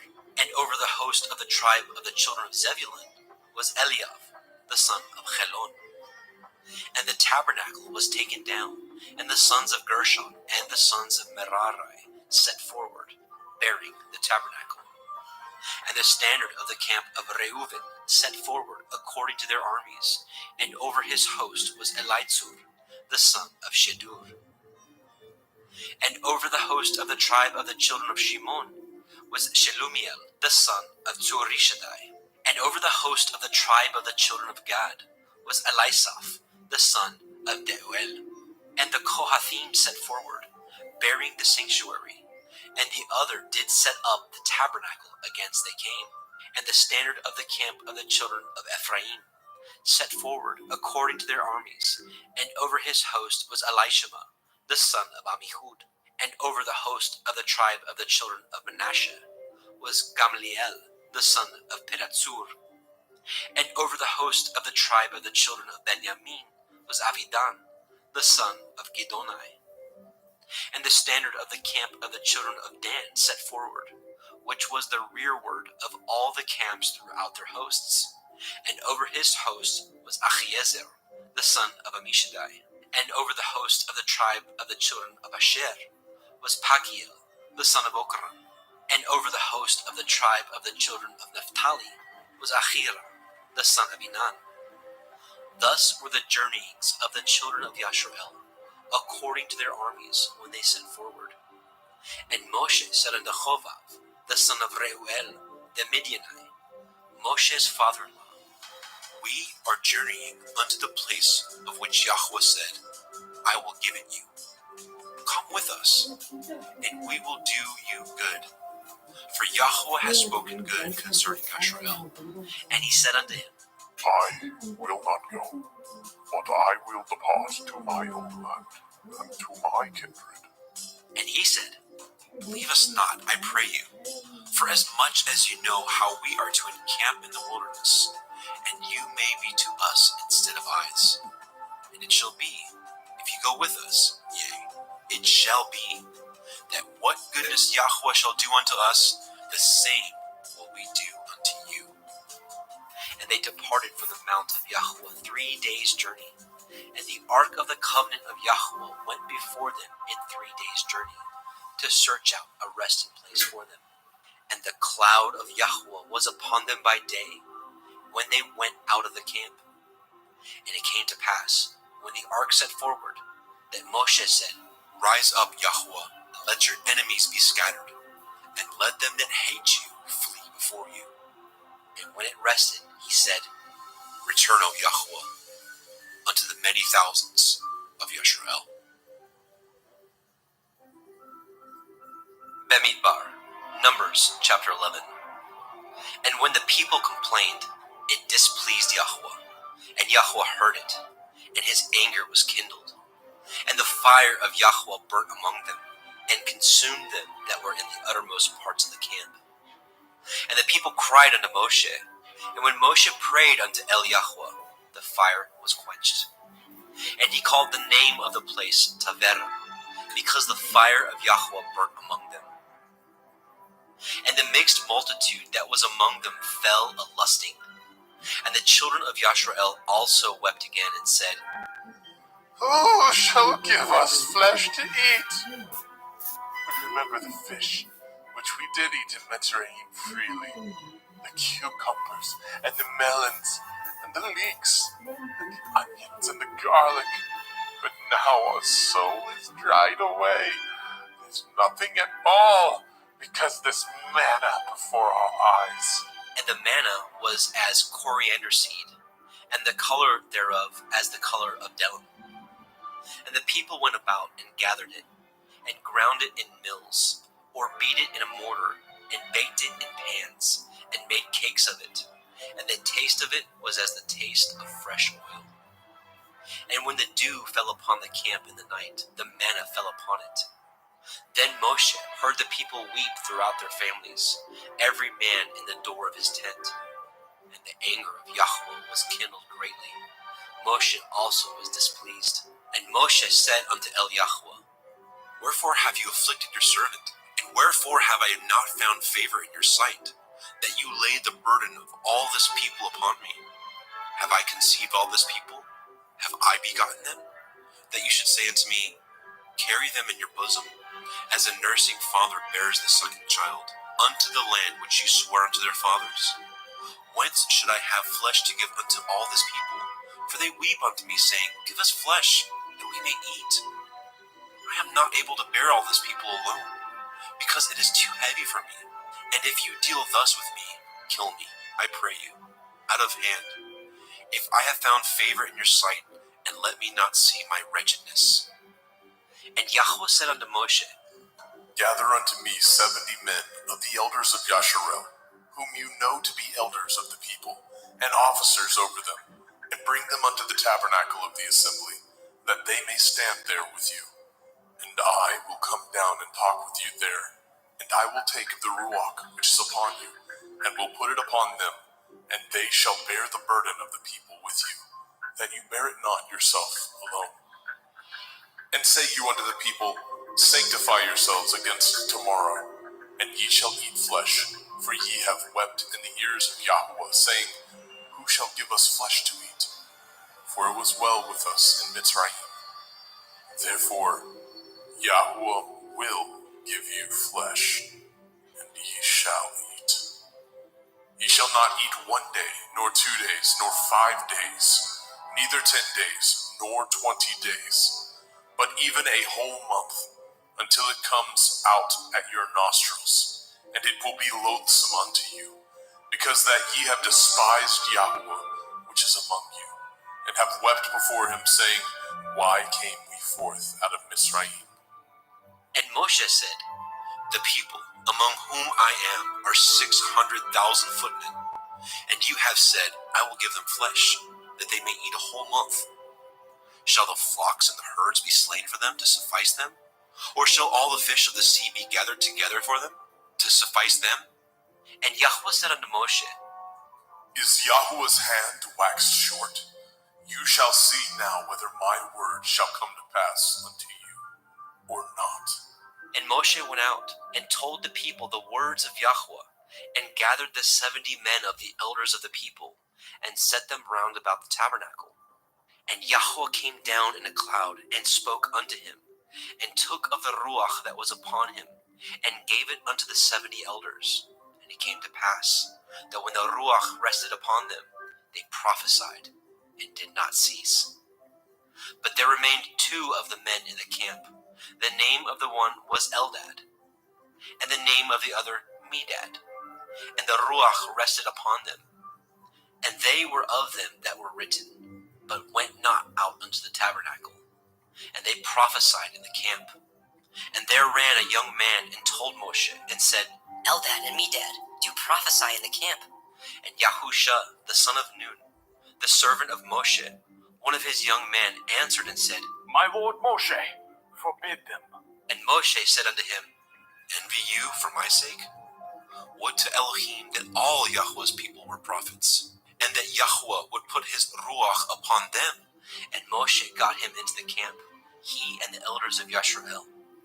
And there went forth a wind from Yahweh, and brought the quails from the sea, and let them fall by the camp, as it were a day's journey on this side, and as it were a day's journey on the other side, round about the camp, and as it were 2 cubits high upon the face of the earth. And the people stood up all that day, and all that night, and all the next day, and they gathered the quails. He that gathered least gathered 10 homers, and they spread them all abroad for themselves round about the camp. And while the flesh was yet between their teeth, ere it was chewed, the wrath of Yahweh was kindled against the people, and Yahweh smote the people with a very great plague. And he called the name of that place Kivrot hat Ta'ava, because there they buried the people that lusted. And the people journeyed from Kivrot hat Ta'ava unto Chatzeroth, and abode at Chatzeroth. Bemidbar, Numbers chapter 12. And Miriam and Aharon spoke against Moshe because of the Cushite woman whom he had married, for he had married a Cushite woman. And they said, Has Yahweh indeed spoken only by Moshe? Has he not spoken also by us?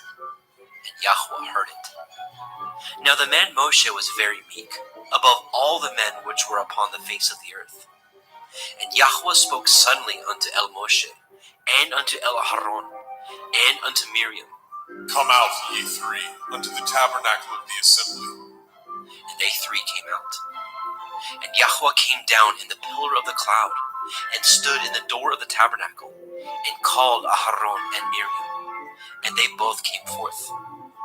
And he said, Hear now my words. If there be a prophet among you, I, Yahweh, will make myself known unto him in a vision, and will speak unto him in a dream. My servant Moshe is not so, who is faithful in all my house. With him will I speak mouth to mouth, even apparently, and not in dark speeches, and in similitudes. Of Yahweh shall he behold. Wherefore then were ye not afraid to speak against my servant Moshe? And the anger of Yahweh was kindled against him, and he departed. And the cloud departed from off the tabernacle, and behold, Miriam became leprous, white as snow. And Aharon looked upon Miriam, and behold, she was leprous. And Aharon said unto Moshe, Alas, my lord, I beseech you, lay not the sin upon us, wherein we have done foolishly, and wherein we have sinned.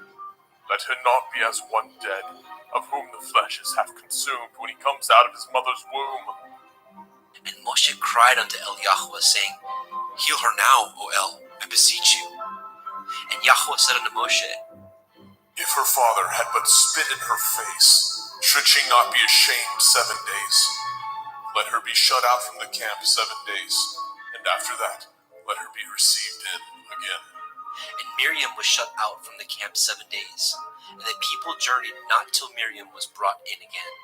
And afterward the people removed from Chatzeroth, and pitched in the wilderness of Paran. Bemidbar, Numbers chapter 13.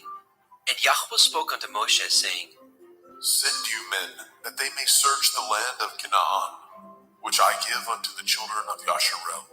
Of every tribe of their fathers shall ye send a man, every one a ruler among them. And Moshe, by the commandment of Yahweh, sent them from the wilderness of Paran. All those men were heads of the children of Yasharel.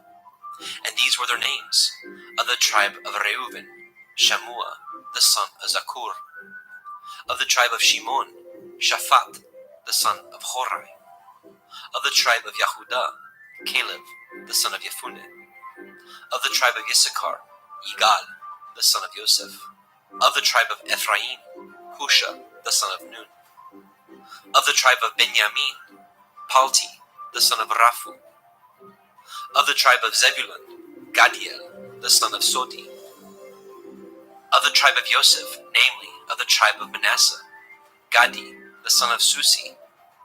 Of the tribe of Dan, Amiel, the son of Gemali. Of the tribe of Asher, Setur, son of Mikael. Of the tribe of Naphtali, Nachbi, the son of Vofsi.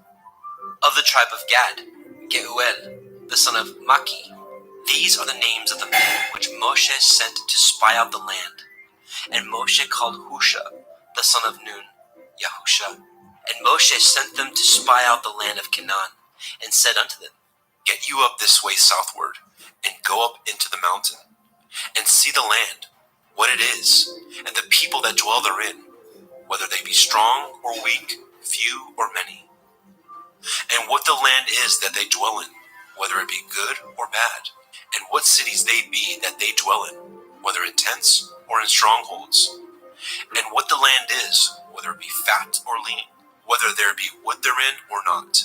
And be ye of good courage, and bring of the fruit of the land. Now the time was the time of the first ripe grapes. So they went up, and searched the land from the wilderness of Sin unto Rehov, as men come to Hamath. And they ascended by the Negev, and came unto Hebron, where Achiman, Shishai, and Talmai, the children of Anak, were. Now Hebron was built 7 years before Zoan in Mitzrayim. And they came unto the brook of Eshcol, and cut down from thence a branch with one cluster of grapes, and they bored between two upon a staff. And they brought of the pomegranates, and of the figs. The place was called Nahal Eshcol, because of the cluster of grapes which the children of Yashrael cut down from thence. And they returned from searching of the land after 40 days. And they went and came to El Moshe, and to El Aharon, and to all the assembly of the children of Yashrael, unto the wilderness of Paran, to Kadesh, and brought back word unto them, and unto all the assembly, and showed them the fruit of the land. And they told him and said, We came unto the land whither you sent us, and surely it flows with milk and honey, and this is the fruit of it. Nevertheless, the people be strong that dwell in the land, and the cities are walled and very great. And moreover, we saw the children of Anak there. The Amalkim dwell in the land of the Negev, and the Hittim, and the Yebusim, and the Emorim dwell in the mountains, and the Kinanim dwell by the sea, and by the coast of the Yarden. And Caleb stilled the people before Moshe and said, Let us go up at once and possess it, for we are well able to overcome it. But the men that went up with him said, We be not able to go up against the people, for they are stronger than we. And they brought up an evil report of the land which they had searched unto the children of Yashrael, saying, The land through which we have gone to search it is a land that eats up the inhabitants thereof, and all the people that we saw in it are men of great stature. And there we saw the Nephilim, the sons of Anak, which come of the Nephilim, and we were in our own sight as grasshoppers, and so we were in their sight. Bamidbar, Numbers chapter 14. And all the assembly lifted up their voice and cried, and the people wept that night. And all the children of Yashrael murmured against Moshe and against Aharon. And the whole assembly said unto them, Would to Elohim that we had died in the land of Mitzrayim, or would to Elohim we had died in this wilderness. And wherefore has Yahweh brought us unto this land, to fall by the sword, that our women and our children should be a prey? Were it not better for us to return into Mitzrayim? And they said one to another, Let us make a captain, and let us return into Mitzrayim. Then Moshe and Aharon fell on their faces before all the assembly of the multitude of the children of Yashrael.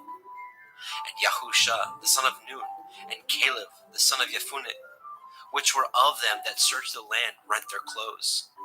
And they spoke unto all the company of the children of Yashrael, saying, The land which we passed through to search it is an exceeding good land. If Yahweh delight in us, then he will bring us into this land, and give it us, a land that flows with milk and honey. Only rebel ye not against Yahweh, neither fear ye the people of the land, for they are bread for us. Their defense is departed from them, and Yahweh is with us. Fear them not. But all the assembly bade stone them with stones. And the glory of Yahweh appeared in the tabernacle of the assembly before all the children of Yashrael. And Yahweh said unto Moshe, How long will this people provoke me? And how long will it be ere they believe me? For all the signs which I have showed among them, I will smite them with the pestilence, and disinherit them, and will make of you a greater nation, and mightier than they. And Moshe said unto Yahweh, Then the Mitzrayim shall hear it, for you brought up this people in your might from among them, and they will tell it to the inhabitants of this land. For they have heard that you, Yahweh, are among this people, that you, Yahweh, are seen face to face, and that your cloud stands over them, and that you go before them, by daytime in a pillar of cloud, and in a pillar of fire by night. Now, if you shall kill all this people as one man, then the nations which have heard the fame of you will speak, saying, Because Yahweh was not able to bring this people into the land which he swore unto them, therefore he has slain them in the wilderness. And now, I beseech you, let the power of my Adonai be great, according as you have spoken, saying, Yahweh is long-suffering and of great mercy, forgiving iniquity and transgression, and by no means clearing the guilty, visiting the iniquity of the fathers upon the children unto the third and fourth generation. Pardon, I beseech you, the iniquity of this people according unto the greatness of your mercy, and as you have forgiven this people from Mitzrayim even until now. And Yahweh said, I have pardoned according to your word. But as truly as I live, all the earth shall be filled with the glory of Yahweh.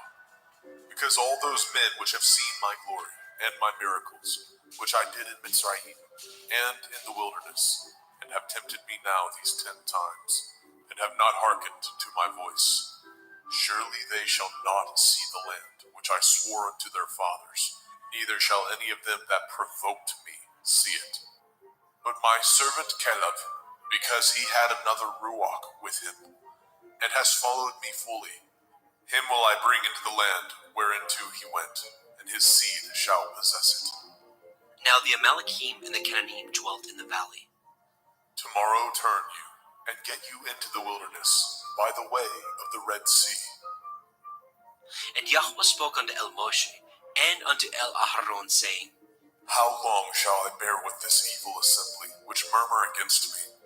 I have heard the murmurings of the children of Yasharel, which they murmur against me. Say unto them, As truly as I live, says Yahweh, as ye have spoken in my ears, so will I do to you. Your carcasses shall fall in this wilderness, and all that were numbered of you, according to your whole number, from 20 years old and upward, which have murmured against me. Doubtless ye shall not come into the land, concerning which I swore to make you dwell therein, save Caleb, the son of Jephunneh, and Yahusha, the son of Nun. But your little ones, which ye said should be a prey, them will I bring in, and they shall know the land which ye have despised. But as for you, your carcasses, they shall fall in this wilderness, and your children shall wander in the wilderness 40 years, and bear your whoredoms, until your carcasses be wasted in the wilderness. After the number of the days in which ye searched the land, even 40 days, each day for a year, shall ye bear your iniquities, even 40 years, and ye shall know my breach of promise. I, Yahweh, have said, I will surely do it unto all this evil assembly that are gathered together against me. In this wilderness they shall be consumed, and there they shall die. And the men which Moshe sent to search the land, who returned and made all the assembly to murmur against him, by bringing up a slander upon the land, even those men that did bring up the evil report upon the land, died by the plague before Yahweh. But Yahusha, the son of Nun, and Caleb, the son of Jephunneh, which were of the men that went to search the land, lived still. And Moshe told these things unto all the children of Yasharel, and the people mourned greatly. And they rose up early in the morning, and got them up into the top of the mountain, saying, Lo, we be here, and will go up unto the place which Yahweh has promised, for we have sinned. And Moshe said, Wherefore now do ye transgress the commandment of Yahweh? But it shall not prosper. Go not up, for Yahweh is not among you, that ye be not smitten before your enemies. For the Amalekim and the Cananim are there before you, and ye shall fall by the sword, because ye are turned away from Yahweh. Therefore Yahweh will not be with you. But they presumed to go up unto the top of the hill. Nevertheless, the ark of the covenant of Yahweh and Moshe departed not out of the camp. Then the Amalekim came down, and the Cananim, which dwelt in that hill, and smote them, and discomfited them, even unto Hormah. Bemidbar, Numbers chapter 15. And Yahweh spoke unto El Moshe, saying, Speak unto the children of Yasharel, and say unto them, When ye are come into the land of your habitations, which I give unto you, and will make an offering by fire unto Yahweh, a burnt offering, or a sacrifice in performing a vow, or in a freewill offering, or in your solemn feasts, to make a sweet savor unto Yahweh, of the herd or of the flock. Then shall he that offers his offering unto Yahweh bring a meat offering of a 10th deal of flour, mingled with the 4th part of a hin of oil, and the 4th part of a hin of wine. For a drink offering shall you prepare with the burnt offering or sacrifice, for 1 lamb, or for a ram you shall prepare for a meat offering 2/10 deals of flour mingled with the 3rd part of a hin of oil. And for a drink offering you shall offer the 3rd part of a hin of wine, for a sweet savor unto Yahweh. And when you prepare a bullock for a burnt offering, or for a sacrifice in performing a vow, or peace offerings unto Yahweh, then shall he bring with a bullock a meat offering of 3/10 deals of flour mingled with a half a hin of oil. And you shall bring for a drink offering half a hin of wine, for an offering made by fire of a sweet savor unto Yahweh. Thus shall it be done for 1 bullock, or for 1 ram, or for a lamb, or a kid. According to the number that ye shall prepare, so shall ye do to every one according to their number. All that are born of the country shall do these things after this manner, an offering made by fire, of a sweet savor unto Yahweh. And if a stranger sojourn with you, or whosoever be among you in your generations, and will offer an offering made by fire, of a sweet savor unto Yahweh, as ye do, so he shall do. 1 ordinance shall be both for you of the assembly, and also for the stranger that sojourns with you, an ordinance forever in your generations. As ye are, so shall the stranger be before Yahweh. 1 Torah, and 1 manner of law shall be for you, and for the stranger that sojourns with you. And Yahweh spoke unto Moshe, saying, Speak unto the children of Yasharel, and say unto them, When ye come into the land whither I bring you, then it shall be, that when ye eat of the bread of the land, ye shall offer up a heave offering unto Yahweh. Ye shall offer up a cake of the first of your dough for a heave offering, as ye do the heave offering of the threshing floor, so shall ye heave it. Of the first of your dough ye shall give it unto Yahweh, a heave offering in your generations. And if ye have erred, and not observed all these commandments, which Yahweh has spoken unto Moshe, even all that Yahweh has commanded you by the hand of Moshe, from the day that Yahweh commanded Moshe, and henceforth among your generations, then it shall be, if aught be committed by ignorance, without the knowledge of the assembly, that all the assembly shall offer 1 young bullock for a burnt offering, for a sweet savor unto Yahweh, with his meat offering, and his drink offering, according to the manner, and 1 kid of the goats for a sin offering. And the priest shall make an atonement for all the assembly of the children of Yasharel, and it shall be forgiven them, for it is ignorance. And they shall bring their offering, a sacrifice made by fire unto Yahweh, and their sin offering before Yahweh, for their ignorance. And it shall be forgiven all the assembly of the children of Yasharel, and the stranger that sojourns among them, seeing all the people were in ignorance. And if any soul sin through ignorance, then he shall bring a she-goat of the first year for a sin offering, And the priest shall make an atonement for the soul that sins ignorantly, when he sins by ignorance before Yahweh, to make an atonement for him, and it shall be forgiven him. Ye shall have one Torah for him that sins through ignorance, both for him that is born among the children of Yasharel, and for the stranger that sojourns among them. But the soul that does aught presumptuously, whether he be born in the land or a stranger, the same reproaches Yahweh, and that soul shall be cut off from among his people.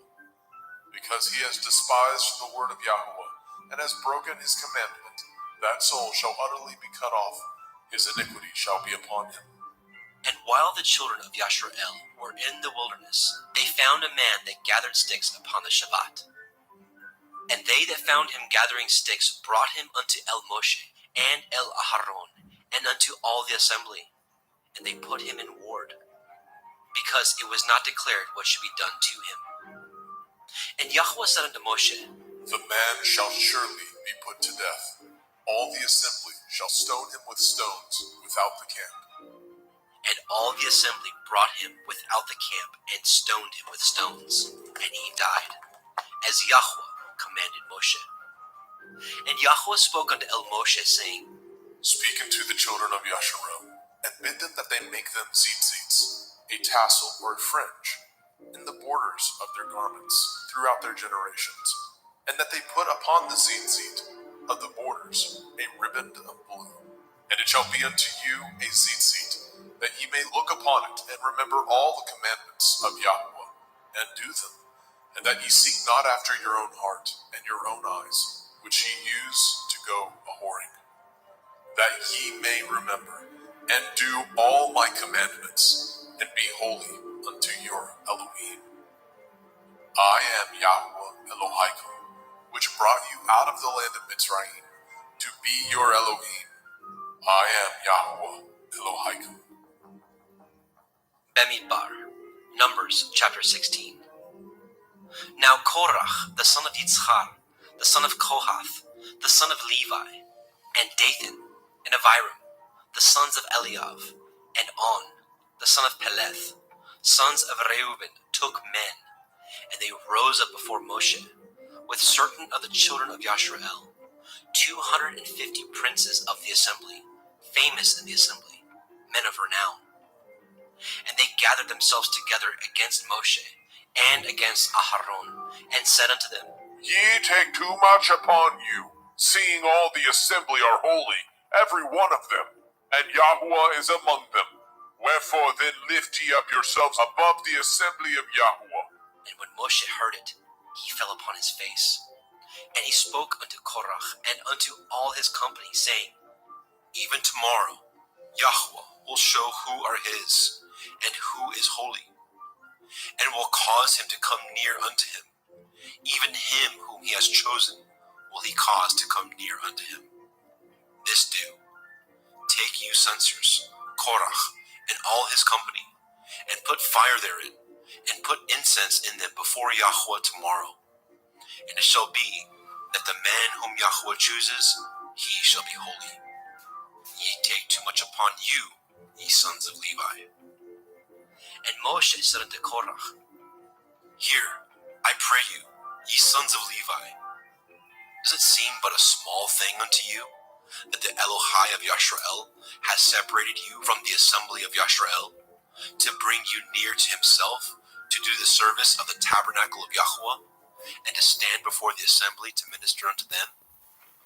And he has brought you near to him, and all your brethren, the sons of Levi, with you. And seek ye the priesthood also? For which cause both you and all your company are gathered together against Yahweh. And what is Aharon, that ye murmur against him? And Moshe sent to call Dathan and Abiram, the sons of Eliav, which said, We will not come up. Is it a small thing that you have brought us up out of a land that flows with milk and honey to kill us in the wilderness? Except you make yourselves altogether a prince over us. Moreover, you have not brought us into a land that flows with milk and honey, or given us inheritance of fields and vineyards. Will you put out the eyes of these men? We will not come up.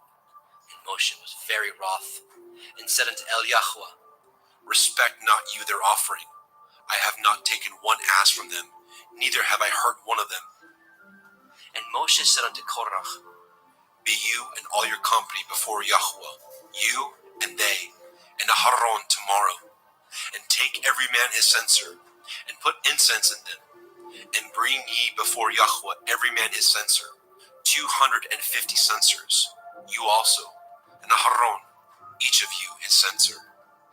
And they took every man his censer, and put fire in them, and laid incense thereon, and stood in the door of the tabernacle of the assembly with Moshe and Aharon.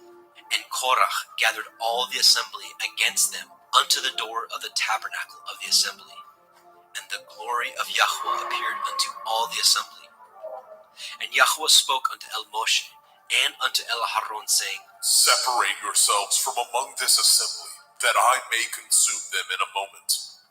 And they fell upon their faces and said, O the Elohai of the Ruachoth of all flesh, shall one man sin, and will you be wroth with all the assembly? And Yahweh spoke unto Moshe, saying, Speak unto the assembly, saying, Get you up from about the tabernacle of Korach, Dathan, and Abiram. And Moshe rose up and went unto Dathan and Abiram, and the elders of Yashrael followed him. And he spoke unto the assembly, saying, Depart, I pray you, from the tents of these wicked men, and touch nothing of theirs, lest ye be consumed in all their sins. So they got up from the tabernacle of Korach, Dathan, and Abiram, on every side. And Dathan and Abiram came out, and stood in the door of their tents, and their women, and their sons, and their little children. And Moshe said, Hereby ye shall know that Yahweh has sent me to do all these works, for I have not done them of my own mind. If these men die the common death of all men, or if they be visited after the visitation of all men, then Yahweh has not sent me. But if Yahweh make a new thing, and the earth open her mouth, and swallow them up, with all that appertain unto them, and they go down quick into the pit, then ye shall understand that these men have provoked Yahweh. And it came to pass, as he had made an end of speaking all these words, that the ground clave asunder that was under them, and the earth opened her mouth, and swallowed them up, their houses, and all the men that appertained to Korach, and all their goods. They, and all that appertained to them, went down alive into the pit, and the earth closed upon them, and they perished from among the assembly. And all Yashrael that were round about them fled at the cry of them, for they said, Lest the earth swallow us up also. And there came out a fire from Yahweh, and consumed the 250 men that offered incense. And Yahweh spoke unto Moshe, saying, Speak unto Eleazar, the son of Aharon the priest, that he take up the censers out of the burning, and scatter you the fire yonder, for they are hallowed. The censers of these sinners against their own souls, let them make them broad plates for a covering of the altar. For they offered them before Yahweh, therefore they are hallowed, and they shall be a sign unto the children of Yasharel. And Eleazar the priest took the brazen censers, wherewith they that were burnt had offered. And they were made broad plates for a covering of the altar, to be a memorial unto the children of Yasharel, that no stranger, which is not of the seed of Aharon, come near to offer incense before Yahweh, that he be not as Korach and his company, as Yahweh said to him by the hand of Moshe.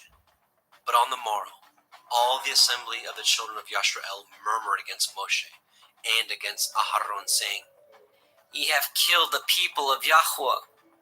And it came to pass, when the assembly was gathered against Moshe and against Aharon, that they looked toward the tabernacle of the assembly, and, behold, the cloud covered it, and the glory of Yahweh appeared.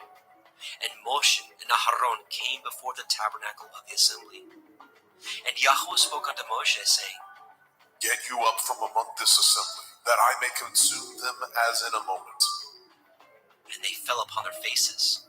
And Moshe said unto Aharon, Take a censer, and put fire therein from off the altar, and put on incense, and go quickly unto the assembly, and make an atonement for them, for there is wrath gone out from Yahweh. The plague is begun. And Aharon took as Moshe commanded, and ran into the midst of the assembly, and, behold, the plague was begun among the people. And he put on incense, and made an atonement for the people. And he stood between the dead and the living, and the plague was stayed. Now they that died in the plague were 14,700, beside them that died about the matter of Korach. And Aharon returned unto Moshe, unto the door of the tabernacle of the assembly, and the plague was stayed. Bamidbar, Numbers chapter 17.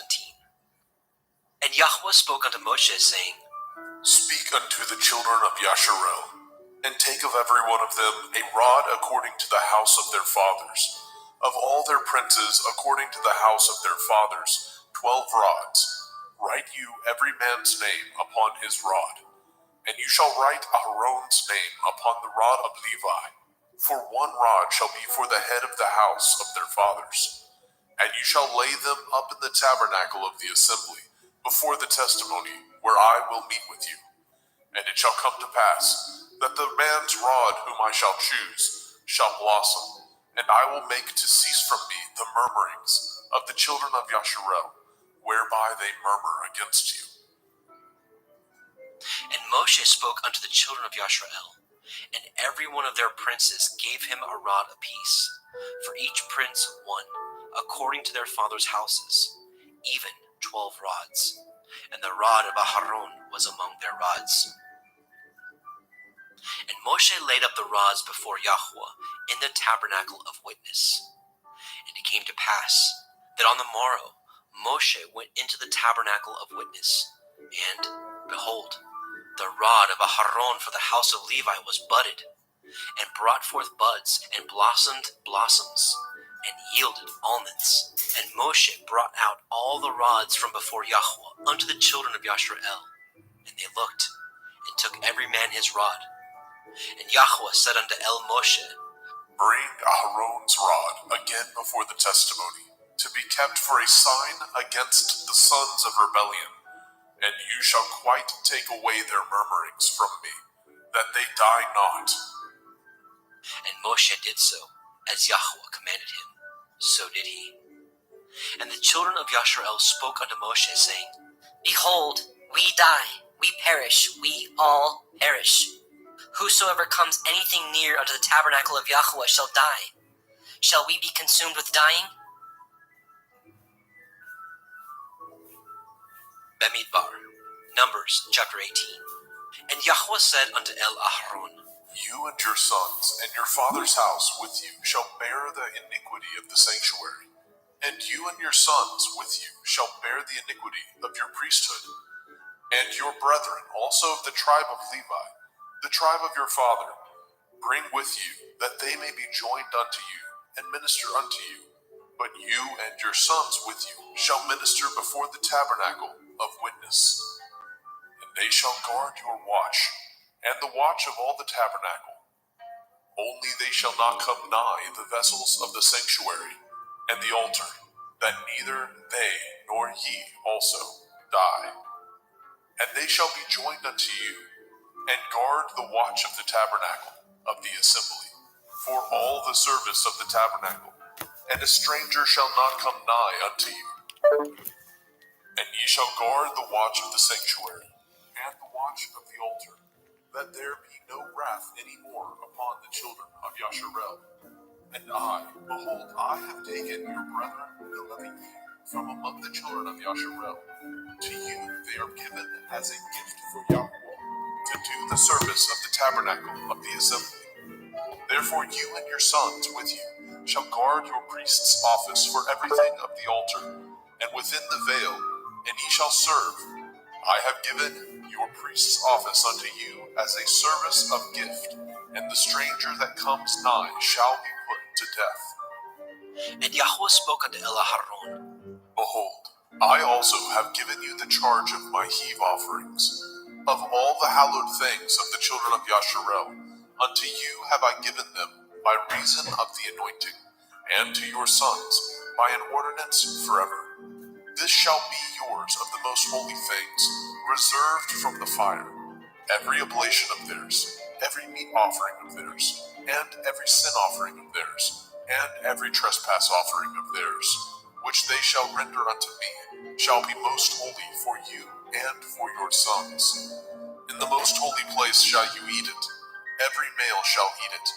It shall be holy unto you. And this is yours, the heave offering of their gift, with all the wave offerings of the children of Yasharel. I have given them unto you, and to your sons, and to your daughters with you, by a statute forever.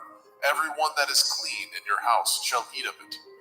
All the best of the oil, and all the best of the wine, and of the wheat, the first fruits of them which they shall offer unto Yahweh, them have I given you.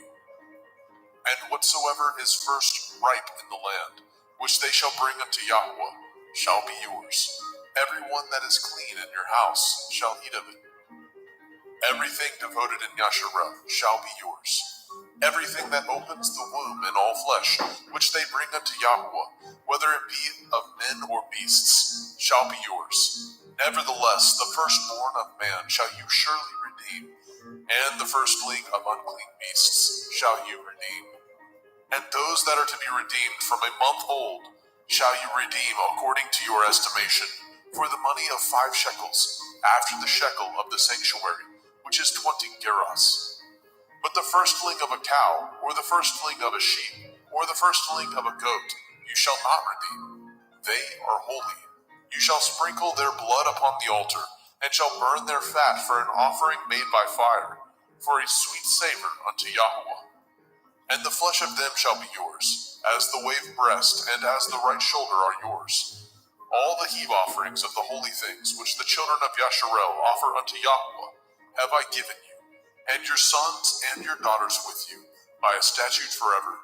It is a covenant of salt forever before Yahweh unto you and to your seed with you. And Yahweh spoke unto Elaharon, You shall have no inheritance in their land, neither shall you have any part among them. I am your part, and your inheritance among the children of Yasharel. And behold, I have given the children of Levi all the 10th in Yasharel for an inheritance, for their service which they serve, even the service of the tabernacle of the assembly.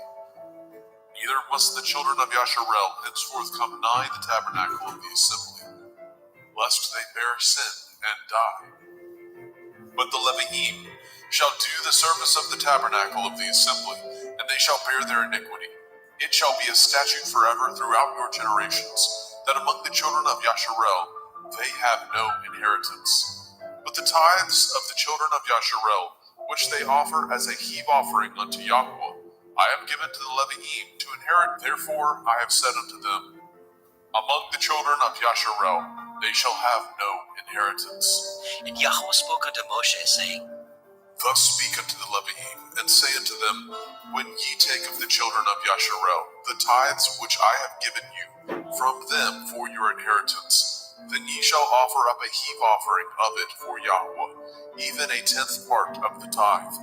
And this your heave offering shall be reckoned unto you, as though it were the grain of the threshing floor, and as the fullness of the winepress. Thus ye also shall offer a heave offering unto Yahweh of all your tithes, which ye receive of the children of Yasharel, and ye shall give thereof Yahweh's heave offering to Aharon the priest.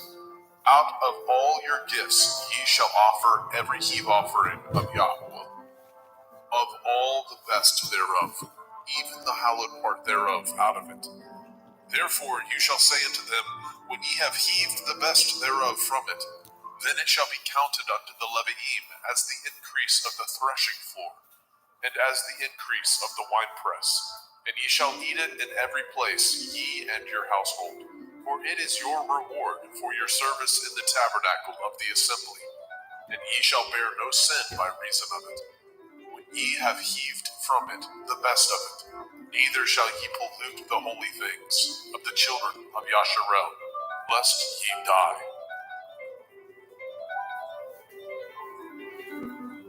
Bamidbar, Numbers chapter 19. And Yahweh spoke unto El Moshe and unto El Aharon, saying, This is the ordinance of the Torah which Yahweh has commanded, saying, Speak unto the children of Yasharel, that they bring you a red heifer without spot, wherein is no blemish, and upon which never came yoke.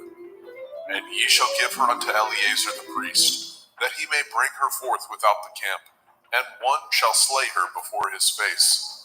And Eleazar the priest shall take of her blood with his finger, and sprinkle of her blood directly before the tabernacle of the assembly 7 times. And one shall burn the heifer in his sight, and her skin, and her flesh, and her blood, with her tongue shall he burn. And the priest shall take cedar wood, and hyssop, and scarlet, and cast it into the midst of the burning of the heifer. And the priest shall wash his clothes, and he shall bathe his flesh in water. And afterward he shall come into the camp, and the priest shall be unclean until the evening. And he that burns her shall wash his clothes in water, and bathe his flesh in water, and shall be unclean until the evening. And a man that is clean shall gather up the ashes of the heifer, and lay them up without the camp in a clean place, and it shall be kept for the assembly of the children of Yasharel, for a water of separation. It is a purification for sin. And he that gathers the ashes of the heifer shall wash his clothes, and be unclean until the evening. And it shall be unto the children of Yasharel, and unto the stranger that sojourns among them, for a statute forever. He that touches the dead body of any man shall be unclean 7 days. He shall purify himself with it on the 3rd day, and on the 7th day he shall be clean. But if he purify not himself the 3rd day, then the 7th day he shall not be clean. Whosoever touches the dead body of any man that is dead, and purifies not himself, defiles the tabernacle of Yahweh. And that soul shall be cut off from Yasharel, because the water of separation was not sprinkled upon him. He shall be unclean. His uncleanness is yet upon him. This is the Torah when a man dies in a tent. All that come into the tent, and all that is in the tent, shall be unclean 7 days. And every open vessel which has no covering bound upon it is unclean. And whosoever touches one that is slain with a sword in the open field, or a dead body, or a bone of a man, or a grave, shall be unclean 7 days. And for an unclean person they shall take the ashes of the burnt heifer of purification for sin, and running water shall be put thereto in a vessel. And a clean person shall take hyssop, and dip it in the water, and sprinkle it upon the tent, and upon all the vessels, and upon the persons that were there, and upon him that touched a bone, or one slain, or one dead, or a grave.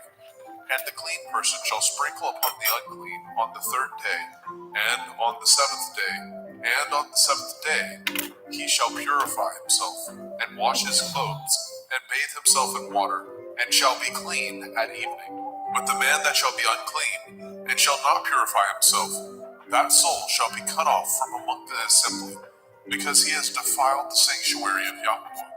The water of separation has not been sprinkled upon him. He is unclean. And it shall be a perpetual statute unto them, that he that sprinkles the water of separation shall wash his clothes, and he that touches the water of separation shall be unclean until evening. And whatsoever the unclean person touches shall be unclean, and the soul that touches it shall be unclean until evening. Bamidbar, Numbers chapter 20. Then came the children of Yasharel, even the whole assembly, into the desert of Sin in the 1st month. And the people abode in Kadesh, and Miriam died there, and was buried there. And there was no water for the assembly. And they gathered themselves together against Moshe, and against Aharon. And the people Welcome everybody to the Nations Conspire channel. I have bad news. This channel was not approved for the YouTube Partner Program, so I know that's disappointing news for everybody out there. But I was up last night, I was thinking about it. I'm like, should I just throw in the towel here on this platform? Should I just stay on the website? But I think part of the reason it wasn't approved, after thinking about it, reflecting on it for a while, was actually because one of the dorks in one of the videos actually 2 of them, sent copyright strikes, and I think that actually was the reason why. So YouTube's algorithm and then the people viewed it as if I was using other people's content, which technically I am, but it's actually protected under free speech. So I have to rebuild this channel out, which is really disappointing. It's time consuming. But I want you to know the Rebel Call channel, a lot of you haven't subbed to it yet, is linked below. That channel is just about to go through the same process. So make sure you sub over there. I'm very anxious to get new video content here on YouTube. Obviously, I have my main A Call for an Uprising channel where I am putting some of my website videos over there, here in and here out. Not many people are even watching the videos over there. So I really want to just get back to the routine of making my daily videos, pumping them out as many as I can, as much as I can, important information. There's so much going on. So I really need your help to do that by going over to the Rebel Call channel and subscribing. We're getting close to the watch hour, so you really don't have to sit through anything now. I know a lot of you don't want to sit through it, and I don't blame you for 1 second. As much as you don't want to sit through it, I don't want to make the content. It's a waste of time completely, but that channel is about to go through the review process, so definitely make sure you subscribe to it now. I'll leave this video up for a little while so everybody out there can see it and get over to that channel. Don't be discouraged. I'm not as discouraged as I was yesterday about it, because one of them's going to go through eventually. So, I mean, at this point, when you lose as many subs and everything else that I've had, it's hard to really be discouraged. I mean, you're already pretty much at rock bottom here with the channel, with being able to be on the platform. So I pretty much look at it as if I've already hit rock bottom on YouTube, and, that my YouTube quote-unquote career is over. And obviously, it's disappointing because I work really, really hard on it, but I do have the website, so I'm very thankful for that. Very thankful that there's people over there. I hope more of you will consider joining. It's 10 cents a day. I know a lot of people don't want to pay to join the website. I totally understand that. I never did this with the intent of having a website, especially a website you have to pay to get on. But again, the reason that there's a fee on there is I've had many, many people who have gone on there and trolled in the very beginning, put up all sorts of graphic stuff, etc. And I was able to get it for the price that it costs. It's very expensive to be able to have unlimited bandwidth over there, so I have to pay a very heavy yearly fee to be able to put up as much content as I want. So that's why there's a fee. It's just for maintenance and other things, but it's a pretty cheap price to pay for what you get over there, which is more than just my videos. It's the forum. Very active forum, lots of great information in the forum. So most of you know, again, it's callforanuprising.com. You can check it out and go over there. As a lot of you already know, I had a free videos tab over there where I was keeping tabs on people who were giving me their email. I was sending emails out to let them know where I was uploading. That was infiltrated by Google staff members themselves. So it tells you how much they really fear my content. Remember, Google is run by the government, okay? And I don't look at myself as anything special. They've already pretty much curb stomped me here on this platform. They've curb stomped me, my ability to reach new people. And that's really what they care about, more so than actually putting me 6 feet under. So they've succeeded in that, but I'm trying not to let them succeed in that. Even if I have to rebrand myself and do all these things, I'm going to continue to fight as hard as I possibly can. But I hope more people will join the website. I'm going to continue to fight as hard as I can on this platform so I can reach new people. It just doesn't seem worthwhile for me to join Rumble. I have a channel over there, but I don't upload on it because it's all concerned. They want conspiracy theorists over there. This is the beehive. This is the hive's nest. This is where everybody is. This is where everybody's on YouTube. Everybody goes. Nobody knows what Rumble is except people who are somewhat awake, but not really, because they're still voting and thinking their vote counts, etc., etc. This is where the youth is, and it's really important to get to them and pull them out of this hypnosis that they're being put under. And again, they want to make sure that I'm not able to do that. That's why, like I said, Google, which is an arm of the government, a branch of the government, is run by the government. DARPA, Google, these are all government branches. So they actually had employees there join my mailing list. That's how they've been able to track me and find me. So I found out.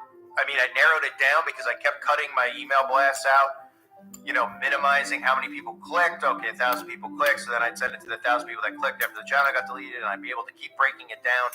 I broke it down to about 50 people, and from that point on, I just have those people on a ban list. They're off the email list. I took the email list down off the website. That's how obsessed they are with people not being able to see my content. I know a lot of people see my content. They're like, oh, I don't really see what's different between him and other people. Well, maybe there isn't a lot that's different, but I'm a different voice than a lot of people. Some people out there might be giving deeper dives or into certain things. I don't know. I have the ability to pull people out. I know that because I've been doing it before I was even on YouTube, waking people up. I've always had the ability to speak and reach people and relate to people. So that's something that they, don't want. They try to train all their operatives to be able to reach people, be able to engage with people, relate to people. They try to train all these people that go through Tavistock and through the CIA who get pushed onto the national news, and they're not able to do that. So I have an uncanny ability, which, a lot of people don't have, to be able to reach people. So it's not me patting myself on the back. It's just a trait that I have, that I've been blessed with by, our Father in heaven. So long story short, you can join the website, but definitely go over to Rebel Call now. Just make sure you subscribe to it. It's close to being built out. I want to get my daily content back up on here, so I'll keep you posted on how that goes. This channel, I'm going to reapply in 30 days. I'm going to put up different videos and then reapply again for the YouTube Partner Program. For those of you that don't understand how the Partner Program works, the Partner Program, yes, you get monetized for ads. You don't make any money, okay? Despite what people, you make like $25 a video if you're lucky, and that's when I had 20,000 subs, $25 to $50. So it's not about money, but when you're in the Partner Program, what happens is YouTube reviews your channel, and then they go, this is a great channel, this is a channel we approve of. Once you're approved, they push you out into the algorithm, okay? If you're not approved, it's not just about advertisers not being put on your thing. They're not going to push anybody that's not in the YouTube Partner Program, because it means that your content is not what they want on their platform. So if you're not in it, you're not going to reach new people. You're just going to be a shadow banned channel. So I just went through that for those of you that are wondering with the podcast. I started doing the podcast, and you had to wait till the first day of the month. March 1st comes around, and I was going to see if I was in the partner program for Spotify and Poppy. And of course, I didn't even realize that there was a review process. I thought I could just go speak freely and do a podcast. And I forgot, hey, the government runs the internet, so they're probably listening. And what did they do? They disapproved me there for their partner program. So that means that my podcast won't get pushed out to anybody there either. So really what it's about is I have to infiltrate.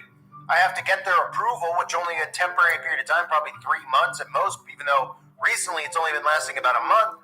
Last year it was lasting about 6 months, where I could have a channel, I could reach new people, and then they come follow me around to my new channels, and it just continues to be a process of waking people up. So I know you don't want to hear the rant, but that's that. Please subscribe to A Rebel Call below, and definitely check out the website. It's definitely worth it. There's year memberships if you want to just pay one time for the year. It's like $34 or something like that, $32 for the year. And you don't have to worry about reoccurring payments or anything like that. And you can pay with PayPal. There's lots of different methods to get onto the website, but you will enjoy it. I mean, if you're somebody who just likes to check this stuff out one day a week and you like to watch all the videos that I do for that week, you also have tons of time to spend in the forum. You get to be in the forum for days, catching up on stuff people are posting. And people are posting every 5 minutes on the forum, if that, every minute. It's very active. Lots of great information. So again, hope to see you over on the website at callfornuprising.com, but definitely subscribe now to Rebel Call, and let's hope that gets put in the partner program. If not, I'll just continue fighting the best that I can. So thanks again, everybody. Sorry to make a long video about a short topic, but sometimes I just need to rant about it because it's therapeutic in a sense. So thanks for being here, everybody. Love you all. Appreciate you. God bless you and your families.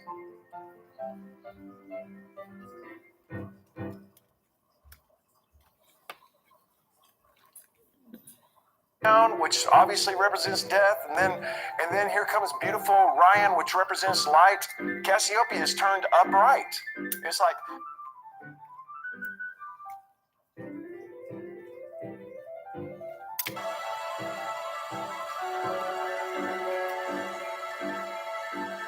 we are fortunate to have a fantastic landmark in the center of the city, and we decided to use existing venues when we could, and otherwise go to temporary venues in order not to construct a lot of venues, and we use the architectural heritage of Paris, and we will have the new sports, the urban sports in La Concorde. There will be fantastic images. The beach volleyball at the foot of the Eiffel Tower, again, something quite extraordinary. Equestrian at Chateau de Versailles, archery on the gardens of des Invalides. So all this will be stunning imagery for the world and fantastic stage for the athletes to compete. Let's go through a list of what happened during the Paris Climate Conference, because there are a lot of strange details that should be pointed out, lots of things that appeared to slip under the radar that people missed.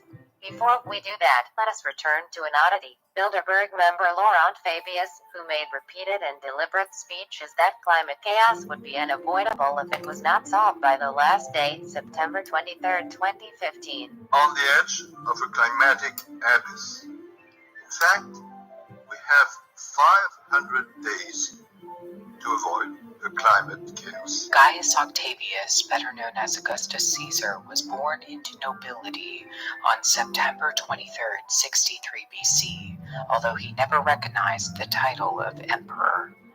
Augustus Caesar was the first of the ruling Julio-Claudian dynasty to reign in Rome. Before Augustus's centralization of power, Rome was ruled by a series of suffects, but Augustus changed that entire system, becoming the sole ruler. His family, the Julians, gave birth to some of the greatest tyrants the world had ever seen, including the merciless Caligula and the mentally insane Nero.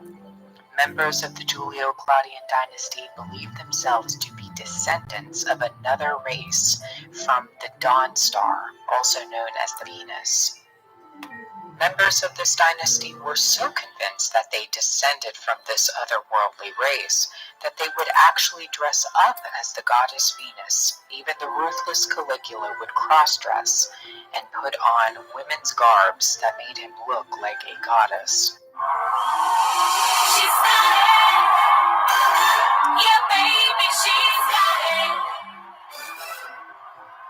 I'm your Venus. I'm your fire, your desire. Goddess on the mountain top, burning like a silver flame. The summit of beauty and love, and Venus was the name. The Grand Palace of Versailles, built for a French king playing host to British royalty. King Charles, Queen Camilla, royal splendor at the heart of the French Republic. President Macron rolling out the red carpet for the king and his band of Brits. Rockstar diplomacy and dinner in the Hall of Mirrors.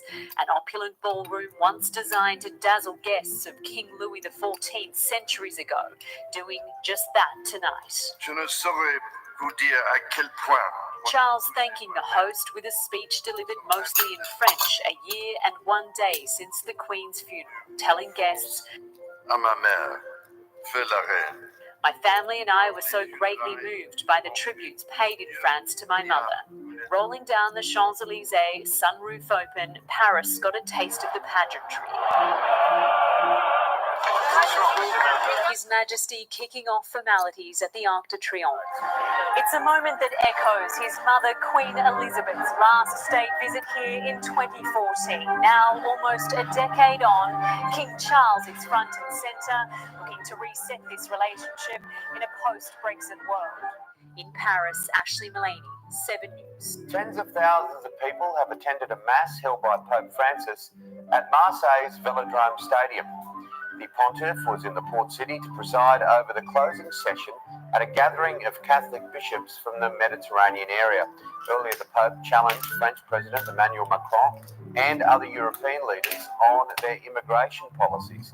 He called on governments to deal with the issue humanely. Bienvenue à Marseille. Bienvenue à Marseille, c'est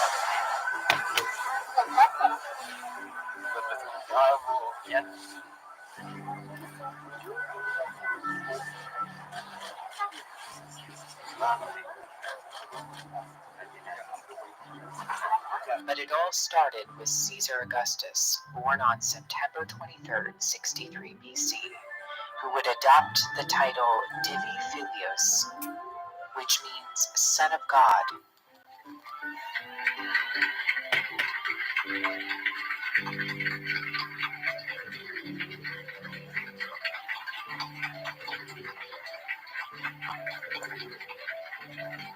Ladies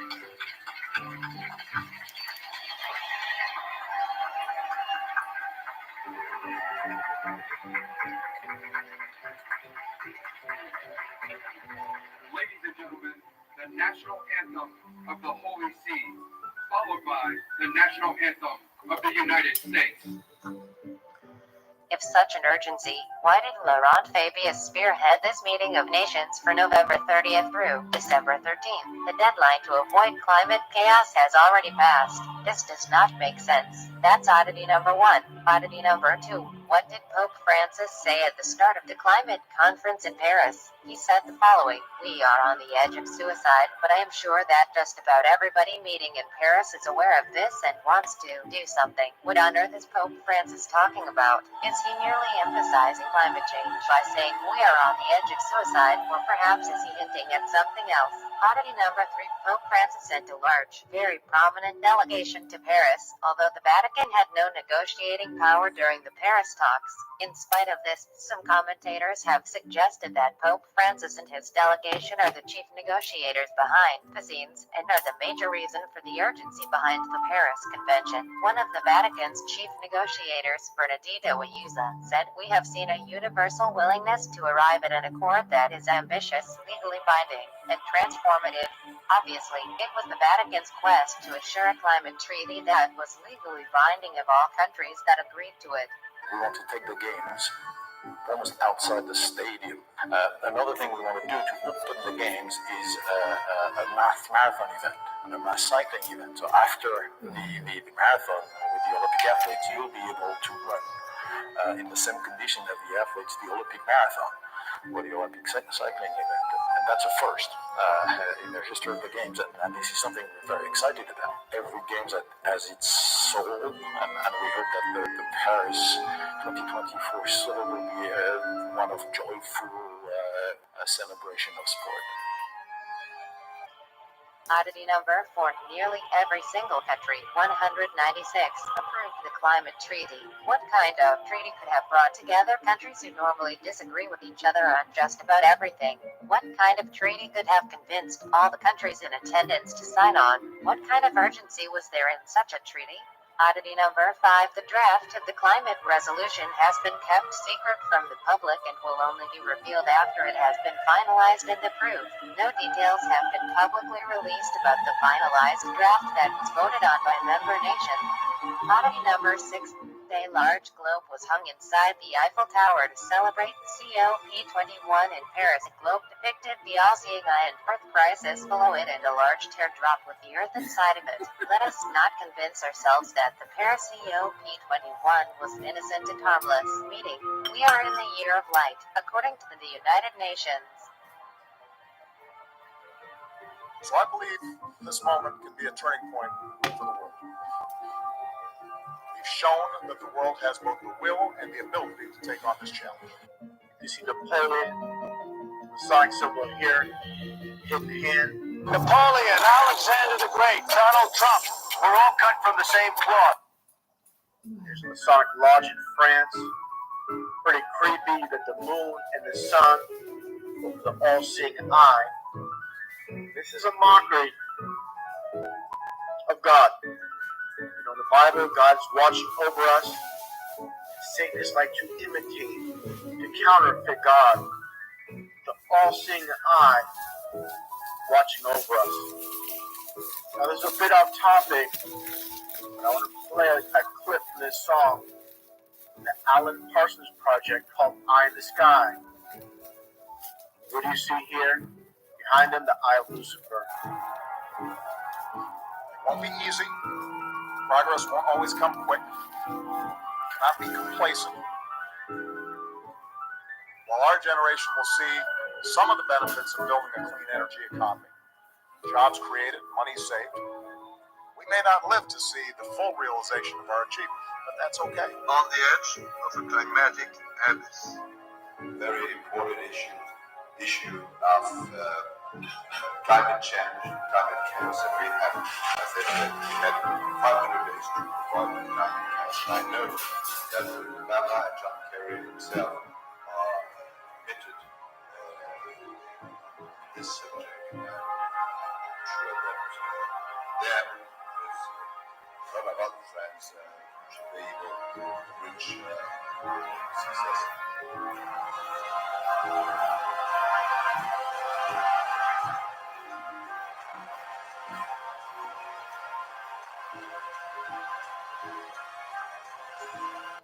Take a listen to some of this here. The lyrics from this song, the occultic meaning. You know, a lot of these songs, they sound sweet to the ears. That's part of the deception. Take a listen to this part of the song here. It's very relevant. How the whole world's a stage. These are minions of Satan, those that control this world.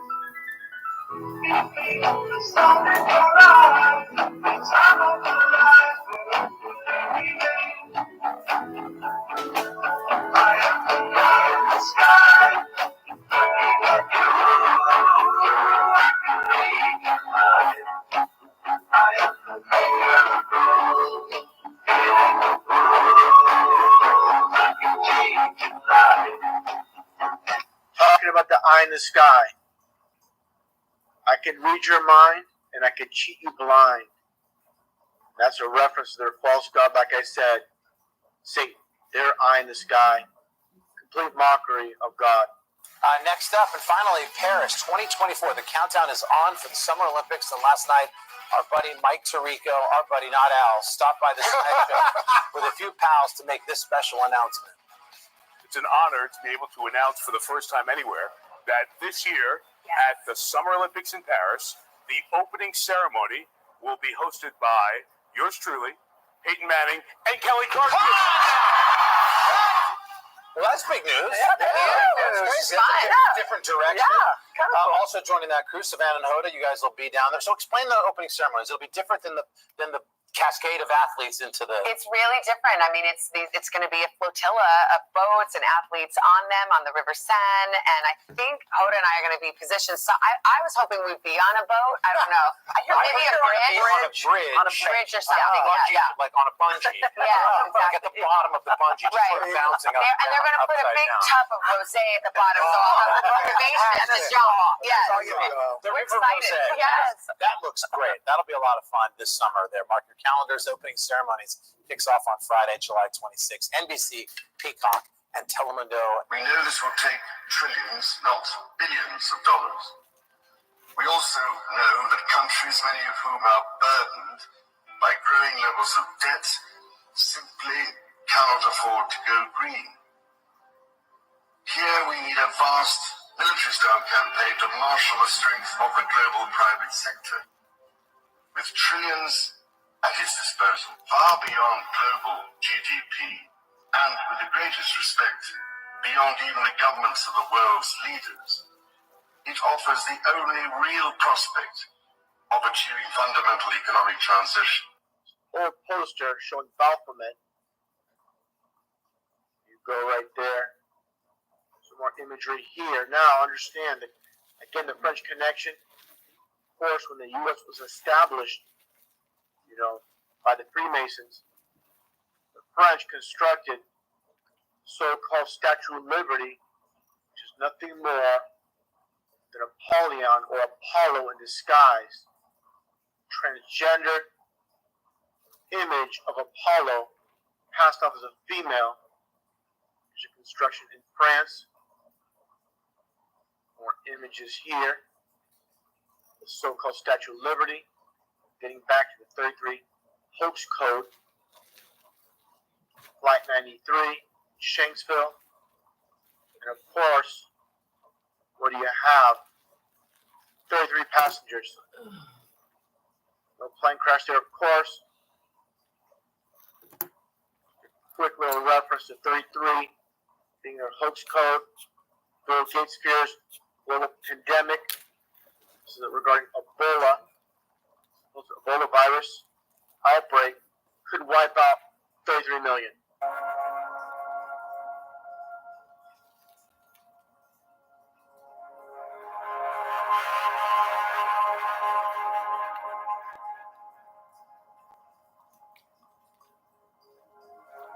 No, I don't know if anyone saw the opening ceremony. I did catch some of it, but to be honest, after a while, I just looked at it and thought, this is just organised chaos. This looks like it's been thrown together at the last minute, and I kind of gave up after a while because of that. But some of the things that were going on in there, though, at some certain points just didn't feel right to me. I don't know if you saw this part where it looked like a black void opened up in the stage, and we had these shapes being formed by like entities. It was exactly, I tell you what, it was exactly like that CERN production. Do you remember that weird production they made about CERN, where they had these shapes forming in the black void, like in the abyss? And that, it really didn't feel right to me. And this thing started coming up on the stage in Rio, and I was like, and actually it's pretty interesting because the Olympic flame, the Olympic torch itself, is in the middle of this sun wheel, which they keep showing, every now and then on the Olympics. Just the Olympic flame, is in this Shiva-looking sun wheel, which spins like a solar system around the sun. Really weird, completely new age, like the Zoroaster fire worship. Looks very similar. This the Olympic torch this year is completely different. It's like a smaller version, but they've built this thing around the edge, which the creator of that structure around it has actually admitted that it represents the sun.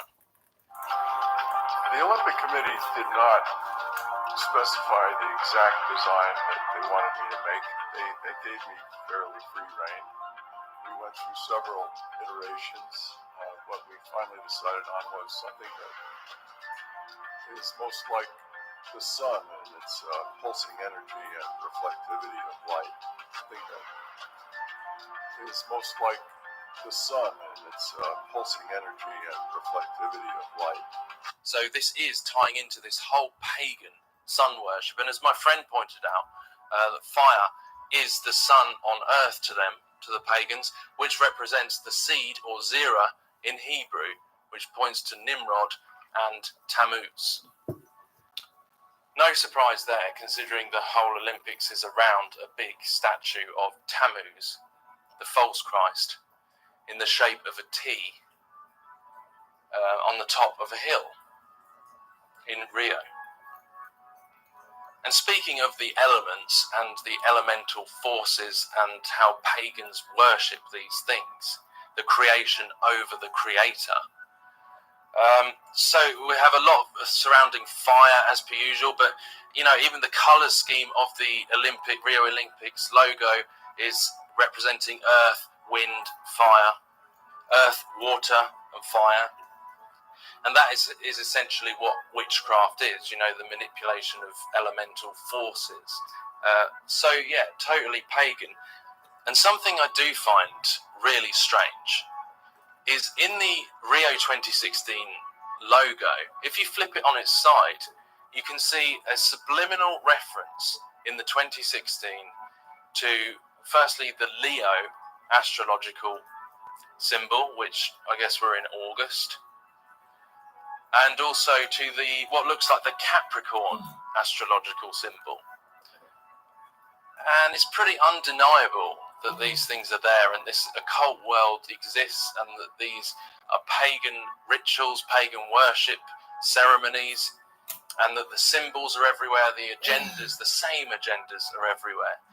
It just makes you think, why do they do some of this stuff? Well, it's because the spiritual world exists, and these people are occultists, and there's involvement at high levels with Luciferians, pagans, Theosophists, Frankists,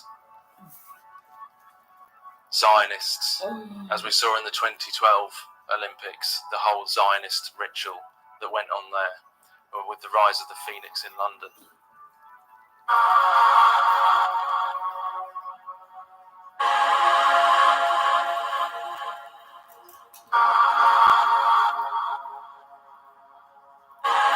And I'm going to cut to the chase here. Solomon's Temple, an exact replica of Solomon's Temple, has been built very close to one of the main sites of the Olympics in Sao Paulo. And yet I haven't seen one mention across the media or any coverage, as they show the monuments, the local cultures, and say they want to big up, express what Brazil is about and the surrounding areas and show all of the monuments. I've not seen one mention of the Temple of Solomon, which is a huge building standing at 55 meters and stone imported from Israel. This thing is huge, and there's no, if not minimal, mention in the press. I've seen one article in the past which was kind of a subtle blasphemy at the same time in the way that it was worded. But throughout this entire coverage of the Rio Olympics, do you not think that's strange that they've not even mentioned or shown this huge structure? What is going on? You'd have thought they'd want to at least show it off. Turn the camera slightly to the left so you can see this huge illuminated Templo de Solomeo in Sao Paulo. Considering, the problems that have been there recently with the funding and everything, this, you'd think, is something that they want to show off. But nope. The lack of media coverage of the Temple of Solomon really makes one wonder, why are they not talking about it? Why are they not promoting or publicizing this to the world? Stone imported from Israel will line the walls, floors, and the altar. Plans for this temple were drawn up in 2010, but will be ready for use in 2014, which is coming up in just a few months. So construction workers are busy at work, doing everything they can to have it ready in time for the grand opening this summer. Now, of course, another agenda that's going on with this being in Brazil is climate change and green earth, go green, which I guess is kind of inevitable because it's in Brazil with the Amazon rainforest and that particular area of the world, the Vatican stronghold. But we are seeing over and over, both overtly and covertly, this green earth climate change agenda.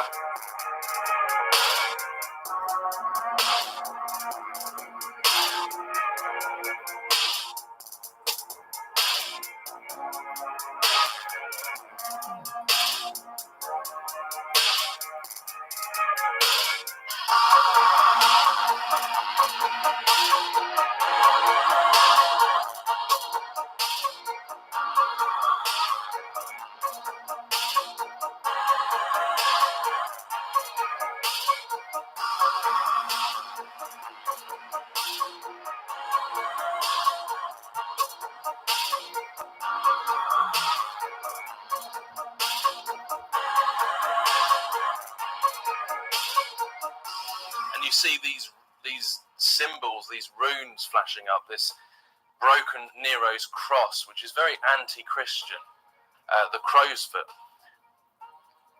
And it has got a lot of connections to like Nazism, Anton LaVey, Satanism. When it's flipped upside down, it's not the peace symbol, it's actually supposed to be to do with death. But this is completely anti-Christian in itself. It is a broken cross. It's Nero's cross.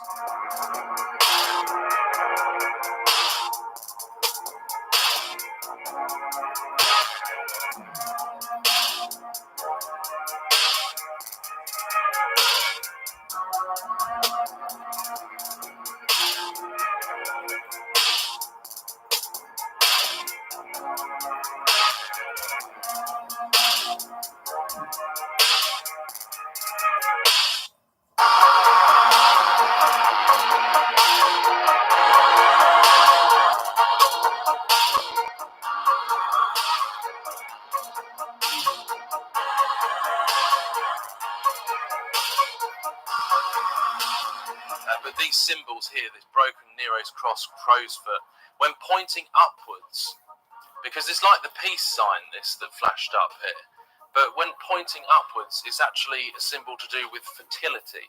So again, that birth of the new earth.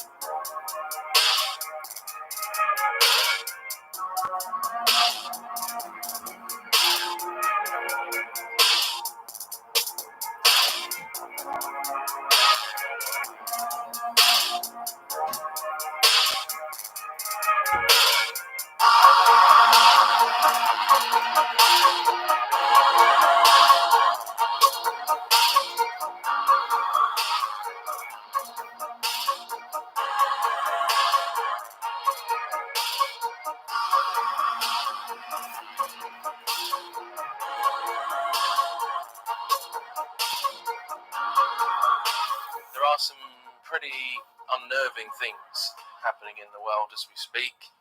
Some difficult times ahead, perhaps.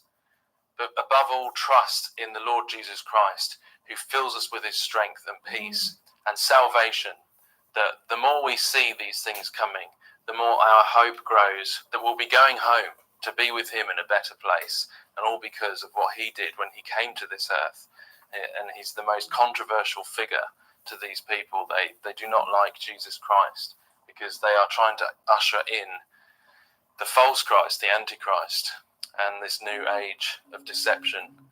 You know, the stone that the builders rejected has become the chief cornerstone, and it is marvelous. And also the French connection when it comes to 9/11 with the Nadet brothers, the French crew, TV crew in New York, filming these firefighters during a drill. Fast forward here a little bit. This is the French connection. And again, the Nadet brothers, it's like Illuminati. Always a play with words. This camera crew, of course, being selected because they're French and the names involved. Again, the play on names.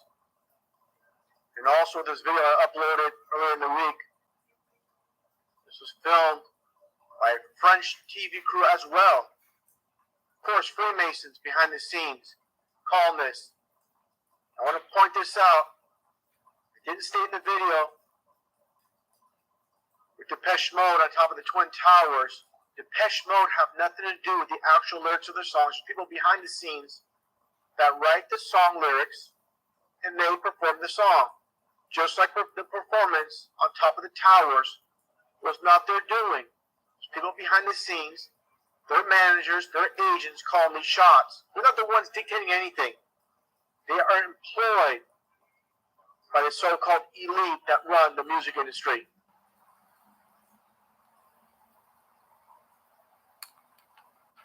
Oh, there it is, the biggest pyramid of Europe. So here in Holland is the biggest pyramid of Europe. It's 36 meters high. It has an obelisk on it. It was made by the pharaohs or their descendants for Napoleon and by the General Marmont. There were 18,000 men here. It's next to Utrecht in the middle of the Netherlands. And when Napoleon was in the pyramid in Egypt, he came out, he was completely pale and white, and his soldiers asked him, "Well, sir, what happened?" And he said, "Well, I don't want to tell you because you're not going to understand. He's a pharaoh. He was a pharaoh, and something happened there." So here is the forest here all around, and yeah.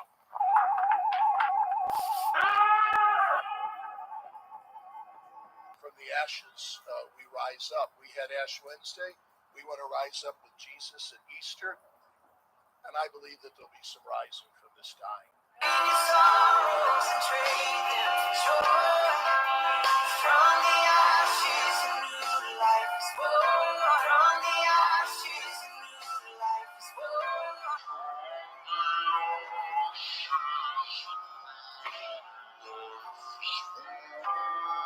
By your spirit, I will rise from the ashes of defeat. Rise from the ashes.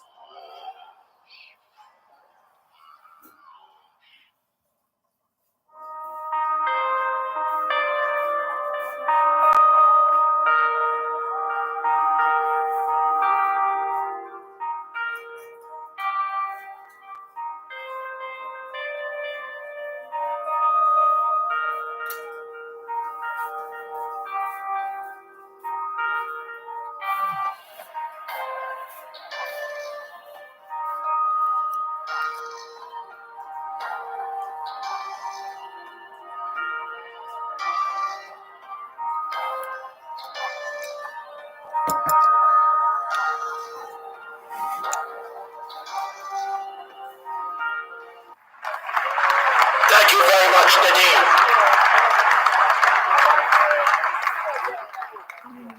Bishop DiMarzio.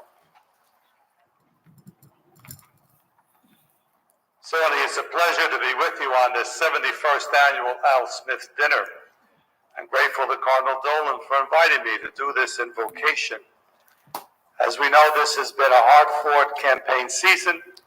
Last night was an exciting debate.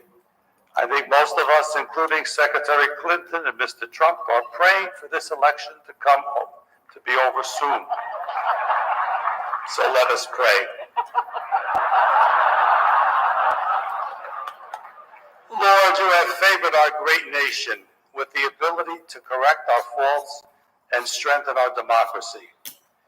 We ask your blessing upon us at this time so that our nation may come together in unity to elect a president who will be mindful of the laws inherent in our human nature. Life is your greatest gift to us.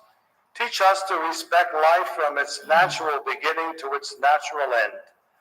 Help us to reach out to the marginalized in our society. Everyone in attendance is doing their part and supporting our charitable efforts. It couldn't be done without you, and without the amazing support of the many devoted Catholics on stage. You know, Catholics like Henry Kissinger, Howard Rubenstein, Bert Zuckerman.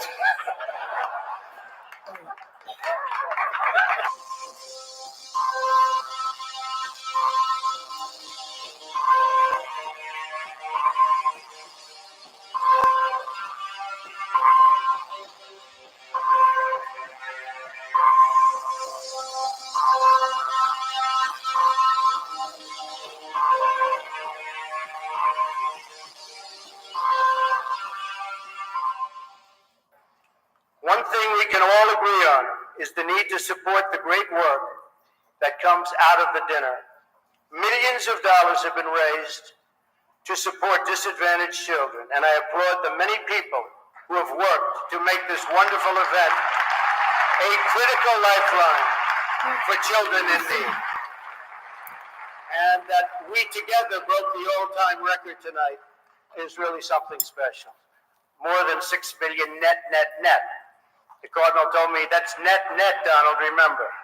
We can also agree on the need to stand up to anti-Catholic bias. Something else. That is the major feature behind the Pope that features inside the audience hall, namely this. Have you seen this before? I'd never seen it before myself and felt like I had entered the realm of the Mandela effect once again, on overload this time, since this is the most ominous thing I've ever seen in a while. This artwork was placed within the hall in 1977, as history states, and depicts, according to the Vatican, the resurrection of Christ emerging from a nuclear apocalypse. Now think to yourself for a moment. The audience hall is a reinforced concrete bunker, and the depiction of Christ shares the same connections with Christ himself rising from an atomic apocalypse. Not only that, but many people have said this is the most unchristian thing they have ever seen in a long time, even a number of Catholics I've talked to.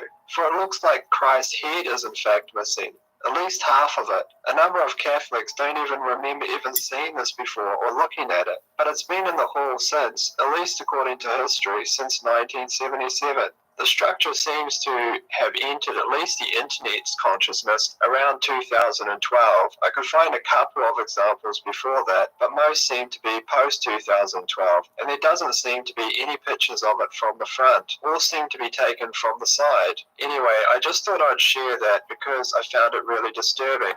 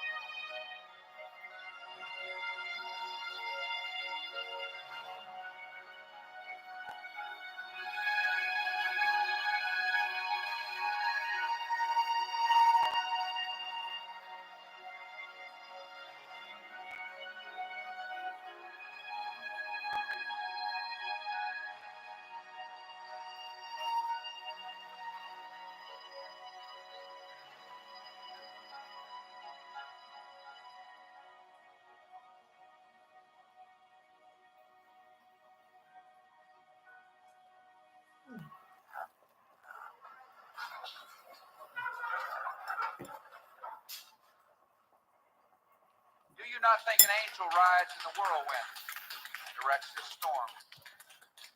This work continues. The story goes on. And an angel still rides in the whirlwind and directs this storm. God bless you all. God bless America.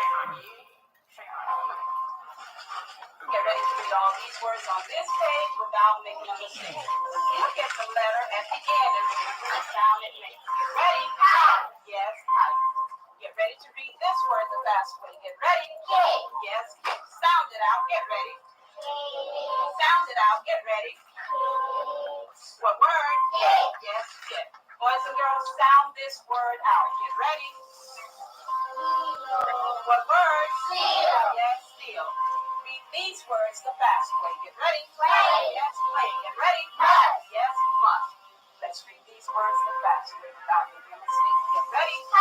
Yes, kite. Get ready. Yes, kick. Get ready. Steal. Yes, steal. Get ready. Yes, play. Get ready. Yes, must. Stay still.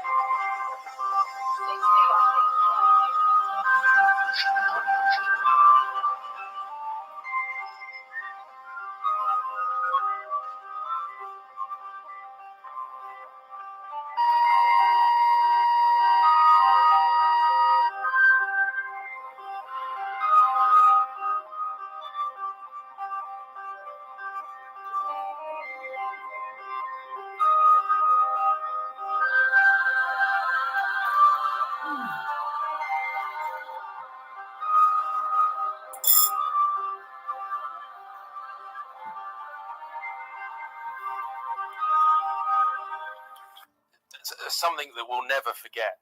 I think most of us can even remember where we were when we found out about what happened and what was going on. I'm sure it doesn't surprise most that are in the truth-seeking community in this time that 9/11 was a satanic ritual. Coming to that conclusion from many different angles, from many different ways, all leading to the same truth, that it was in fact representing the birthing of the new age of Antichrist, the ripping the veil, the bringing in of the beast police state system, and all manner of things, but also a blood sacrifice ritual into the wine press, Samson pushing down the two pillars. It's an obelisk. It's a pyramid with an obelisk on it. They're here, all right. Oh, yeah.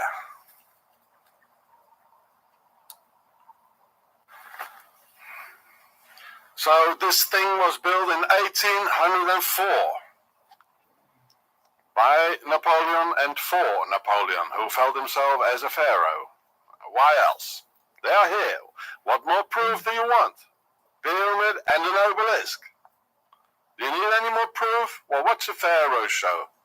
They're here and they're ruling. He is the vice president of the National Workshop Council.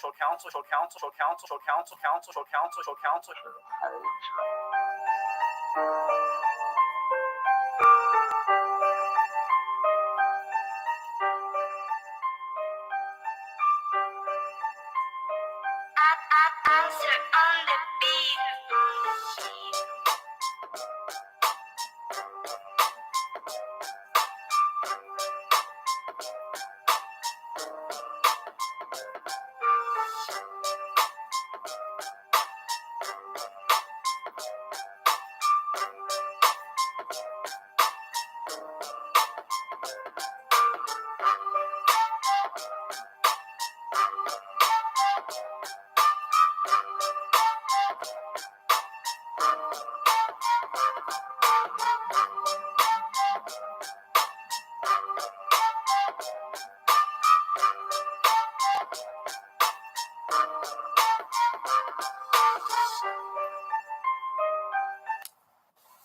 So here we're not far away at all of the Bilderberg Hotel, where the Bilderbergs, with this Prince Bernhard, started. So this is the biggest pyramid of Europe, it says. Well, I don't understand everything, but it's like German.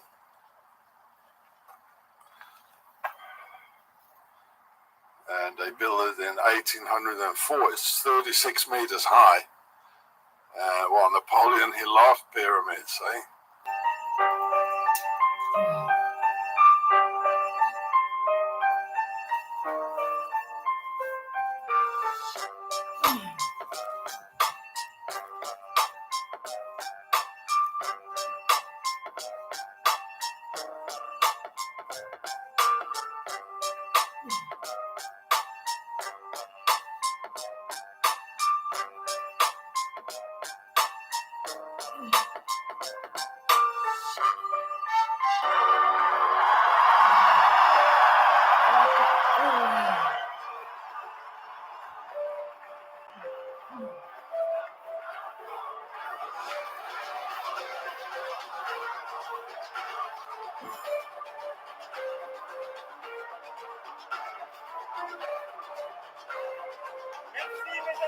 Thank you, my friends.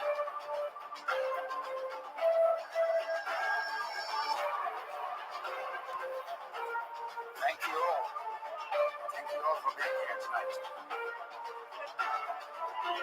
There are tens of thousands, and I can only see a few faces. Thank you. Thank you for being here.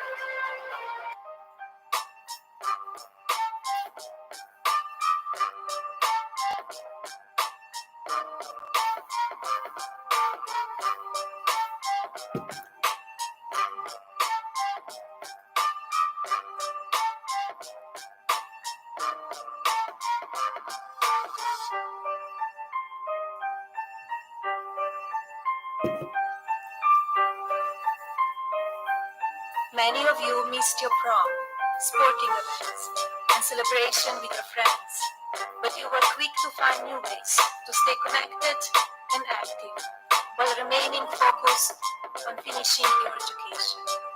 You proved to the entire world that you can set your mind to something important, push through and succeed, showing all of us that you, our next generation, already possess the strength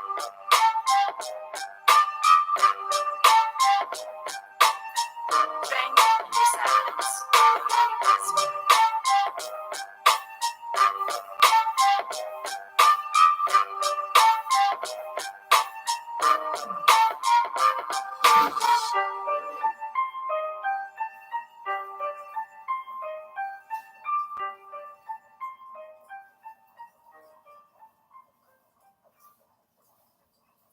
President Trump, who attended Fordham, a Jesuit university, came face to face today with the first Jesuit pope. The rest is history. Thank you for having fought. Courageous. Steadfast for so many months. Because yes, tonight, you won. France has won tonight.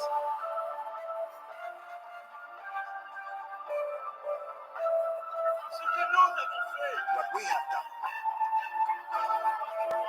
for so many months now is unbelievable. It has never been seen before.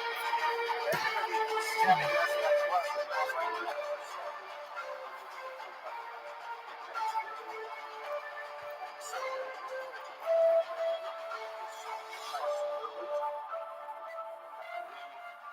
Congratulate you very sincerely.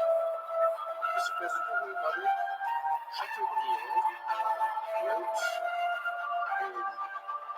simply put, this country and this world benefit from your commitment to Jesuit principles, to being men. As a graduate of another great Jesuit institution, Xavier University, I have great affection for the value and purpose of the Jesuit education.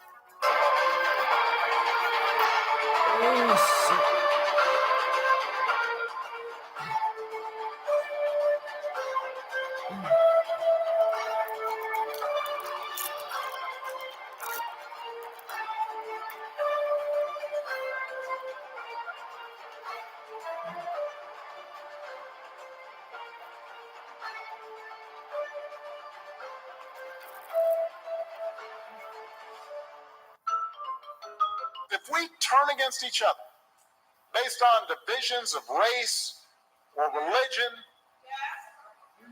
Come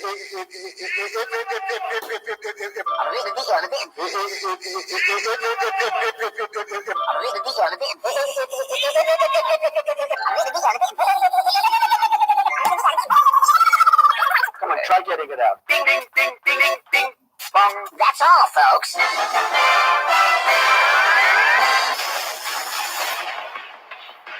I was very careful with Ernie collaborating with me every step of the way to be able to find the movie narrative inside this dense forest of Ernie's profound imagination. The Oasis being the ultimate toy box with all the toys in the world, and then playing that with one of the greatest filmmakers of all time, it results in just amazing action and such a fun adventure. Ernest Cline is such a visionary, and I think has seen the future before any of us possibly could even imagine it.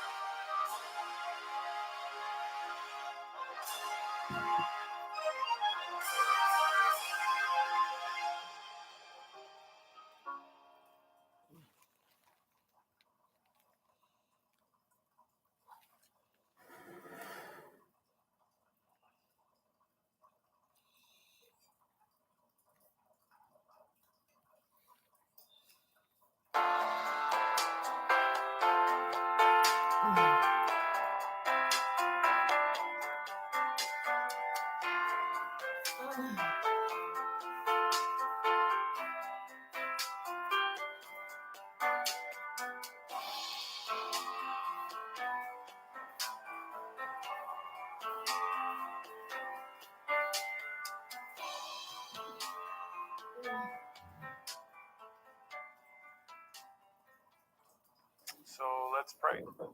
Father in heaven, we thank you for this day. We thank you for bringing us together here to look into your word, look further into your word, and we ask that you would grace us with your presence. May your Spirit lead us and guide us into all truth. Father, help us to discern truth from error, and we pray that you open your word to us. We pray in Yeshua's name. Amen. Amen. The comments that are coming in, I'm not sure if people are really grasping this repeat and enlargement concept. That makes way more sense. Repeat and enlarge. That's how you can make sense of it all. Because before that, I was pretty mixed up. Didn't know whether I was coming or going. Really. Right. I don't think it can be understood without understanding that, because it would just too scattered. That's how all the different opinions are coming from Revelation. And without that understanding. Yeah, that's the conclusion I've come to. I mean, you wouldn't know, you don't know where anything goes. And I was just doing a little bit of review, and I just thought, you know what? Maybe we'll look at this, because this'll help us in the overall picture. And if you've got a marker, I don't know if you guys mark up your Bibles, but if you saw mine, you'd think I needed a new one.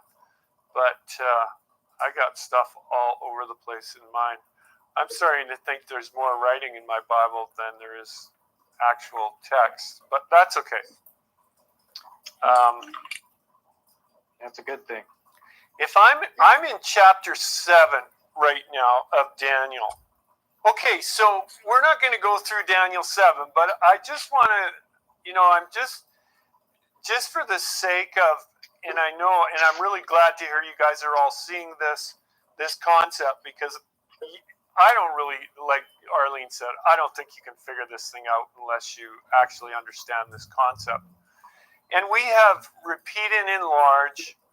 Actually, Daniel chapter 2, the statue, really is the foundation. Not going to take the time to go there, but we go through Babylon, Medo Persia, Greece, Rome, and then it goes into the 10 toes. And of course, my view is that the rest of the prophecies, continuing from Daniel 7 and onward, even into Revelation, are the time frame of the 10 kingdoms, or the 10 toes of the statue. So the statue, the whole statue, is not the foundation for everything, but it's the beginning. And God has shown us really the details of what's going to happen during the time of judgment of this world. And that's where the 10 kingdoms come out of the 10 toes, partly strong, partly weak. And then Daniel 7, of course, is that. So we've got a repeat to a degree from Daniel chapter 2, 7, 8, and then 10 through 12, because 10 through 12 is a repeat of Daniel 7 and 8.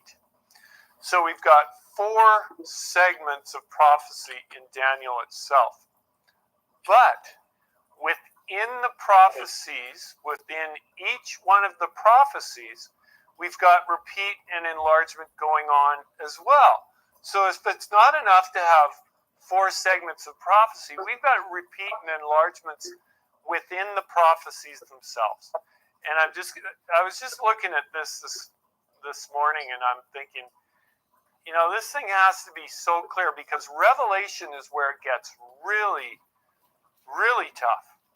And the reason why Revelation gets really tough, it's kind of easy in Daniel because we've got the chapter divisions, which makes it sense. Okay, Daniel 2 is a segment, Daniel 7 is a segment, Daniel 8 is a segment, and then when we get to Daniel 10 through 12, it's 3 chapters. So we've got 3 chapters that cover 1 chapter in the previous segments of prophecy. So that's where your launching pad into Revelation is Daniel chapter 10 through 12, because you've got 3 chapters that deal with 1 vision. Is everyone with me so far? Yes, sir. Okay. So it's pretty easy to see in Daniel chapter 10 through 12, as you read through it, that it's all 1 vision. It's pretty easy to see that. There isn't really a lot of repeat and enlargement from 10 through 12, but it's 3 chapters dealing with the same subject matter. When you get to Revelation, we have the people that put the chapter breaks in the book of Revelation. We have them to thank. I think for the most part, that's why there's so much confusion in the book of Revelation, because it's almost arbitrarily sometimes they just stuck chapter breaks in when there should have been no chapter breaks. So people have this concept, okay, I read this chapter and I try and figure out what this chapter means. But if 3 chapters are dealing with the same vision per se, then how are you supposed to get a complete vision or a complete understanding of the vision when we got to read 3 chapters and not just 1? Does that sound reasonable? Okay. Yes. Okay. Yes. So let's go back to Daniel chapter 7, just to make this point crystal clear. Daniel chapter 7 opens with 4 beasts. Everyone's familiar with that. We've been going over that pretty good, hammering on that really well. And we get through, and the vision ends, the actual full vision ends in verse 14. So we've got 1 through 14. You could actually draw a line right there. That's the end of the vision.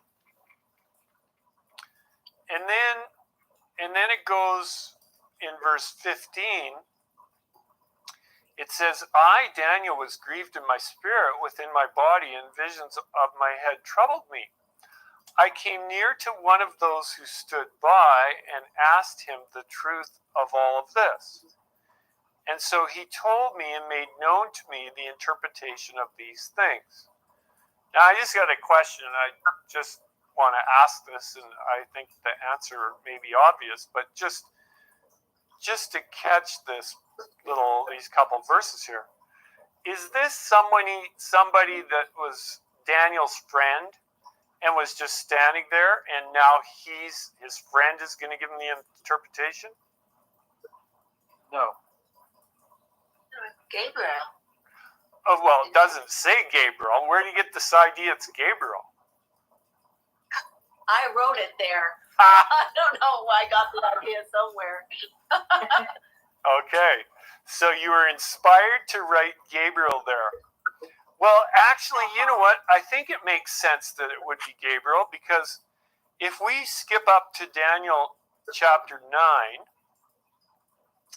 it says in Daniel chapter 9, in verse 21, in the explanation of what Daniel was praying about, it says, yes, while I was speaking in prayer, the man Gabriel, whom I had seen in the vision at the beginning, being caused to fly swiftly, reached me about the time of the evening offering, the time of Tamid. So we see something there in that verse that I don't want to overlook, because it's going to come back to us later on. It says the man Gabriel. Somebody have a concordance or something that they could look up that word man, Gabriel?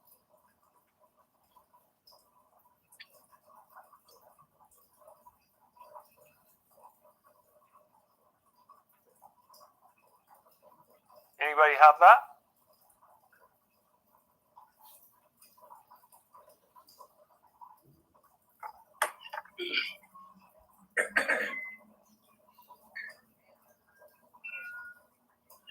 Appears to be man. What's that, Dan? It's Ish. Yeah. So that's the word for man, right? Yeah. Okay. So this is where a concordance, if we have to take everything as it says for what it says, and we're not allowed to use our imagination at all, we can run into a little bit of trouble. Was Gabriel a man or was he an angel? Well, it actually, in the concordance, one of the words could be husband, so maybe it was Daniel's husband. Oh, no. Yeah. That's So the rainbow gospel. So we know that Gabriel is an angel. He's the one that came to Mary and Joseph, and actually came to Zacharias, Elizabeth's husband, in the temple. So we know that Gabriel's an angel. So it says the man Gabriel, and there's other places where angels are called men, and it's kind of interesting. So we have to kind of understand that. But my point being,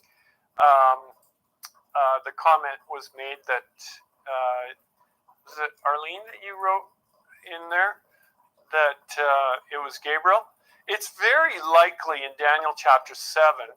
Because Daniel 9 refers to the vision at the beginning, and according to Daniel chapter 8, the vision, if we read verse 1 in Daniel chapter 8, in the 3rd year of the reign of King Belshazzar, a vision appeared to me, Daniel, after the one that appeared to me the first time.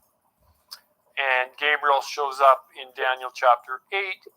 So Daniel tells us that in this vision of Daniel 8, that must have been the second vision, because he said that he showed up in the first vision, and the first vision that Daniel had, that at least that's recorded, for us is Daniel chapter 7. So that's just a little side note there.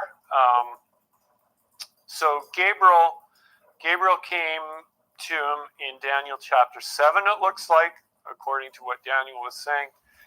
Now, in verse 17 of Daniel chapter 7, it says, those great beasts which are four kings which arise out of the earth. But the saints of the Most High shall receive the kingdom and possess the kingdom forever and ever. So that's the big picture of the vision. So that's actually another segment of that vision. It goes from the beginning right to the end, all in one big jump. So that's another segment. It gives the whole vision from beginning to end. We got four beasts that come up out of the earth. They're four kings. And then the saints are going to possess the kingdom. It's interesting that God would say that, or Gabriel would say that right there, because I think the reason why he did is because you'd want to know that these beasts are not going to control the kingdom forever. So we have the rest of the story there. Their kingdom is going to come to an end. So now we're going to start again in verse 19. It says, then I wish to know about the truth about the fourth beast, which was different from all others, exceedingly dreadful, with its teeth of iron, nails of bronze, which devoured broken pieces, trampled the residue with his feet. And about the 10 horns, and then it goes down and talks about the little horn in verse 21.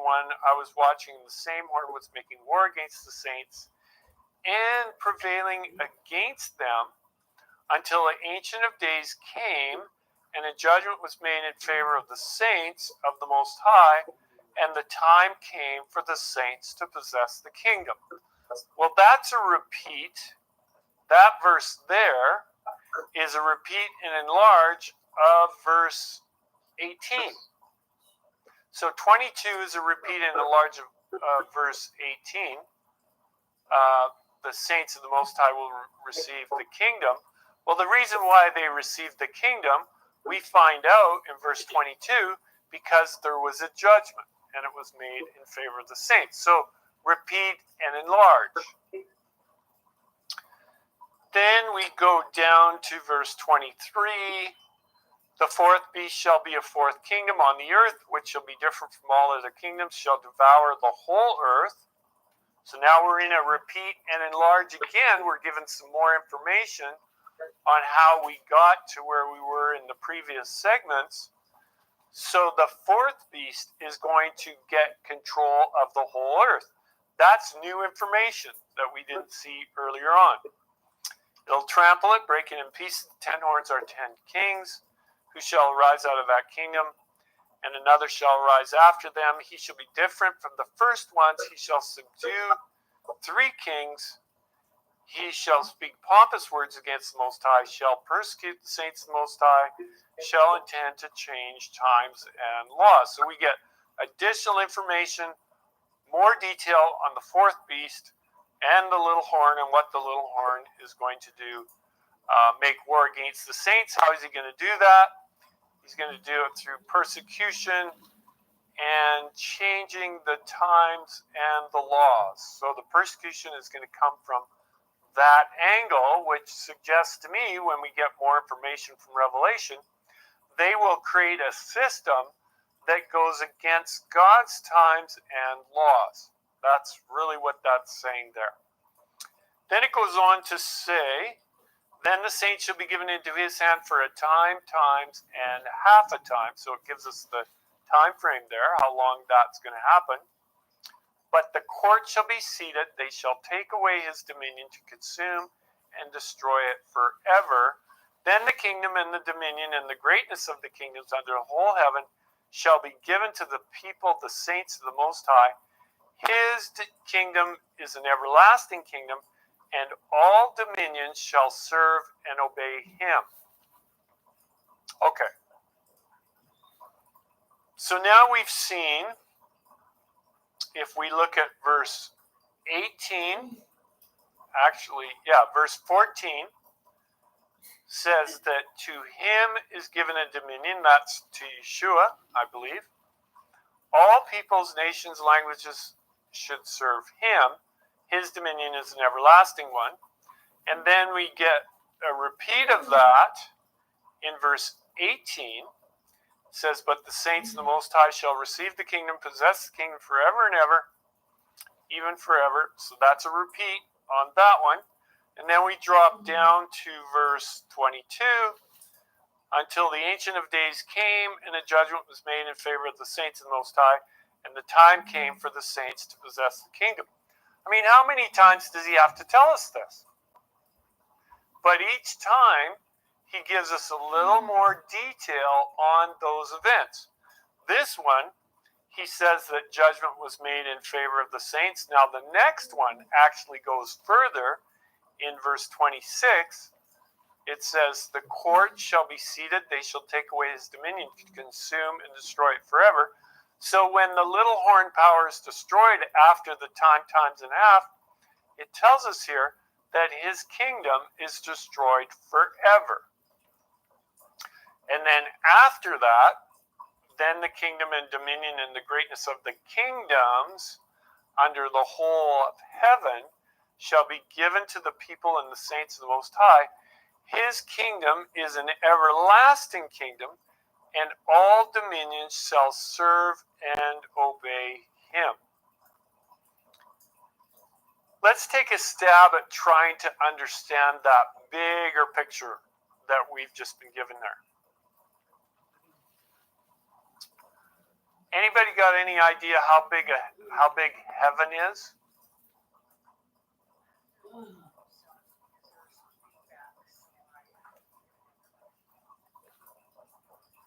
Big. Okay.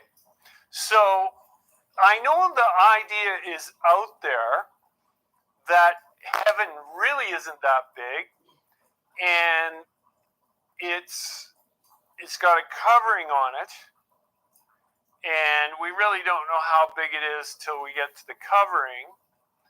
But my question is, what's beyond the covering? Is this all there is to God's kingdom? Is it just this world? I have some questions if it's just this world. Was this just kind of an experiment that went bad? Like the first time God tried to do something and it failed? Like let's just talk about this for a second. I'm thinking that God's kingdom under the whole of heaven, it says, not just under heaven, but under the whole of heaven. Where is God's throne?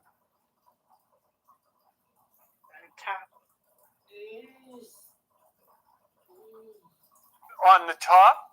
Is that what you said? Okay. Well, he rules over all, so somehow he's either in the center of his kingdom, whatever that is. Is his kingdom just this kingdom on earth, or is it bigger than that? If it's bigger than that, how much bigger than that? So let's have some ideas here. I'm not sure. Could we tell? What's that? So how would we? Go ahead. Well, I think I'm saying the same thing. I'm not sure we can tell either. It's at least as big as when we look out at the heavens and we know God created that. It's at least that big, but what we don't know is what we're restricted to as far as time and space and dimensions. And God's outside of that. So it's almost impossible for us to fathom it, but I would say it's infinite. It's infinite. I agree with that. Okay, it's infinite. That's good, because it has to be infinite. How could it be anything less? He's inhabited eternity. He's a creator, And you guys, I know Rob, you are, Dan, I think, Anthony, I'm not sure what you've done for your life work. You may have told me, but I don't really remember. But we are made in the image of God.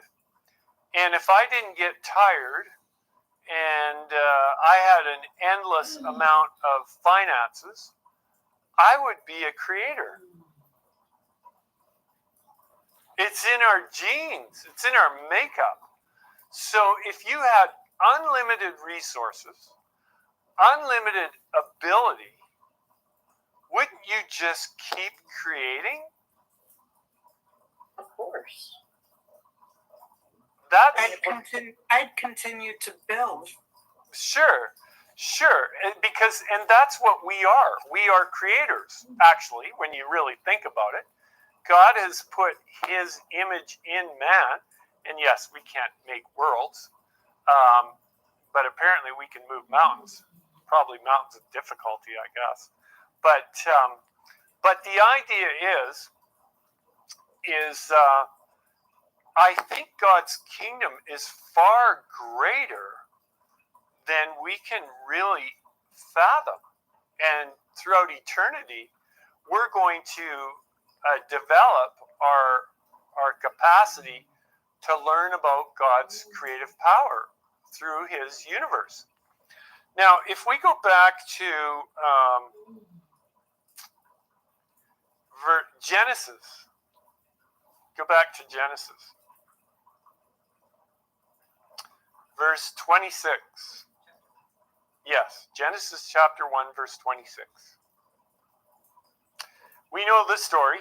In the beginning, God created the heavens and the earth. And of course, we know that there's three heavens. At least that's what we've been told, the extent of it. What that actually means, well, that's a good question. I don't know anyone that's been to the third heaven. Paul, it seems, was there. He said it wasn't lawful for him to share what he saw. That's kind of too bad, isn't it? But anyways, we get to verse 26, and God said, "Let us make man in our image, according to our likeness. Let them have dominion over the fish of the sea, the birds of the air, and over the cattle, and over all the earth, and over every creeping thing that creeps on the earth." So what was Adam given dominion over? The created earth. Okay, singular. He had a dominion, and it was called earth. That was Adam's dominion, right? Now, that was this earth. So he had dominion of this earth. When we get into chapter 7 of Daniel, it says something very interesting. It says in verse 26, "The court shall be seated, and they shall take away his dominion." What dominion was that?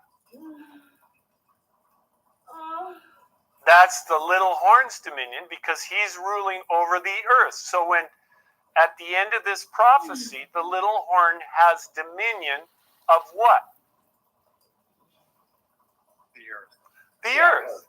Singular. Right. Okay? So Adam had dominion. We know what happened. He gave it away. And so Satan's had dominion. Well, at the end of time, there's going to be an arm wrestle at who's going to get dominion over the earth. Singular.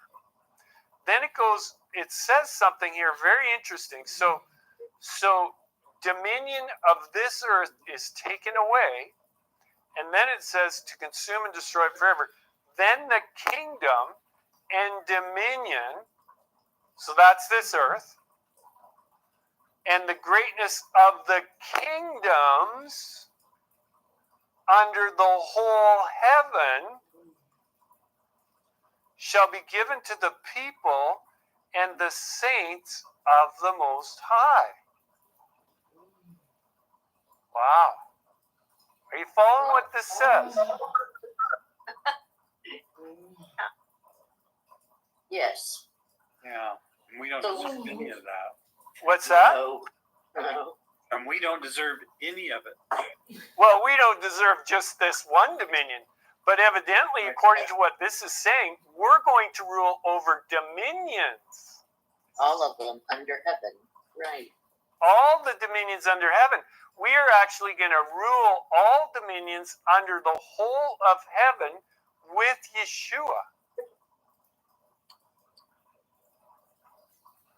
And I know that's a pretty wild idea. And I know, and I'm not talking about anyone here, but I know that's too wild of an idea for a lot of people because the Bible isn't really clear and we don't want to read anything into it. But I'll tell you what, God's enemy knows what he gave up, and he does not want us to know what we're going to gain. He is hiding this thing so well that he has most people thinking that this world is all there is to God's creation. And that those things that we look up at as lights in the sky, that's all there is. They're just lights. They're all just plugged in. They're just lights up there. And that's really cutting our Creator, God, short in his ability. Now, when we go to the book of Revelation, we see the fulfillment of this. It says here in chapter 21, it says, and I saw a new heaven, chapter 21, verse 1. And I saw a new heaven and a new earth, for the first heaven and the first earth had passed away, and there was no more sea. Then I, John, saw the holy city, New Jerusalem, coming down out of heaven from God, prepared as a bride adorned for her husband. So where is God right now? I know he's in your heart, but where is his throne?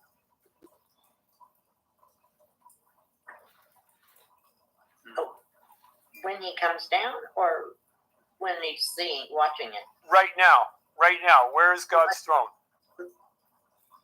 In the holy city, New Jerusalem. Right.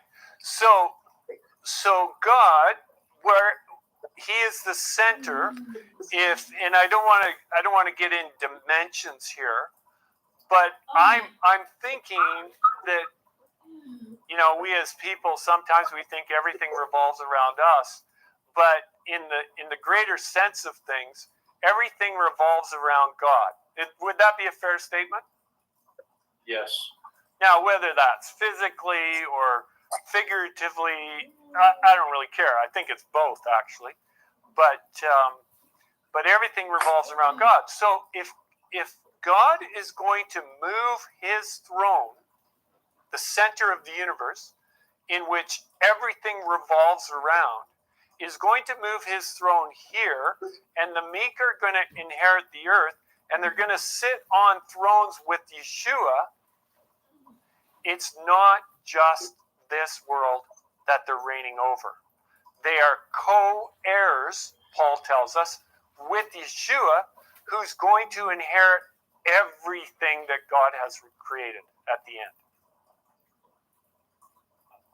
Now, I don't know how that makes you feel, but it's pretty humbling to realize that God actually wants us to rule his infinite kingdom with him. That's pretty cool.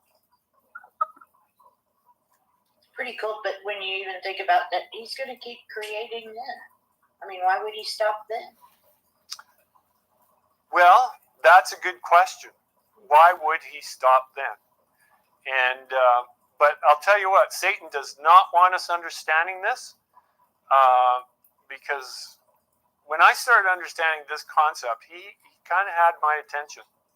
And Yeshua says this over and over again when he starts talking about you'll rule on thrones, and it tells us this: we're going to sit on thrones in His kingdom, and this is what we're going to do. And also, if we go back to the book of Job, kind of on a little bit of a side detour here,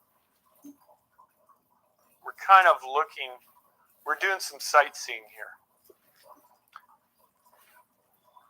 When we go back to the book of Job, Job chapter 1, now there was a day when verse 6, Job chapter 1, verse 6. Now there was a day when the sons of God came to present themselves before the Lord, and Satan also came among them. And the Lord said to Satan, "From where do you come?" So Satan answered the Lord and said, "From going to and fro on the earth." Okay. So we'll just use our imagination a little bit here. And it looks to me like this meeting is not on this planet, because he says, I've been walking to and fro on the earth. So now the question is who are the sons of God? Well, if you do a study on the sons of God, who the sons of God are in the Bible, it looks like the sons of God could be co-equals with Adam, because Adam was the Son of God. So when we go and look, we are adopted into the family of God, and once we're adopted into the family of God, we are also called the sons of God. So evidently there was a meeting with beings, whether they were beings like us or not, they were called sons of God, and it wasn't on this planet. So these beings, wherever they were meeting, were coming, presenting themselves before the Lord, and Satan came among them also. And I look at this sort of in a way that's different than a lot of people. Satan was coming, and he was representing something. What would he be representing here? He came to a meeting somewhere off of this planet, and he was representing something. The leader of the earth. Well, he had gained dominion over the earth, right? And so he was coming as the representative of this earth to give a little report on what was going on the earth. And that's exactly what we see here. God asks him what he's been up to. He says he's been walking to and fro in the earth, letting him know that he's got everything under control. And God says, well, I think you overlooked something. There's somebody you don't have full control over. Now, we talked a little bit about this, but I thought it might be good here to look at the experience of Job as per the experience of the 144,000. Now, we know for a fact, according to the book of Revelation, that the 144,000 were not able to be destroyed by Satan and his angels. It tells us that. They were not given authority to kill them. And we see the same thing going on with Satan. Now, if God says to Satan, let's just look at this here in verse 8. Then the Lord said to Satan, have you considered my servant Job, that there is none like him on the earth, a blameless and upright man, one who fears God and shuns evil? Why would God give that report of Job? Let's just take a guess. Why would we do that?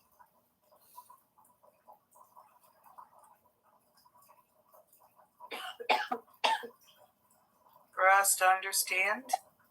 Okay, yeah, for us to understand.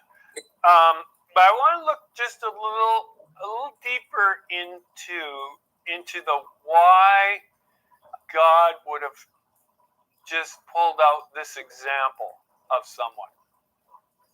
Well, it would be for a comparison. comparison with what? If you have anything else in scripture that would need to be compared. Okay, This okay, would- That's Good. why Yeshua said to go back to Job, okay.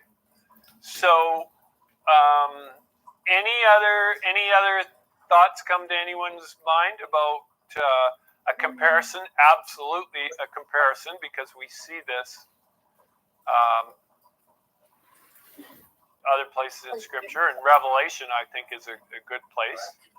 Any other ideas on this? Yahusha knew that Job was going to stand firm. Okay. He knew he was going to stand firm. Did Job have a choice in whether he was going to... Pardon me? Yes. Yes. We all have a choice. Yes. So Job, out of his own free will, was standing firm, and so let's try and paint a picture here. So we see a meeting take place. Satan shows up, representing the earth for whatever reason. We can speculate on that too, probably come to some good conclusions. But he's representing earth. God says, "Where you been?" In other words, tell everyone here, I know where you've been, Job. I know exactly what you've been doing, Job. But I want you to tell everyone in this meeting what exactly you have been up to. So, could it be that God was asking the question not only for our benefit, because obviously he knew this was going to be recorded, but it was also for the benefit of finite beings that couldn't see exactly what was going on the earth? Is that reasonable? Yeah. Yes. So God wants Satan to explain. I mean, he's in front of someone that's all-knowing. Job knows, or Satan knows that God knows exactly what he's been doing. But he summons Satan to tell the universe, if you will, what he's been up to. And Satan can't lie.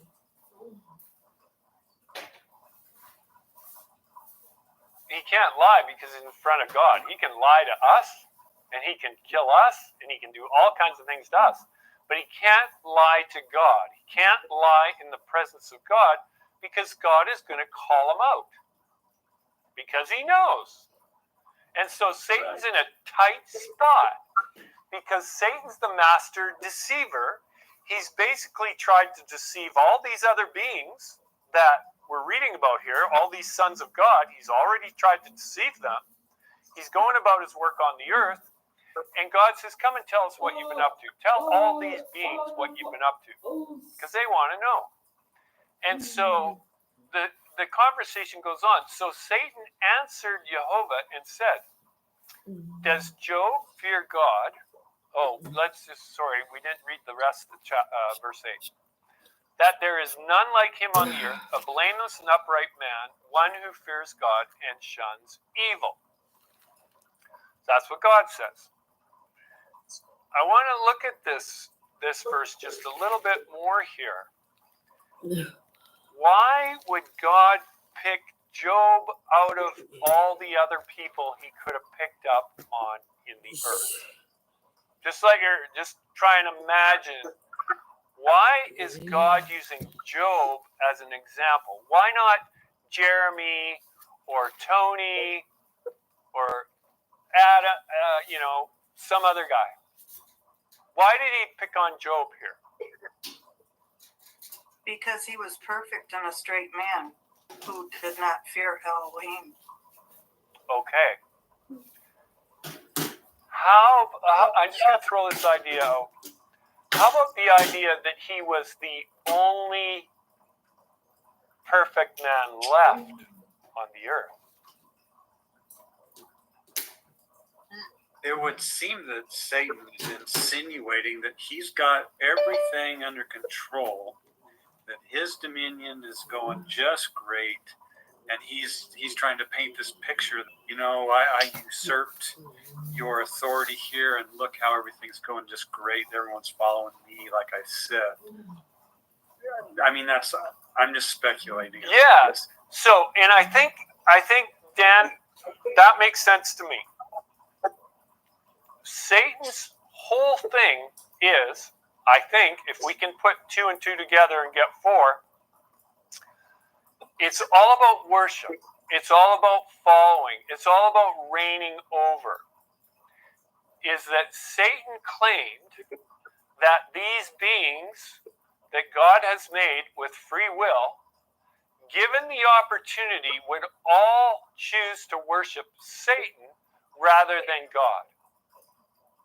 And if Satan was just given the opportunity, he could prove that to the whole universe. And at this meeting was his opportunity to prove it. And so God calls him on it. He said, you know what? Yeah, I know you got everything under control, but there's one person left that you cannot get him to bow his knee to you. And his name is Job. And Job doesn't say, well, you've got all those people here on the planet and you give them what they want and that's why they worship you. No, he says, Job. He goes back to Job. The only reason why Job does what you want him to do is because you keep giving him stuff. You see, Satan was into things, materialism, and Job wasn't. That's the difference. God's people, for them, it's a heart condition. And there's where the difference is. And Job was not worshiping God because of what God would give him.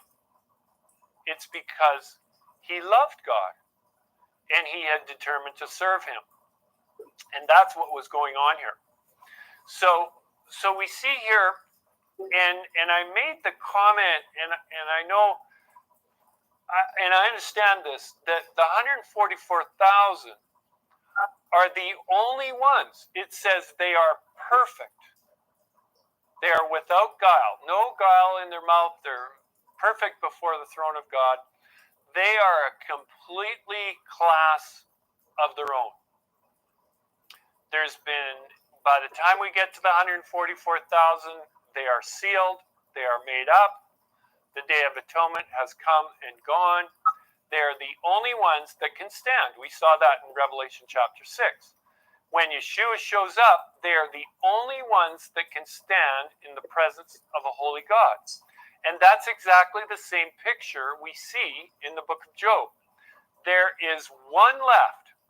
He's blameless, he's upright, and he fears God and shuns evil. Just those 4 traits.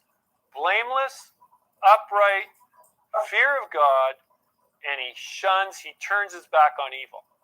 That is the description of the 144,000 right there. They're blameless, they're upright, they fear God, and they shun evil. Sorry, Irene, go ahead. Yeah, Job had everything, so he had everything to lose. And so God is telling Satan, go ahead and test him because he's got everything to lose. So you see which way he's going to go. Of course, he knew which way he was going to stand. But I mean, to come up against somebody that's got everything, and then you test him to see whether he's going to give in or not, I think that was one of his reasons he picked on Job. Well, yeah, and he had everyone else. He had everyone else under his dominion. He basically had almost won his challenge. And he wanted dominion over the whole earth. In fact, when we get to the book of Revelation, we see at the end, it says that everyone follows the beast. And then when the Antichrist comes, the whole world is following the Antichrist, except the 144,000, who it says are without guile before the throne of God. And so they are the Jobs, if you will, in the book of Job. Now, here's the interesting part. Job said, and we know the rest of the story. We don't need to go into the rest of the story, but there was another meeting when the sons of God presented themselves again, and Satan came also. So, do you think that Satan knew he was going to get humiliated again?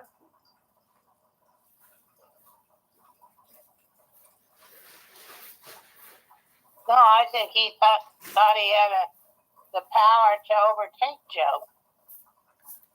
Well, at what point, I think we have to ask, at what point does Satan think that he's actually going to win this battle?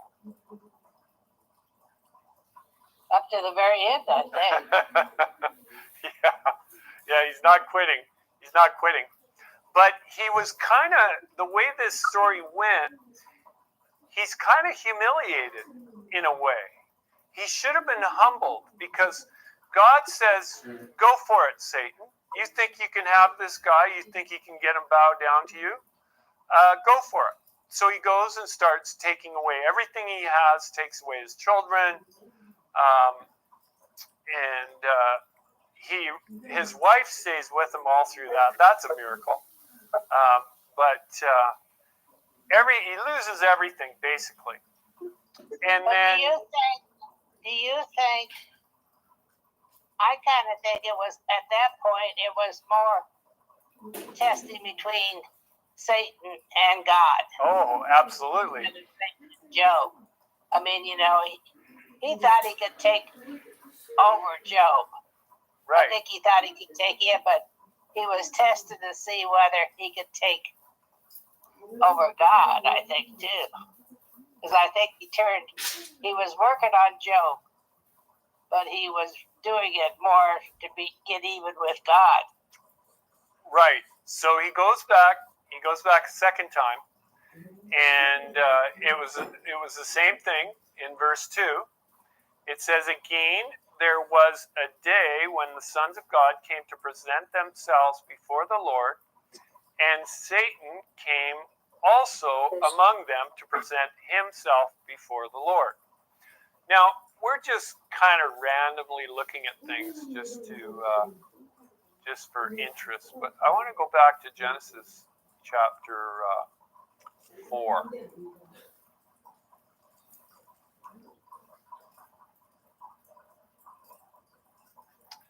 Genesis chapter 4. Now Adam knew Eve, his wife, and she conceived and bore Cain, and said, I've gotten a man from Jehovah. Then she bore again, this time his brother Abel. Now Abel was a keeper of the sheep, but Cain was a tiller of the ground. And in the process of time, it came to pass that Cain brought an offering and fruit of the ground to the Lord. Abel also brought of the firstlings of his flock and of their fat, and the Lord respected Abel and his offering. Okay, what's going on here? Let's just have some discussion. This is very casual today. We're just looking at some stuff. What's going on here in Genesis chapter 4? Is it possibly one of the feasts that they had to bring a particular offering to, and Cain didn't bring the right one, but Abel did? Even though they wouldn't have had, if it was Passover, it wouldn't have been called Passover at that particular time. There's still a appointed time. Okay, why couldn't they just offer any time? Why does it have to be at an appointed time? Cheryl was saying that in Genesis chapter 4, that the time came. It says that. It's kind of interesting language. It says, in the process of time, it came to pass that Cain brought an offering of first fruit of the ground to the Lord. In the process of time. And she's thinking that that has appointed time written on it.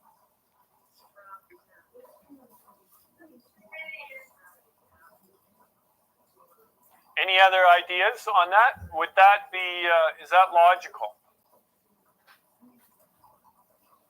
Yeah, I think it's logical.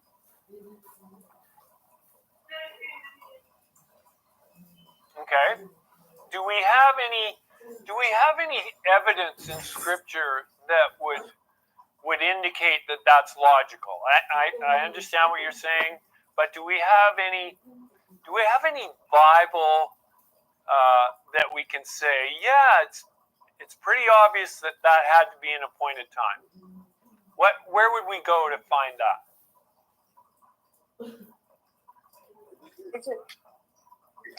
Is the word time like in Hebrew? Is it moed or anything? In the process of time? I doubt whether that's a moed. I'm not sure. The word for time there is yom, First fruit. which is day. First fruit. day, year, a set time.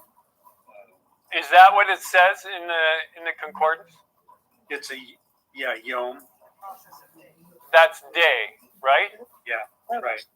Okay. So you could really say, in the process of time, the day came. How about that? Are we stretching the interpretation by saying that? The TS 2009 says in the course of time. Okay. But the word yom is in the text in the Hebrew, so it's day actually. The word day is in there, and the other translations, they're not bringing this out. I haven't got my concordance in front of me right here. The ABP says it came to pass after days Cain brought from the fruits. Okay.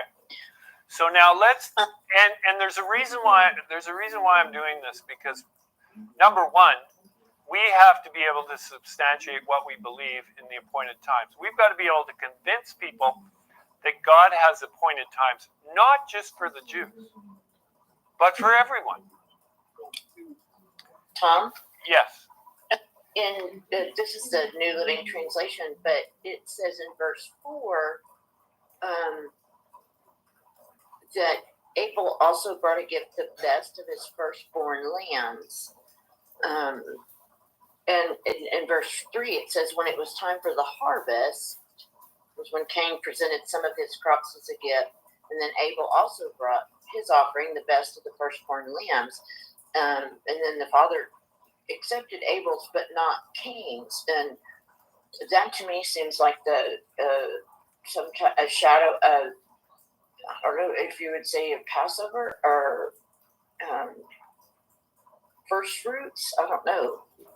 But Well, it seems atonement. Like I've made a note previously that it's atonement, and that's why that first fruit wouldn't have been accepted. But okay. There's a note in the New King James Version. In the process of time it came to pass. There's a note beside saying, literally at the end of days. That's interesting. But Tom, it also says the first of the lambs. So the lambs are born in the spring. So could that put you towards Passover? Okay. Verse 3 says, in the process of time, it came to pass that Cain brought an offering of the fruit of the ground, and also brought the firstlings of his flock. So if his flock were sheep, they would have been born in the springtime.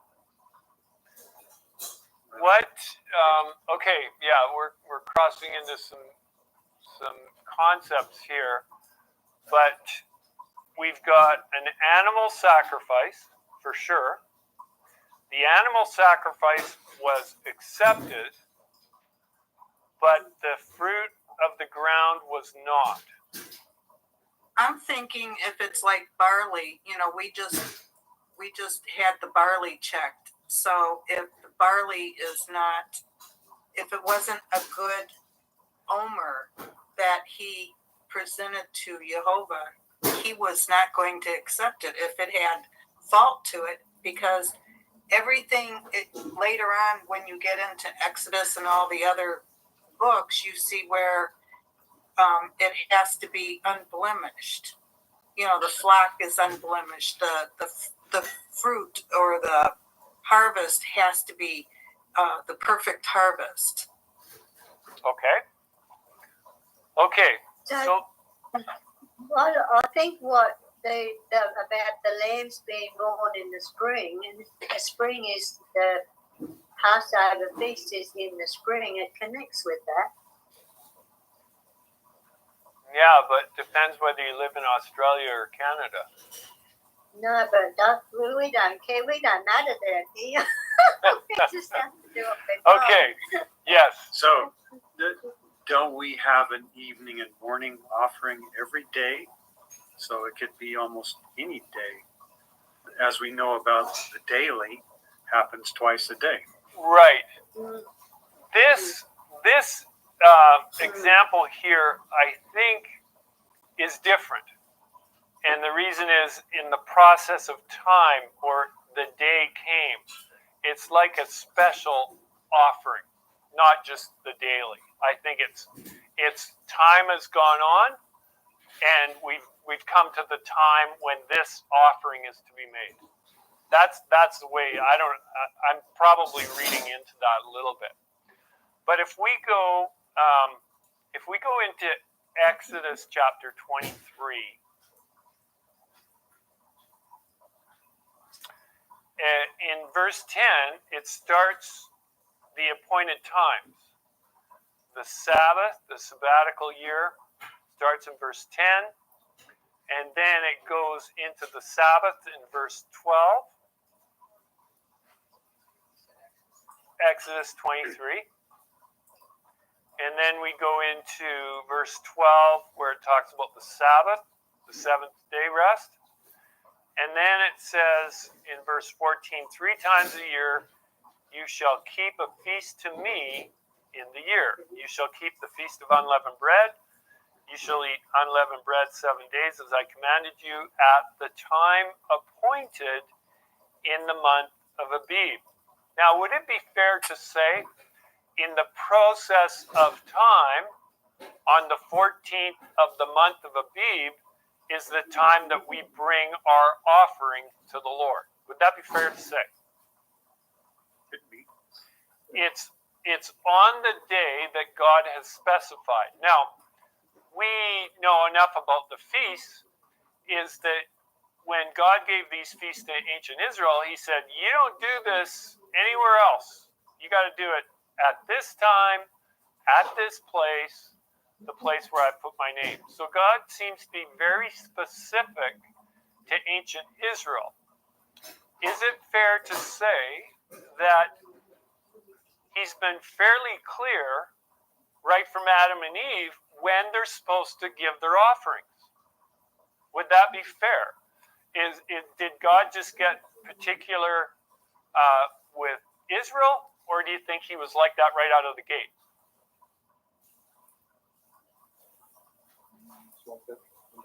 Always.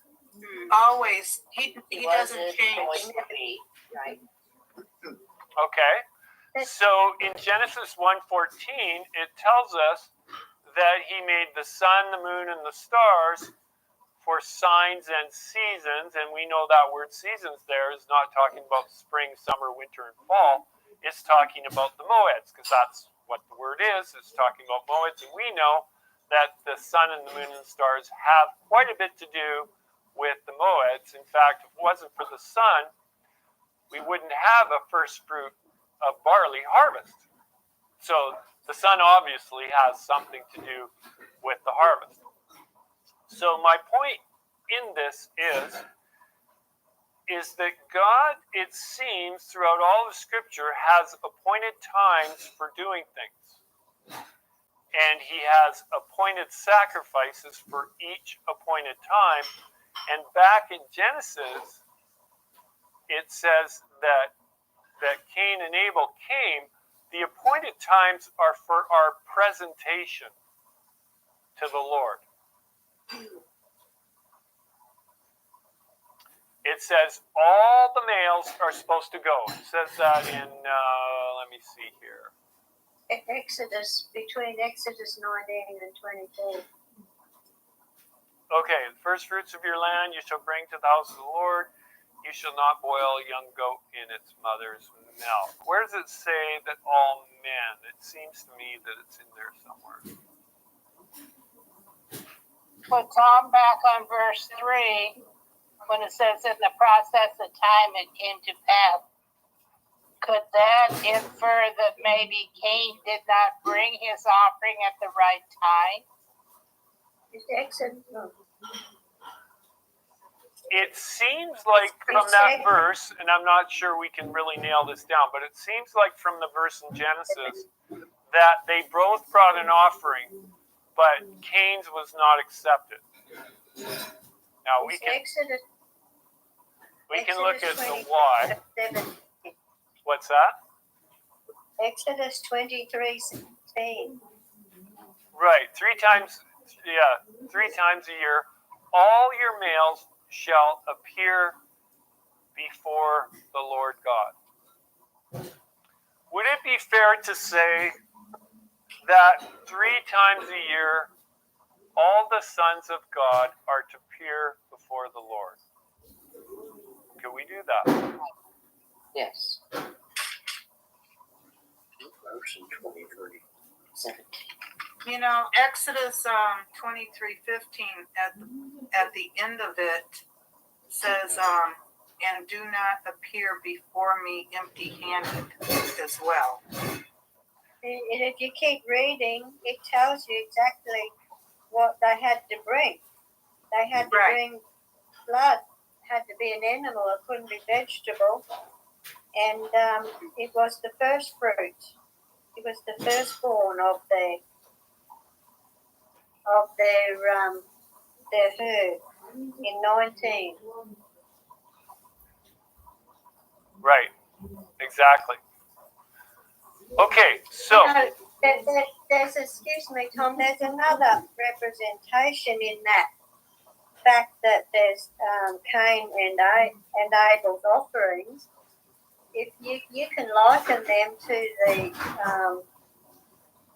so-called believers and true believers at the end time. One accepts the right way, the others they have a form of godliness and yet they don't do what they're supposed to do.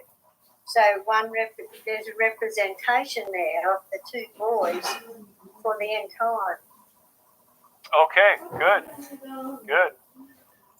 Yeah, one does it according to God's will, and one has a form without power. And that old song, "There's Power in the Blood," you guys have probably heard that song. Okay. Was this a sin offering, or do you think? Sin offering? Yeah, like the vegetables or plant would not have been accepted as a sin offering. Right. It had to be.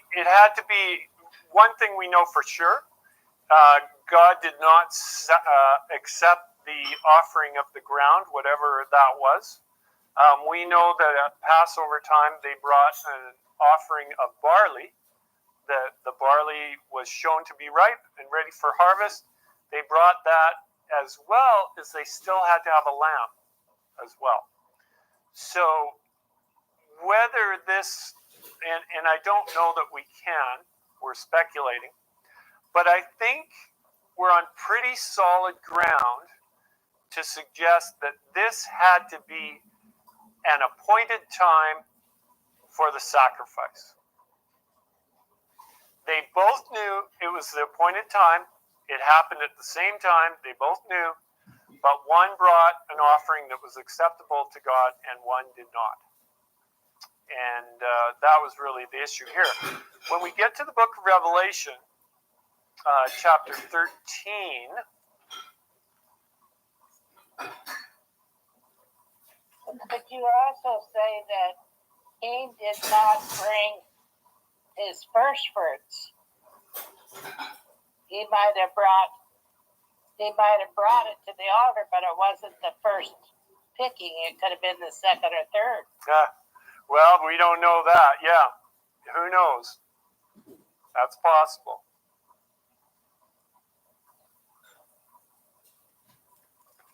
When we get to Revelation chapter 13, verse 8.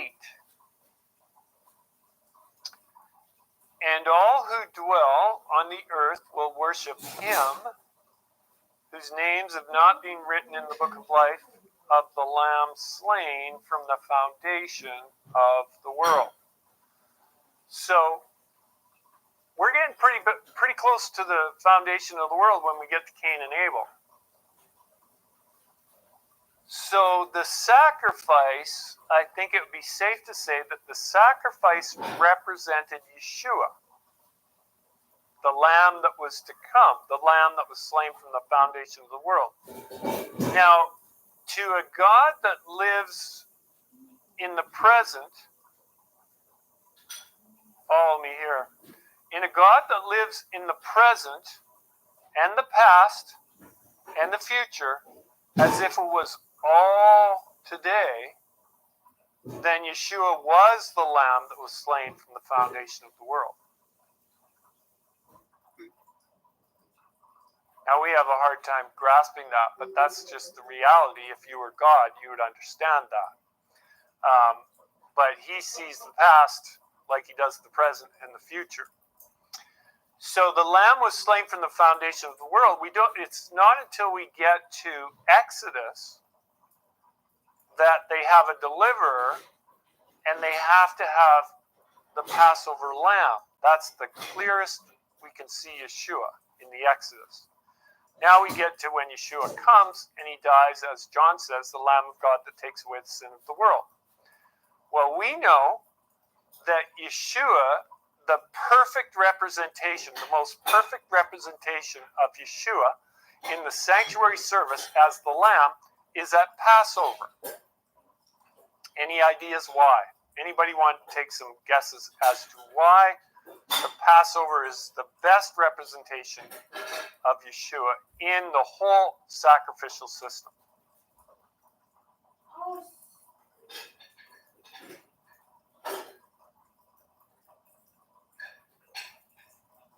Is it because that lamb on the 10th day, they have to select the lamb and bring it in for inspection, and only if it's perfect on that day can it be slain, just like he had to be perfect. And he was judged the same. He came into Jerusalem 4 days before Passover, and he was examined and found to be not guilty and pure and perfect. So that doesn't happen in any of the other feasts. No, it doesn't. That's one of the things that is specific with the Passover. That none of the other. There's no details like that.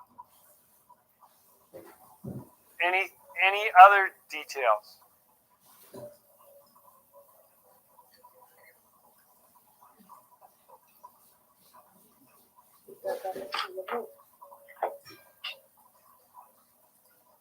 The blood that was put on the lentils delivered the firstborn from the destroyer.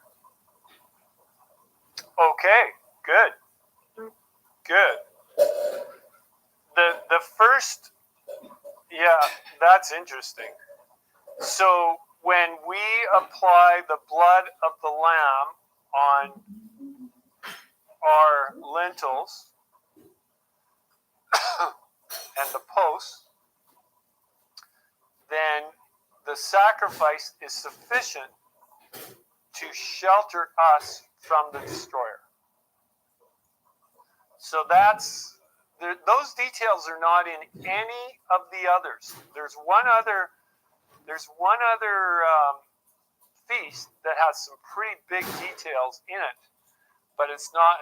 It's the Day of Atonement, and we'll look at that another day.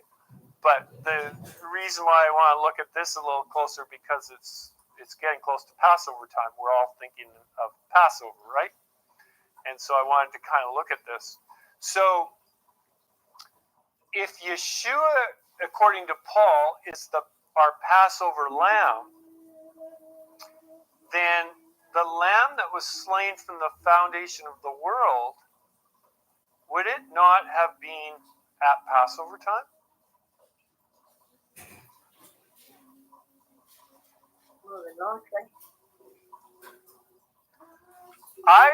I would suggest, and I can't prove it, but I would suggest that the very first sacrifice was made at Passover. So what that means?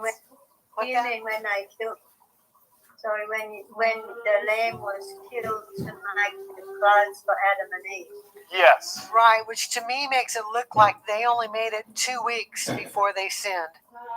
Because I can't imagine it would have been a year and 2 weeks or 2 years or more that they were walking with God and then all of a sudden disobeyed. So then again, like Thomas says, I can't prove this out of Scripture, but I would guess that it was within the first 2 weeks of their creation that they fell.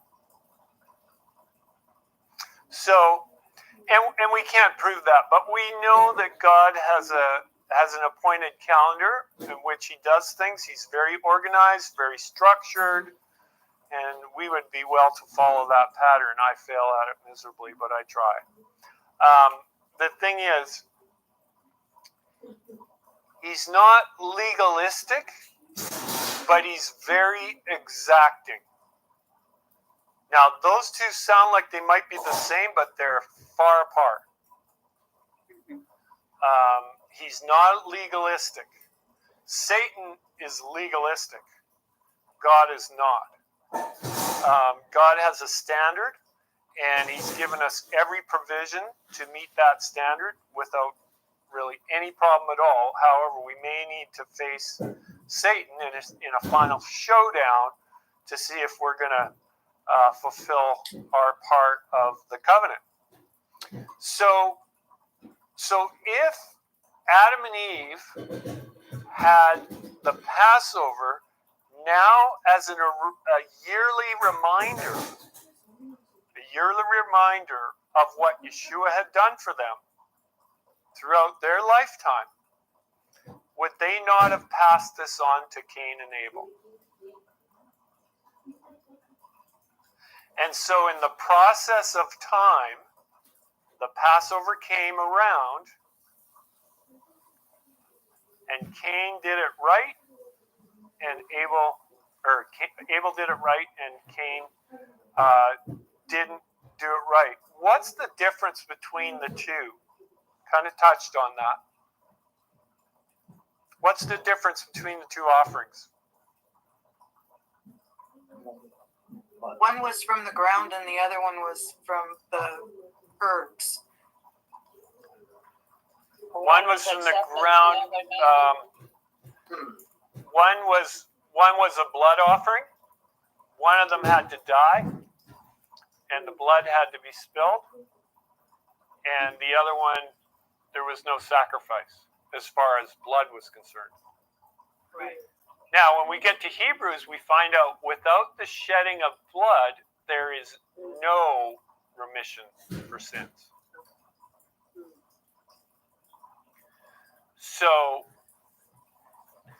when God meets up with Cain after he kills his brother, he asks him what the problem is, because God knew there was a problem.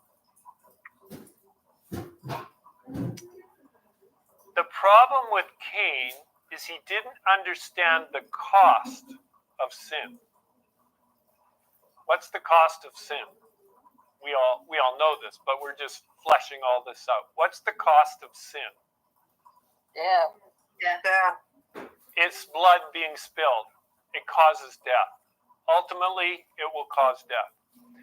So the lamb that was slain at the foundation of the world was a substitute, and we all know this, it was a substitute for our having to shed our own blood, for our execution.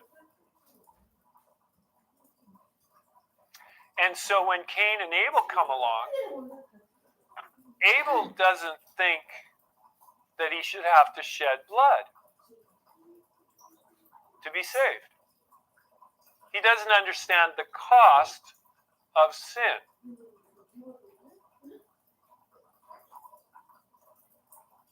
And I would propose that we don't know the cost of sin either. We do not understand the cost of sin.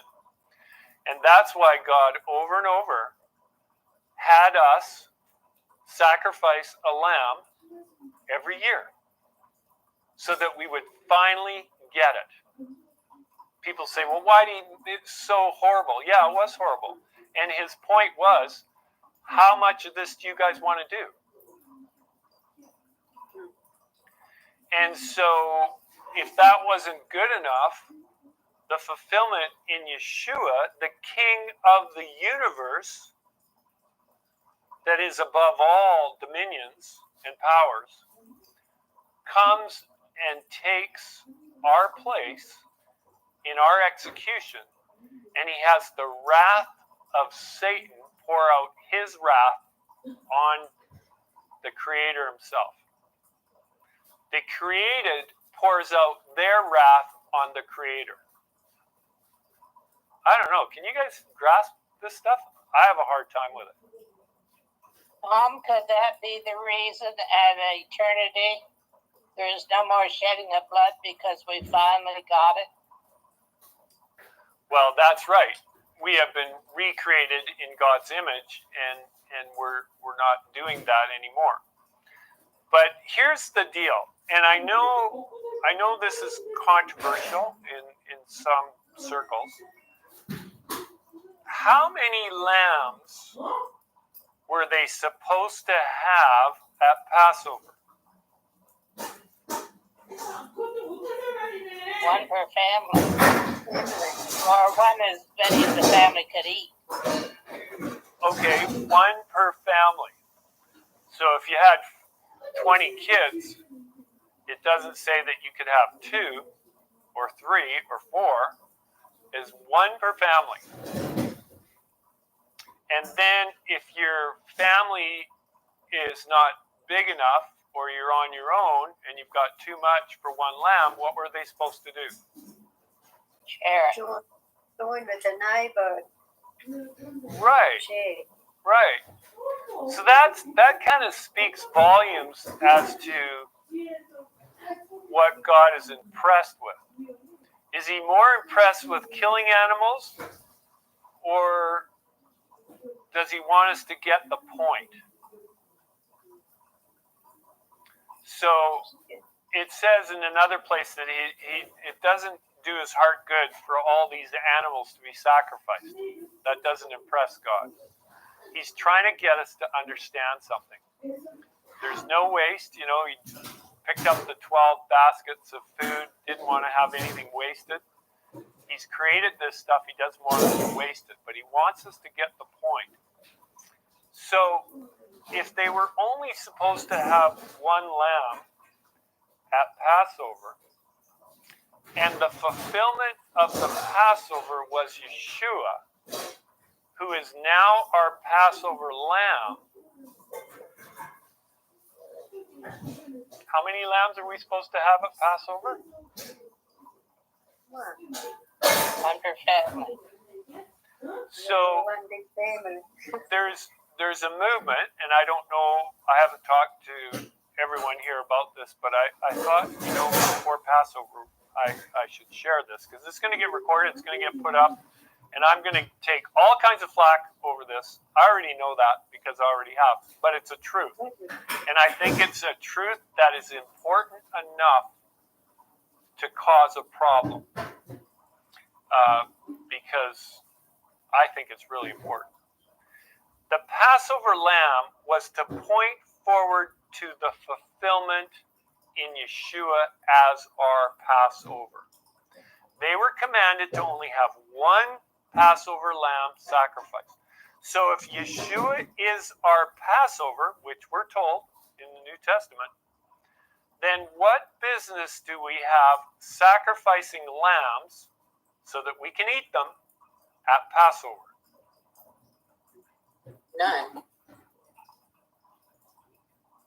Why would we redo that? It basically negates what Yeshua did for all of us. Well, what if you let your grocer do it for you instead? Your meat butcher down the road, and you just buy the Doesn't lamb? matter. No. Hey, no. Well, that's my personal opinion. I don't think it's right. Now, if anyone has any other ideas on this, I'm fully, let's entertain some ideas. I know, does anyone here know of people that are planning on sacrificing? I've met people. I've been at people's place, and they told me this is where we sacrifice our Passover lamb. And these are people that believe in Yeshua. And I'm going like, what are you doing? Why are you doing this? Because at the very least, they now have two Passover lambs. Either they accept Yeshua as the Passover lamb, or they're going to have a sacrifice. They're going to sacrifice their own Passover lamb, which means, doesn't that mean that they're double-minded at the very least? Which is it? Which is your Passover lamb? That one or this one? Oh, I'm going to have both. Well, God is pretty specific on what he wants and what he requires. Why would we go and mess it up? We've got so much evidence that he needs it done one way and one way only.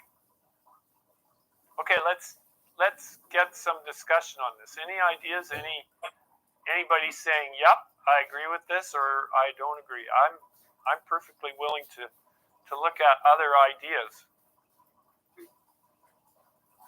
Well, I think that as they continue sacrificing these lambs, they're saying that the Lord's sacrifice wasn't good enough. And that's where we need to be careful, because if Yeshua's wasn't good enough, how do we think ours would be? So if I'm hearing what you're saying, that if we sacrifice a four-legged animal as well as Yeshua, then the four-legged animal is an add-on, or Yeshua's sacrifice wasn't sufficient and we need to do more. Is that what you're saying? Yeah. Okay. Yeah. All right. Well, we're also ignoring, Hebrews 9, pretty blatantly says it. But Christ came as high priest of the good things to come, with the greater and more perfect tabernacle, not made with hands, that is not of this creation, not with the blood of goats and calves, but with his own blood. He entered the most holy place once for all, having obtained eternal redemption. I mean, that's just one of the comments in Hebrews. You're kind of flying right in the face of that if you want to continue in the sacrificial service here. Yeah, and you know what? There's controversy over Paul's writings. I was talking to a fella one time, and I said, I think the book of Hebrews is pretty clear that we don't need to sacrifice again, or still. And he looked right at me and he said, "You know what? I see something completely opposite to what you're saying in the book of Hebrews." And I was just like, seriously? How do you read that into that? It's like, so this here that you read, Dan, that's speaking of the Day of Atonement. So it's an example. So the Day of Atonement points forward to a greater judgment, or the fulfillment of what the call it the antitypical Day of Atonement. But that's a term that a lot of people aren't familiar with. But every year they sacrificed certain offerings on the Day of Atonement. But this says right here that Yeshua is the sacrifice. He's the one. Well, each festival has a different aspect of Right. the plan of salvation, and they all require blood, and it's all pointing to Yeshua's blood. Right. All. Right. You can't single it out as Passover only. Right. So without this record here that Yeshua is the summation of these other appointed festivals, we already know that Passover is like that. So this actually, it doesn't talk about Passover, except Paul says in Corinthians chapter 5 that Christ, our Passover, was sacrificed for us. Therefore, let us celebrate the feast. So we don't need to hunt down a four-legged animal. Yeshua is our Passover sacrifice. And because he's the fulfillment of that sacrifice.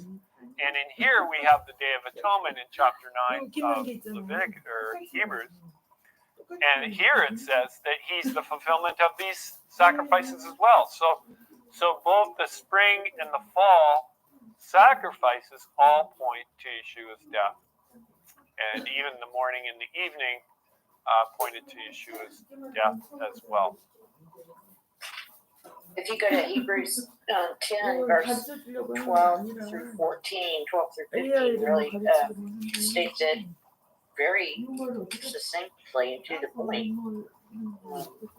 10, sorry, where was that now? Verse 12 through 14. Okay, good.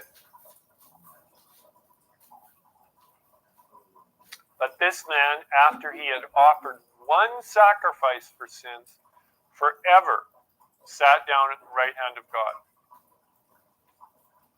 That's the verse that a lot of people that I've been in, actually, I have some friends who used to sacrifice a lamb for Passover, but they stopped.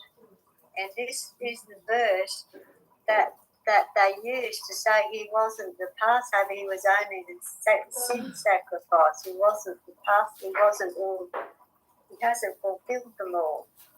That's why he killed the lamb. They used this verse against it. That's just those people. Yeah, and you know, if we just took that one verse, you might get away with that. But when Paul says that Christ, our Passover, was sacrificed for us, therefore let us keep the feast, that's pretty clear there. Yeah, it is, yeah, but they used one verse. Right, and that's typically how people get off on these tangents, is they isolate verses and they'll make a theology on this. And I know, and the reason why I wanted to talk about this is there is a great movement in the Messianic world, especially, that they are planning to go to Israel to sacrifice as soon as the temple is built, and some of them are even sacrificing right now Passover lambs and maybe even other things. I don't know about anything else, but there's a real movement into this, and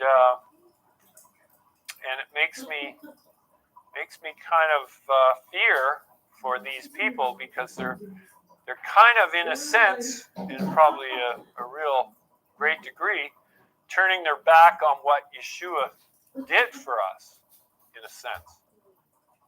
Because we're told in Hebrews that the blood of bulls and goats could never take away sin. The whole point of Yeshua dying, and this is just an idea I'll throw out here, is the Jews have a real problem that God would actually require a human sacrifice. And that does make sense.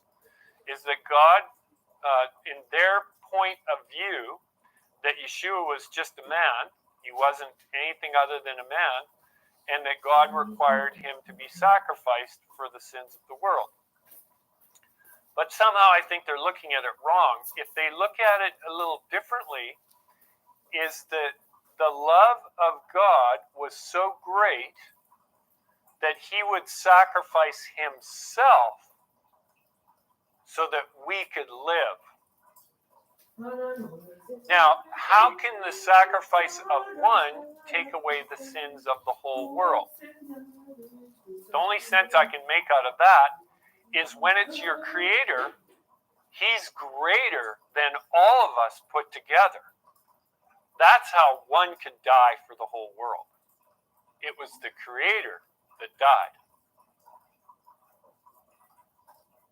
An angel couldn't have done it. No other created being could have died for the sins of the whole world. It had to be the creator himself because his blood was spilled to suffice the penalty of the broken law, his own broken law. And that's kind of a wild idea itself, is that God would die because his own law was broken.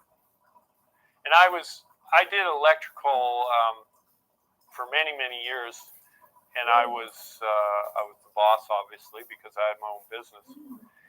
And I had this little rule that I would never ask any of my employees to do something that I wouldn't do myself. And so when I look at God, I see that is that he's never asked us to do something that he would not do himself. And to demonstrate that, he was willing to die rather than to sin. And he came and he showed us how to do it. And we're coming to the time where we're going to have to give our lives for the cause.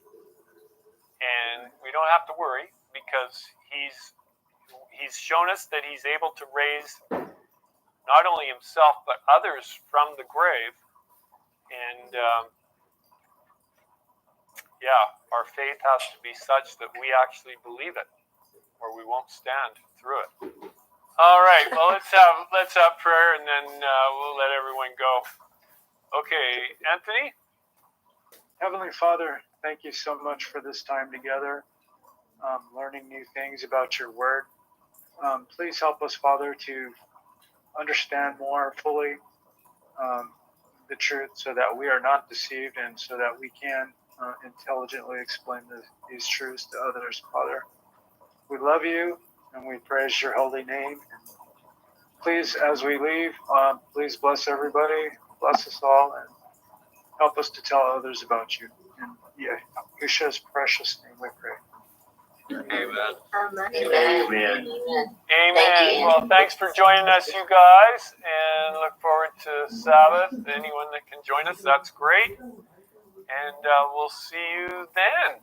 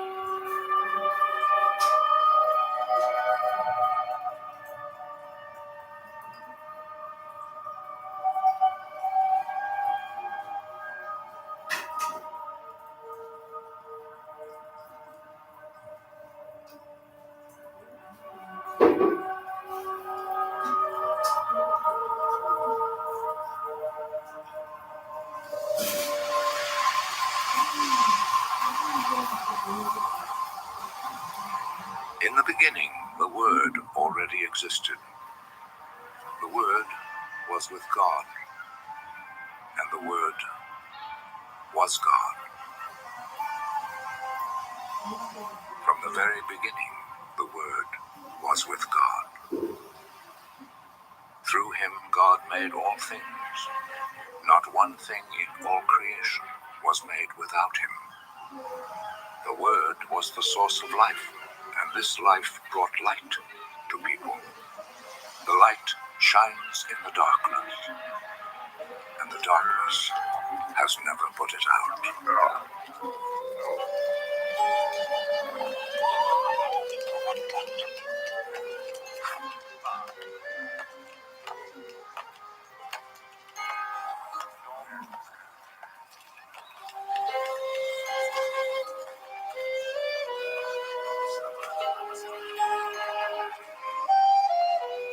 God sent his messenger, a man named John, who came to tell people about the light, so that all should hear the message and believe.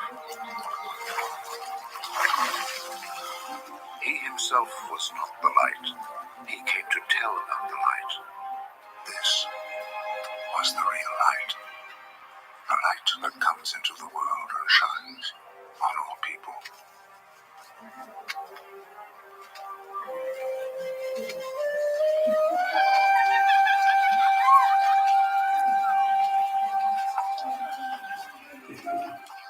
The Word was in the world, and though God made the world through him, yet the world did not recognize him.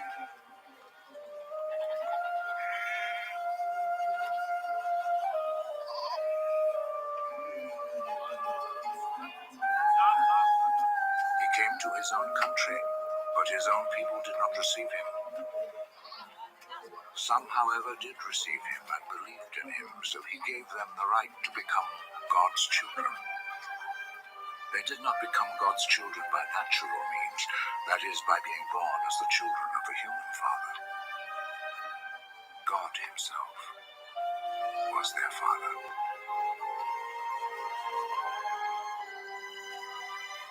The Word became a human being, and full of grace and truth, lived among us. We saw his glory, the glory which he received as the Father's only Son. John spoke about him. This is the one I was talking about when I said, he comes after me. But he is greater than I am, because he existed before I was born. Out of the fullness of his grace, he has blessed us all, giving us one blessing after another. God gave the law through Moses, but grace and truth came through Jesus Christ. No one has ever seen God, the only Son who is the same as God and is at the Father's side. He has made him known.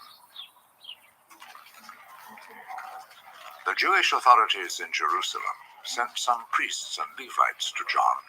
Who are you? John did not refuse to answer, but spoke out openly and clearly.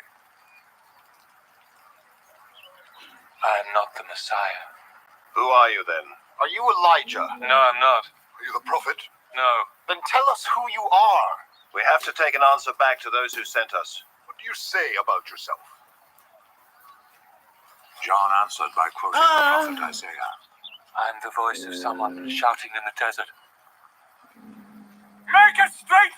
We're supposed to live a perfect, peaceful life in a crumbling world. We're going to look now, in the 5th hour, when God pours his judgment on earth.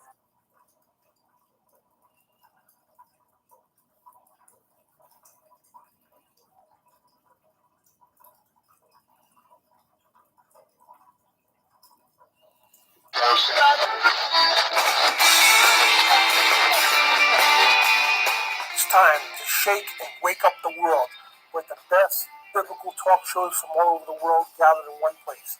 ShakeandWakeRadio.com, where the truth is all that matters. And the truth will set you free. ShakeandWakeRadio.com.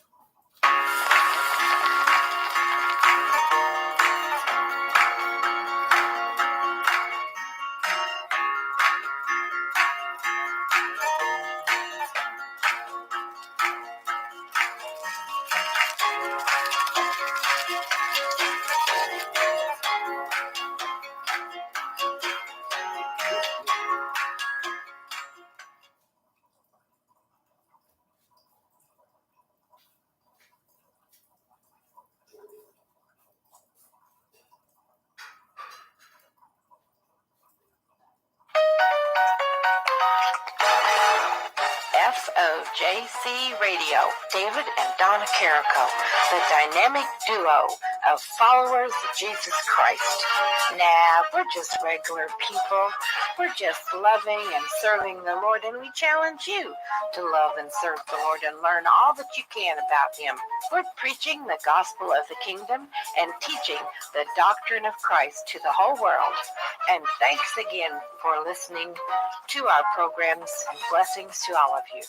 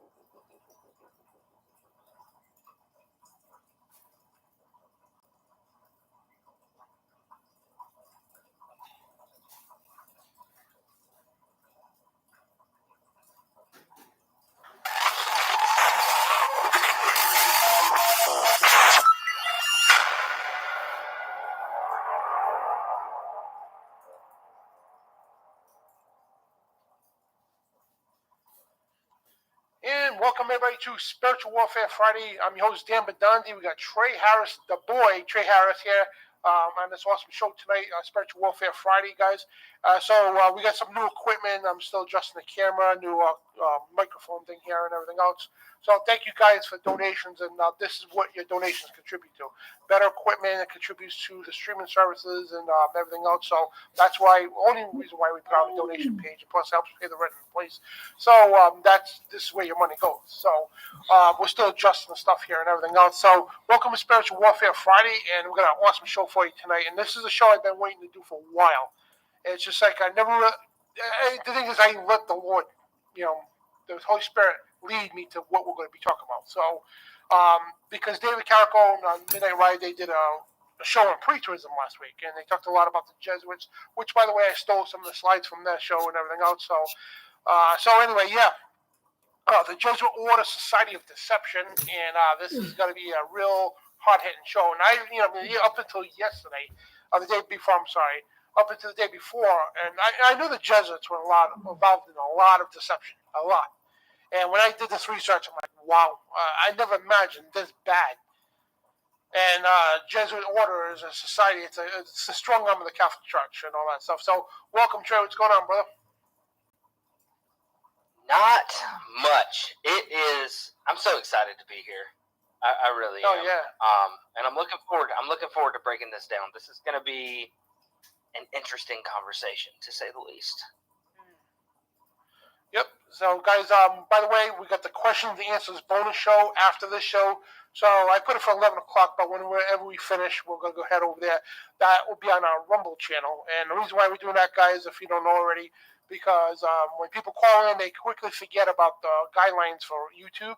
They talk about the you know what and all that stuff that's not supposed to be talked about on YouTube, and we end up getting a strike. Or we have to pull the show down. It's a mess. So to avoid all that, we're going to have the questions and answer shows on the Rumble channel. This way you can say what you want. I mean, ask what you want. There's no restrictions on Rumble. So I'll put the links out. They're in the description as well. So again, welcome to the Jesuit Order Society of Deception. And I want to thank ShakeandWakeRadio.com for carrying our show on both me and Trey's show on their amazing network. Annie, thank you so much. ShakeandWakeRadio.com and also BeforeIt'sNews.com. I'm a contributor writer for them, so please check it out. Lots of alternative media. They got over 1 million now people that tune in and actually log on to the website every day to get the news. And I want to promote EstherJades.com. And right now they're going through some renew on the website and all that, but discover the power of holistic wellness for your mind, body, and spirit, and transform your life with natural solutions. So if you want to take a screenshot of that goes to our Facebook page.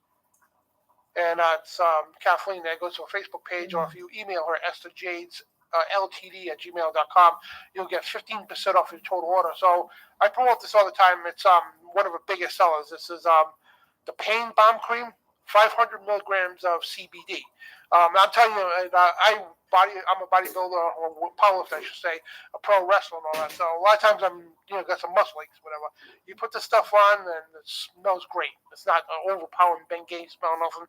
You put it on, and within, you rub it in, a couple minutes, the pain is gone, and it feels great. You know what I mean? I swear by this stuff. I got a few bottles of it, and good stuff, man. And so this is one of our biggest sellers, one of many things they got, all kinds of natural stuff and everything else. So yeah, so scan that code bar there. I'll take you to our Facebook page and join there, and she'll help you until they get the website going with the orders and everything else. They got tons of products. I think well over 50 of them now. So anyway, welcome to the broadcast, Trey. And Trey is having himself a dinner. Yeah, remember Brian with the fish dinner? That's funny. Hey, look, it cut close. Luckily, I finished it right before the show started. Because it's like that old. It's like the old. The teacher used to say, "Did you bring enough for the entire class? Then put it away, please." So luckily, I didn't bring enough to share. I'm sorry. Yeah, I'm hungry too. But yeah, so good show tonight, guys. And so we'll get to some. Get my slides and all that stuff. So get everything ready. So the Society of Jesus. So that's what they originally called, the Society of Jesus. But the contradicting thing about that is they have nothing to do with Jesus. If you knew the real stuff that they do behind the scenes, and we're not talking about the people out there, just like the Catholic Church, right? The regular people who go to these churches all the time, every Sunday and all that. We're not talking about you. We got to talk about the people who control and run the entire Jesuit order. Like when we did the shows about the Catholic Church, same thing. We exposed them, and Jesuits and Catholics the same thing, except for they're the strong arm of the Catholic Church.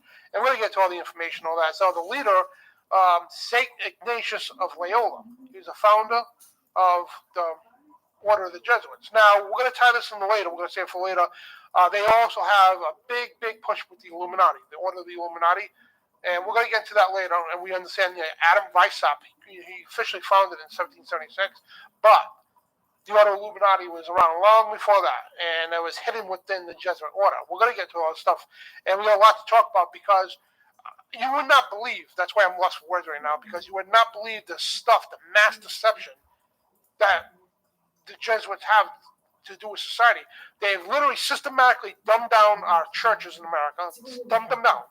They systematically dumb down the education system. They have their big hands right in the middle of dispensationalism, we expose all the time. Preterism. We did a show on all this stuff, right? The education system, pushing evolution. What else? I've got my list here of the things they do. And the pre-tribulation rapture. Guess where that came from? The Jesuits. Transhumanism, guess where that came from? The Jesuits. The Illuminati, guess who formed that? It was the Jesuits. So we're going to, hopefully get into all these things today and probably a little other stuff too. And we also want to address a rumor about King James when we get to the subject of King James, because there's a lot of rumors going around, that he was a Mason and all that stuff. We're going to cover all that stuff when we get to it. So we'll start off with the founder here, Ignatius of Loyola. So he was the founder back in 56. Hang on, let me get to my slides here, guys. I'm a little disorganized, guys, because the new equipment, so it's like literally throwing me off here. Because I had to set everything up and everything else. So, hang on a second. By the way, the new equipment looks fantastic. Oh, thank you, man. Looks great. So while you're getting that set up, what do all of these things have in common? Dispensationalism, the Big Bang, evolution, transhumanism. They all sow confusion within the world. That's literally the one thing everybody has in common. The one thing all of these have in common is they're designed to sow confusion. And, there's that Bible verse that says, God is not the author of, he's not the author of confusion, So that's probably a pretty good hint that we're dealing with some nasty, nasty stuff here. Especially because all it takes to somebody who comes to the Bible and they've heard about dispensationalism their whole life, they've heard about the pre-tribulation rapture, and then they look at that and they say, but where is it in the Bible? Now they don't know what to believe because they've been told one thing and they're seeing another, and because of the way the human mind works and the way cognitive dissonance goes, they literally at that point cannot think for themselves anymore. True that. So, and before we get going, I do want to say a prayer to lead us into the show here. We like to do that because a lot of people don't understand, and I know some new listeners might laugh at the point here, but when we do these shows, guys, we are exposing a lot. This is not conspiracy theories. Yeah. These are legit historical facts, and we do a lot of nitpicking. We go through, with a fine-tuned comb. We go through everything. Dot the lowercase i's, cross the t's. You have it. So we expose a lot of evil, and it comes with repercussions because we have been personally attacked spiritually. FOJC Radio, Brian's been attacked within the last several months. I mean, we've been onslaughted by witches and everything else. So that's why we need a covering of the blood of Jesus Christ. So if you want to join me in prayer, and so Jesus, Yeshua Messiah, we come before you, and please forgive us all individually of the sins and trespasses, transgressions, or abominations that any of us may have committed. We ask you to make us pure, Lord, and cover us with your precious blood and wash away our sins as we repent our sins, Lord, to you. And Heavenly Father, we come before you to ask once again for your divine intervention, to give us the power of the Holy Spirit, to give us the Holy Spirit, to help write your word upon our hearts today, and also disseminate the truth, to expose the deeds of evil like you command us to do in Ephesians, to expose the deeds of evil. And that's what we're going to do today, Lord, and we ask you to, especially if there's Jesuits right now that are watching this show, we ask you to touch their heart, Lord, and give them divine intervention to help wake them up and get them out of Babylon, literally. So we ask you that, Lord, and also protect us all from the forces of evil, and bless this broadcast and everybody here, and everybody's going through any kind of pain ailments or sickness or mental or physical, emotional crisis. We ask you to comfort everybody with the divine Holy Spirit. In your mighty name we pray, amen. Amen. All right, so let's start with the Jesuits here. So the Jesuits, basically, it's a Society of Jesus, is what they call themselves. And so it was known as the Jesuit Order of also the Jesuits. They had all these little names for them, but ultimately they're the Jesuits. And their headquarters are in Rome. And so it was a society engaged in evangelizing apocalyptic ministry in 112 nations. Jesuits work in education, research, and cultural pursuits. This is what Wikipedia says. But yeah. So basically, this was created as a counter-reformation. So if you all remember the Catholic Reformation and that, when the reformers were coming out of the Catholic Church, John Tyndale, Martin Luther and all that, these are priests, Catholic priests, starting to read the Bible for themselves. They're like, oh man, all right, wow, all right. So, yeah, we need to leave this church because it's nothing to do with the Bible. So that's what they, this guy, Ignatius of Loyola, created the Order of the Jesuits. And it was created in the 1500s here, and was founded in 1540 by Ignatius Loyola and 6 other companions, but he was the main priest behind it. And with the approval of Pope John Paul III, and the society engaged in, like I say, evangelists and all that stuff, and they became the Counter-Reformation, because, the Catholic Church with the Reformation, they became the Counter-Reformation. And here's Ignatius Loyola here, and then, deem him a saint. I don't know how they could do that, but anyway, he's the one who founded, he was a head honcho, if you will, to create the Order of Society of Jesus. Now, which we're going to tie into the end as well. And again, this was instrumental in leading the Counter-Reformation, the Jesuits were. This was a project done by the Catholic Church.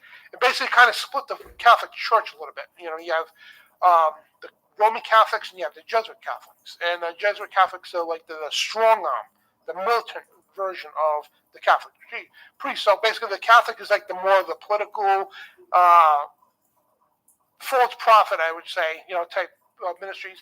And these guys were, they were known, but they were mainly underground, and because of the power they had, and they literally killed people and everything else. And there was a lot of stuff they did during the Reformation. And you all remember when they outlawed the Bible, right? Yeah, these guys with the Knights Templar and all that were going around killing, Protestants and Christians for possessing the Bible, and which we're going to get to a little bit too. So this guy here created the Society of Jesus, and also at the same time, and we're going to get to later too, the Order of the Illuminati. So a lot of people think it was created in 1776, May 1st. Well, that was Adam Weishaupt. And the reason why he did that for, and like I said, we're going to get to that later, he did that to break the ties away from Rome 200 years later. So this guy here was the original founder of the Order of the Illuminati 200 years before Weishaupt lived. So, like I said, we're going to get to all this stuff, and I don't want to confuse everybody, but these people are tied into a lot of garbage, even to this day, guys. I was out in Indiana. I got a video playing in a little while, too. We went to this Jesuit temple, and it's literally a temple of ISIS. It really is. And so you want to elaborate anything with Ignatius? I mean, I think honestly, you've hit the nail right on the head there. The only thing I would reiterate is, there's kind of a pattern here.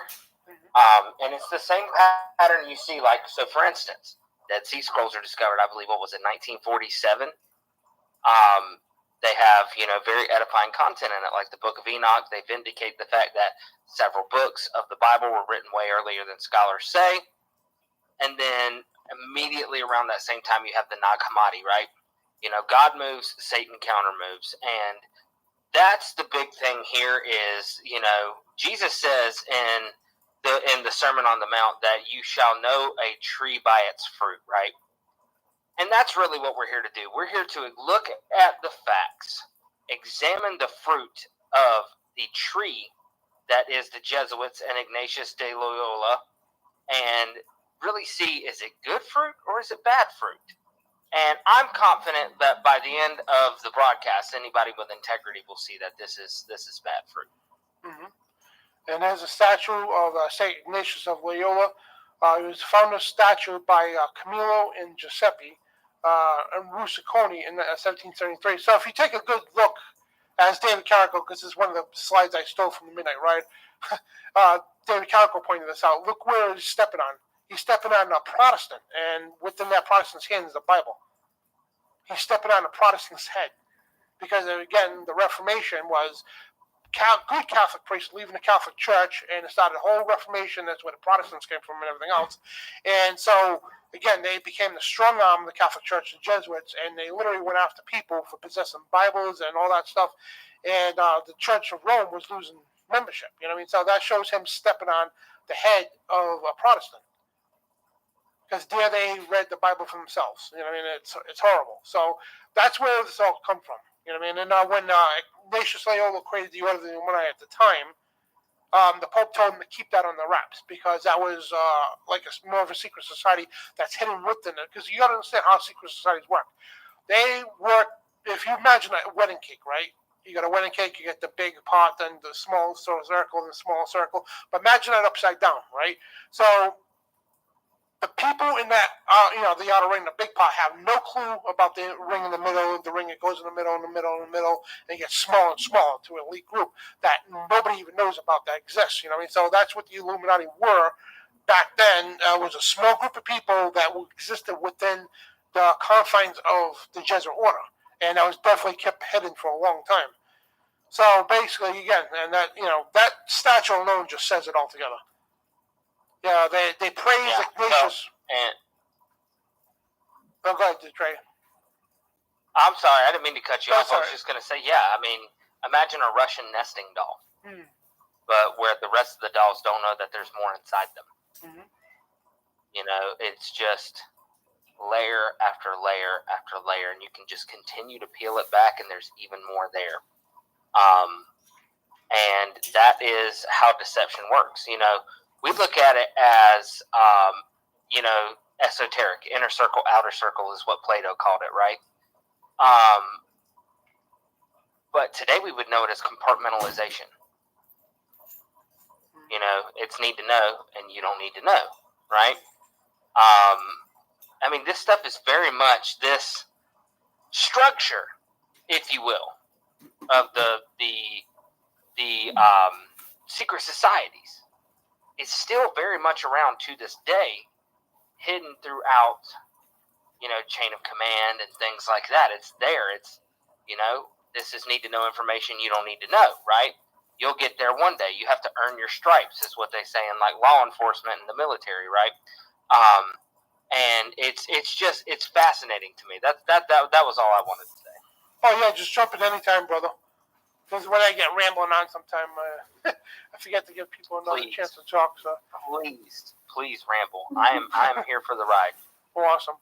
And thank you for coming on. I know you've been, because of medication, all that, makes you drowsy and all that. So thanks for staying up for me. No worries. And, I'm finally done with it, and I'm feeling good. I think I'm on, just since I've sat down, I'm on like my 4th cup of English tea. So this is going to get fun. But no, yeah, we're back. That's actually I'm glad we didn't do it last week because I couldn't talk. My face was so swollen. So, it was it was bad. Sorry, guys. So if this mask looks familiar, anybody take a guess what that is?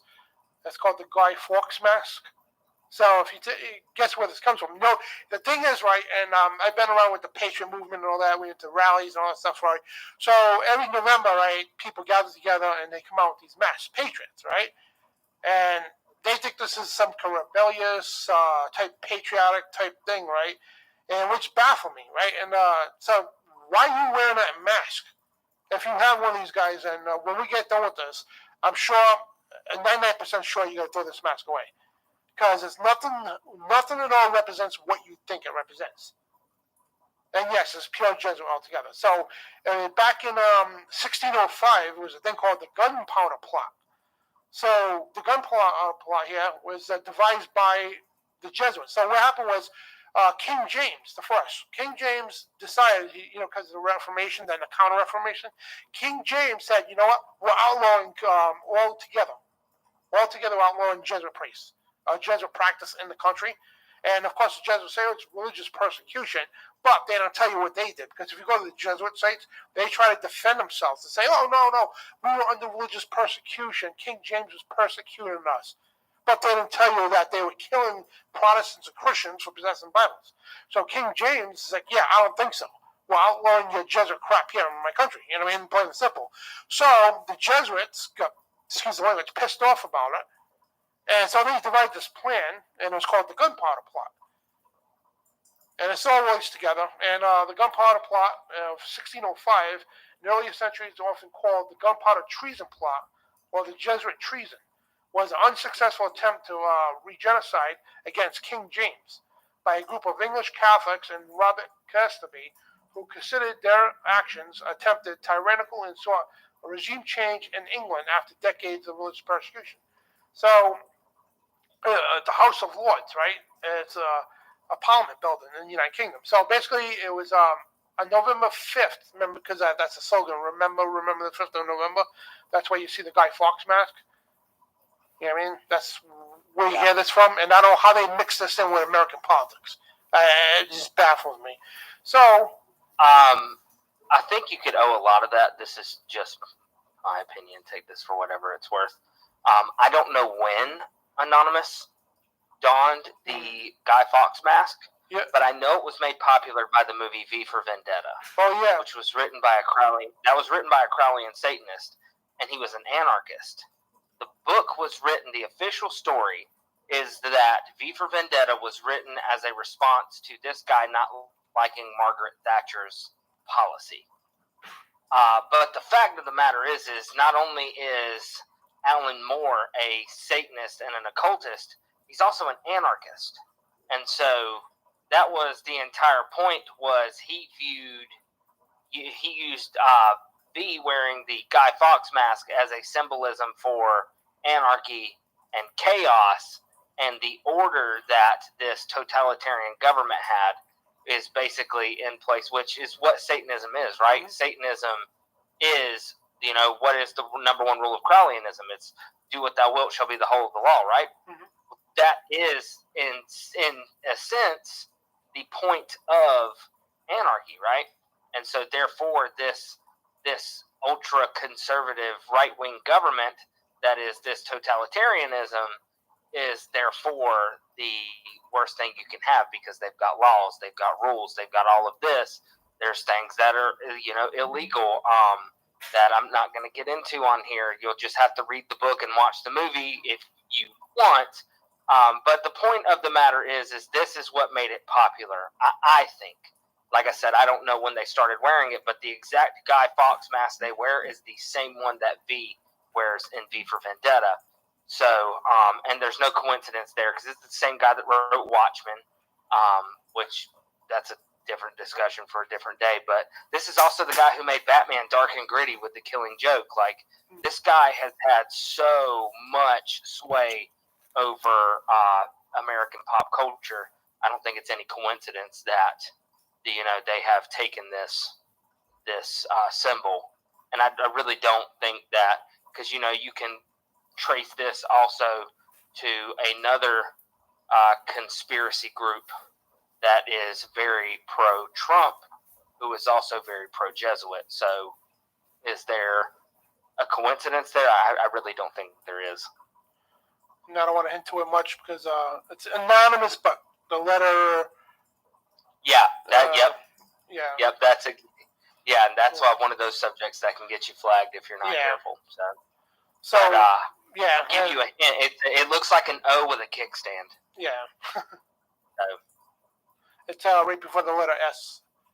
So yeah, so it's that and Anon. So we have to say it that way because of YouTube. I don't know how they feel with that stuff, because of the J6 stuff and all that stuff. So anyway, this is widely used now, and it's crazy why people do that. So, and it's all related to the gunpowder plot. So anyway, back to the gunpowder plot, and basically, again, November 5th, that they try to do this in 1605. It was the House of Lords. So basically, House of Lords is the upper house of the Parliament of the United Kingdom.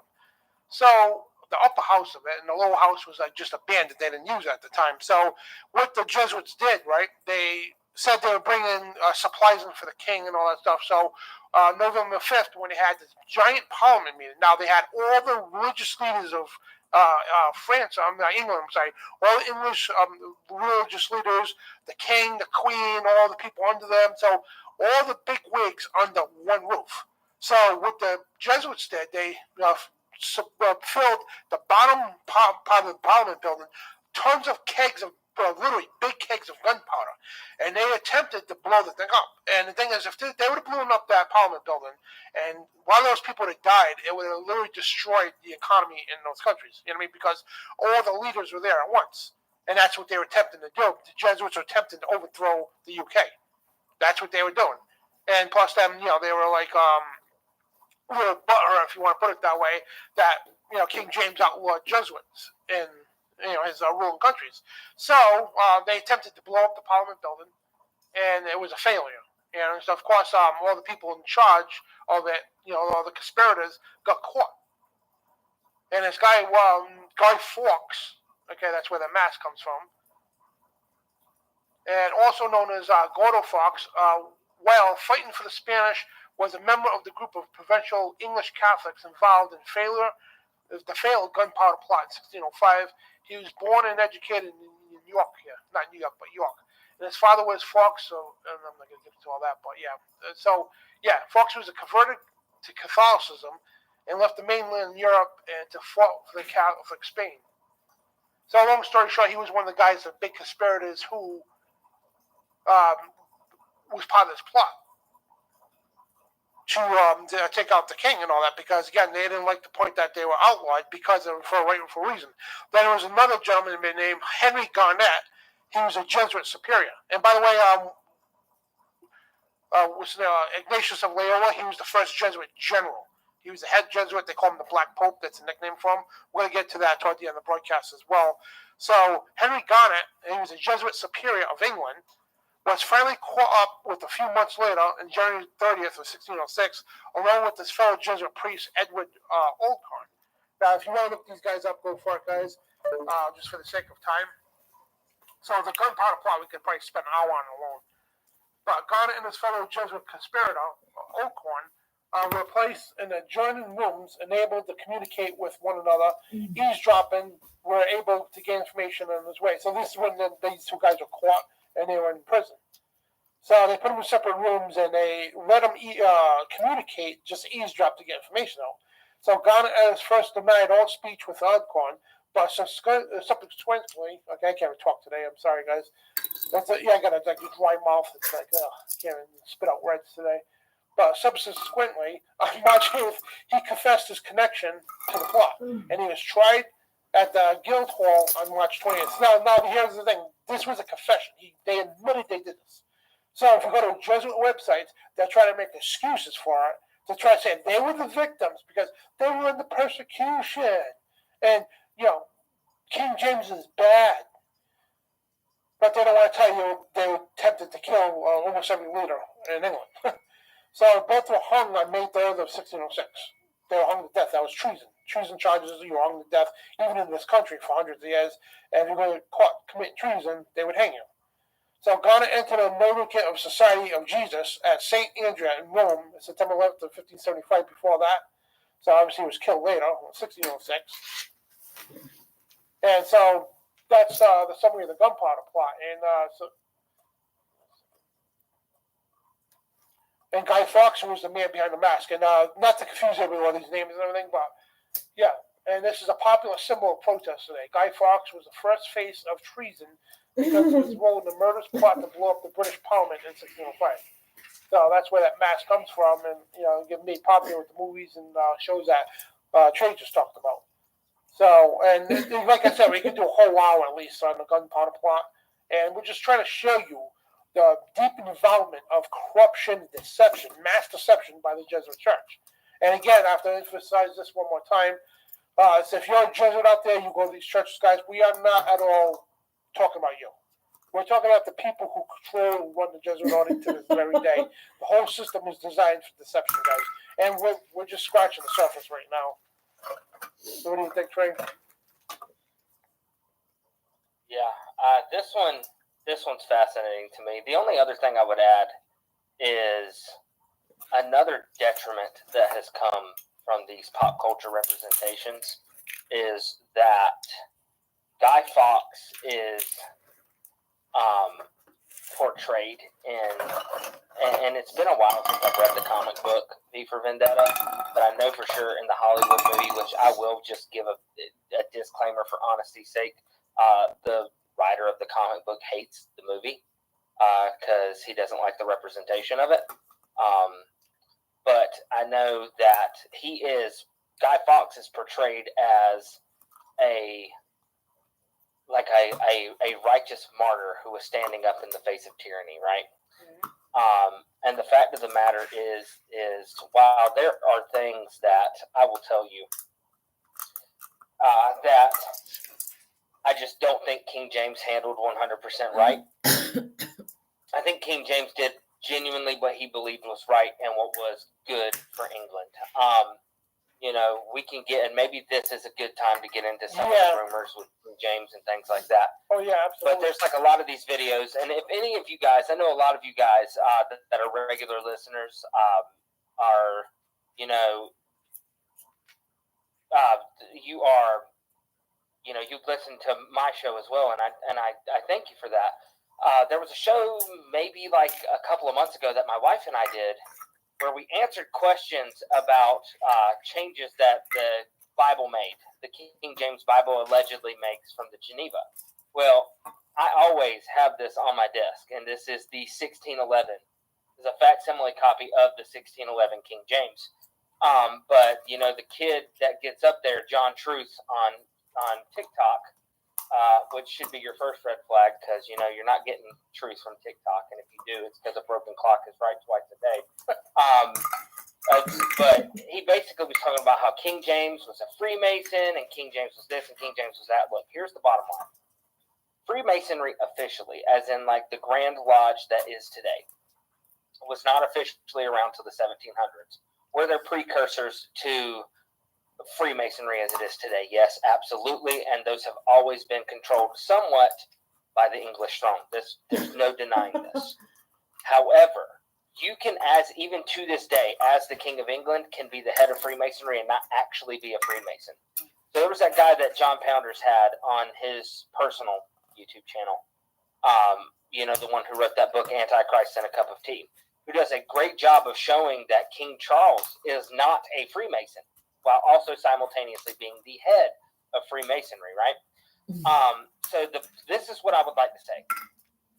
I cannot tell you for sure one way or another if King James was or was not a Freemason. What I can tell you, though, is that he was definitely somehow involved, even if it was in name only. And I still don't think that's a good thing. I think that the perfect thing for him to do would have been to disband all of this stuff. I think that's a major character flaw. I'm not going to sit here and cover for King James and, you know, pucker my lips up and talk about how he did everything perfect. Because another thing that I think he did wrong was he doubled down on his divine right to rule, which is something that the elitists have always believed in. So if you've read the writings of Lawrence Gardner, they believe that the word Messiah literally comes from the word Mesa, which is like a crocodile, right? A dragon. And they believe that they have this blood of like these old gods and things like that. Like they've got the, you know, the Grail blood. They believe this gives them I won't say a divine right to rule, but a divine prerogative to oversee is the way that Gardner likes to put it. I don't want to misrepresent what Gardner says, because I think that it's key to understanding the deception that he's saying. But King James, however, took it as, you know, he had, and I think this is part of the reason that Gardner sets it up the way he does, because he's very anti-King James. King James believed that he had the divine right to rule. And according to at least Lawrence Gardner's representation of the Grail bloodline, that was not okay.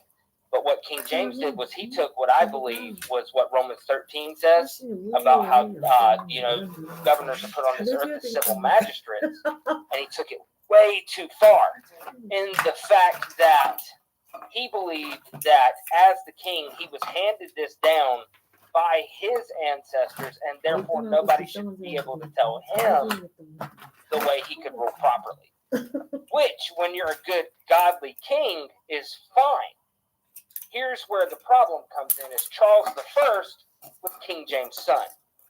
Devout Catholic, persecutor of Protestants. Because for those of you who don't know, King James' mother was Mary, Queen of Scots, who was also a very devout Catholic. But, you know, of course, Charles I, if you're familiar with history, was then beheaded and taken off. I believe he was beheaded. Let me say it that way. I know that basically he was arrested by Oliver Cromwell. I believe he was beheaded. I could be wrong about that part. But then the short-lived Commonwealth Republic of England was put in, right? But that could have never happened without the fuel that was put on that fire by King James himself. That was another major blunder.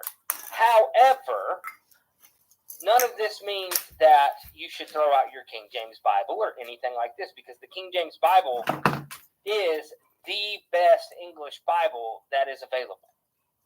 And I just don't think that's up for debate. As somebody who has, let me see if I can do this without knocking every single thing on this desk over down here. The answer is probably not, because I'm just not that skilled. Imagine the magician pulling the tablecloth, right? That would be me, and every single dish on that table would come with it. That's just the luck I have. And my take on it too, man. It's like, it just baffles me. It really does that. People say, "Oh, he's a Freemason, so he's supposed to throw out the Bible." And here's a fact too. King James, I got the King James right here. He did not write one single period mark or word in this Bible. He hired scribes from all over the place, the best in Europe, to translate the original text to, the King James Bible. Yeah. And the thing is, people don't understand. You know how many lives he saved by producing this? Because you all forgot about the people who bashed King James. You all forgot about one major thing that was going on at the time. The Catholic Church was killing how many people, Protestants and everything else for, is that you? Well, yeah, and this is a great place to bring this up, because one of the people that they burned at the stake for translating the Bible was William Tyndale. Now, William Tyndale, when he's being burned at the stake, his last prayer, his last supplication to God is, "God, open the King of England's eyes." Yep. Is it any coincidence that James the First goes completely the opposite way of the Stuarts that have come before him, and quite frankly, the Stuarts that came after, translates the Bible for the common man to have, outlaws Catholicism, now, which, by the way, he eventually relented, because it wasn't just Catholicism. He outlawed Presbyterianism, too. And finally, the Presbyterians are like, "Yo, what's up with that?" And he was like, "Okay, well, we're going to keep the Catholics outlawed, but I guess we'll let the Presbyterians back in." Because they were just, Presbyterians were Scottish, and as was King James. But what you have to understand is this is what I was grabbing right here. This is the Textus Receptus in, I don't know if you guys can see that. So this is the Textus Receptus in Greek.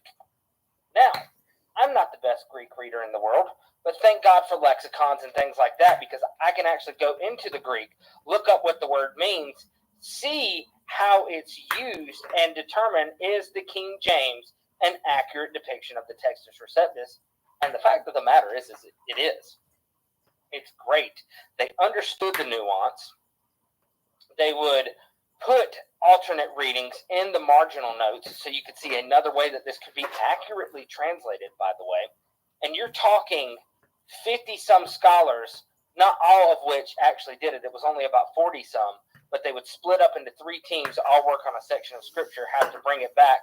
And, it's just, the King James is designed not only to be 100% accurate to the Masoretic and the received text, but it was also designed to be beautifully read aloud. Yeah. That's why the King James is so different from other Bibles of its time. And you will never convince me that God did not have his hand on this Bible. I'm just going to turn to a random place. All right, this is Zechariah chapter 14. And we're going to go in verse 17. "And it shall be that whoso will not come up of all the families of the earth unto Jerusalem to worship the King, the Lord of hosts, even upon them shall be no rain. And if the family of Egypt go not up and come not that have no rain, there shall be the plague wherewith the Lord will smite the heathen that come not up to keep the Feast of Tabernacles." That's just beautiful. And the 1611, and if you compare it to one of the more modern day King James, it does read a lot different, because it went through 7 alterations. And when I mean alterations, I mean editorial alterations, cleaning up typos, slightly changing some things to better it. This is Psalm. I'm really bad with Roman numerals. So this is Psalm 119. And you know what? Let's read one of my favorite verses from Psalm 119. 105. This is the beginning of noon. Thy word is a lamp unto my feet and a light unto my path. I have sworn and I will perform it, that I keep thy righteous judgments. I am afflicted very much. Quicken me, O Lord, according unto thy word. Accept, I beseech thee, the freewill offerings of my mouth, O Lord, and teach me thy judgments. Read that in one of your modern translations and tell me that it's just as beautiful. And it's okay. You know, you have the right to your opinion, but I'm just going to go ahead and tell you that, at least in my opinion, you're wrong. That is a beautiful rendition of the Bible, and it's accurate. It is accurate. And everybody says, well, what about the verse where it says you can bring 2 turtles? Turtles are the clean animal. But if you read the 1828 Webster's Dictionary, it tells you that turtles is shorthand for turtle doves. That was how they spoke back then. So it just, once again, a place where the King James is vindicated. A lot of the problems that people have with the King James now can just be explained by learning archaic language. Is it any coincidence that the Bible says, study to show thyself approved? But the problem is people don't want to study the Bible anymore. They want to be spoon-fed, ear-tickling doctrines that are ultimately leading their souls into damnation. And you will never convince me, which, by the way, I don't know, I believe we're getting into this, because the fact of the matter is Dan and I have discussed the general topics ahead of time. But honestly, all the slide work you're seeing, that's all Dan. That's all Dan. Unfortunately, and I'm hoping to be more involved in future shows, but with the medication that I've been on, this was just not one of the ones that I was able to be very hands-on with. So I do apologize about that ahead of time. But, you know, the Jesuits are behind, like you can find, there's, David Carrico has talked about this a lot, but there is either a Catholic or a Jesuit on the boards of these modern translations of the Bible. Is there any coincidence with that as well? And I want to finish up with King James issue with the Freemasonry. So here's the thing, right? Regardless if it was or wasn't, and the thing is, a lot of people understand, kings automatically injected as honorary Freemasons, says presidents and all that. They're automatically honorary Freemasons. Now, if they practice it, that's another story altogether. So here's the thing with King James, right? Like I was saying earlier, I got some people on the thing, it distracted me. But anyway, this Bible, you got to understand this, right? The King James Bible saved countless lives, and people don't realize that because, again, during the Counter-Reformation and all the Dark Ages at the Catholic Church, the Knights Templar, the Jesuits, they were going out massacring Protestants and Christians for possessing the English Bible. Look what they did to Charles Tyndale. Look what they did to Martin Luther and all these other people that would dare to put the Bible in English, right? So, especially if you had any kind of Bible, they would, because the Catholic Church did not want you reading the Bible for yourself. And the thing is, where do you think the Protestants come from? They were Catholic priests one day decided, I'm going to read the Bible for myself. Oh, wait a minute. This has nothing to do with the catechism. This is contrary to our whole faith. And they left the Catholic Church. So the mass spread of the Bible, right? And you had the earlier, like the Tinsdale Bible and all that, Geneva, that was spreading throughout the land, and it was depowering Rome, the rule of the Pope. So King James, right? Regardless, we're not saying the man was perfect. He had skeletons, no doubt, right? But by him, because he had a sustained hatred for the Pope and the Jesuits. There's a good reason why he outlawed Jesuits in his country. Big reason, and a very good reason for that. So, that ties to the gunpowder plot and everything else. And so, the Bible, right, when he mass-produced this, again, he did not write one word of this. His scribes did. He mass-produced the English Bible, the King James Bible, for one reason only, because he despised the Pope and the ruler of the papacy. And, he was like really ticked off by people being killed, innocent people, for merely possessing the Bible. So when he produced this out, right, because at the time it was edicts by the Pope, so anybody caught with a Bible, you were instantly put to death. Kids, everything, they destroyed families. So countless Christians and Protestants. So King James, when he put this Bible out in mass production, this literally, okay, and the time is that, when the Rome was pushing this edicts and all that, they had no power no more because now it's mass produced. Everybody has one. So now they're going to kill everybody. So that's when it stopped the execution of people having the Bible. So regardless how you feel about King James, guys, this Bible right here saved countless people's lives because they wanted to read the Bible for themselves. So, you can say what you want about King James, but you know what? God did use him because remember, they wanted. Who was it said that about opening King James' eyes? William Tyndale. William Tinsdale, yeah, about the Lord reaching to him, and the Lord did reach to him to put this Bible out. And again, this Bible saved the lives of countless people. So if you're going to sit here and tell me this is not a good Bible, then we should trash it because King James was a Freemason, give me a break. Give me a break, because that is stupid. And I'm going to tell you to your face, that is completely stupid. And if you realize the blood that was behind, the blood that was shed for people wanting to read the Bible for themselves. And when this Bible came out, this Bible systematically destroyed the rule of the papacy and systematically saved countless lives. That alone should be merited. That's all I have to say on the King James thing, yeah. It's just crazy. It really is. It's disgusting. And people sit there and they'll want to make videos on and about bashing King James and all this stuff. And it's the same people who bash Paul, the same people who bash this one and that one, whatever the case. But yeah, and so these Jesuits finish up on the gunpowder plot. These were all Jesuits. Guy Fawkes, and we talked about this guy, yeah. Father Henry Garnett, Jesuit priest. They all tried to kill King James. All. There's a big order of Jesuits that tried to murder King James, and not just him, but hundreds of innocent people, hundreds of religious leaders throughout England, hundreds of dignitaries and high-end politicians, and they would have destroyed the entire government. Imagine right now if something happened to our president, right? Much as you don't like him, whatever the case. Well, imagine all the chiefs of staff, the vice president. What would happen in this country? You know what I mean? We'd be like, wow, okay, we'd be in Poops Creek, if you want to put it that way, with no leadership. So that's what they try to do, to overthrow that. And of course, here's a website right from the Jesuits, right? Taking Faith, right? And the Jesuit narrative of the gunpowder plot. So they, in this article, I'm never going to read it. And they try to downplay it and again say that us Jesuits, we were under religious persecution and King James had no right to outlaw us. It's just completely ridiculous. And that's this, and like I said earlier, with the Pope's edicts and all that, all this combined made King James say, you know what, I'm going to put this Bible out in English. I'm going to depower the papacy one way or another. And he most certainly did. And I understand England went back to the Catholic system later or whatever the case. But regardless, he did save the lives of countless people. Countless people, you know what I mean? And people need to applaud him for that, you know what I mean?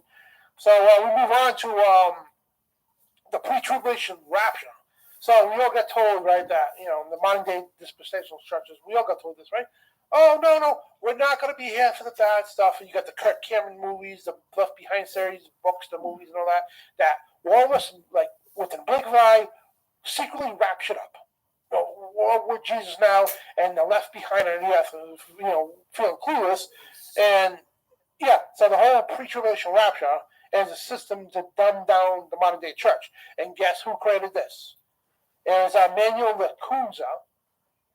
He entered the Society of Jesuits in 1747. After the usual Jesuit training, he was ordained to be a priesthood in 1766. So he became an official Jesuit priest. Well, guess what? He wrote the founding text of the pre-tribulation rapture life. So, and people say, well, we're a Christian church. We have nothing to do with that. And we believe in the pre-tribulation rapture. And we understand that John Nelson Darby, which we're going to get to in a minute, he had a big part of that as well. But this is where it comes from. A Jesuit. And who do you think? And John Nelson Darby, we don't know if he was a Jesuit or not. I talked to David Carrico last night about it. He said there's no proof or anything that he was a Jesuit, but however, his dispensation was 100% backed by Jesuits.